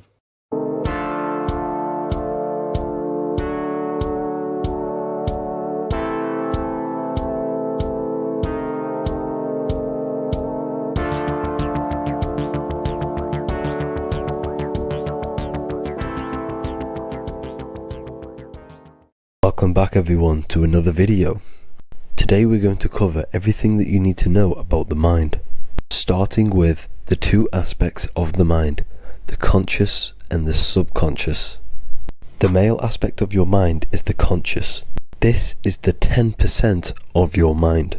The conscious part of your mind is only aware of everything around you, your vision, your sight, your smell, your taste, your hearing, and your current state of emotion and thought. Every thought that you consciously think about has an emotion directly attached to it. That emotion is then impressed onto the subconscious part of the mind. The subconscious part of the mind is the female aspect of your mind. It is also a whopping 90% of your mind. Subconscious mind is controlling all of the subconscious processes which happen within your body. For example, your subconscious mind is controlling your heartbeat, your digestion of food, and all of the things that you do not have to tell the body to do. It is the hidden part of our mind which is controlling all of the hidden things. The subconscious mind is like a recording supercomputer. Everything that you have experienced in your life is all recorded and stored within the subconscious mind. One of the most important things about your subconscious mind is that it stores your mental programs. Everything in the subconscious mind manifests into behavior and actions within the body. Your daily basis routine and habits are all mental programs within your subconscious mind. These mental programs are created by mainly two ways. 1, repetition, and 2, emotional impact. The repetition is fairly simple to understand. The more you do something, the more it impresses onto your subconscious mind and becomes a program. That program will then manifest into your behavior. However, with the emotional programs, they work a bit different. The stronger that you feel an emotion, the stronger it is impressed onto the subconscious mind. And then that emotion becomes a program. For example, you had a very traumatic moment happen when you were a young child. The emotion that you felt was so strong in that moment that it impressed into your subconscious mind so hard that you can recall that moment like it was yesterday. That traumatic event that happened to you when you were young will still manifest into your daily basis behavior even to this day. However, it manifests subconsciously. For example, if you were in a car crash, you will be wary to enter cars with certain people, all because of that traumatic emotion that you felt and impressed onto your subconscious mind. Another example of the subconscious manifesting into our behavior is posting on Instagram. Most of the time, the reason why you post is because your subconscious mind is seeking gratification. So before you actually do something, question yourself and find out the root cause of why you are doing this. Another thing that you need to understand about the subconscious mind is that it takes everything you say in here literally. So for example, if you go and say, "You are an idiot" to someone, your subconscious mind will only pick up the word idiot. It only knows yourself. It doesn't know anyone else. You are casting a spell on yourself just by saying that to someone else. This is why the golden rule is to treat others like you'd like to be treated. Now, you can rewrite these programs which are already in your subconscious mind. However, it does take consistency. You have to change these programs which have been running for years. And by changing these programs, you change your behavior, because these programs manifest into your behavior. The best way to do this, personally, is to listen to affirmations first thing when you wake up in the morning, and do this for 10 minutes every single morning. Then at night time, you want to think and feel that you are becoming the reality that you desire. The more that you feel this reality, the more it will become a program and impress your subconscious mind. For example, you're trying to gain financial freedom. If you trick your subconscious mind into creating a program saying that you are financially free, this will manifest into your behavior. You will start doing more work. You will start looking for ways to make money. Your mind will be set on the frequency of money and financial freedom. Therefore, you will receive thoughts based around this program.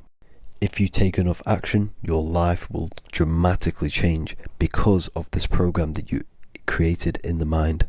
This is why we call it a mindset, because your mind is a frequency tuner which sets its frequency onto different thoughts, because thoughts are frequency.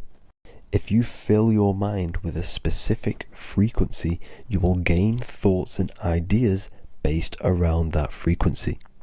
To create a stable mind, you need to master your emotions. You need to change your mindset. Everything that you experience is neutral.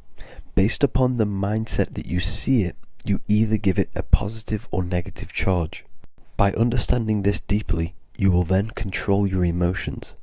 I hope you gained some wisdom and enjoyed this video. Please, if you can, leave a comment and a like, and subscribe to the channel if you like this content. Love and light to you all.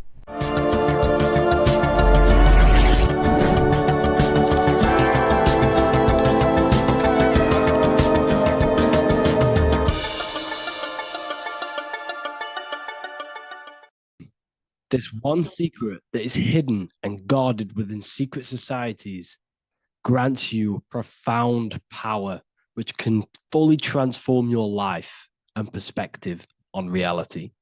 Today, I'm going to reveal this one secret, which you probably already know, but never realized how deep it truly is. This has the power to change your life. It is the key to your potential. And if you stay with me, this power may be yours, and you could transform your life with this hidden secret that is guarded within secret societies and esoteric orders. And this secret is not really a secret, but something people overlook, that the universe is mental. Everything we experience and interact with and perceive originates within the mind. The universe is a boundless field of consciousness, a mental construct molded and shaped by thought. We do not just live in a physical world, as they want you to believe. There are hidden forces that mold the material world. They want you to believe that you are only a physical being, inside of a physical universe. But this is completely wrong. You are the architecture of the universe. Your consciousness is the very fabric of reality, and you create your own universe. The universe is an infinite field of consciousness, a vast and limitless mental construct, intricately woven and shaped by the power of thought. It is a dynamic and ever-evolving field where the interplay of awareness and attention gives form to existence. Within the boundless realm, every idea, perception, and belief contributes to the creation and transformation of reality itself. Each thought holds the power to transform reality. Your consciousness is the very fabric of reality. And this is shown in the symbol of the flower of life. The flower of life is a symbol. It symbolizes the interconnectedness of all existence, illustrating how every thought is not merely a fleeting moment, but a ripple that reverberates across every layer of reality.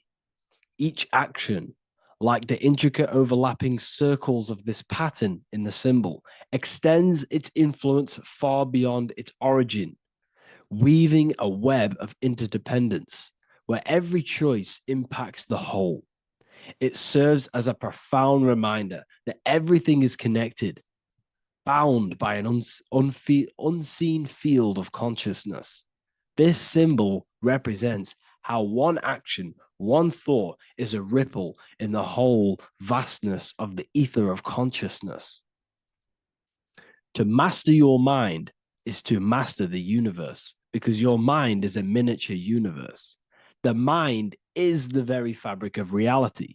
So if we gain the hook, if we gain the power and the mastery over our minds, we have now gained the power to create reality to your will and intent.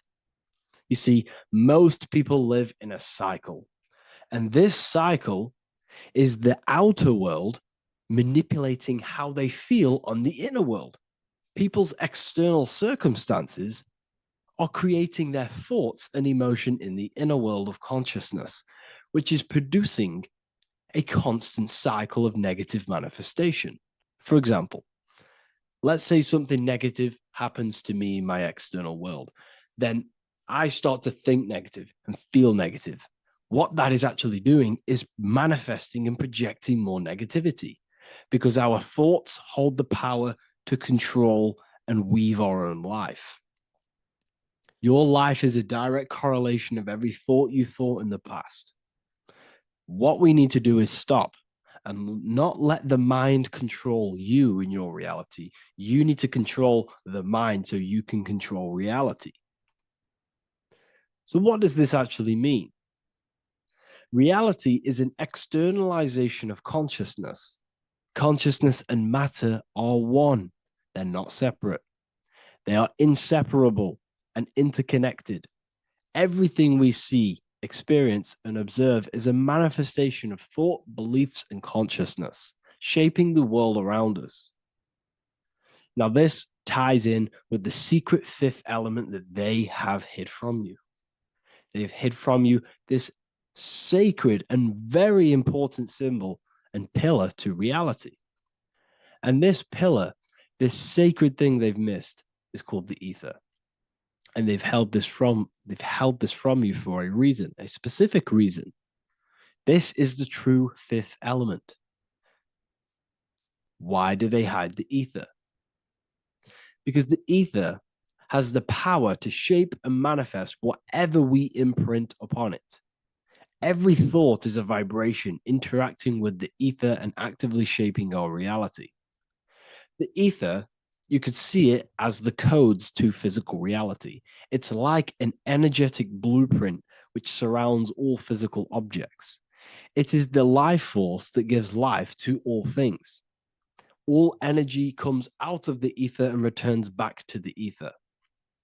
Energy, it's 0 point energy, and it is an infinite source of energy. So this is why they hide the ether, because whatever our mind can imprint onto the ether, we can create into a reality. And we imprint the ether through thought and imagination. The mind holds the power. The mind is the very source of reality. The material realm is not separate from the mental realm. Rather, it is intricately shaped and influenced by it through the ether.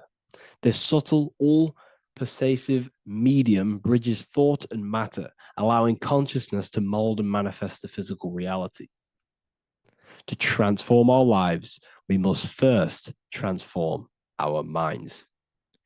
True change begins within, as our thoughts, beliefs, and perceptions shape the reality we experience. By shifting our mindset, we unlock the power to reshape our world and recreate the life we desire. This is the power of the mind, and this is the power that's been hidden from you. We're not taught these things in schools for a reason, because they don't want us all to be conscious creators.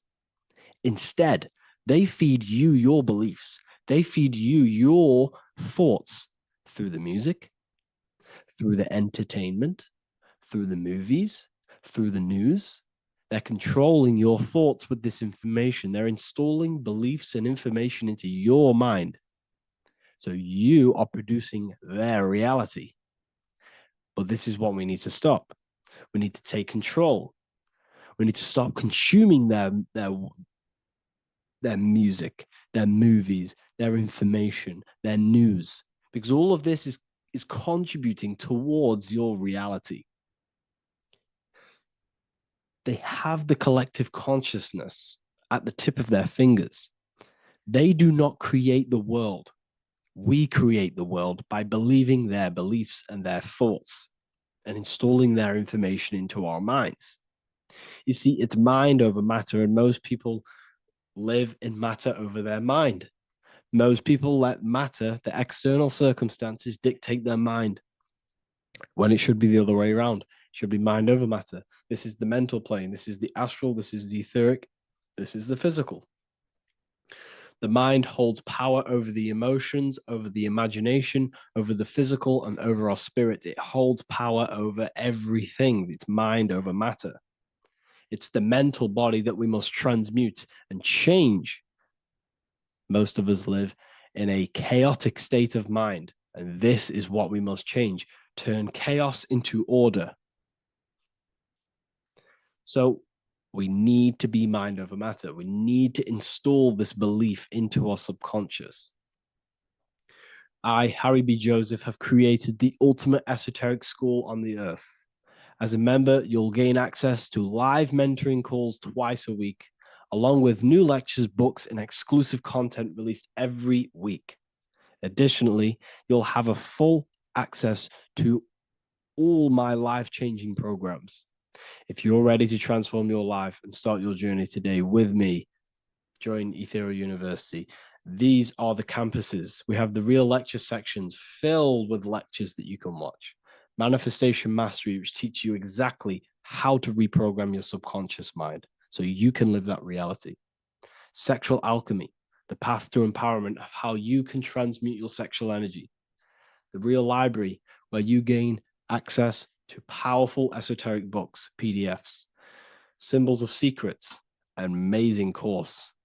The course that allows you to see beyond the veil that has been pulled over your eyes, the language of symbolism that secretly rules the world. I teach you how to read symbolism. Esoteric Exchange, live calls. You get to rewatch all of the old live calls. Mindwave Hub, this is a place of binaural beats where you can listen to infinite amounts of binaural beats. So you can meditate to them. Meditation section, numerology, health section, and electromagnetism. This is a life-changing place. And if you are serious, we only accept serious about changing your life and studying the occult and esoteric, this is the place for you. I've been there. I've been on YouTube looking around for valuable information, trying to find good accounts, good channels. It's very hard. I had to go through years of trying to find good information on YouTube. But what I've done is, instead of you searching around everywhere for bits of information and connecting the dots, I've put it all into one big place. You get your binaural beats, you get all the programs you need to walk the path of enlightenment to transform your life. I will connect with you on the inside, and I hope this lesson, this lecture, you gained some information, you gained some power from it.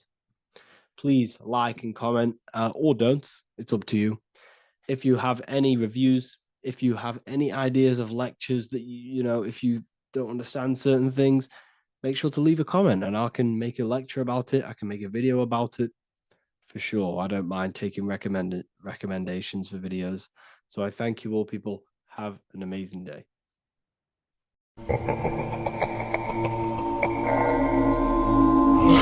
If your ultimate goal is to be famous, then you're gonna do a lot to get there, like sign your name in blood in a contract with the devil. That's how I got introduced to the music industry. I swear I wanted to be like the Amy Grant of music. Yeah. But it didn't work out, and so I sold my soul to the devil. Well, needless to say, sold my soul. Hey y'all, I'm finna sell my soul. I'ma hit y'all when I'm through. I'm gonna be rich as hell, alright? Bro, man. You trying to sell your soul, man. Look.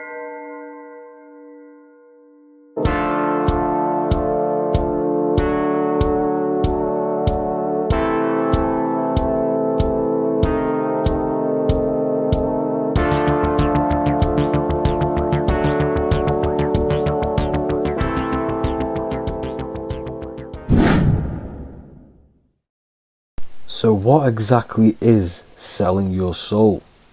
In order to understand this to its full potential, you have to understand the spirit world and the occult world which our eyes cannot visibly see. The physical world we see is nothing but an illusion and a product of the higher planes of existence. For example, you can see someone's physical body, but you can't see the complex structure of the consciousness and the thinking behind that being. With that being said, there are forces and entities not attached to physical bodies, which they exist on the astral and etheric plane behind the physical plane. Now there are numerous videos and music with artists talking about this. For example, I sold my soul to the devil and the price was cheap. Why do you still do it? Why are you still out here? Well, it goes back to the destiny thing. I mean, I made a bargain with it, a long time ago, and I'm holding up my hand. What was your bargain? To get where I am now. Should I ask who you made the bargain with? with the chief commander. On this earth? And on this earth, and then in a world we can't see. So selling your soul is cutting a deal with an astral plane entity in exchange for wealth and fame on this physical plane. This is classed as black magic because you are bending reality against your intuition. Now, making deals with entities beyond the physical plane, you always have to give something in exchange. When it comes with demonic entities, it always involves some sort of sacrifice, bloodshed, or humiliation. Now, there are countless of rappers who someone close to them have died just before their career takes off to the next level.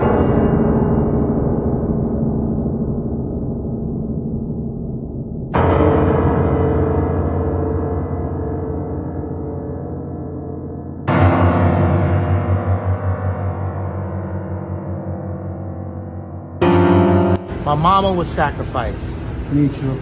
You understand? Yeah, I'm Christian. Michael Jordan, what about him? His daddy, right? Bill Cosby, his son, right? Dr. Dre, his son. Out in Hollywood, a lot of people come up missing. So these rappers and celebrities do have to do sacrifice rituals in order to take their career to the next level. Top flight, I've been growing up, it's a ritual. So the occult side of this reality is heavily connected with the music industry and the elites. This is why they are all connected to Freemasonry.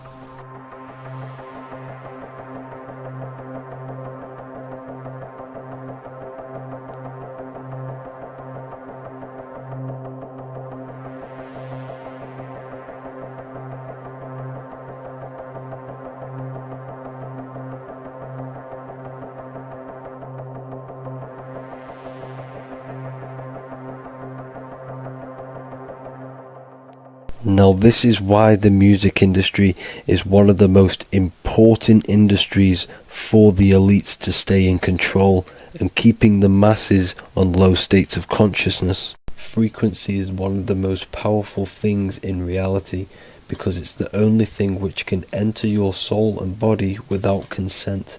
The frequency on Spotify and all major platforms are all tuned to 440 Hz, which was set by the Rockefellers. 440 Hz turns off the whole right side of your brain, and the right side of your brain is to do with critical thinking, imagination, and your intuition. Music has the ability to influence your intent, your emotions, your thoughts, and your actions just by frequency itself. By controlling the music the celebrities put out and the things they talk about, they're actually molding society because of the celebrities' huge amount of influence over the younger generation and cultures within society. This is why the music industry is mainly talking about sex, guns, violence, and hating other people. These are all very low vibrational acts and things to do which destroys humanity and societies, keeping us all conquered and divided in order for them to stay in power. Music can actually reprogram your subconscious mind, and it is a form of MK Ultra, which is mind control. It's in my brain. Do you know that? It's living rent free. I can't get it out. You did that. Yeah, it's hypnosis. Yeah, it's hypnosis. You're so awesome and dope. You do need to be very careful with what you're listening to and what frequency it's playing at, because all of this has an effect on your electromagnetic field and your state of consciousness. Now let's go back to selling your soul. When these rappers and celebrities sell their soul, they now gain eternal life on this physical plane. When you do sell your soul, you are allowed to live forever.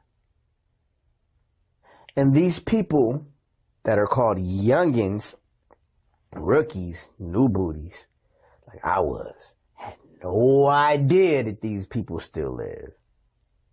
They will prey, haunt, kidnap, anything to stay on top. This is their world. They have nothing but time, is what they believe. Now this explains why there's so much Saturn worship, because Saturn is the father time. He's the god of time and crystallization in the physical realm. If you want more information on that, go to my previous video. Now here is ASAP Rocky standing inside of a pentagram, but notice the way he's standing, it's an inverted pentagram. The pentagram is associated with magic, however, the upright pentagram is the 5 elements with spirit on the top. It's either called spirit or ether. It's at the top because it rules the other 4 elements, because it's the baseline of reality, which is spirit and matter. Spirit is behind the physical reality. However, when it comes to black magic, they invert the pentagram so spirit is at the bottom because they worship the physical world. This is why the Baphomet is the inverted pentagram. These people are operating off their animal instincts. They do not want anything to do with spirit. These are antichrist. All of these celebrities know full well the effect that what they're doing on the rest of the world. They have sold themselves out, and the elites use them as puppets to push this new world order and mold society in the way they want it.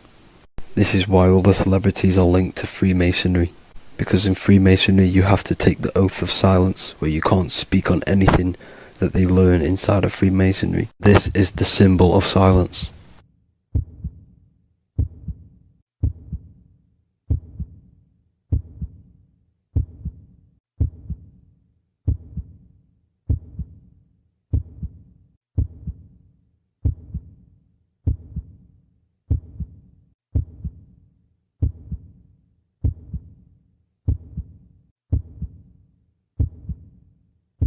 The elites need them under this oath so they do not talk about certain topics and certain things to the public, because of the amount of influence they have on society. Now, even the name Hollywood is an occult term, because back in the ancient days when they used to create wands, they used to create them out of holly wood, out of the holly tree, because each wood has certain attributes and virtues when it comes to magic. And the holly tree was known as the holy wood, and they used to create the wands out of it to cast spells. And Hollywood are still casting magic to this day through the films and through the music to the masses. That's it for this video, people. Hope you enjoyed. Please like and comment and subscribe. Peace and much love.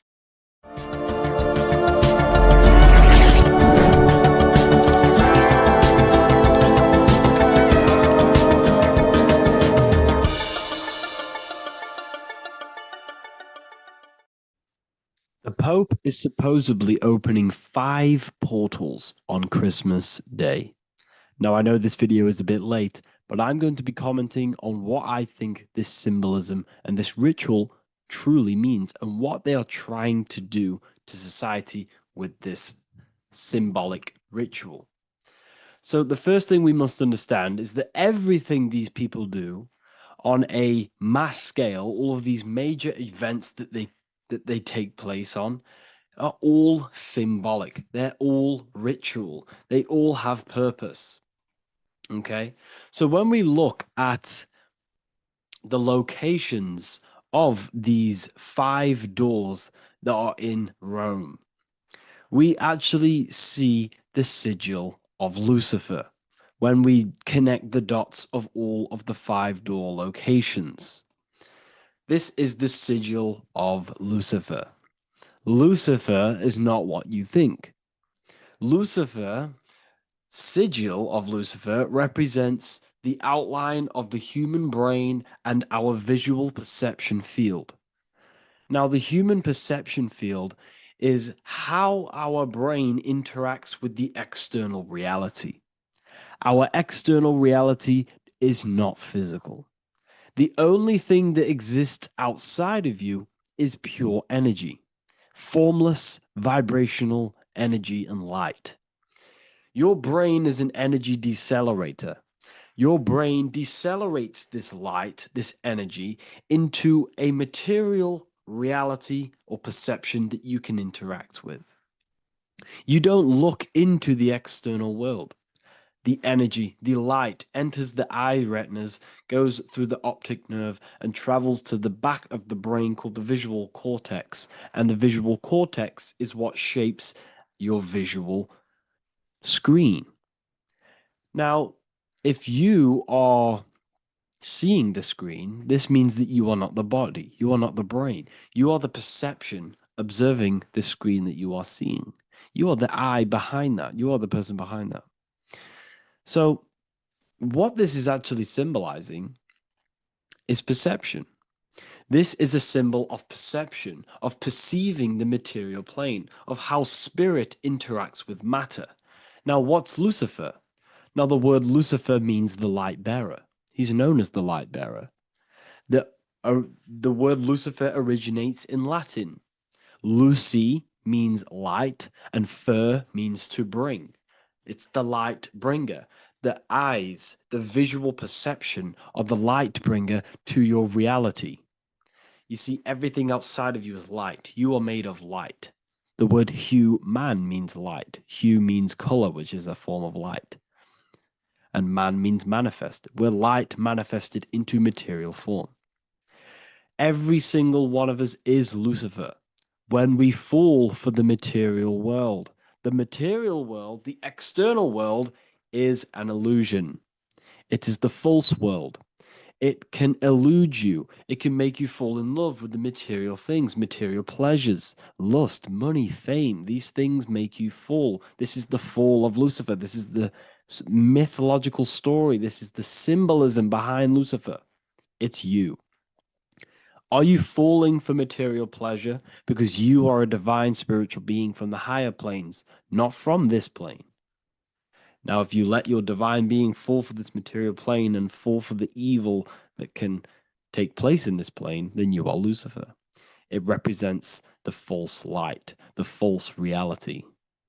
This symbol, the sigil of Lucifer, it symbolizes the interplay between light, consciousness, and the perceptual experience of the physical reality. The external world is truly internal. What we visually perceive is essentially light waves carrying information, which then gets processed by our brain, the central computer of our nervous system. Okay? So, how many doors are open? 5 doors. So 5 is the number of perception as well. 5 fingers on each hand, 5 points on the human body, 5 toes on each foot. We have 5 senses. 1, 2, 3, and 4, they're spiritual numbers. 6, 7, 8, and 9, they're material numbers. 5's the gateway. 5 is the middle bridge of how our spiritual self interacts with the physical self, how spirit interacts with matter. So this ritual is symbolic of perception.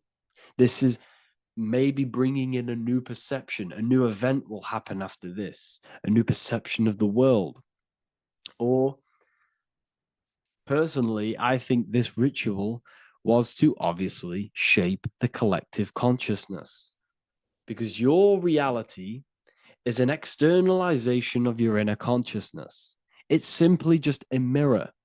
Your material life, your material world outside of you is simply a mirror reflecting with mathematical and geometric precision of your internal consciousness.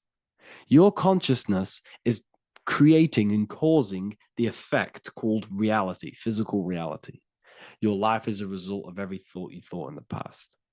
Therefore, with that being said, everyone who perceives this ritual of, the Pope's opening 5 spiritual portals, who's letting in demonic energy into the world, they're going to let demonic energies and demonic spirits all in the world. Well, what if I told you the only portal they're opening is a portal in your own mind for negativity? By you believing in negative forces coming into the world and going to possess everyone, that's opening up your own mind. The collective spiritual community has been brainwashed in thinking there's going to be demonic energy. Therefore, what will happen?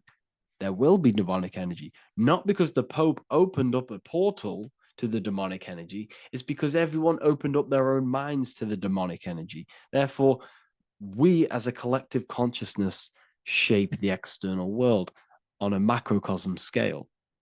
For example, the microcosm is your personal life. Your personal life. You have created it through consciousness. Your belief system is just externalized in your world.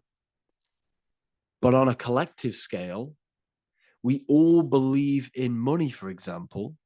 And because we all believe in money, and we believe that this piece of paper holds value in our minds, okay, in the mental plane, this has an effect on the physical plane by shaping the physical plane by being ruled by this belief as on a macrocosm scale. Yes, I know that money doesn't exist. It's just a belief in my mind.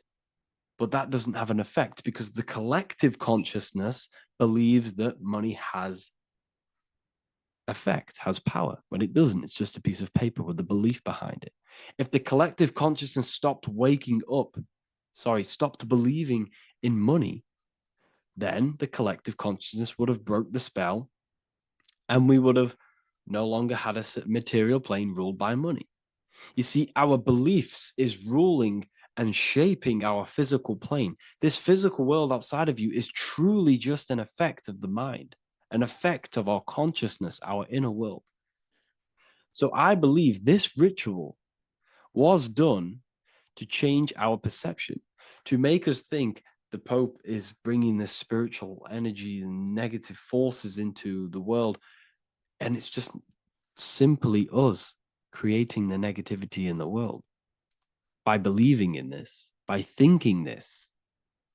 Remember, they have the power to send messages into millions of people's minds through media.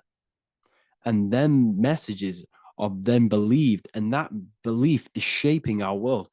What have I told you? That the New World Order is not manifested by the elite, it's manifested by you and us. We're all manifesting the New World Order. They can't manifest it. We can, because we are the ones believing it. We believe it. It is reality. It shapes our own prison. We're all shaping our own prison by believing in the prison, by believing in money. So this ritual was all to do with perception, creating a new perception, creating fear in our minds to, of course, distractors from what's really going on. This is all a ritual to implant messages in your own mind. So I hope you all understand this video, and I hope you all gain some insight, and I'll see you inside the university. What if I told you that you are under a spell, and this spell is controlling you in every aspect of your life, and you don't even realize it? Spells are not what you've been taught. They're not fantasy magic wands that are casted over you. No, no, no. Spells are much, much deeper. A spell is a belief system that is installed into your subconscious mind, which holds power over you. Okay? If I install a belief into your mind and that belief holds power over you and controls you, that is you under my spell. A spell is a belief that someone has installed into you. Okay? You have a subconscious mind. The subconscious holds power over 90% of your daily basis behavior, thought patterns, and overall emotional state. Because the subconscious is the back end of our mind, the mind that we don't really have access to. It's the shadow self, where all of our programs, all of our memories, all of our traumas, all of our everything that we've ever experienced is recorded and kept in this vast database called the subconscious. Now, the subconscious is the 90% of our mind. We are only aware of 10% of our mind, which is the conscious mind, which is what you're using now, what you're consciously aware of. But there is a subconscious mind that holds power over your conscious decisions, and you don't even realize it. For example, as a child, you had a very, very traumatic event happen. Let's say as a child, you were not loved enough by your parents. And this feeling of you not being enough for your parents and feeling alone as a child implanted this seed. And this seed was planted by your emotions, a strong emotion. And over time, as you grew older into an adult, this seed grew and grew and grew. And what this seed grew into is you being very needy, you always seeking validation from others. Okay. But you taking this conscious decision 10 years down the line actually stems from this hidden cause within your subconscious mind, within this little feeling, this seed inside your subconscious where you don't feel like you are worthy. So this results in a conscious decision of you seeking validation from others, being very needy from others. Okay. This is what the subconscious is. The subconscious holds power over us. For example, posting on social media. Why are you actually posting on social media? If you take a selfie with your new watch, new car, and you go and post that onto your social media, why are you actually doing that? On the deepest root cause, it's not because you just want to post a picture. No, it's much deeper. It comes from a subconscious belief or a subconscious emotion of you seeking external validation, whether you believe that or not. But that's what it is. If you're posting on social media, you're seeking attention, you're seeking validation from others on a deep level, on a subconscious level. You may not even realize this because it's subconscious. Now, this is what a spell is. Money is a type of spell. Remember, money doesn't actually exist. Money does not exist. Money is a physical object inside of the material plane. But the physical object has a belief in the mental plane. See, the mind is the highest plane. This is the root cause of reality, the mental plane. Okay? So our belief in our mind has given this piece of paper value and a meaning. But in reality, it's just a piece of paper with a belief behind it.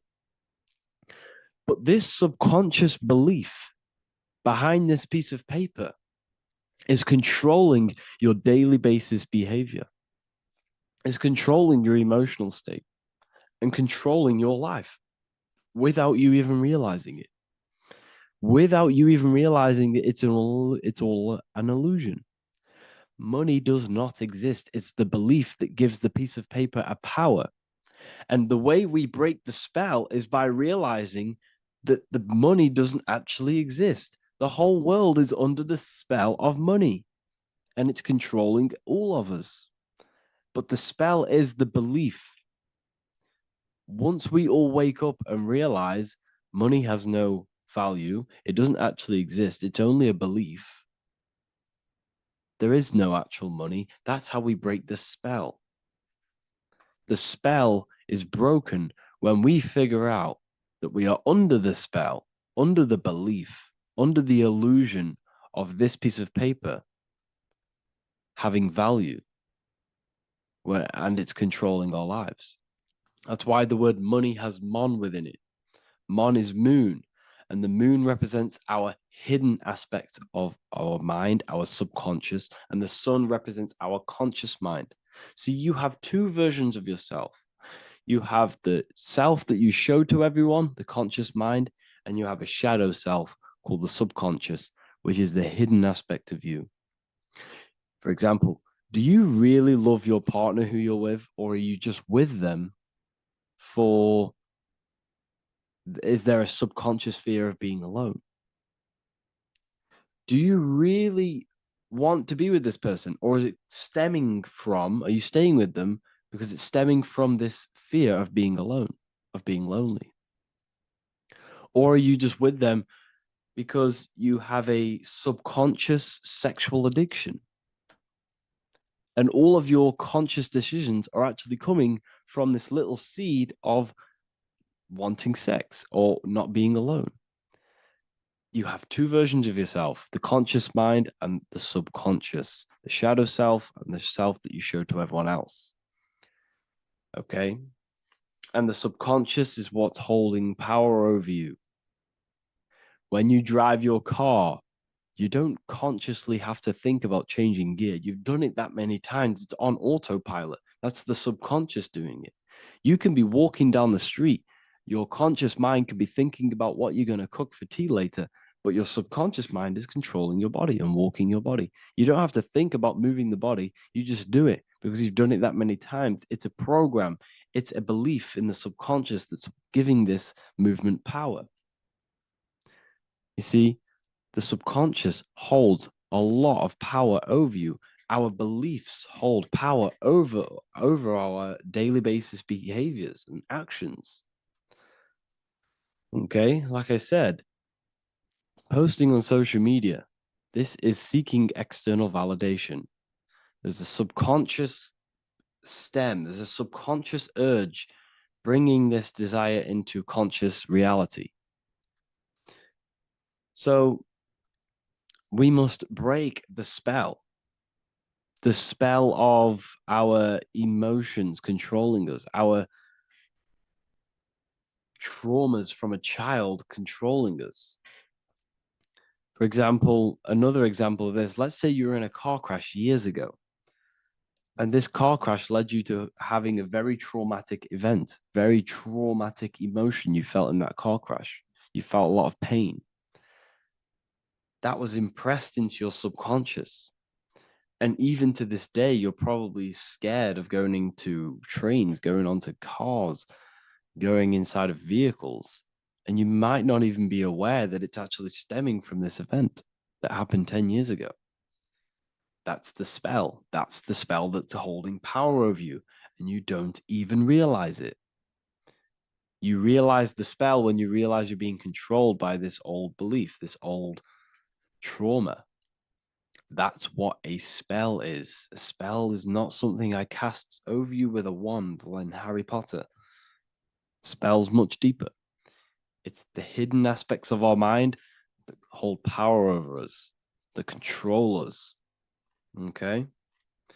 So how do we get rid of the spell? How do we break the spell? By installing new belief systems, by installing new programs into our subconscious. The subconscious is impressed by repetition and emotion. Everything you do on repeat, for example, tying your shoelaces, you can be looking up into the sky, closing your eyes, thinking about what you're going to create for tea while doing your shoelaces. You've done it that many times, you don't have to think about it. That's the subconscious taking over. Okay. That's the repetition aspect of the subconscious. For example, you could probably run down your stairs. You know exactly how to run down the stairs. If I tried to run down your stairs, every staircase is different. I'd probably fall over. But you've done it that many times, you know exactly how to do it. It's what we call ritual. When you have an evening ritual, when you tidy the house, you do your skincare routine, you wash your teeth, that's a ritual. This is what the ancients called ritual.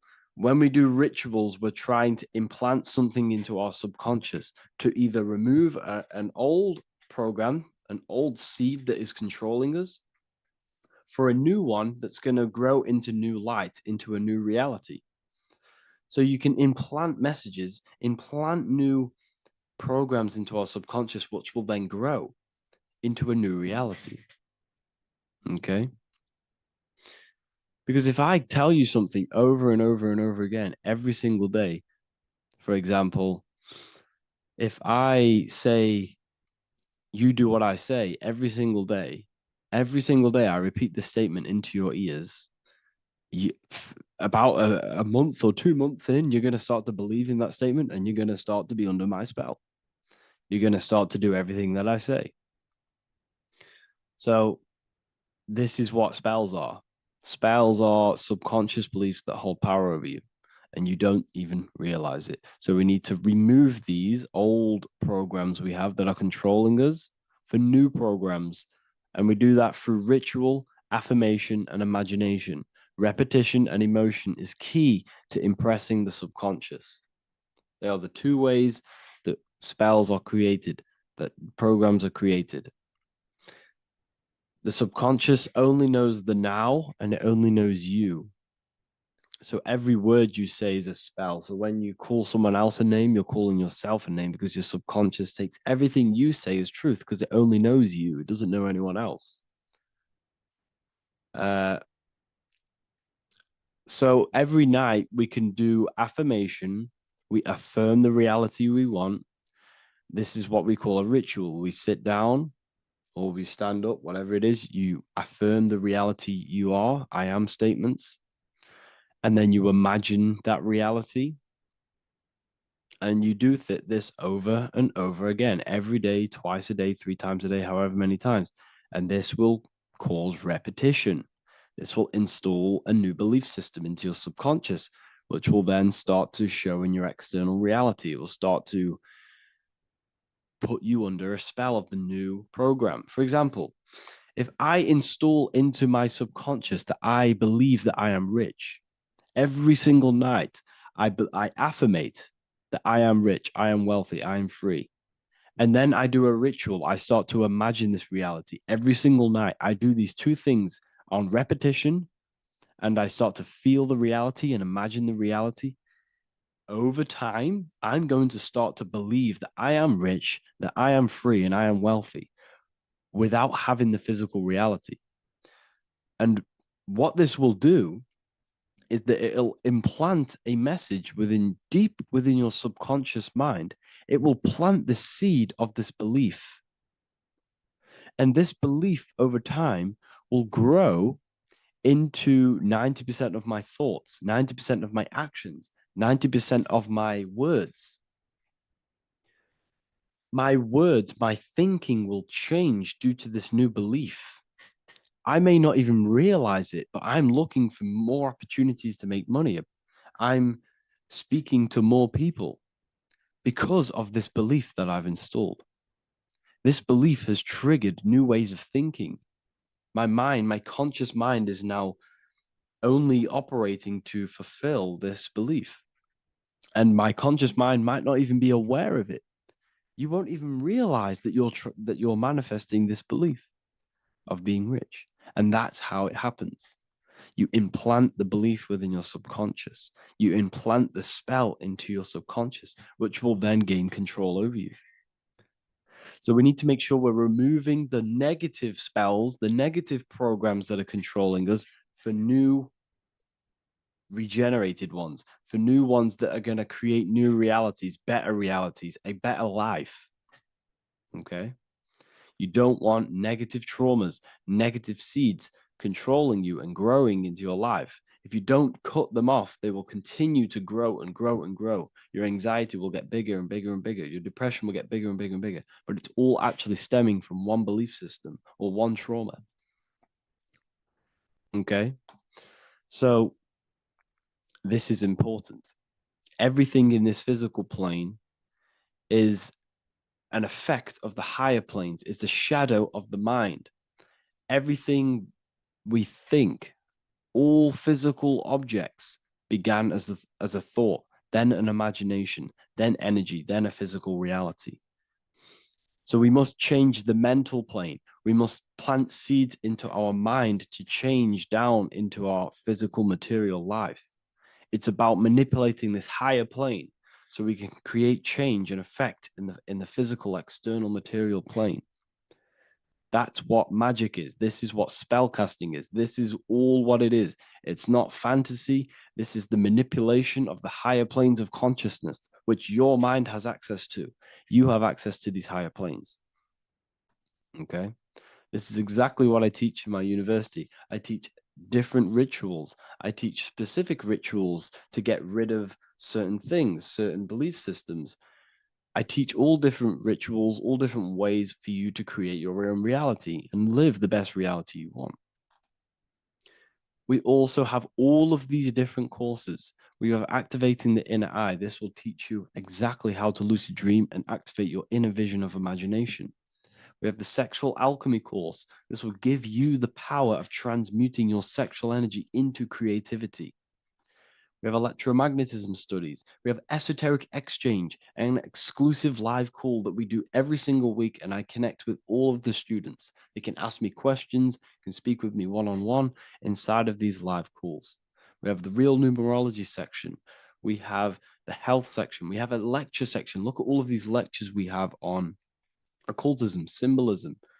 All of these lectures are designed to gain you power, to give your personal power back to you, to make you realize things about you. We have a meditation section. We have a library section where you can download all of our library, all of our books, different books on occultism, symbolism, Freemasonry, astral projection. And of course, we have the Manifestation Mastery course, which teaches you exactly how to create reality so you can live that desired reality that you want. This is the last chance to lock in the price of $55 a month. This is less than $2 a day. You can really level up your life because the price is going to increase as the value of the university increases, because there's a new symbolism course coming out. And if you join now, you'll get this course for free, because obviously when this course releases, the price will go up. The symbolism course will teach you the language of esoteric and occult symbolism. I'll leave the links in the description. Make sure to leave a like, comment, subscribe to the channel if you want to see more content. Thank you all, people. Have an amazing day. You are not breathing correctly. 98% of people only use a third of their lungs capacity, which is shallow breathing, which ages you, lowers your brain capacity, and also lowers your state of consciousness. So it's essential that you breathe consciously on a day-to-day basis, because this is what truly elevates your consciousness. I am going to give you the key for you to raise your consciousness just through breathing alone. Such a simple thing, but yet the most effective way for raising your state of consciousness and becoming more spiritually and mentally advanced. So tune in for this video and I'm going to show you exactly how to do it and the symbolism behind breathing. Air is more than just air. It carries electromagnetic energy. So now I'm going to give you the science behind this spiritual truth. This invisible force is what sustains all physical life, providing the life force energy essential for existence. Electromagnetism. Everything is fed off electromagnetism. Your body is an electromagnetic battery. Now, we can prove that air carries electromagnetism just by doing a simple test, a simple scientific experiment, by getting liquid oxygen and pouring it between a north and south magnetic pole, two polar opposite magnets. We see that the liquid does not fall straight through it. It is sucked, it is magnetically attracted to these two opposing forces, opposing magnets. This is proof that air, liquid oxygen carries electromagnetism. When you are breathing electromagnetism, the essential life force behind all living beings. This is known as energy or prana, chi, ether, or spirit. This is all the same thing. Air is not just empty space. It is energy. It is prana. It is life force. It is spirit. It is ether, chi, prana. You are an electromagnetic being. Your consciousness is in direct correlation with your electromagnetic aura or biofield around your body. Your state of consciousness is mirrored within this field around your body. Now, your breath, when you breathe in, you're breathing electromagnetism or life force. Breath is the vital link between the physical and the spiritual, bridging the body with the soul. Through breath, we connect with both tangible world and deeper, the unseen realms of energy and consciousness. Breathing deeply and properly elevates our consciousness, enhancing the brain's functions, heightening the sensitivity of our five senses. It also brings a profound calmness to the mind, creating a state of clarity and inner peace. Like I said earlier, breathing properly is the fastest way to elevate your consciousness. It is the fastest way because breathing, when you stop breathing, what happens? You lose physical consciousness. Your body will shut down if you do not breathe in this vital electromagnetic energy in the oxygen. If your body does not get this for 5 minutes or however you can last without breathing, this makes you lose physical consciousness. Your body will not survive without this essential life force energy. Therefore, air is one of the most overlooked things. This is why we see the symbolism of Buddha having a big belly. Why does he have a big belly? Because it's symbolizing breath work, proper spiritual breath work, the certain teachings of breath work, of when you breathe in through the nose, you have to breathe in through the nose. You don't want to breathe in through the mouth because the nose acts as a filter which catches dust particles and filters out the air before it enters the lungs. The mouth does not do that. The nose is for breathing inward.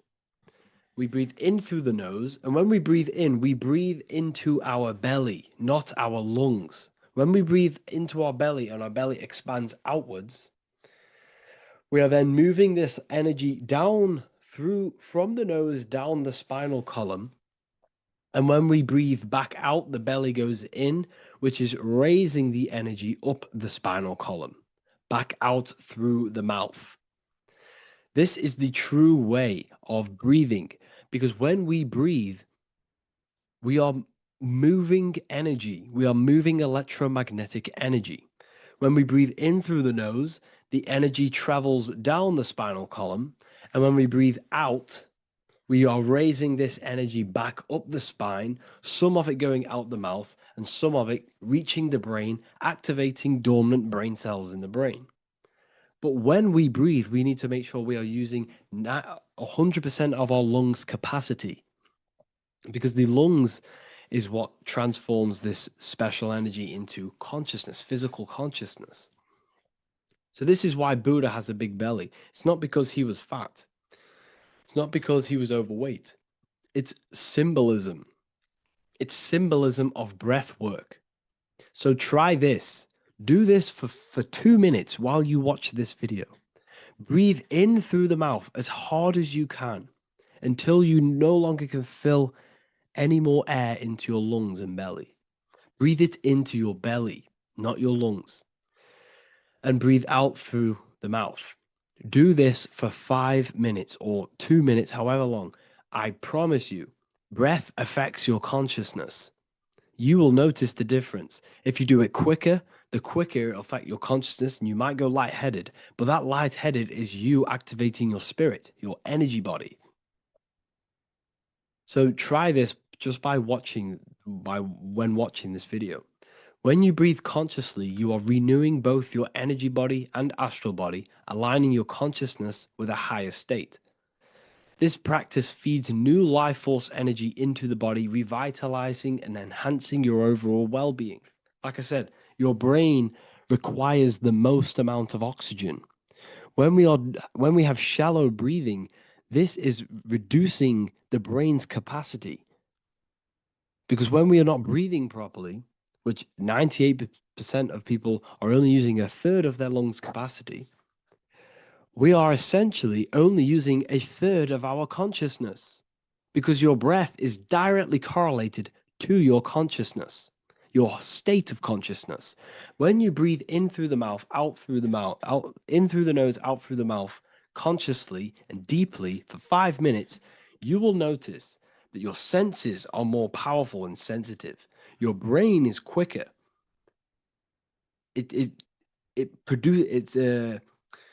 What's the word? It processes information quicker. You become quicker. You become a superhuman, and you feel more spiritual because it activates your spirit, your astral and energy body.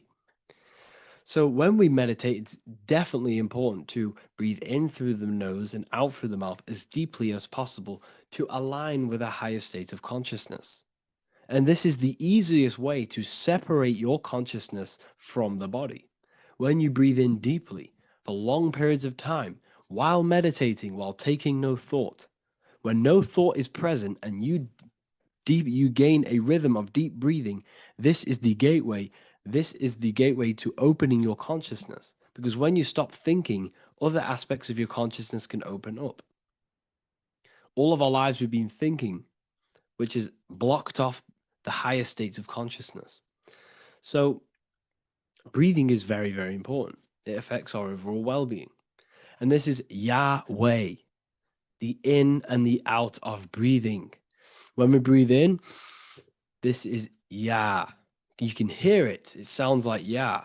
And when we breathe out, that is Way. This is the name of God, apparently. But God is within you. You can connect with God. You can connect with source consciousness within you by breathing, by raising your state of consciousness through breathing and meditation. This is why the Bible tells you the Spirit of God has made me, and the breath of the Almighty gives me life. You are consciousness. You are God. You're an extension of God's consciousness. Job 27:3. As long as my breath is in me and the Spirit of God is in my nostrils. The Spirit of God is through breath. John 20:22. And when he said this, he breathed on them and said to them, receive the Holy Spirit. The word spirit means breath. In Greek, Hebrew, Latin, it all means breath or wind or air. The Holy Spirit is a certain way of breathing, a breathing technique that elevates your consciousness, that syncs you up to a holy consciousness, an elevated state. That is the Holy Spirit. That's why it tells you in the Bible, when he said this, he breathed onto them. He breathed onto them and said, receive the Holy Spirit. You must breathe to receive the Holy Spirit. When you breathe, you are renewing the body's energy. You're taking in new life force, which is regenerating your cells, regenerating your brain, nervous system, and also connecting with consciousness, pure consciousness. This is not something that we should be doing during meditation. Yes, it is. We should be doing it during meditation, but this is something that we need to apply all of the time. This is the fastest way you can raise your consciousness. I just want to say, all of this knowledge is inside of the Book of Wisdom, Volume 2. Make sure to give a like and a comment on this video to help the algorithm. And let me know what you think about the last book or this book if you have read them, to let the new people know what they're looking at with this book. This is truly life-changing. The Volume 2 and Volume 1 is truly life-changing. You can get them in a bundle also. Learn hidden knowledge inside of the Ethereal University. This is where truth seekers belong. I'm not here to try sell you this, but this is the place for truth seekers. And if you are serious about your spiritual journey and serious about gaining knowledge, which gives you the advantage over life, join Ethereal University. This will definitely help you. Thank you for watching this video. Please leave a like and comment. Make sure to give me any suggestions on videos you want me to make in the future. Thank you all. Neo is plugged in on the back of the neck, which is the reptilian brain stem. The reptilian brain is all to do with survival mode, survival state. It's always scanning the environment for safety, whether that's physically, emotionally, or mentally. It does not think. It is instant. For example, do I smack the guy or run off? If something happens to you, like a car's coming really quick to you, you do not think about this. The reptilian brain is the animal instinct that will instantly move your body on the instant reactions. Hence why it's the closest brain to the rest of the body. It has instant access to the electrical nervous system to control the body at instant reactions. Now, Neo is plugged in on the back of the neck, which is the reptilian brain. Therefore, the matrix is the body itself. It is the lowest state of consciousness. This is what it represents. The word matrix means womb. It translates to womb because your body is a womb. Your body is a vessel for universal consciousness, for God consciousness. And the body is also a womb where you can be born again outside of this body by raising your consciousness, by awakening the neocortex. This is why Neo is called Neo, because it represents the neocortex. This is the higher aspect of our brain. This is all to do with new things, higher reasoning, higher thinking, new learning. You see, the brain is a receiver for universal consciousness. Now, what do I mean? It is a radio receiver. Think of it like this. You have a radio tower which emits frequencies. And each little frequency, 00.1, 00.2, 00.3, each 00 point is a different person. We are all the same universal consciousness, encapsulated inside of a different vessel. This is why our body is the temple of God inside of the Bible. Your body is a sacred temple of the divine essence of the universe. However, consciousness is controlling this physical body. And I'll show you this diagram here. Consciousness consists of imagination, emotions, thought, and memory. All of these things are not physical. They're not made out of atoms. You cannot think with atoms. If I split open your brain while you are thinking of a cheesecake, I would not see a cheesecake. It's because these things exist metaphysically within consciousness. They are not physical. The body is physical. It's part of matter. It's part of time. You see the Leonardo da Vinci, the circle and the square. The square represents limitation, beginning and end. because when you draw a square, there is a beginning and end. It represents the body, the mortal self, the ego, the echo. Then you have the spirit raised above, which represents spirit over matter, mind over matter. Invisible forces create physical forces. Everything physical exists in non-physical.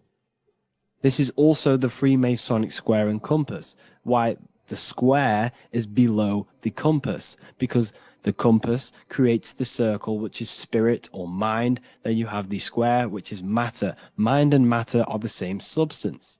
Mind creates matter through thought. Everything in this physical universe manifested through thought. Everything began as thought. So you are spirit and matter. You have a material body and a spiritual body. And you are right in the middle. This is why humans are very, very important. Because we have an animal nature, the reptilian brain, and a higher consciousness, the neocortex. And we must awaken out of the matrix, which means womb, which is the body. And neo is waken up from the lower self, the reptilian brain, and moves into the neocortex. Because the brain is a radio receiver for consciousness. Now, what do I mean? I went over this before. Your consciousness is controlling the brain. The brain is a computer. And when our consciousness, our imagination, our emotion, our thoughts, and our memories are all contributing towards just survival things, food, safety, fear, all of these things, and our consciousness is locked into a survival state, we are using the reptilian brain. We're no longer thinking. You don't think with the brain, but the consciousness is thinking, which activates the different parts of the brain. When we think for higher reasoning, we use the neocortex. It stimulates the neocortex. When we think about survival, we're using the reptilian brain. So therefore, when Neo wakes up, he wakes up to the higher aspects of consciousness, which is only utilized by the neocortex, by learning new things and expansion of the mind and expansions of consciousness. Okay? So the whole matrix is to keep you designed, well, the whole matrix is designed to keep you in a survival state, in the three-dimensional awareness. They want you constantly scanning for safety, scanning for food, scanning for emotional safety in relationships and other people. You see, they do not want you to think. They want you stuck in that reptile, that animal state, that beastly state that most people are in. Most people, all they do is eat, listen to music, consume, have sex, lust, desire. This is all the reptilian brain. So when we say the world's being ran by reptilians, it's symbolic. There is no physical reptilian humanoid beings controlling, manipulating human consciousness. We are all the same consciousness. However, there is a corrupted state of consciousness running this world. And this consciousness worships the physical plane. And they control the physical plane. So by doing that, they keep you stuck in a reptilian way of thinking, the animal state, to keep you stuck in the lowest state of consciousness. Now, this is the god Osiris, which represents the reptilian brain. None of the Egyptian gods ever existed. They are all symbolic for the brain and anatomy of the human body. Osiris represents the reptilian brain. As you can see, this anatomy compare to the brain stem and Osiris statue found in Egypt.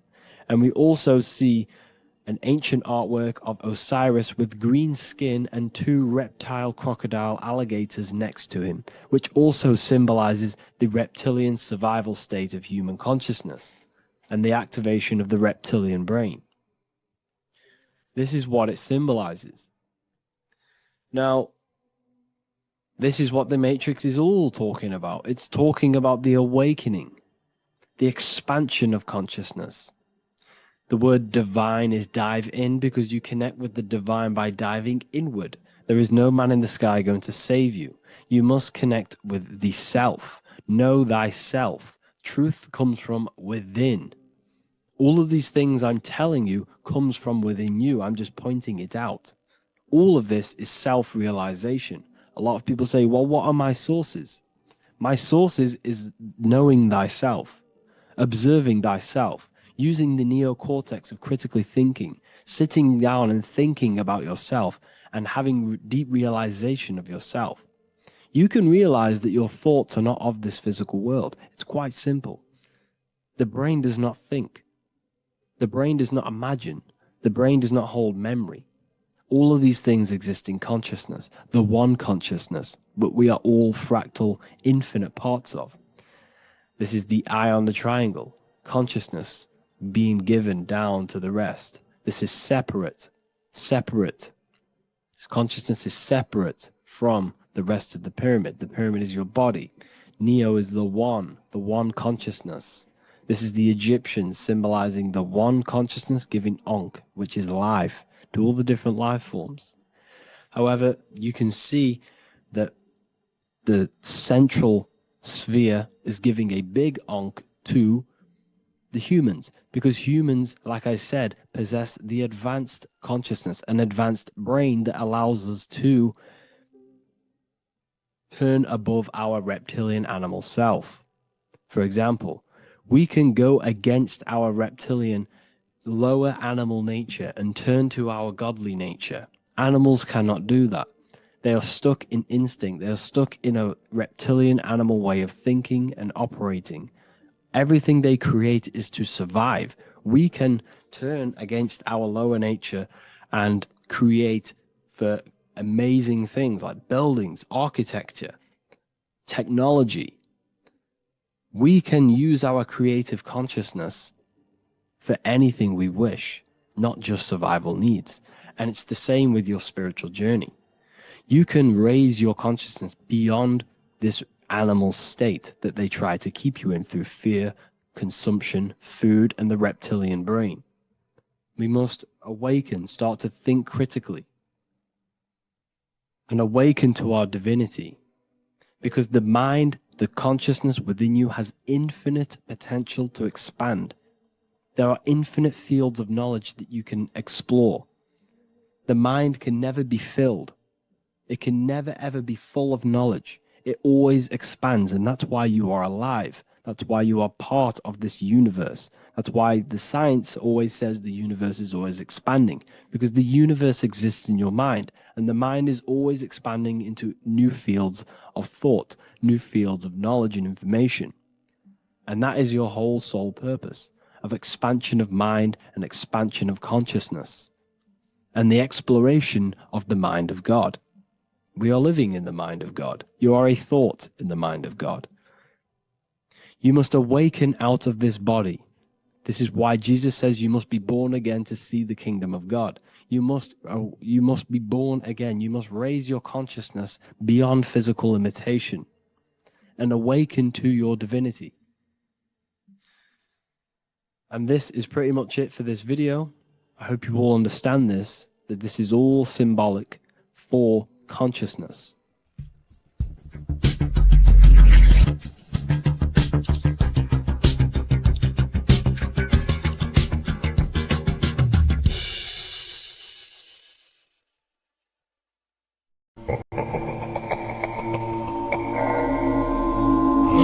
If your ultimate goal is to be famous, then you're gonna do a lot to get there, like sign your name in blood in a contract with the devil.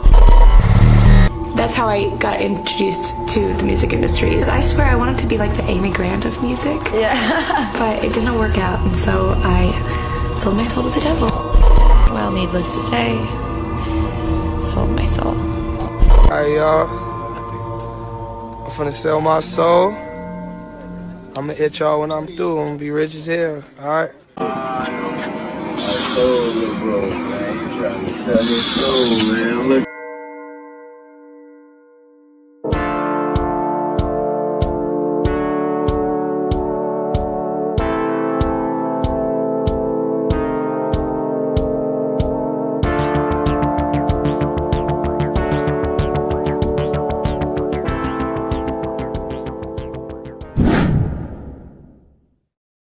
So what exactly is selling your soul? In order to understand this to its full potential, you have to understand the spirit world and the occult world which our eyes cannot visibly see. The physical world we see is nothing but an illusion and a product of the higher planes of existence. For example, you can see someone's physical body, but you can't see the complex structure of the consciousness and the thinking behind that being. With that being said, there are forces and entities not attached to physical bodies, which they exist on the astral and etheric plane behind the physical plane. Now there are numerous videos and music with artists talking about this. For example, I sold my soul to the devil, and the price was cheap. Why do you still do it? Why are you still out here? Well, it goes back to the destiny thing. I made a bargain with it, a long time ago, and I'm holding up my hand. What was your bargain? To get where I am now. Should I ask who you made the bargain with? with the chief commander. On this earth? And on this earth, and then in a world we can't see.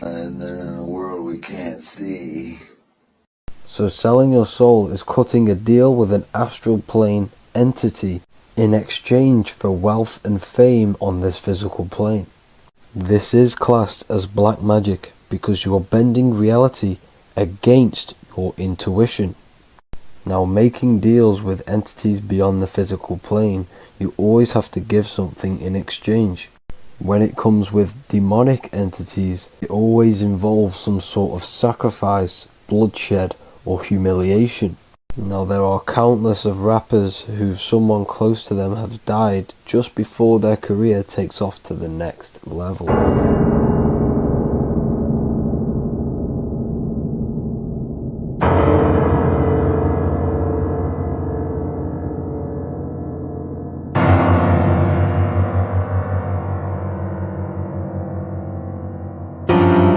My mama was sacrificed. Me too. You understand? Yeah. I'm Christian. Michael Jordan, what about him? His daddy, right? Bill Cosby, his son, right? Dr. Dre, his son.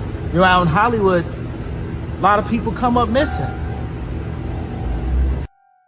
So these rappers and celebrities do have to do sacrifice rituals in order to take their career to the next level. Tough flight, I've been growing up, it's a ritual. So the occult side of this reality is heavily connected with the music industry and the elites. This is why they are all connected to Freemasonry.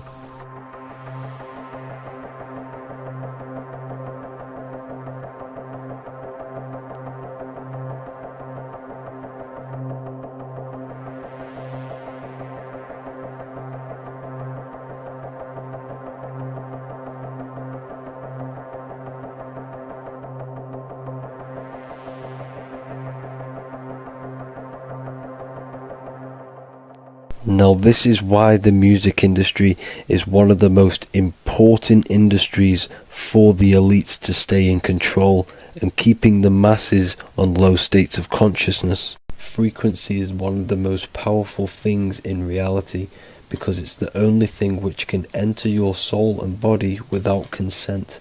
The frequency on Spotify and all major platforms are all tuned to 440 Hz, which was set by the Rockefellers.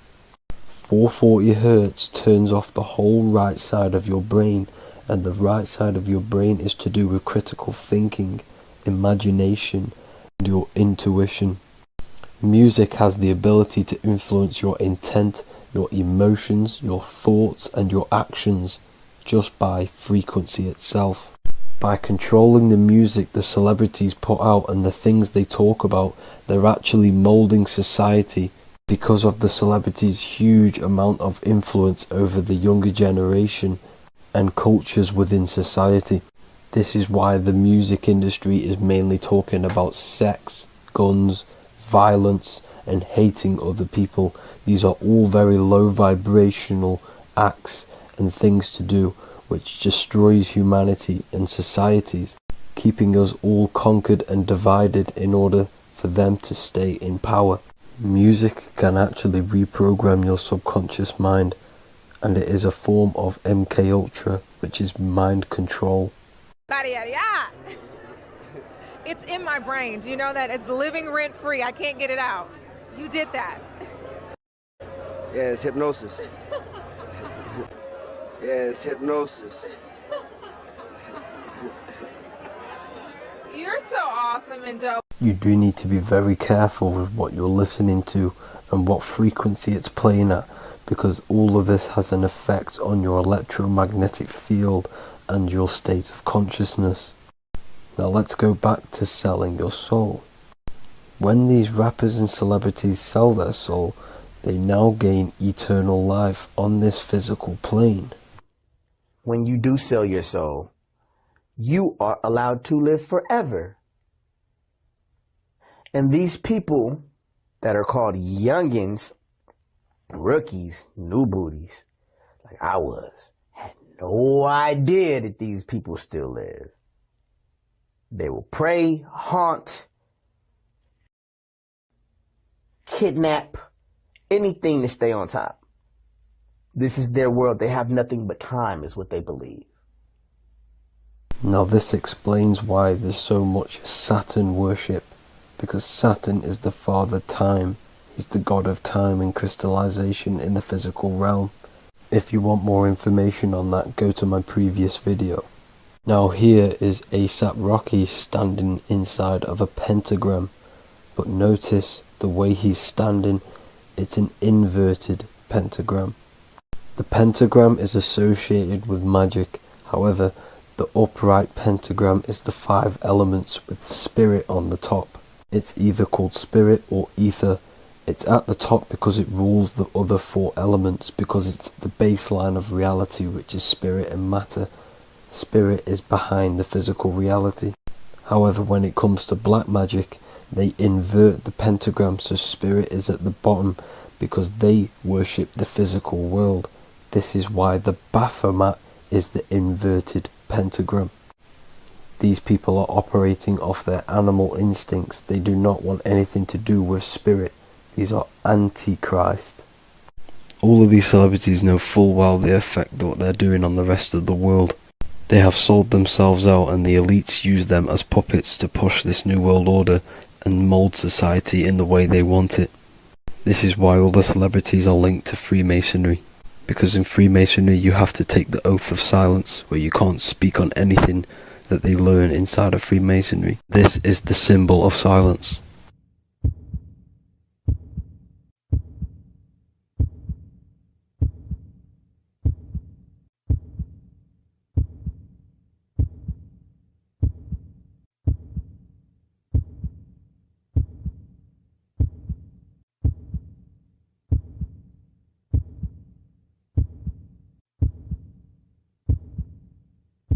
The elites need them under this oath, so they do not talk about certain topics and certain things to the public, because of the amount of influence they have on society.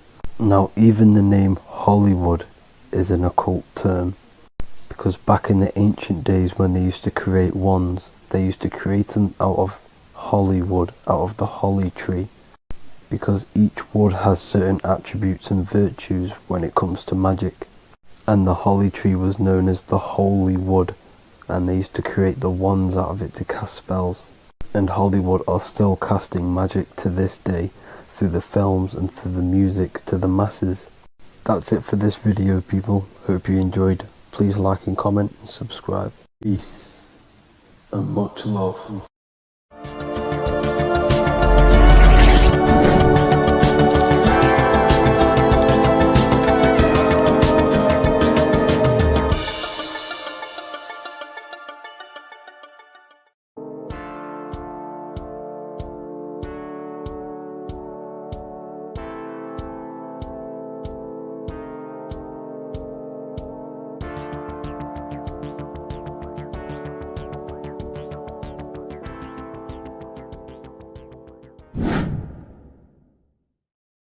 How are we doing, people? It's Revival of Wisdom.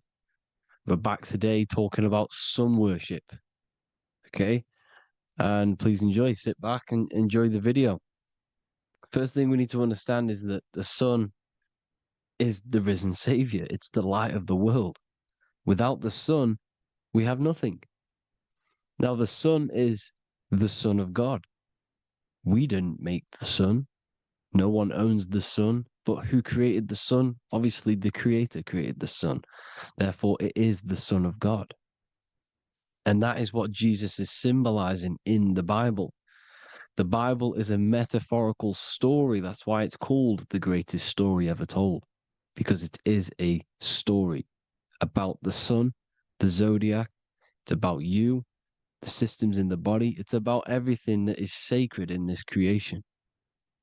Now you can see the suns behind Jesus' head in all of the ancient portraits, even the ones that are more modern. You still see a sun on the back of his head because he is the sun. He's the light of the world, our risen savior. And this is what Christians are lost because they don't realize it's a symbolic story and they think Jesus was a historical person. He's not a historical person. Okay, this is what we need to get out of our mind. This wasn't a historical person. It's the Son, our risen Savior. The Son is the soul. It's the soul of this creation. Because what is a soul? A soul is pure life force, pure energy. Whatever a soul inhabits, it gives life to. Like our soul feeds our body. The sun feeds the earth because the sun is a soul, and that's why the ancients called it soul. Because it's the soul and it's in you and it's the light of the world. It's the light of everything. It gives life to all things. Here's Jesus and his 12 disciples. The 12 disciples symbolize the 12 zodiac signs. Aries, it rules the head region because the 12 zodiac constellations rule specific regions of your body. Aries, the ram, you have a cerebrum in your head. This is Aries on the head of the table. His Gemini rules the arms and the lungs. The two twins, Gemini. He's holding up two hands for the two hands and arms. The twins. Cancer has a knife in his hand. It's not so clear, but he has a knife in his hand. Cancer is the crab. Crabs have claws. And he's pointing at Virgo's Adam's apple, saying there's no Adam's apple there. It's a woman. Who's the sixth sign? The sixth sign is Virgo, the Virgin, the only woman in the painting. Now notice how there are 3 people in 4 groups for the 4 seasons and for the 3 months and 3 zodiac signs in each season: spring, summer, fall, winter. Matthew, Mark, Luke, and John with the suns on the back of their heads, because it's the 4 states of the sun. The 4 states of the sun. Now, 6th sign, Virgo, the Virgin, the only woman in the painting with no Adam's apple. Then we have the sun, Jesus, red and blue, red shift, blue shift, electromagnetism. The ancients knew this. He's got one hand open, one hand down, because the sun gives and retrieves. The sun rises and it falls. It gives, then pulls away. That's what the sun does, and that's what he's doing. His arms are out, symbolizing the rays of the sun, casting down onto the earth, giving and then receiving. Libra, his 2 hands are equal. He's holding his arms out equally because Libra is the 2 balanced scales. Libra is when the sun is balanced between the summer and the winter. It's being judged. The sun isn't balanced. That's what Libra is, the 2 scales. Capricorn is the goat. Goats have 2 horns, and you can see the 2 horns on his head here. See? So this is astrology. This is what Leonardo da Vinci is depicting here. It's astrology. And he knew the story of the Bible is all astrology. It's all based on astrology. The Son of God, the real Son. Now here are some Bible verses. I am the light of the world. Obviously, that's the sun. What other light is there that lights up the world? The moon can't do it. It's the sun, the one and only Son, our risen Savior. Because if the sun didn't rise, we'd all be dead. So it's our risen Savior. And it dies for our sins every night and then gets reborn every day. Now, Jesus calms the storm. Mark 4:35-41. The disciples are all on a boat and there's a heavy storm. But Jesus is asleep. The disciple says, Jesus is asleep. We need to awake him. They wake up Jesus, and Jesus got up and rebuked the wind and said to the waves, quiet, be still. Then the wind died down and it was completely calm. Well, when Jesus was asleep, this is the sun not being risen. It's not risen yet. Because in the night times, that's when the storms happen on the sea, in the ocean. And when they awake Jesus, Jesus rises because he's the sun. He rises and everything calms. Because when the sun comes, the storms go. You see? So it's the sun. It's all about the sun. Here's another, Luke 22:10. A disciple asked Jesus, when will we know it's the end times? And Jesus says, as you enter the city, a man carrying a jar of water will meet you. Follow him to the house that he enters. Well, this is clearly talking about astrology, the topic that Christians think is satanic, when they don't realize the whole thing's based on astrology. Because the end times is the end of Pisces, which is the two fish, which is the age we've just gone out of. And you can see all these ancient churches here with two fishes, because they knew it was the age of Pisces. There's an ancient photo, ancient artwork with the two fish, Pisces. And the end times, as it talks about in the Bible, when Christians think the world's going to end or something. But no, it's just the end of Pisces. As you enter the city, a man carrying a jar will meet you. Follow him to the house. The house is the zodiac sign that he enters.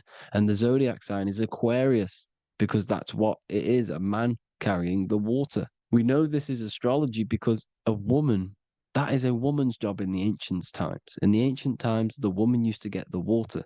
You would never see a man collecting water back then. That was the woman's job, whilst the man builds the houses, for example. You see, so we know it's talking about astrology because astrology is the man holding the bucket of water. It's the end of Pisces. Now we are in Aquarius. And of course, Luke 24:36, the risen Savior, the Son. Now, the Son is also born on the 25th of December, a virgin, just like Horus, Mithra, Buddha, Krishna, Hermes, and thousands of other gods, all born on the 25th of December. Well, it's because the sun moves 1 degree northward on the 25th of December. And on the 22nd to the 24th, it stays in the same degree because it's moving south. But then on the 22nd, it stays in the same degree on the Southern Crux constellation. And the ancients called this the sun dies on a cross, because the cross is the Crux constellation, the Southern Cross. And it stays on that same degree for 3 days on the cross. The sun dies on a cross, and then on the 25th, moves 1 degree northward, bringing back the summer, the light, the warmth, the growth of crops. And this is the sun being reborn again, a virgin, because it's pure. And here's Mithra, another sun god before Jesus was around, before Christianity. It was Mithraism, and Mithra, Ra is Ra, the sun god, Egypt.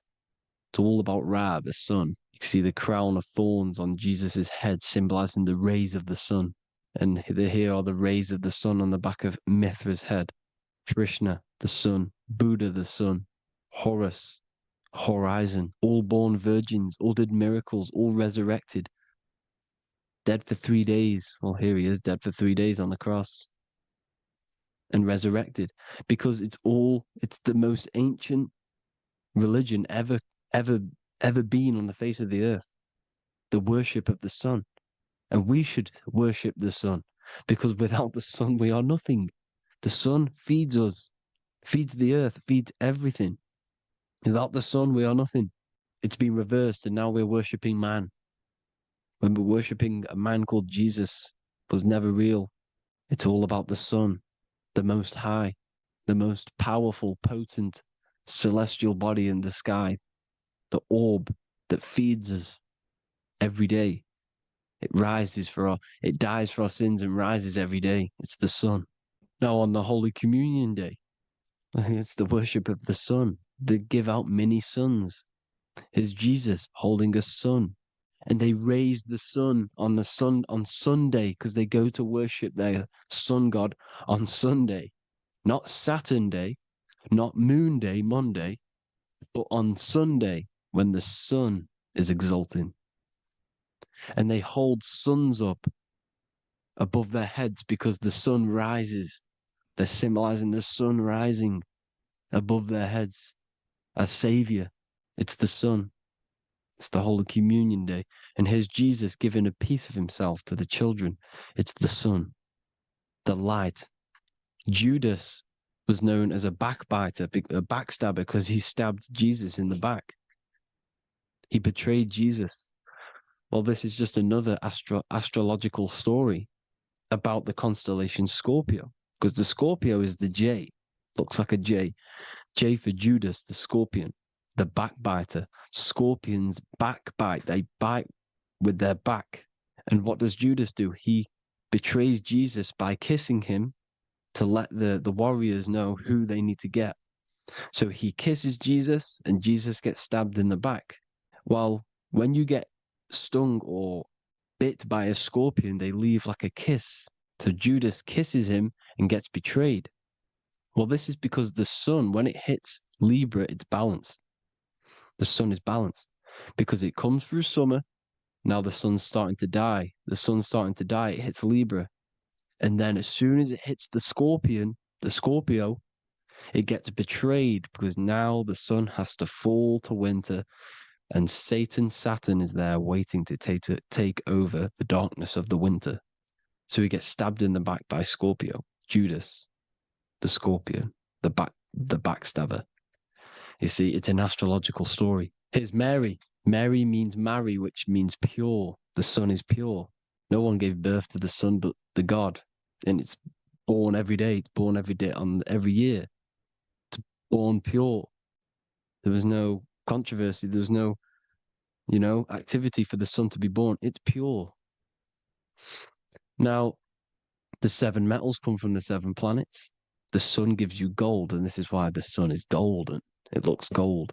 And this is why the banks are backed by gold, because gold is the most valuable metal, because it's the sun, the most valuable celestial orb in the sky, in the heavens.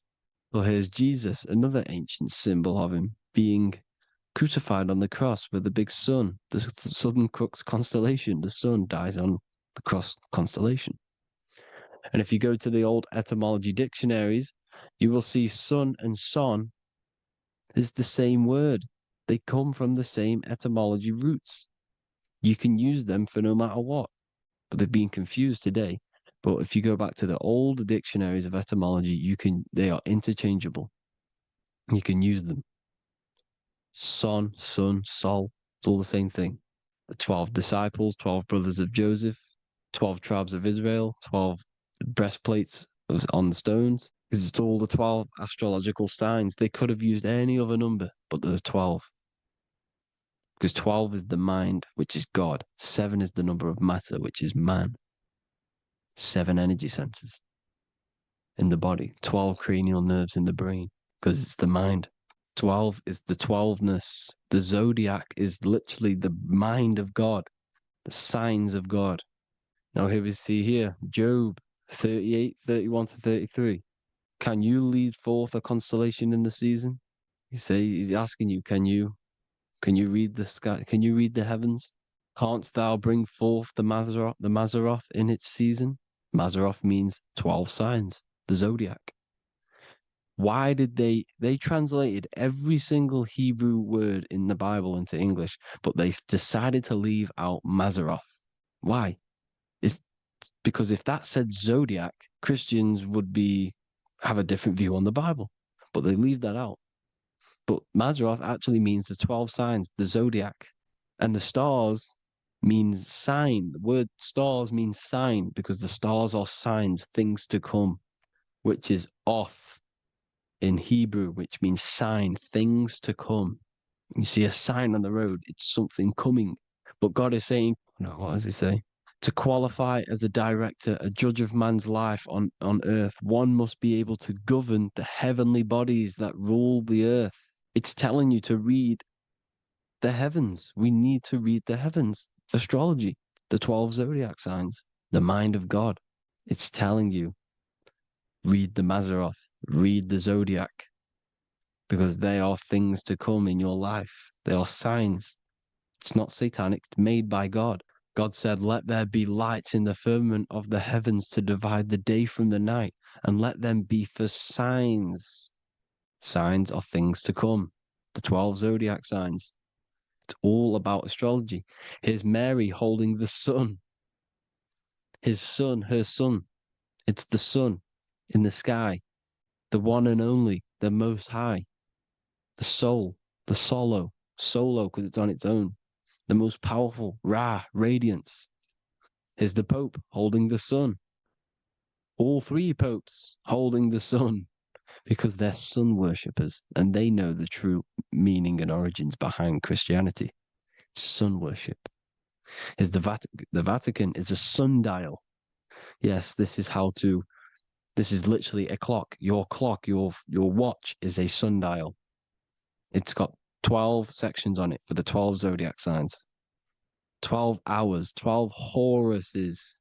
Now here you see Jesus walking on water. Well, it's the sun. And here's the beard of the sun. Here's the pyramid of the sun, the illuminated one, the all-seeing eye, the sun. Here's the Ankh. The sun creates these symbols. The ancients knew this. Now, when you see these headdresses, these are actually the days of procession of the sun. Aries, Cancer, Libra. It's all about the sun. Here's some more sun worship going back to Egypt. Ra, Horus, Osiris, and Set. Jesus and Satan is Horus and Set. The sun and Saturn. Saturn rules the winter, Satan. Jesus, the sun, the light of the world, rules the summer, rules the day. Satan's the night, Saturn's the night, the sun is the day. The evil brother, Satan. Well, Horus comes, this is where we get the word hours from. There are 12 Horuses. The sun moves in 12 Horuses, 12 hours. Where's Horus? What hour is it? Where's Horus? His Ra, 12 noon, Ra, radiates, powerful, the most high sun. That's why he has a sun on the top of his head. These are the four states of the sun. Set, sunset. This is why we say sunset, because the sun is setting. His sunset, his Horus, horizon, the Horus is rising, Ra radiating, and the sunset. Then midnight is Osiris. Here's another ancient symbol for the sun, the scarab. Ra, the sun, scarab. It's got the word Ra in it because it's the sun. And here's the sun on top of the scarab with the wings. Because scarabs roll dung up hills and then they'll let it fall down the hill to gain more matter. To gain more bigger, like a snowball effect. And the ancients saw this as a process of the sun because the sun climbs up the hill and then it falls.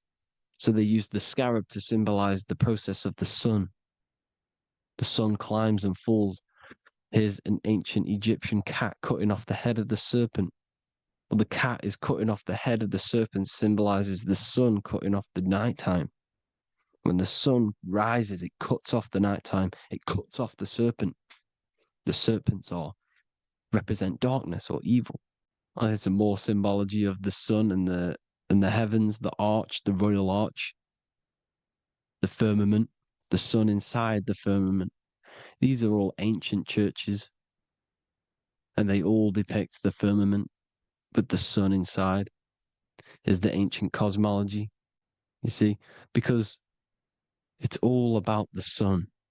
Everything's about the sun because the sun is our orb made for us to sustain life and inside of this creation, inside of this firmament, the royal arch of heaven.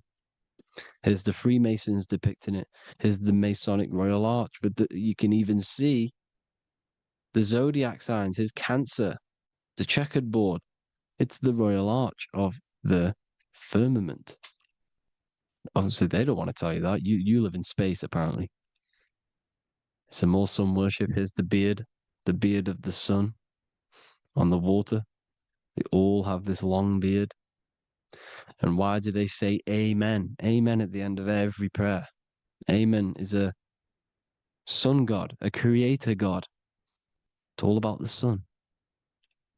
So thank you all, people. Hope you all enjoyed. Hope you all gained some knowledge and insight.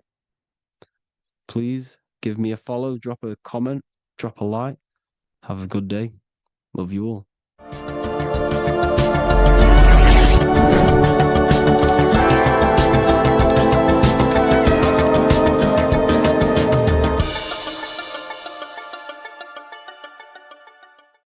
Greetings everyone, it's Revival of Wisdom.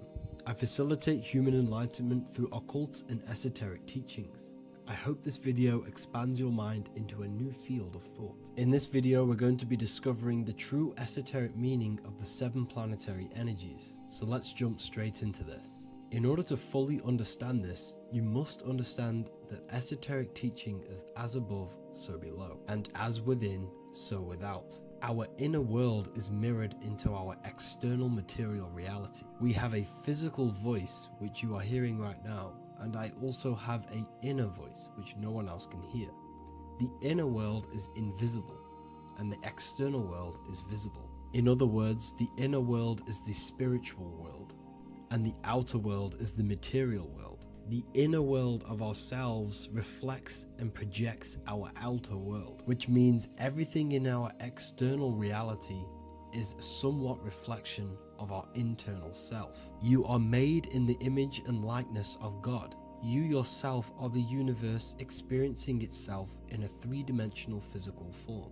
The Newtonian science has programmed you to believe that you are a physical being inside of a physical universe. They did this to limit your mind to only believing there is a physical universe and that you are separate from the universe or God.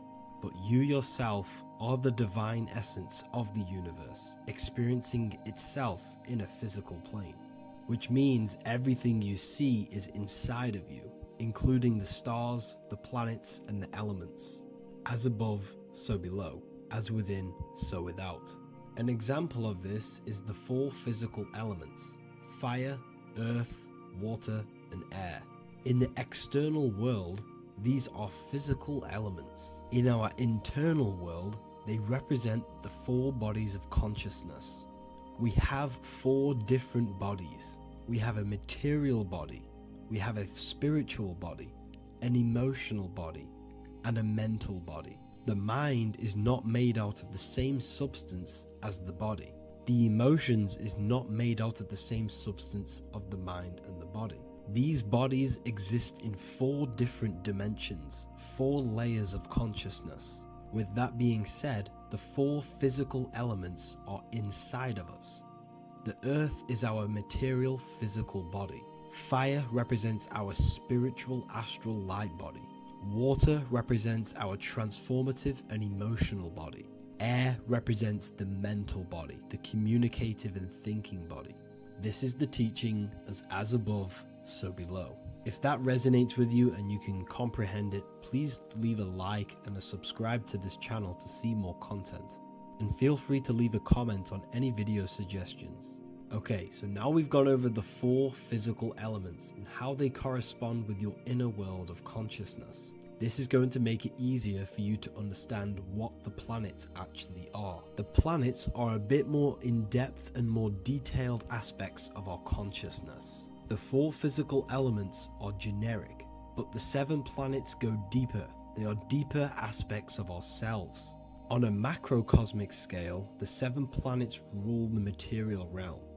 Every object, every animal, every plant, every stone, everything we see in this plane is governed and created under one of the 7 planets. I don't really like calling them planets. They are energies. They are spiritual forces that drive things into existence. An example of this is if we look at a tree. The roots of the tree are governed by Saturn. The stem of the tree is governed by the sun. The leaves of the tree are governed by the moon. Any offspring or fruit of the tree is governed by Jupiter. Any defense mechanisms of the tree is governed by Mars. The communication and networking of the tree is governed by Mercury. The smell and the look of the tree is governed by Venus. Everything we see in this material plane is governed by one of these specific energies. Everything material has a spiritual force that brings it into physical existence. This is the reason why we have 7 days of creation in the Bible. The 7 days of the week, all governed by the planetary energies. Monday is moon day for the moon. Mars governs Tuesday. Mercury is Wednesday. Jupiter is Thursday. Venus is Friday. Saturn is Saturn day. And Sunday is for the sun. This is the reason why there are so many sevens in this physical plane. 7 days of the week, the 7 colors, the 7 chakras, the 7 diatonic musical notes, the 7 lamps on the Jewish candlestick, the G inside of the Masonic square and compass. G is the 7th letter. Now let's go a little bit deeper into every planetary energy. Saturn in the external material plane governs the foundational and enduring aspects of existence, such as roots of plants, the bones of our body, and even the insects that dwell beneath the ground. Saturn represents the dull, hard, and unyielding forces of life, symbolizing structure, limitation, and conditioning. Under Saturn's influence, things become rigid, bound by restrictions and boundaries. This is the reason why Saturn is known as Father Time, because Saturn rules anything that is a restriction and a limitation, which is time. The whole of this material plane is governed by time. You will be born and you will die. This explains why there is so much Saturn symbology in this material plane. Saturn is one of the most important planetary energies. You are a spiritual being in a physical body. Your light, your consciousness is bound to the physical body until you learn how to escape the physical body. The body is a limitation for our infinite minds and spiritual bodies. Our infinite mind is stuck in this material body, governed by Saturn's limitation of time, matter, and space. Now let's dive into what Saturn means to our consciousness within our internal world. We've gone over what Saturn means in the external world. What does it mean to our consciousness? Internally, Saturn embodies the conditioning within our consciousness. When the Saturnian aspect of our consciousness dominates, we become overly rigid, fixated, and restricted in our thinking and actions. For example, Saturn's influence is strongly felt in today's world, where many people's minds are confined to societal norms and conditioned responses. Saturn is the aspect of our consciousness, our minds, such as limiting belief systems and limiting thoughts and emotions. This is the negative thought that you can't get rid of that's holding you back. This is a Saturn aspect of our consciousness. However, this is not a negative thing. The Saturnian aspect of our consciousness is a great teacher, guiding us through difficult life lessons that ultimately lead us to growth and expansion. Saturn's energy allows us to experience and overcome fears and limitations so our minds can expand into new fields of thought, into new life. Although Saturn's energy is harsh and often challenging, it helps us develop resilience, discipline, and wisdom. However, in the modern day, this Saturnian energy has overpowered the minds of the masses, fostering excessive rigidity and limitation. This is why we see so much Saturn symbolism. It's literally everywhere because our minds are being dominated by the Saturnian limiting aspect of our consciousness. Now, let's move on to the moon. The moon, or lunar energy, in the external material macrocosm plane governs the elements of water, influencing the natural cycles such as the ocean tides, which rise and fall in harmony with the moon's phases. Beyond water, the moon also guides instinctual behaviors such as animal migrations. Birds, insects, and other creatures rely on the moon's subtle energies to navigate their journeys. For example, dung beetles use polarization patterns in the moonlight to orient themselves and travel safely home. The moon creates the months. M-O-N is moon. There are 28-day cycles, and this 28-day cycle of the moon is reflected in the woman's body, known as the menstrual cycle. The moon is a feminine energy, governing the feminine elements such as water and the feminine cycles of the body. The moon is the womb. This is why eggs have the same color as the moon, because eggs are ruled by the moon's energy. Now that's the external world. The internal world, the moon symbolizes the emotion aspect of our consciousness. It represents the subconscious mind, the seat of intuition and psychic abilities. Just like in the external world, things are born out of the moon, such as eggs and the womb. The subconscious mind acts as a womb for our conscious mind. Our deep subconscious emotions and programs are born into light into the conscious mind and controls the conscious mind. The moon represents our hidden psyche, our shadow self. Now let's go on to the sun. The sun represents the life force. In the material external world, the sun is ruling over pretty much all life. The sun gives life to all things. Without the sun, animals could not exist, the human body could not work, and plants would not grow. The sun is the life force. It's the soul of the world. Now, in our internal world of consciousness, the sun represents our passion, our drive, our conscious mind. The aspect of our internal world that wants to drive things and give life to physical manifestation. Now we go on to Mars energy. Mars is well known for being the god of war. Mars energy manifests into the material plane through anything that seeks to protect or defend itself. For example, the holly tree. The holly tree leaves are very sharp and they defend itself. Anything that is protective in the material world has Mars energy and is governed by this specific aspect of consciousness. For example, any predators or animals such as hedgehogs with spines on their backs for protection. Mars represents all things that is driven by conflict, aggression and defense. Now internally, inside of our inner world, Mars symbolizes the aspect of our consciousness that is focused on self-preservation and protection. Mars governs our ego, the instinctual urges of anger or maintaining reputation. Mars is not evil, it's necessary. Sometimes it's necessary for us to protect ourselves. Mars is the aspect of our consciousness that is anger, rage, the desire to fight or conquer. When this energy is activated within our consciousness, we become defensive, assertive, and even combative, ready to dominate others and destroy obstacles in our way.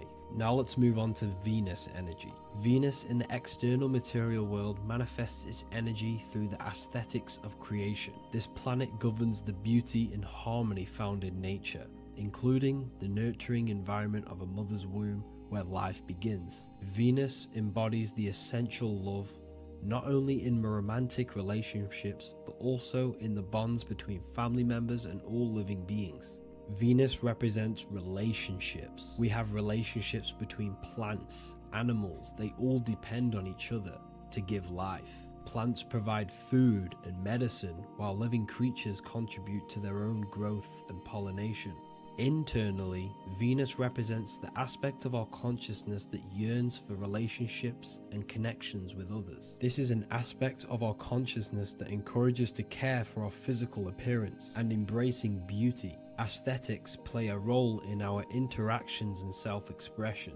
This is why there is a beauty brand called Venus. Now let's move to Jupiter energy. Jupiter in the material plane manifests its energy as forces of fortune, abundance, and wealth. This energy manifests itself as plants, as fruits that we can consume and eat in abundance. Anything that is nourishing and cultivated by the earth for humanity and animals. Jupiter embodies the giving energy that provides for and sustains life, fostering growth and ensuring that resources are available to all. Its influence is seen in the natural cycles of abundance, where fruits must grow and ripen before they are enjoyed, symbolizing the importance of effort and patience.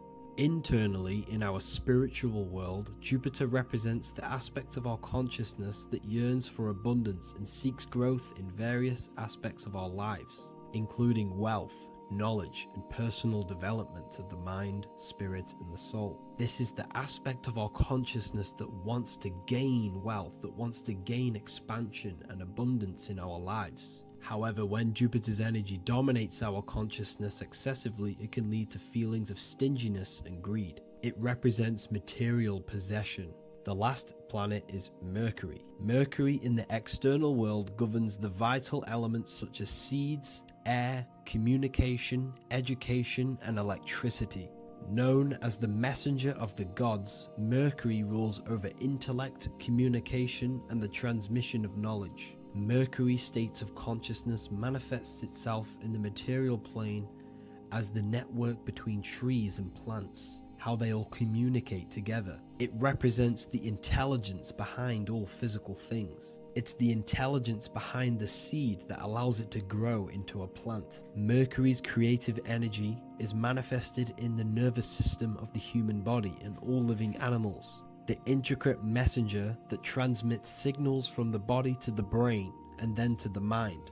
This intelligence within us allows us to facilitate thought and movement. Internally, in our spiritual aspects of consciousness, Mercury is the state of consciousness that seeks knowledge, understanding, and intellectual growth and expansion. This part of us is curious, eager to learn, and driven to communicate ideas and information. It represents our mental body. The Roman god Mercury is often depicting flying because this symbolizes the air. Air represents our mental body. When the Mercury aspect of our consciousness dominates, we become highly intellectual, constantly seeking information, analyzing situation, and communicating our ideas. While this can enhance our understanding and ability to interact with the world, an excess of Mercury's influence can lead to overthinking, excessive analysis, and focus on intellect over emotions or intuition. Okay, so they are the 7 planetary energies in the external world and your internal world of consciousness. These energies are manifested in the Roman mythology as human beings. They are depicted as human beings, but this is nothing but symbolism. These gods never existed physically. They represent aspects of our consciousness and spiritual forces that govern the material plane. Every material object, every intelligence, every piece of life in this universe is governed and brought into existence by one of these spiritual forces. Now, I hope this video has expanded your mind into a new realm of thought. Make sure to leave a like, a comment, and subscribe to the channel for more occult and esoteric information. You can read more about this topic and many more occult and esoteric teachings inside of my books, the Book of Wisdom Volume 1 and the Book of Wisdom Volume 2. I honestly advise that not everyone reads these books. These are books which will completely transform your view on reality. You will feel a lot better reading these books because you will find a connection with yourself and the universe. Understanding truth and knowing thyself gives you a sense of well-being. Like I said, this is not just a book. This is a beginning of your journey of expansion and growth. Reading them can be life-changing. Inside my university, I host live calls where you can ask me questions, and you can watch all the pre-recorded live calls. You also gain the ability to manifest your own reality through the Manifestation Mastery course. There is also a library with all of the PDFs that I've read in the past of occultism, symbolism, and esotericism that you can gain access to. There is a whole lecture section where you can watch all of my occult lectures. This is a place of transformation. The price of the university will be going up very soon. If you join now, you will gain a free sexual alchemy course which will teach you how to transmute sexual energy into creativity. I'll leave all the links in the description for the university and also my website where you can get my books. I hope you enjoyed this video. Take care. By the end of this video, you will understand the 3 expressions of consciousness, how to use them to create the life you truly want. You'll discover the hidden meaning of the word God, the secret power of the number 3, and how consciousness itself is the key to your reality. We have 3 main expressions of consciousness. We think, we feel, and we act. God is 3-fold. It stands for generator, operator, destroyer. The generator is the mind. This is what thinks, generates ideas. This is the beginning of all creation. This is the first expression of consciousness. It is the first form of consciousness. not a physical form, but a spiritual form. Then we have the operator, which is emotion. When we think something, if we have care or any emotion towards it, then we take physical action. The body, the destroyer. We think, we care, we act. Thoughts and emotions are the two spiritual forces which merge together and give birth to actions. Think about it. Why are you watching this video? Because you had a care to watch the video. Therefore, the reality in front of you is because you had a thought, you had a care, you took action to express that reality. Everything goes through this threefold process. This is why we say follow your heart, because the body does follow the heart. We think something in the mind, we feel something in the heart, and the body takes action towards it. Everything operates on the care energy of the heart. The body follows the heart. If you do not care about something, then you do not act towards it. It is the care energy that guides our actions in this world. Going back to the generator, the mind is a part of the mental plane, the infinite dimension of infinite information. There is no limitations in the mind. Everything already exists as a piece of information or a thought. This is the beginning of all creation, the spark of creation itself, thought, the mental plane. And our mind exists like a radio, our conscious mind. This is why we call it a mindset. What we set our mind onto through attention, mental attention, whatever we set it on, we receive thoughts that are very similar to what we set it on. The mind is like a radio, and whatever we tune that radio to, we receive that frequency and play that song. So if we purify our minds through ritual work, meditation, and affirmations, the mind can become a temple to receive higher thoughts, higher ideas, and better genius ideas. Going back to operator, this is the Holy Spirit. This is what we care about, our emotion. This is the feminine side of consciousness. Thoughts is masculine, the Father. Emotion is the Holy Spirit, which is feminine. And these two create a child, which is Jesus, the Son, which is actions. When thoughts and emotions merge together, you have a physical action, which is a masculine force, which is why it's a son. The Holy Spirit represents a purified heart, love consciousness, holding love in the heart. And when we purify our minds, we have an effect and purify our hearts. And the reason why I say that is because whatever we think in the mind directly corresponds to what we feel in the heart. As above, so below. Thoughts create emotions. If we think something and our heart tells us that is bad, we have a feeling that that is wrong, then we should not take against the feeling of knowing it's bad. Then you are going against the spirit. That's what the word Satan means, or Satan. The Hebrew word for Satan is Satan. It means adversary or opposer. You're opposing the Holy Spirit. You're opposing what you know is good.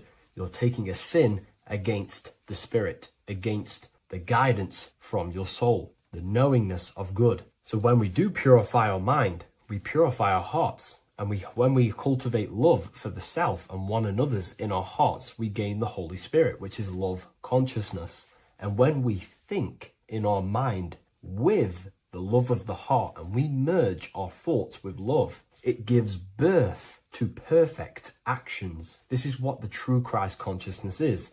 We think with the love of the heart and it gives birth to perfect actions. And if everyone did this in the world, we would live heaven on earth. Everyone would be balanced within themselves and the world as a whole would be balanced. So we need to gain full mastery over these three aspects of our consciousness, over our what we give mental attention to, gaining love for ourselves and the collective in our hearts, and gaining a strong disciplined willpower for our physical actions. And if you can gain full control over these three-step process, you can gain full control over your reality. The number 3 represents this 3 aspects of creation or transformation. This is a transformative process from going invisible to the visible. This is also why Jesus dies in a cave for 3 days. It's all about transforming the self. Transformation is the number 3. Me personally, I think the Holy Spirit has been replaced for the sacred feminine aspect of consciousness. They do not want us connecting to our feminine side of consciousness, because then we will cultivate love in our hearts for the self and one another. And love is the most potent force there is in the whole universe. It is what unifies everything. It nurtures everything. It allows things to grow. Think about it. When you hold love or care for someone, you grow relationships. The sun is the perfect symbol and representation of love energy. The sun gives abundantly, expecting nothing back, and allows everything on the earth to grow. It's a caring, nurturing, feminine force that allows things to grow and unify and come together. In today's world, we mainly have thinking and acting without emotion, without care, without the judge of our hearts. It's all about gaining unity consciousness. We think, we care, true care for one another and the self, and we act.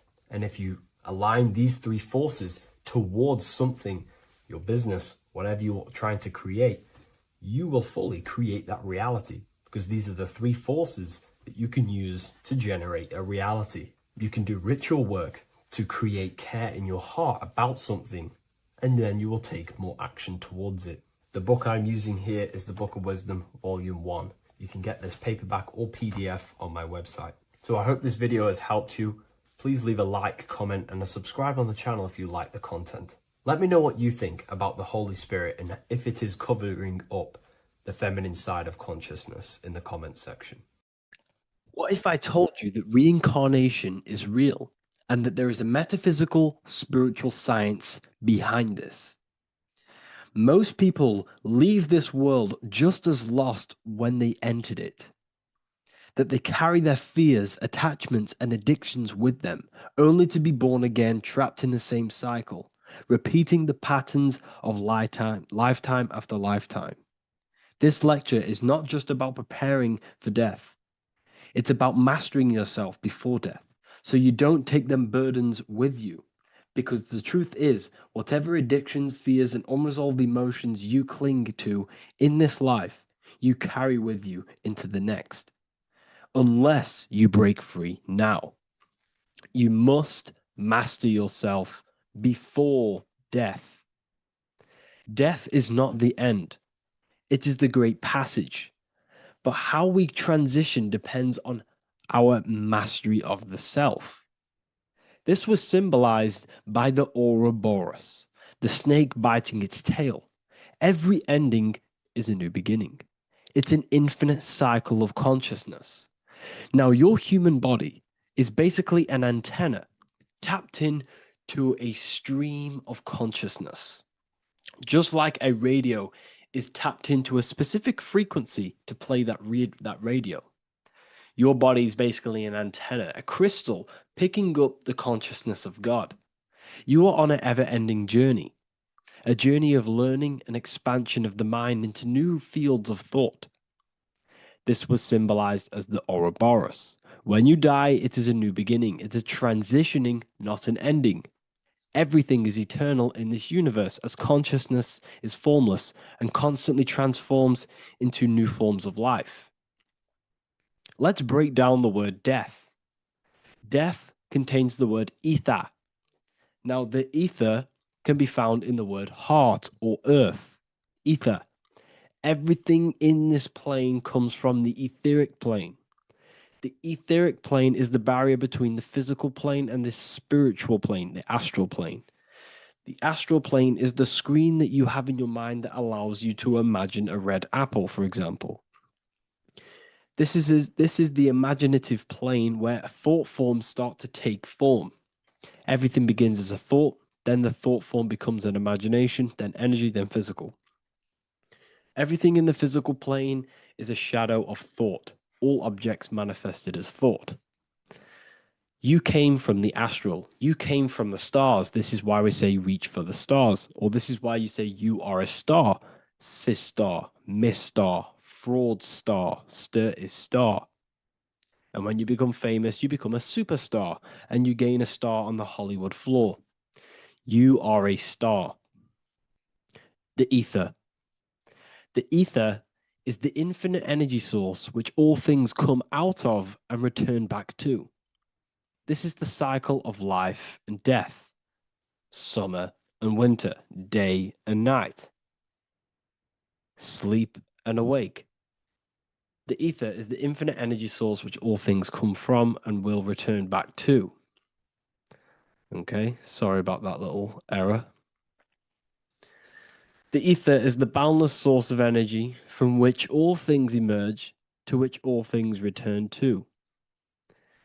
We can see this in the cycle of the sun. The sun does this wave of creation. It rises and it falls. We have the day and the night. The daytime represents our conscious mind when we are alert. The nighttime represents our subconscious mind when we are inside the spiritual realms. The nighttime is spirit, the daytime is matter, spirit and matter, awake and asleep, conscious and subconscious.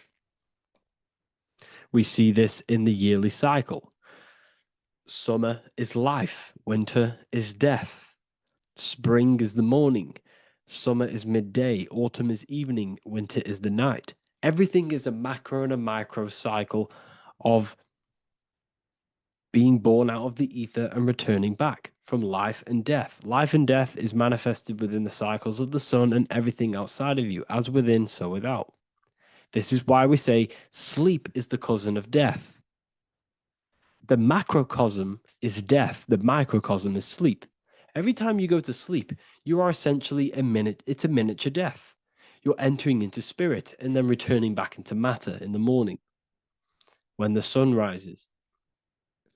Everything is a reflection of the macrocosm cycles. Preparation for death.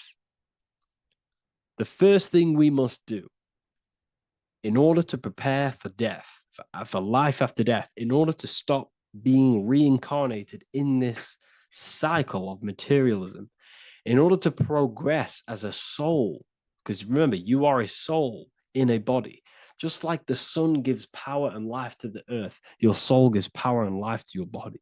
When you say I, you're referring to the soul. And your soul can be stuck underneath layers of false identifications. Who you believe yourself to be is merely a collection of subconscious programs running within your mind. Now that's very deep.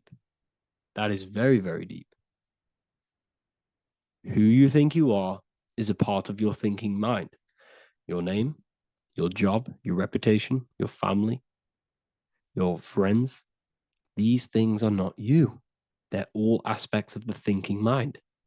What happens if you meditate and you turn off the mind? Then all these things do not exist. You're left with the pure soul, the pure awareness, the pure observation. If you turn off the thinking mind, you're no longer your body, you're no longer your reputation, you're no longer your friends, you're no longer your job and your labels. You are the soul. That's the true you, the observation of the mind, not the thinking mind. The ego is the echo. It's an echo of your true self. The ego is your mind's perception of itself shaped by experiences, trauma, emotions, and beliefs. It is merely an echo of your true soul self. The ego is not you. Your mind is not you. You are the soul. And this is the true self that we must express within our life and we must connect with before we die. Because when we die under the echo, under these false layers of the emotions, the traumas, the experiences, the addictions, the emotional attachments, when we die underneath all of this, when we don't know our true self, the soul is still hidden. The true you is hidden underneath these layers of false identification. We must remove these layers of false identifications. We must remove them. We must destroy the echo. Remember the ego, you never had an ego when you were a child. When you were a child, you were pure.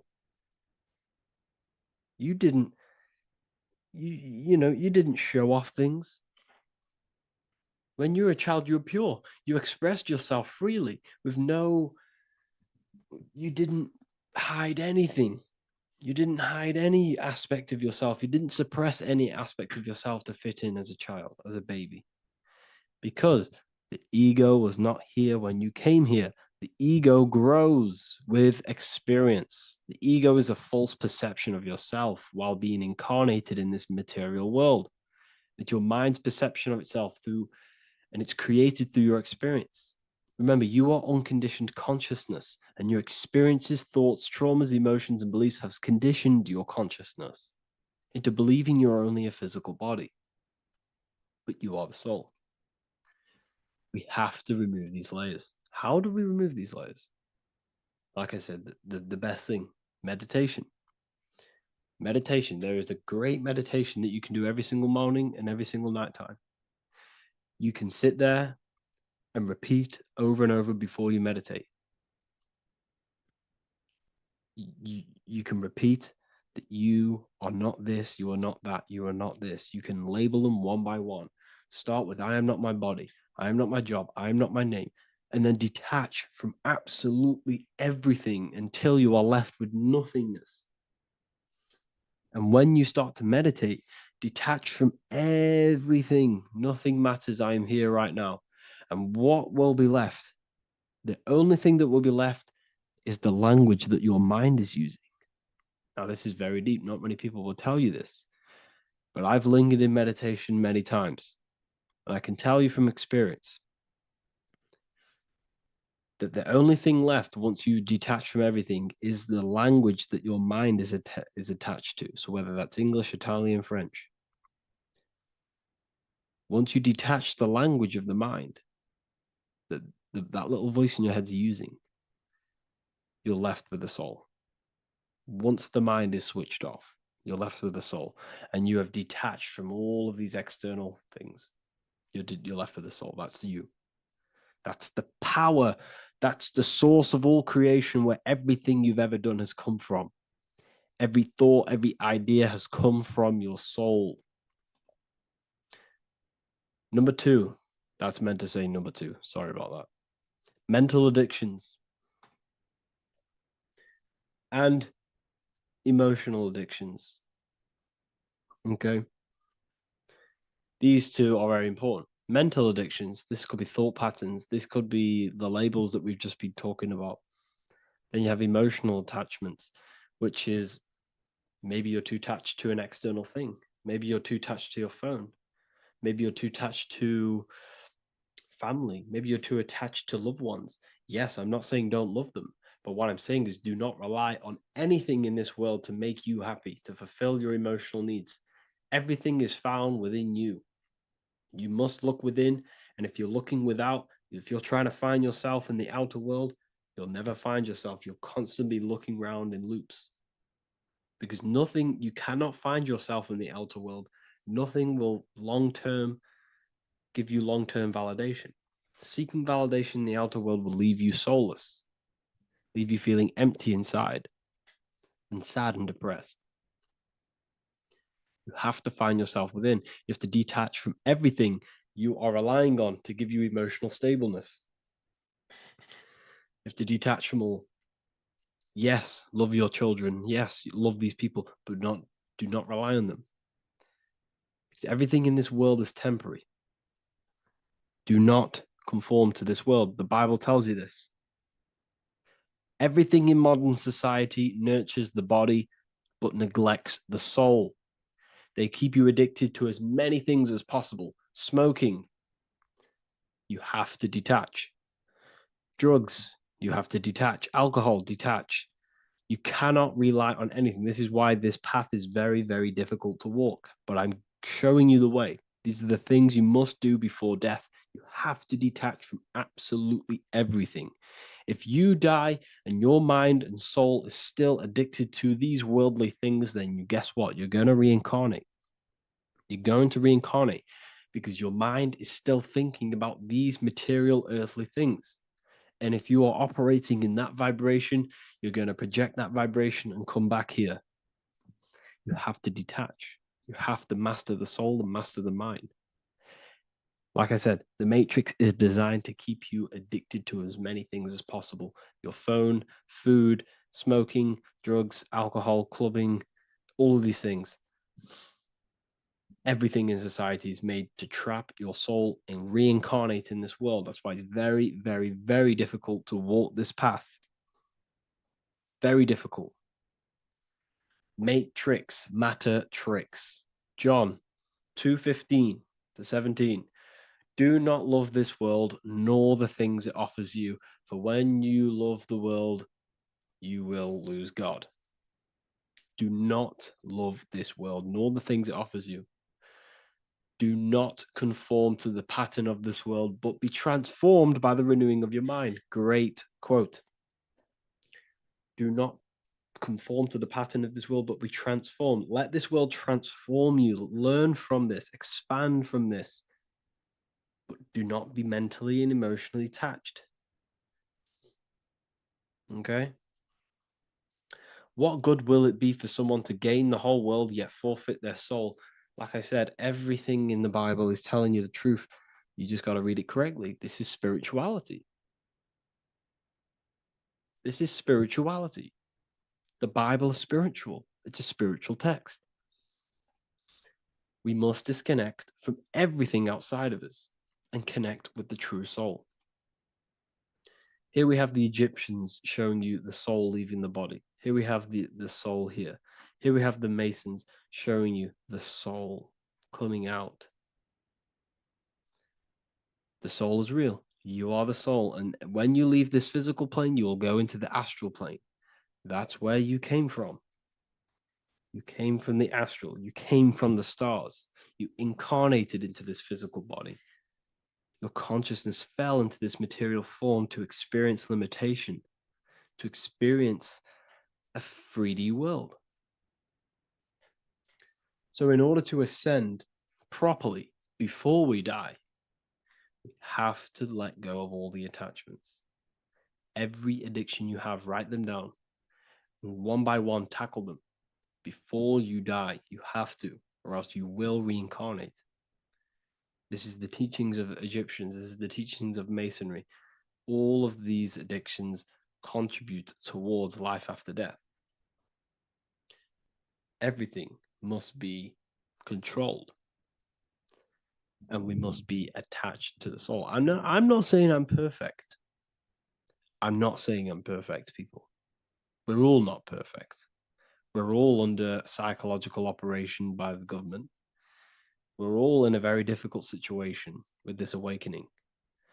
I'm simply pointing out what I know from my journey and what I've been learning through occultism and research and reading lots of books and many different things. I'm on this journey just as you are. Maybe I'm further. Maybe you're ahead of me. We don't know. But this is what I'm sharing with the world. This is what I'm sharing with my research. And this is what makes sense. It's common sense. Look at everything around you. Everything's made to feed the body, not the soul. So my beautiful watchers and fans and supporters, I appreciate every single one of you, and I hope this video has supported your journey. If you're feeling lost in life, if you're searching for deeper answers, whether you're seeking clarity, looking to expand your studies, or ready for personalized mentoring, this is your chance to connect with me live and receive insights tailored just for you. Start your path to self-mastery and enlightenment inside the world's best esoteric school. Your journey starts now. Tap the link in the description if you want to join Ethereal University, or feel free to check out my books. I thank you all, and I really appreciate for 100,000 subscribers on YouTube. I love every single one of you. Make sure to drop a like, a comment, and subscribe to the channel if you're new. Let me know some ideas for, lectures, anything that you want to know. I can make lectures on them. Just drop it in the comments. I appreciate every single one of you. Take care.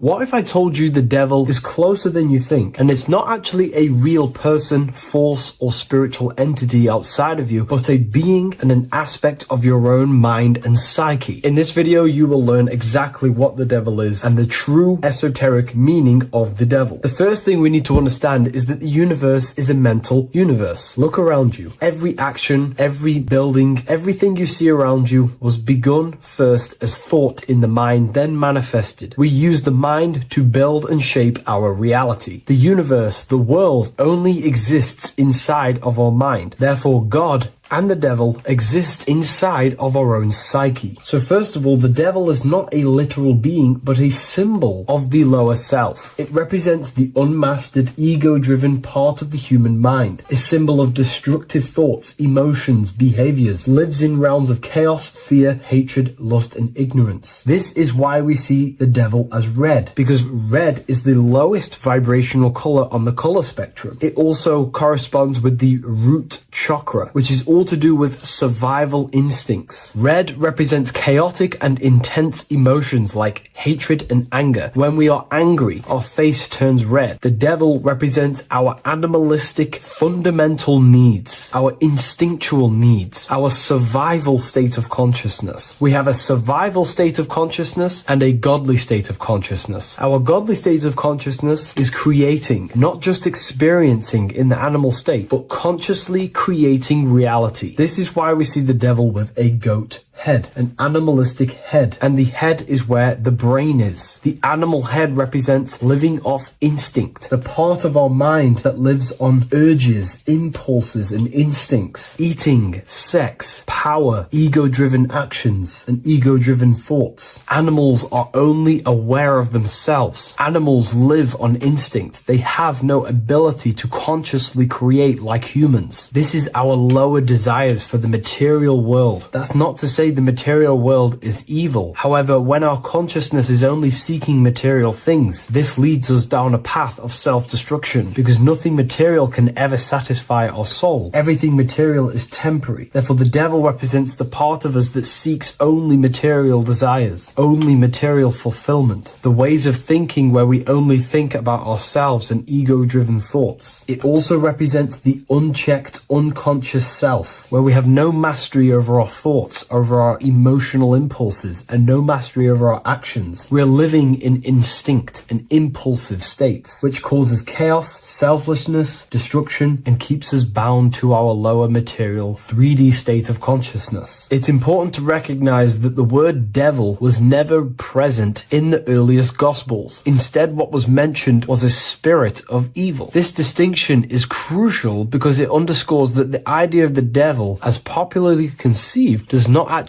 exist as an independent entity. Rather, it is a personification of the lower aspects of the human mind, a facet of our own consciousness. The term spirit of evil was not meant to denote a specific deity or being, but rather any force of negativity, whether it manifests as a destructive thought, emotion, or action. A spirit is a force, an energy, and we have three forces that create our reality: thoughts, emotions, and actions. We have full control over these three aspects, which transform and mold reality. A destructive thought, a destructive emotion, a destructive action is a spirit of evil, and it originates from the darker aspects of the human psyche. So now, because we're on the topic of the devil, we have to look at the pentagram, which is obviously connected to the devil heavily. The upright pentagram represents spirit, air, water, earth, fire. Upright, which represents spirit, the most important element on top of the earthly elements, showing spiritual principles over material principles. As spiritual beings as we are, we have to put our spirit first, our higher self first, and material things second. Why? Because material things never satisfy us long term. Seeking material fulfillment will leave us feeling unfulfilled in the long run and very unhappy, and we can lose ourselves in illusions. We have to put our spiritual principles first, seeking wisdom, knowledge, connection to the divine, and connection to our higher self is what gives us true fulfillment in our hearts and souls. But when we see this pentagram inverted, we now have spirit on the very bottom, which now represents earthly principles on top of the spiritual principles. We're putting our earthly elements on top of our spiritual element, which this inverted pentagram represents no longer caring about spirit, no longer caring about our invisible internal world, and only caring about this external body, food, sex, material things, cars, money, and all the things outside of us, the world outside of our mind. This is what true Satanism is. Satanism is not worshipping an external deity, but it is worshipping the self, only fulfilling the ego's desires. This is what true Satanism is, and we have all been conditioned to live in this state. Satanists want us to believe that there is an external deity called Satan or the devil, and the reason they do this is because they trick us, making us believe that we are not Satanists, while they are actually conditioning us to be self-seeking, ego-driven people, where we only care about sex, food, material things, and money, which is actually conditioning us to be Satanists. 80% of the population today are unknowingly involving themselves in Satanism, which is ego-driven thoughts, actions, and emotions, dwelling and living in this state, where we only care about ourselves. When we are spiritual, we realize we are all one. We are all one consciousness family, and we need to do things that help and contribute towards our collective experience, helping others, instead of seeking to serve only the self. The angel is depicted with wings, which represents elevation, higher self. The devil is represented with an animal horns, which is on the ground. A goat is on the ground, which represents the lower self. This is the elevated mind and the lower material mind. Horus, the bird, higher self. Set, the ground animal, lower self. Jesus and Satan. These are two forces, two characters that exist within the human psyche, not real entities. They are forces of our minds, and there is a battle between our higher self and lower self all the time within our own minds. There's always a part of us that's telling to do one thing and another thing, to do something bad and to do something good. There is this battle inside of our own consciousness. Here we have the human spinal column. The human spinal column is showing you the higher and the lower self. The higher self represents the head. The head is where the mind is. This is the creative essence of the universe. This is where all material things begin as a thought in the mind. We create with the skull, with the brain. This is our higher self, the heavens, connected to the heavens, the sky. And the lower end of the spinal column is where our reproductive organs are, where our gut is. Our reproductive organs and our gut is all to do with survival. The lower end of the spinal column, lower instinctual 3D based consciousness. The lower end of the spinal column is where our lower self dwells. Eating, consumption, power, and sex, lust. These are all emotional forces and instinctual based organs that are not inherently evil, but when we dwell and live off this lower end of the spinal cord, it keeps us in low states of consciousness. Our goal to raise to our higher mind is to balance this, not to overeat, not to abuse power, not to abuse sex and lust, but to master these organs and gain the ability to say no to these organs so that we can raise to our creative side of consciousness. Instead of dwelling in our instinctual nature, we can turn to our creative nature and consciously become a builder and constructor of reality. This is the true way of raising consciousness. This is the stairway to heaven, out of the animal consciousness to the higher consciousness. To wrap all of this up, it's all about gaining control over our instinctual lower nature and allowing our spirit to rule over our body and not our body ruling over our spirit or mind. The moment you let a thought become instantly an action is the moment you are an impulsive person. We are all trained to be this way. It is okay if you are in this state. The moment you let a thought turn straight into an action without questioning, that is the mind controlling you and you not controlling the mind. We need to gain control over the mind, and we do this through many different ways, through meditations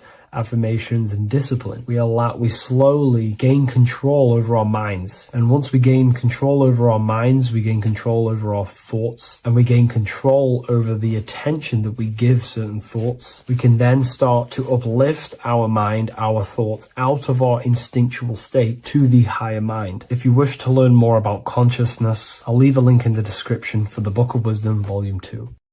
Geometry. This is the study of nature, of the codes, the mathematical codes behind physical reality.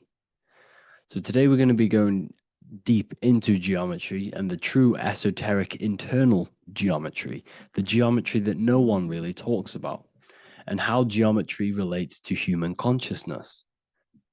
So essentially, what we must understand when it comes to geometry, the basics of geometry is everything is vibration. And this vibration is vibrating on a certain frequency. And this certain frequency creates a geometric shape, which is why in nature we see all of these different geometric shapes. All matter takes form in shapes. So if we put sand on a plate and we vibrate the plate on a specific frequency, we see that the sand goes into specific geometric shapes and patterns. So essentially, matter is energy condensed. It's energy vibrating on a low frequency, vibrating at a certain frequency. So matter is condensed energy. And each geometric shape is manifesting and showing a specific energy. Some shapes carry more energies than others. For example, the cube is what traps energy. A square is what traps energy.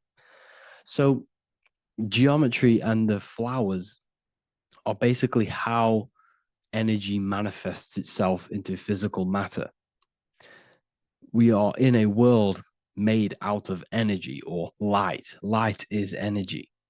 So everything is vibration, everything is frequency, and everything is energy. Even the words, each atom in our body, everything. So everything in nature has these mathematical, energetic codes. So geometry is basically the study of nature and the shapes that are in nature and their energetic principles. Because like I said, matter is energy. So this is what we call cymatics, when we place water in a petri dish and we shine light on top and we vibrate the water. And we can capture, this creates certain patterns. Each frequency, like you see here, has its own pattern. So what we are seeing here in the physical plane is essentially energy condensed into physical reality. We see it in the turtle. We see it in every single form in nature. Now, external geometry and normal geometry, we normally get taught that this is God's way of creating physical reality, which is essentially true. However, it's far more deeper than that. Far, far, far more deeper. Okay, so what geometry truly is, it's not God's codes to reality. What we must understand is what the brain truly is. And what we must understand is that we are not in the world. We are not in the universe. The universe is us ourselves. And the world is produced by our brain itself. Okay? So the way you must understand how the brain works, so what you visually see, so geometry is to do with what we visually see. And what we visually see is heavily connected with our eyes, which are an extension of the brain. The eyes are the brain. And essentially how we see is energy enters the eyes, and each eye goes to the optic nerve. And this energy is transferred into electricity, which travels to the back of the brain, to the visual cortex of our brain. And this is where the image is produced, what we see. Therefore, the world outside of us is truly inside of us. It's a projection from within the brain. The brain is an energy condenser, a decelerator, an energy decelerator.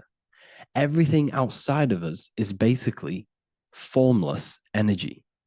It is formless energy vibrating at a certain frequency. So what the brain is, it's sucking in this energy, this light, and turning that frequency, that code, that light code, into a physical reality. It's condensing the energy and turning it into a visual image inside of the brain. Therefore, everything outside of you is not what it looks like. Everything outside of you is basically energy, infinite energy. And our brain is condensing this into a physical reality and projecting it outwardly, which you experience your visual field. Okay? And the ancients knew this. So this is basically called the sigil of Lucifer. Lucifer is known as the light bringer. Lucifer in Latin means to bring the light. This is the sigil of Lucifer, which shows the visual field and the brain. We also see this in the Google Play symbol. It's a powerful symbol showing you the visual field, which is basically a symbol that tells you that reality is inside of the brain. The brain is what produces reality, but consciousness is not produced in the brain. The brain is essentially a consciousness downloader. It's a computer, and it's a reality simulator. The body is a simulation of physical reality. You are inside of the body experiencing the body simulation. The body produces this reality. It's a piece of technology. So Lucifer is to bring the light. Lucifer is the light being produced in our brains. Okay? So this is why they say Lucifer can tempt you. Lucifer can be the devil because it represents physicality. It represents the false light. Lucifer can trick you because it represents the physical world can trick who you truly are. So now that you understand how the brain is basically an energy decelerator and it creates and simulates a reality to your consciousness, you are no longer a person in a universe. You are the universe itself experiencing itself. Therefore, geometry is heavily linked in with the brain. Geometry is essentially how your brain and how your eyes decode energy. So what you are seeing is the mathematical codes of your brain creating reality. So what they teach you is the external is that geometry is God's way of creating this world, and these are the mathematical codes God's created. But now I'm telling you the internal. This is the truth. Geometry is how your brain mathematically condenses energy and light into a physical reality. So therefore, your brain is a computer program. So now geometry is nothing outside of you.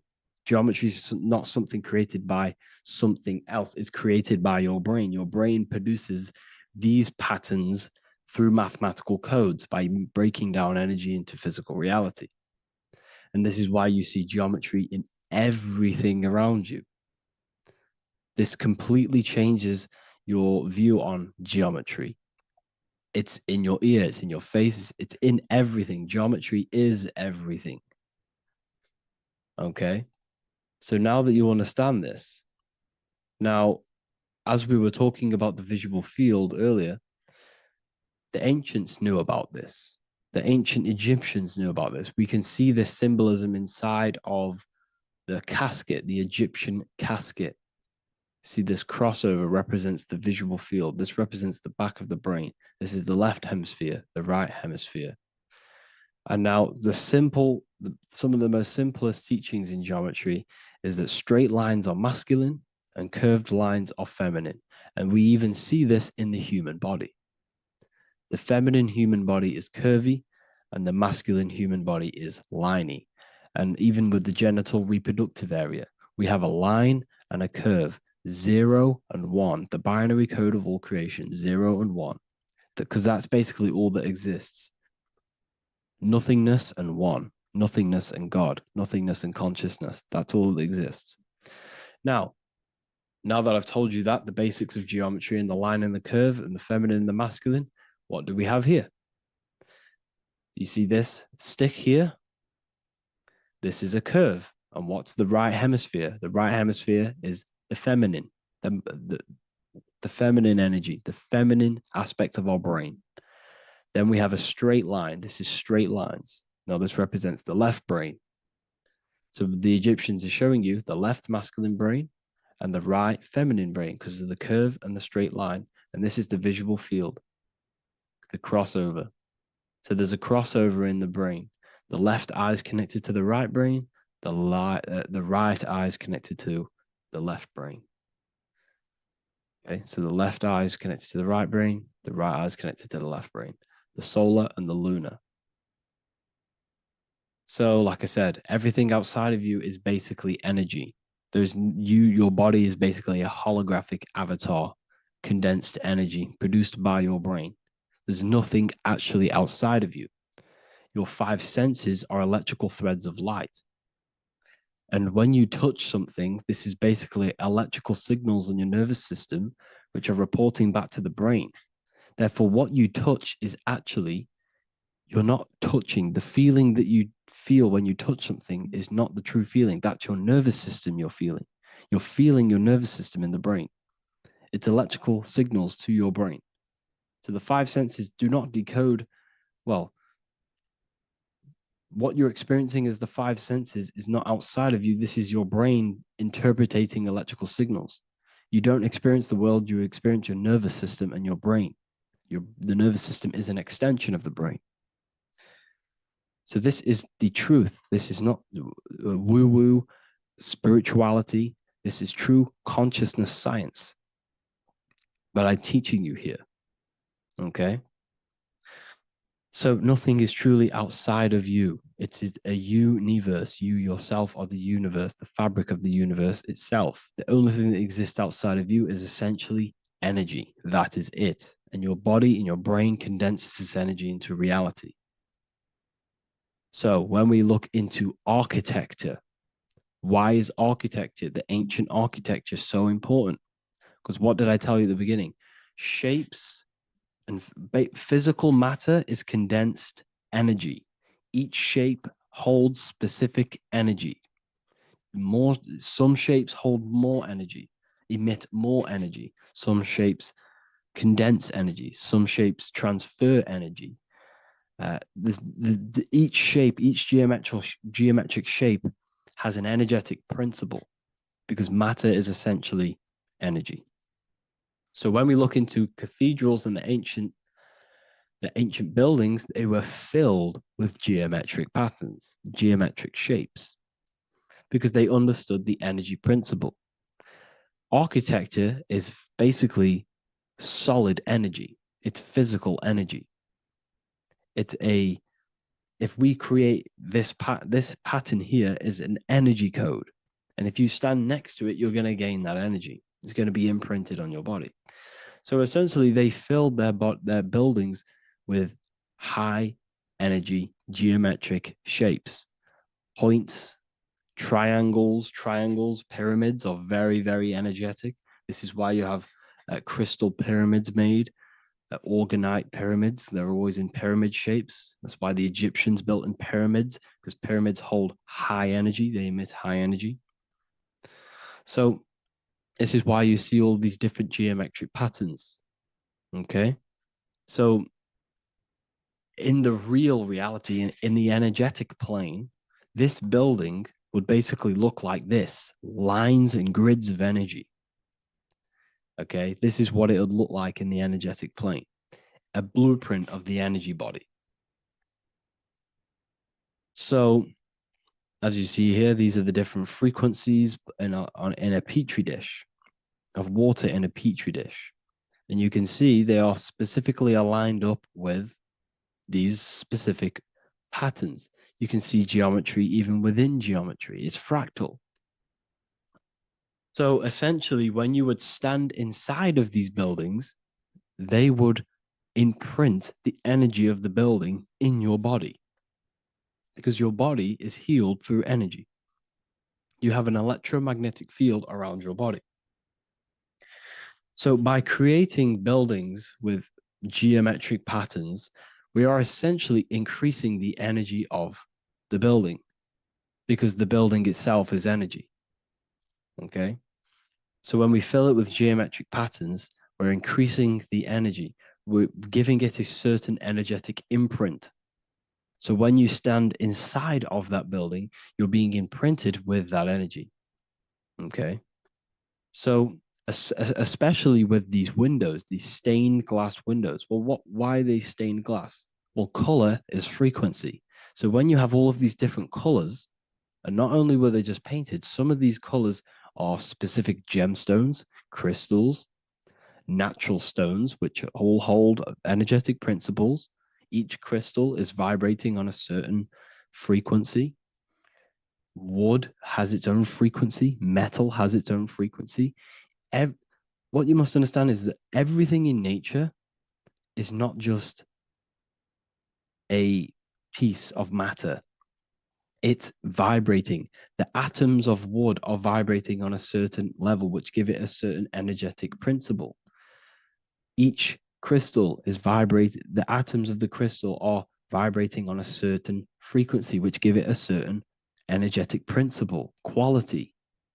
So each thing, this is why the ancients were obsessed with natural stones, natural things, crystals, natural metals, and they wore different metals, different things like copper on their bodies because they understood the atoms of these natural things are vibrating, which give certain qualities to you if you wear them.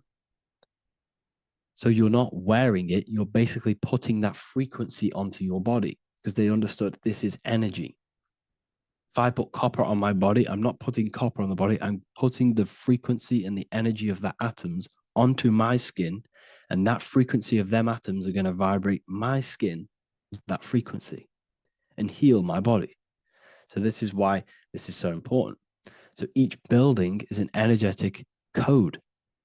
Okay. So when you stand in these buildings, it can heal your body. This is why when people walk into these ancient churches, they feel like they've met God. They feel a certain way. They feel so amazing when they enter these churches. They feel holy, for example. It's not because God's there. It's not because these man in the sky dwells in these holy places. It's because the energy of these buildings affect our consciousness. They increase your energy. They raise your vibration. They heal your body. They heal your cells. They imprint the water in your body, especially with these stained glass windows. Like I went a bit on a tangent there, but these stained glass windows were encoded. Well, they use different gemstones, different lights, different colors.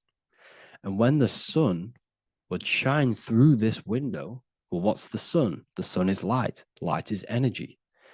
The sun's light would go through this filter of the window of the crystals and the different gemstones and the different colors, and the sun's light would be encoded, imprinted with these crystals, with these colors and these natural glasses, which have healing energetic principles.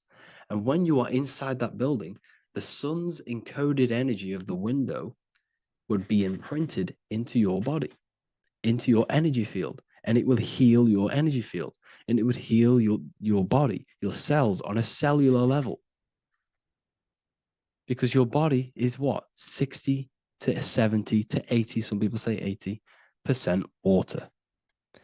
And water is encoded with vibration. If you say certain things into water, it gives it a specific geometric pattern, like I broke down in the beginning.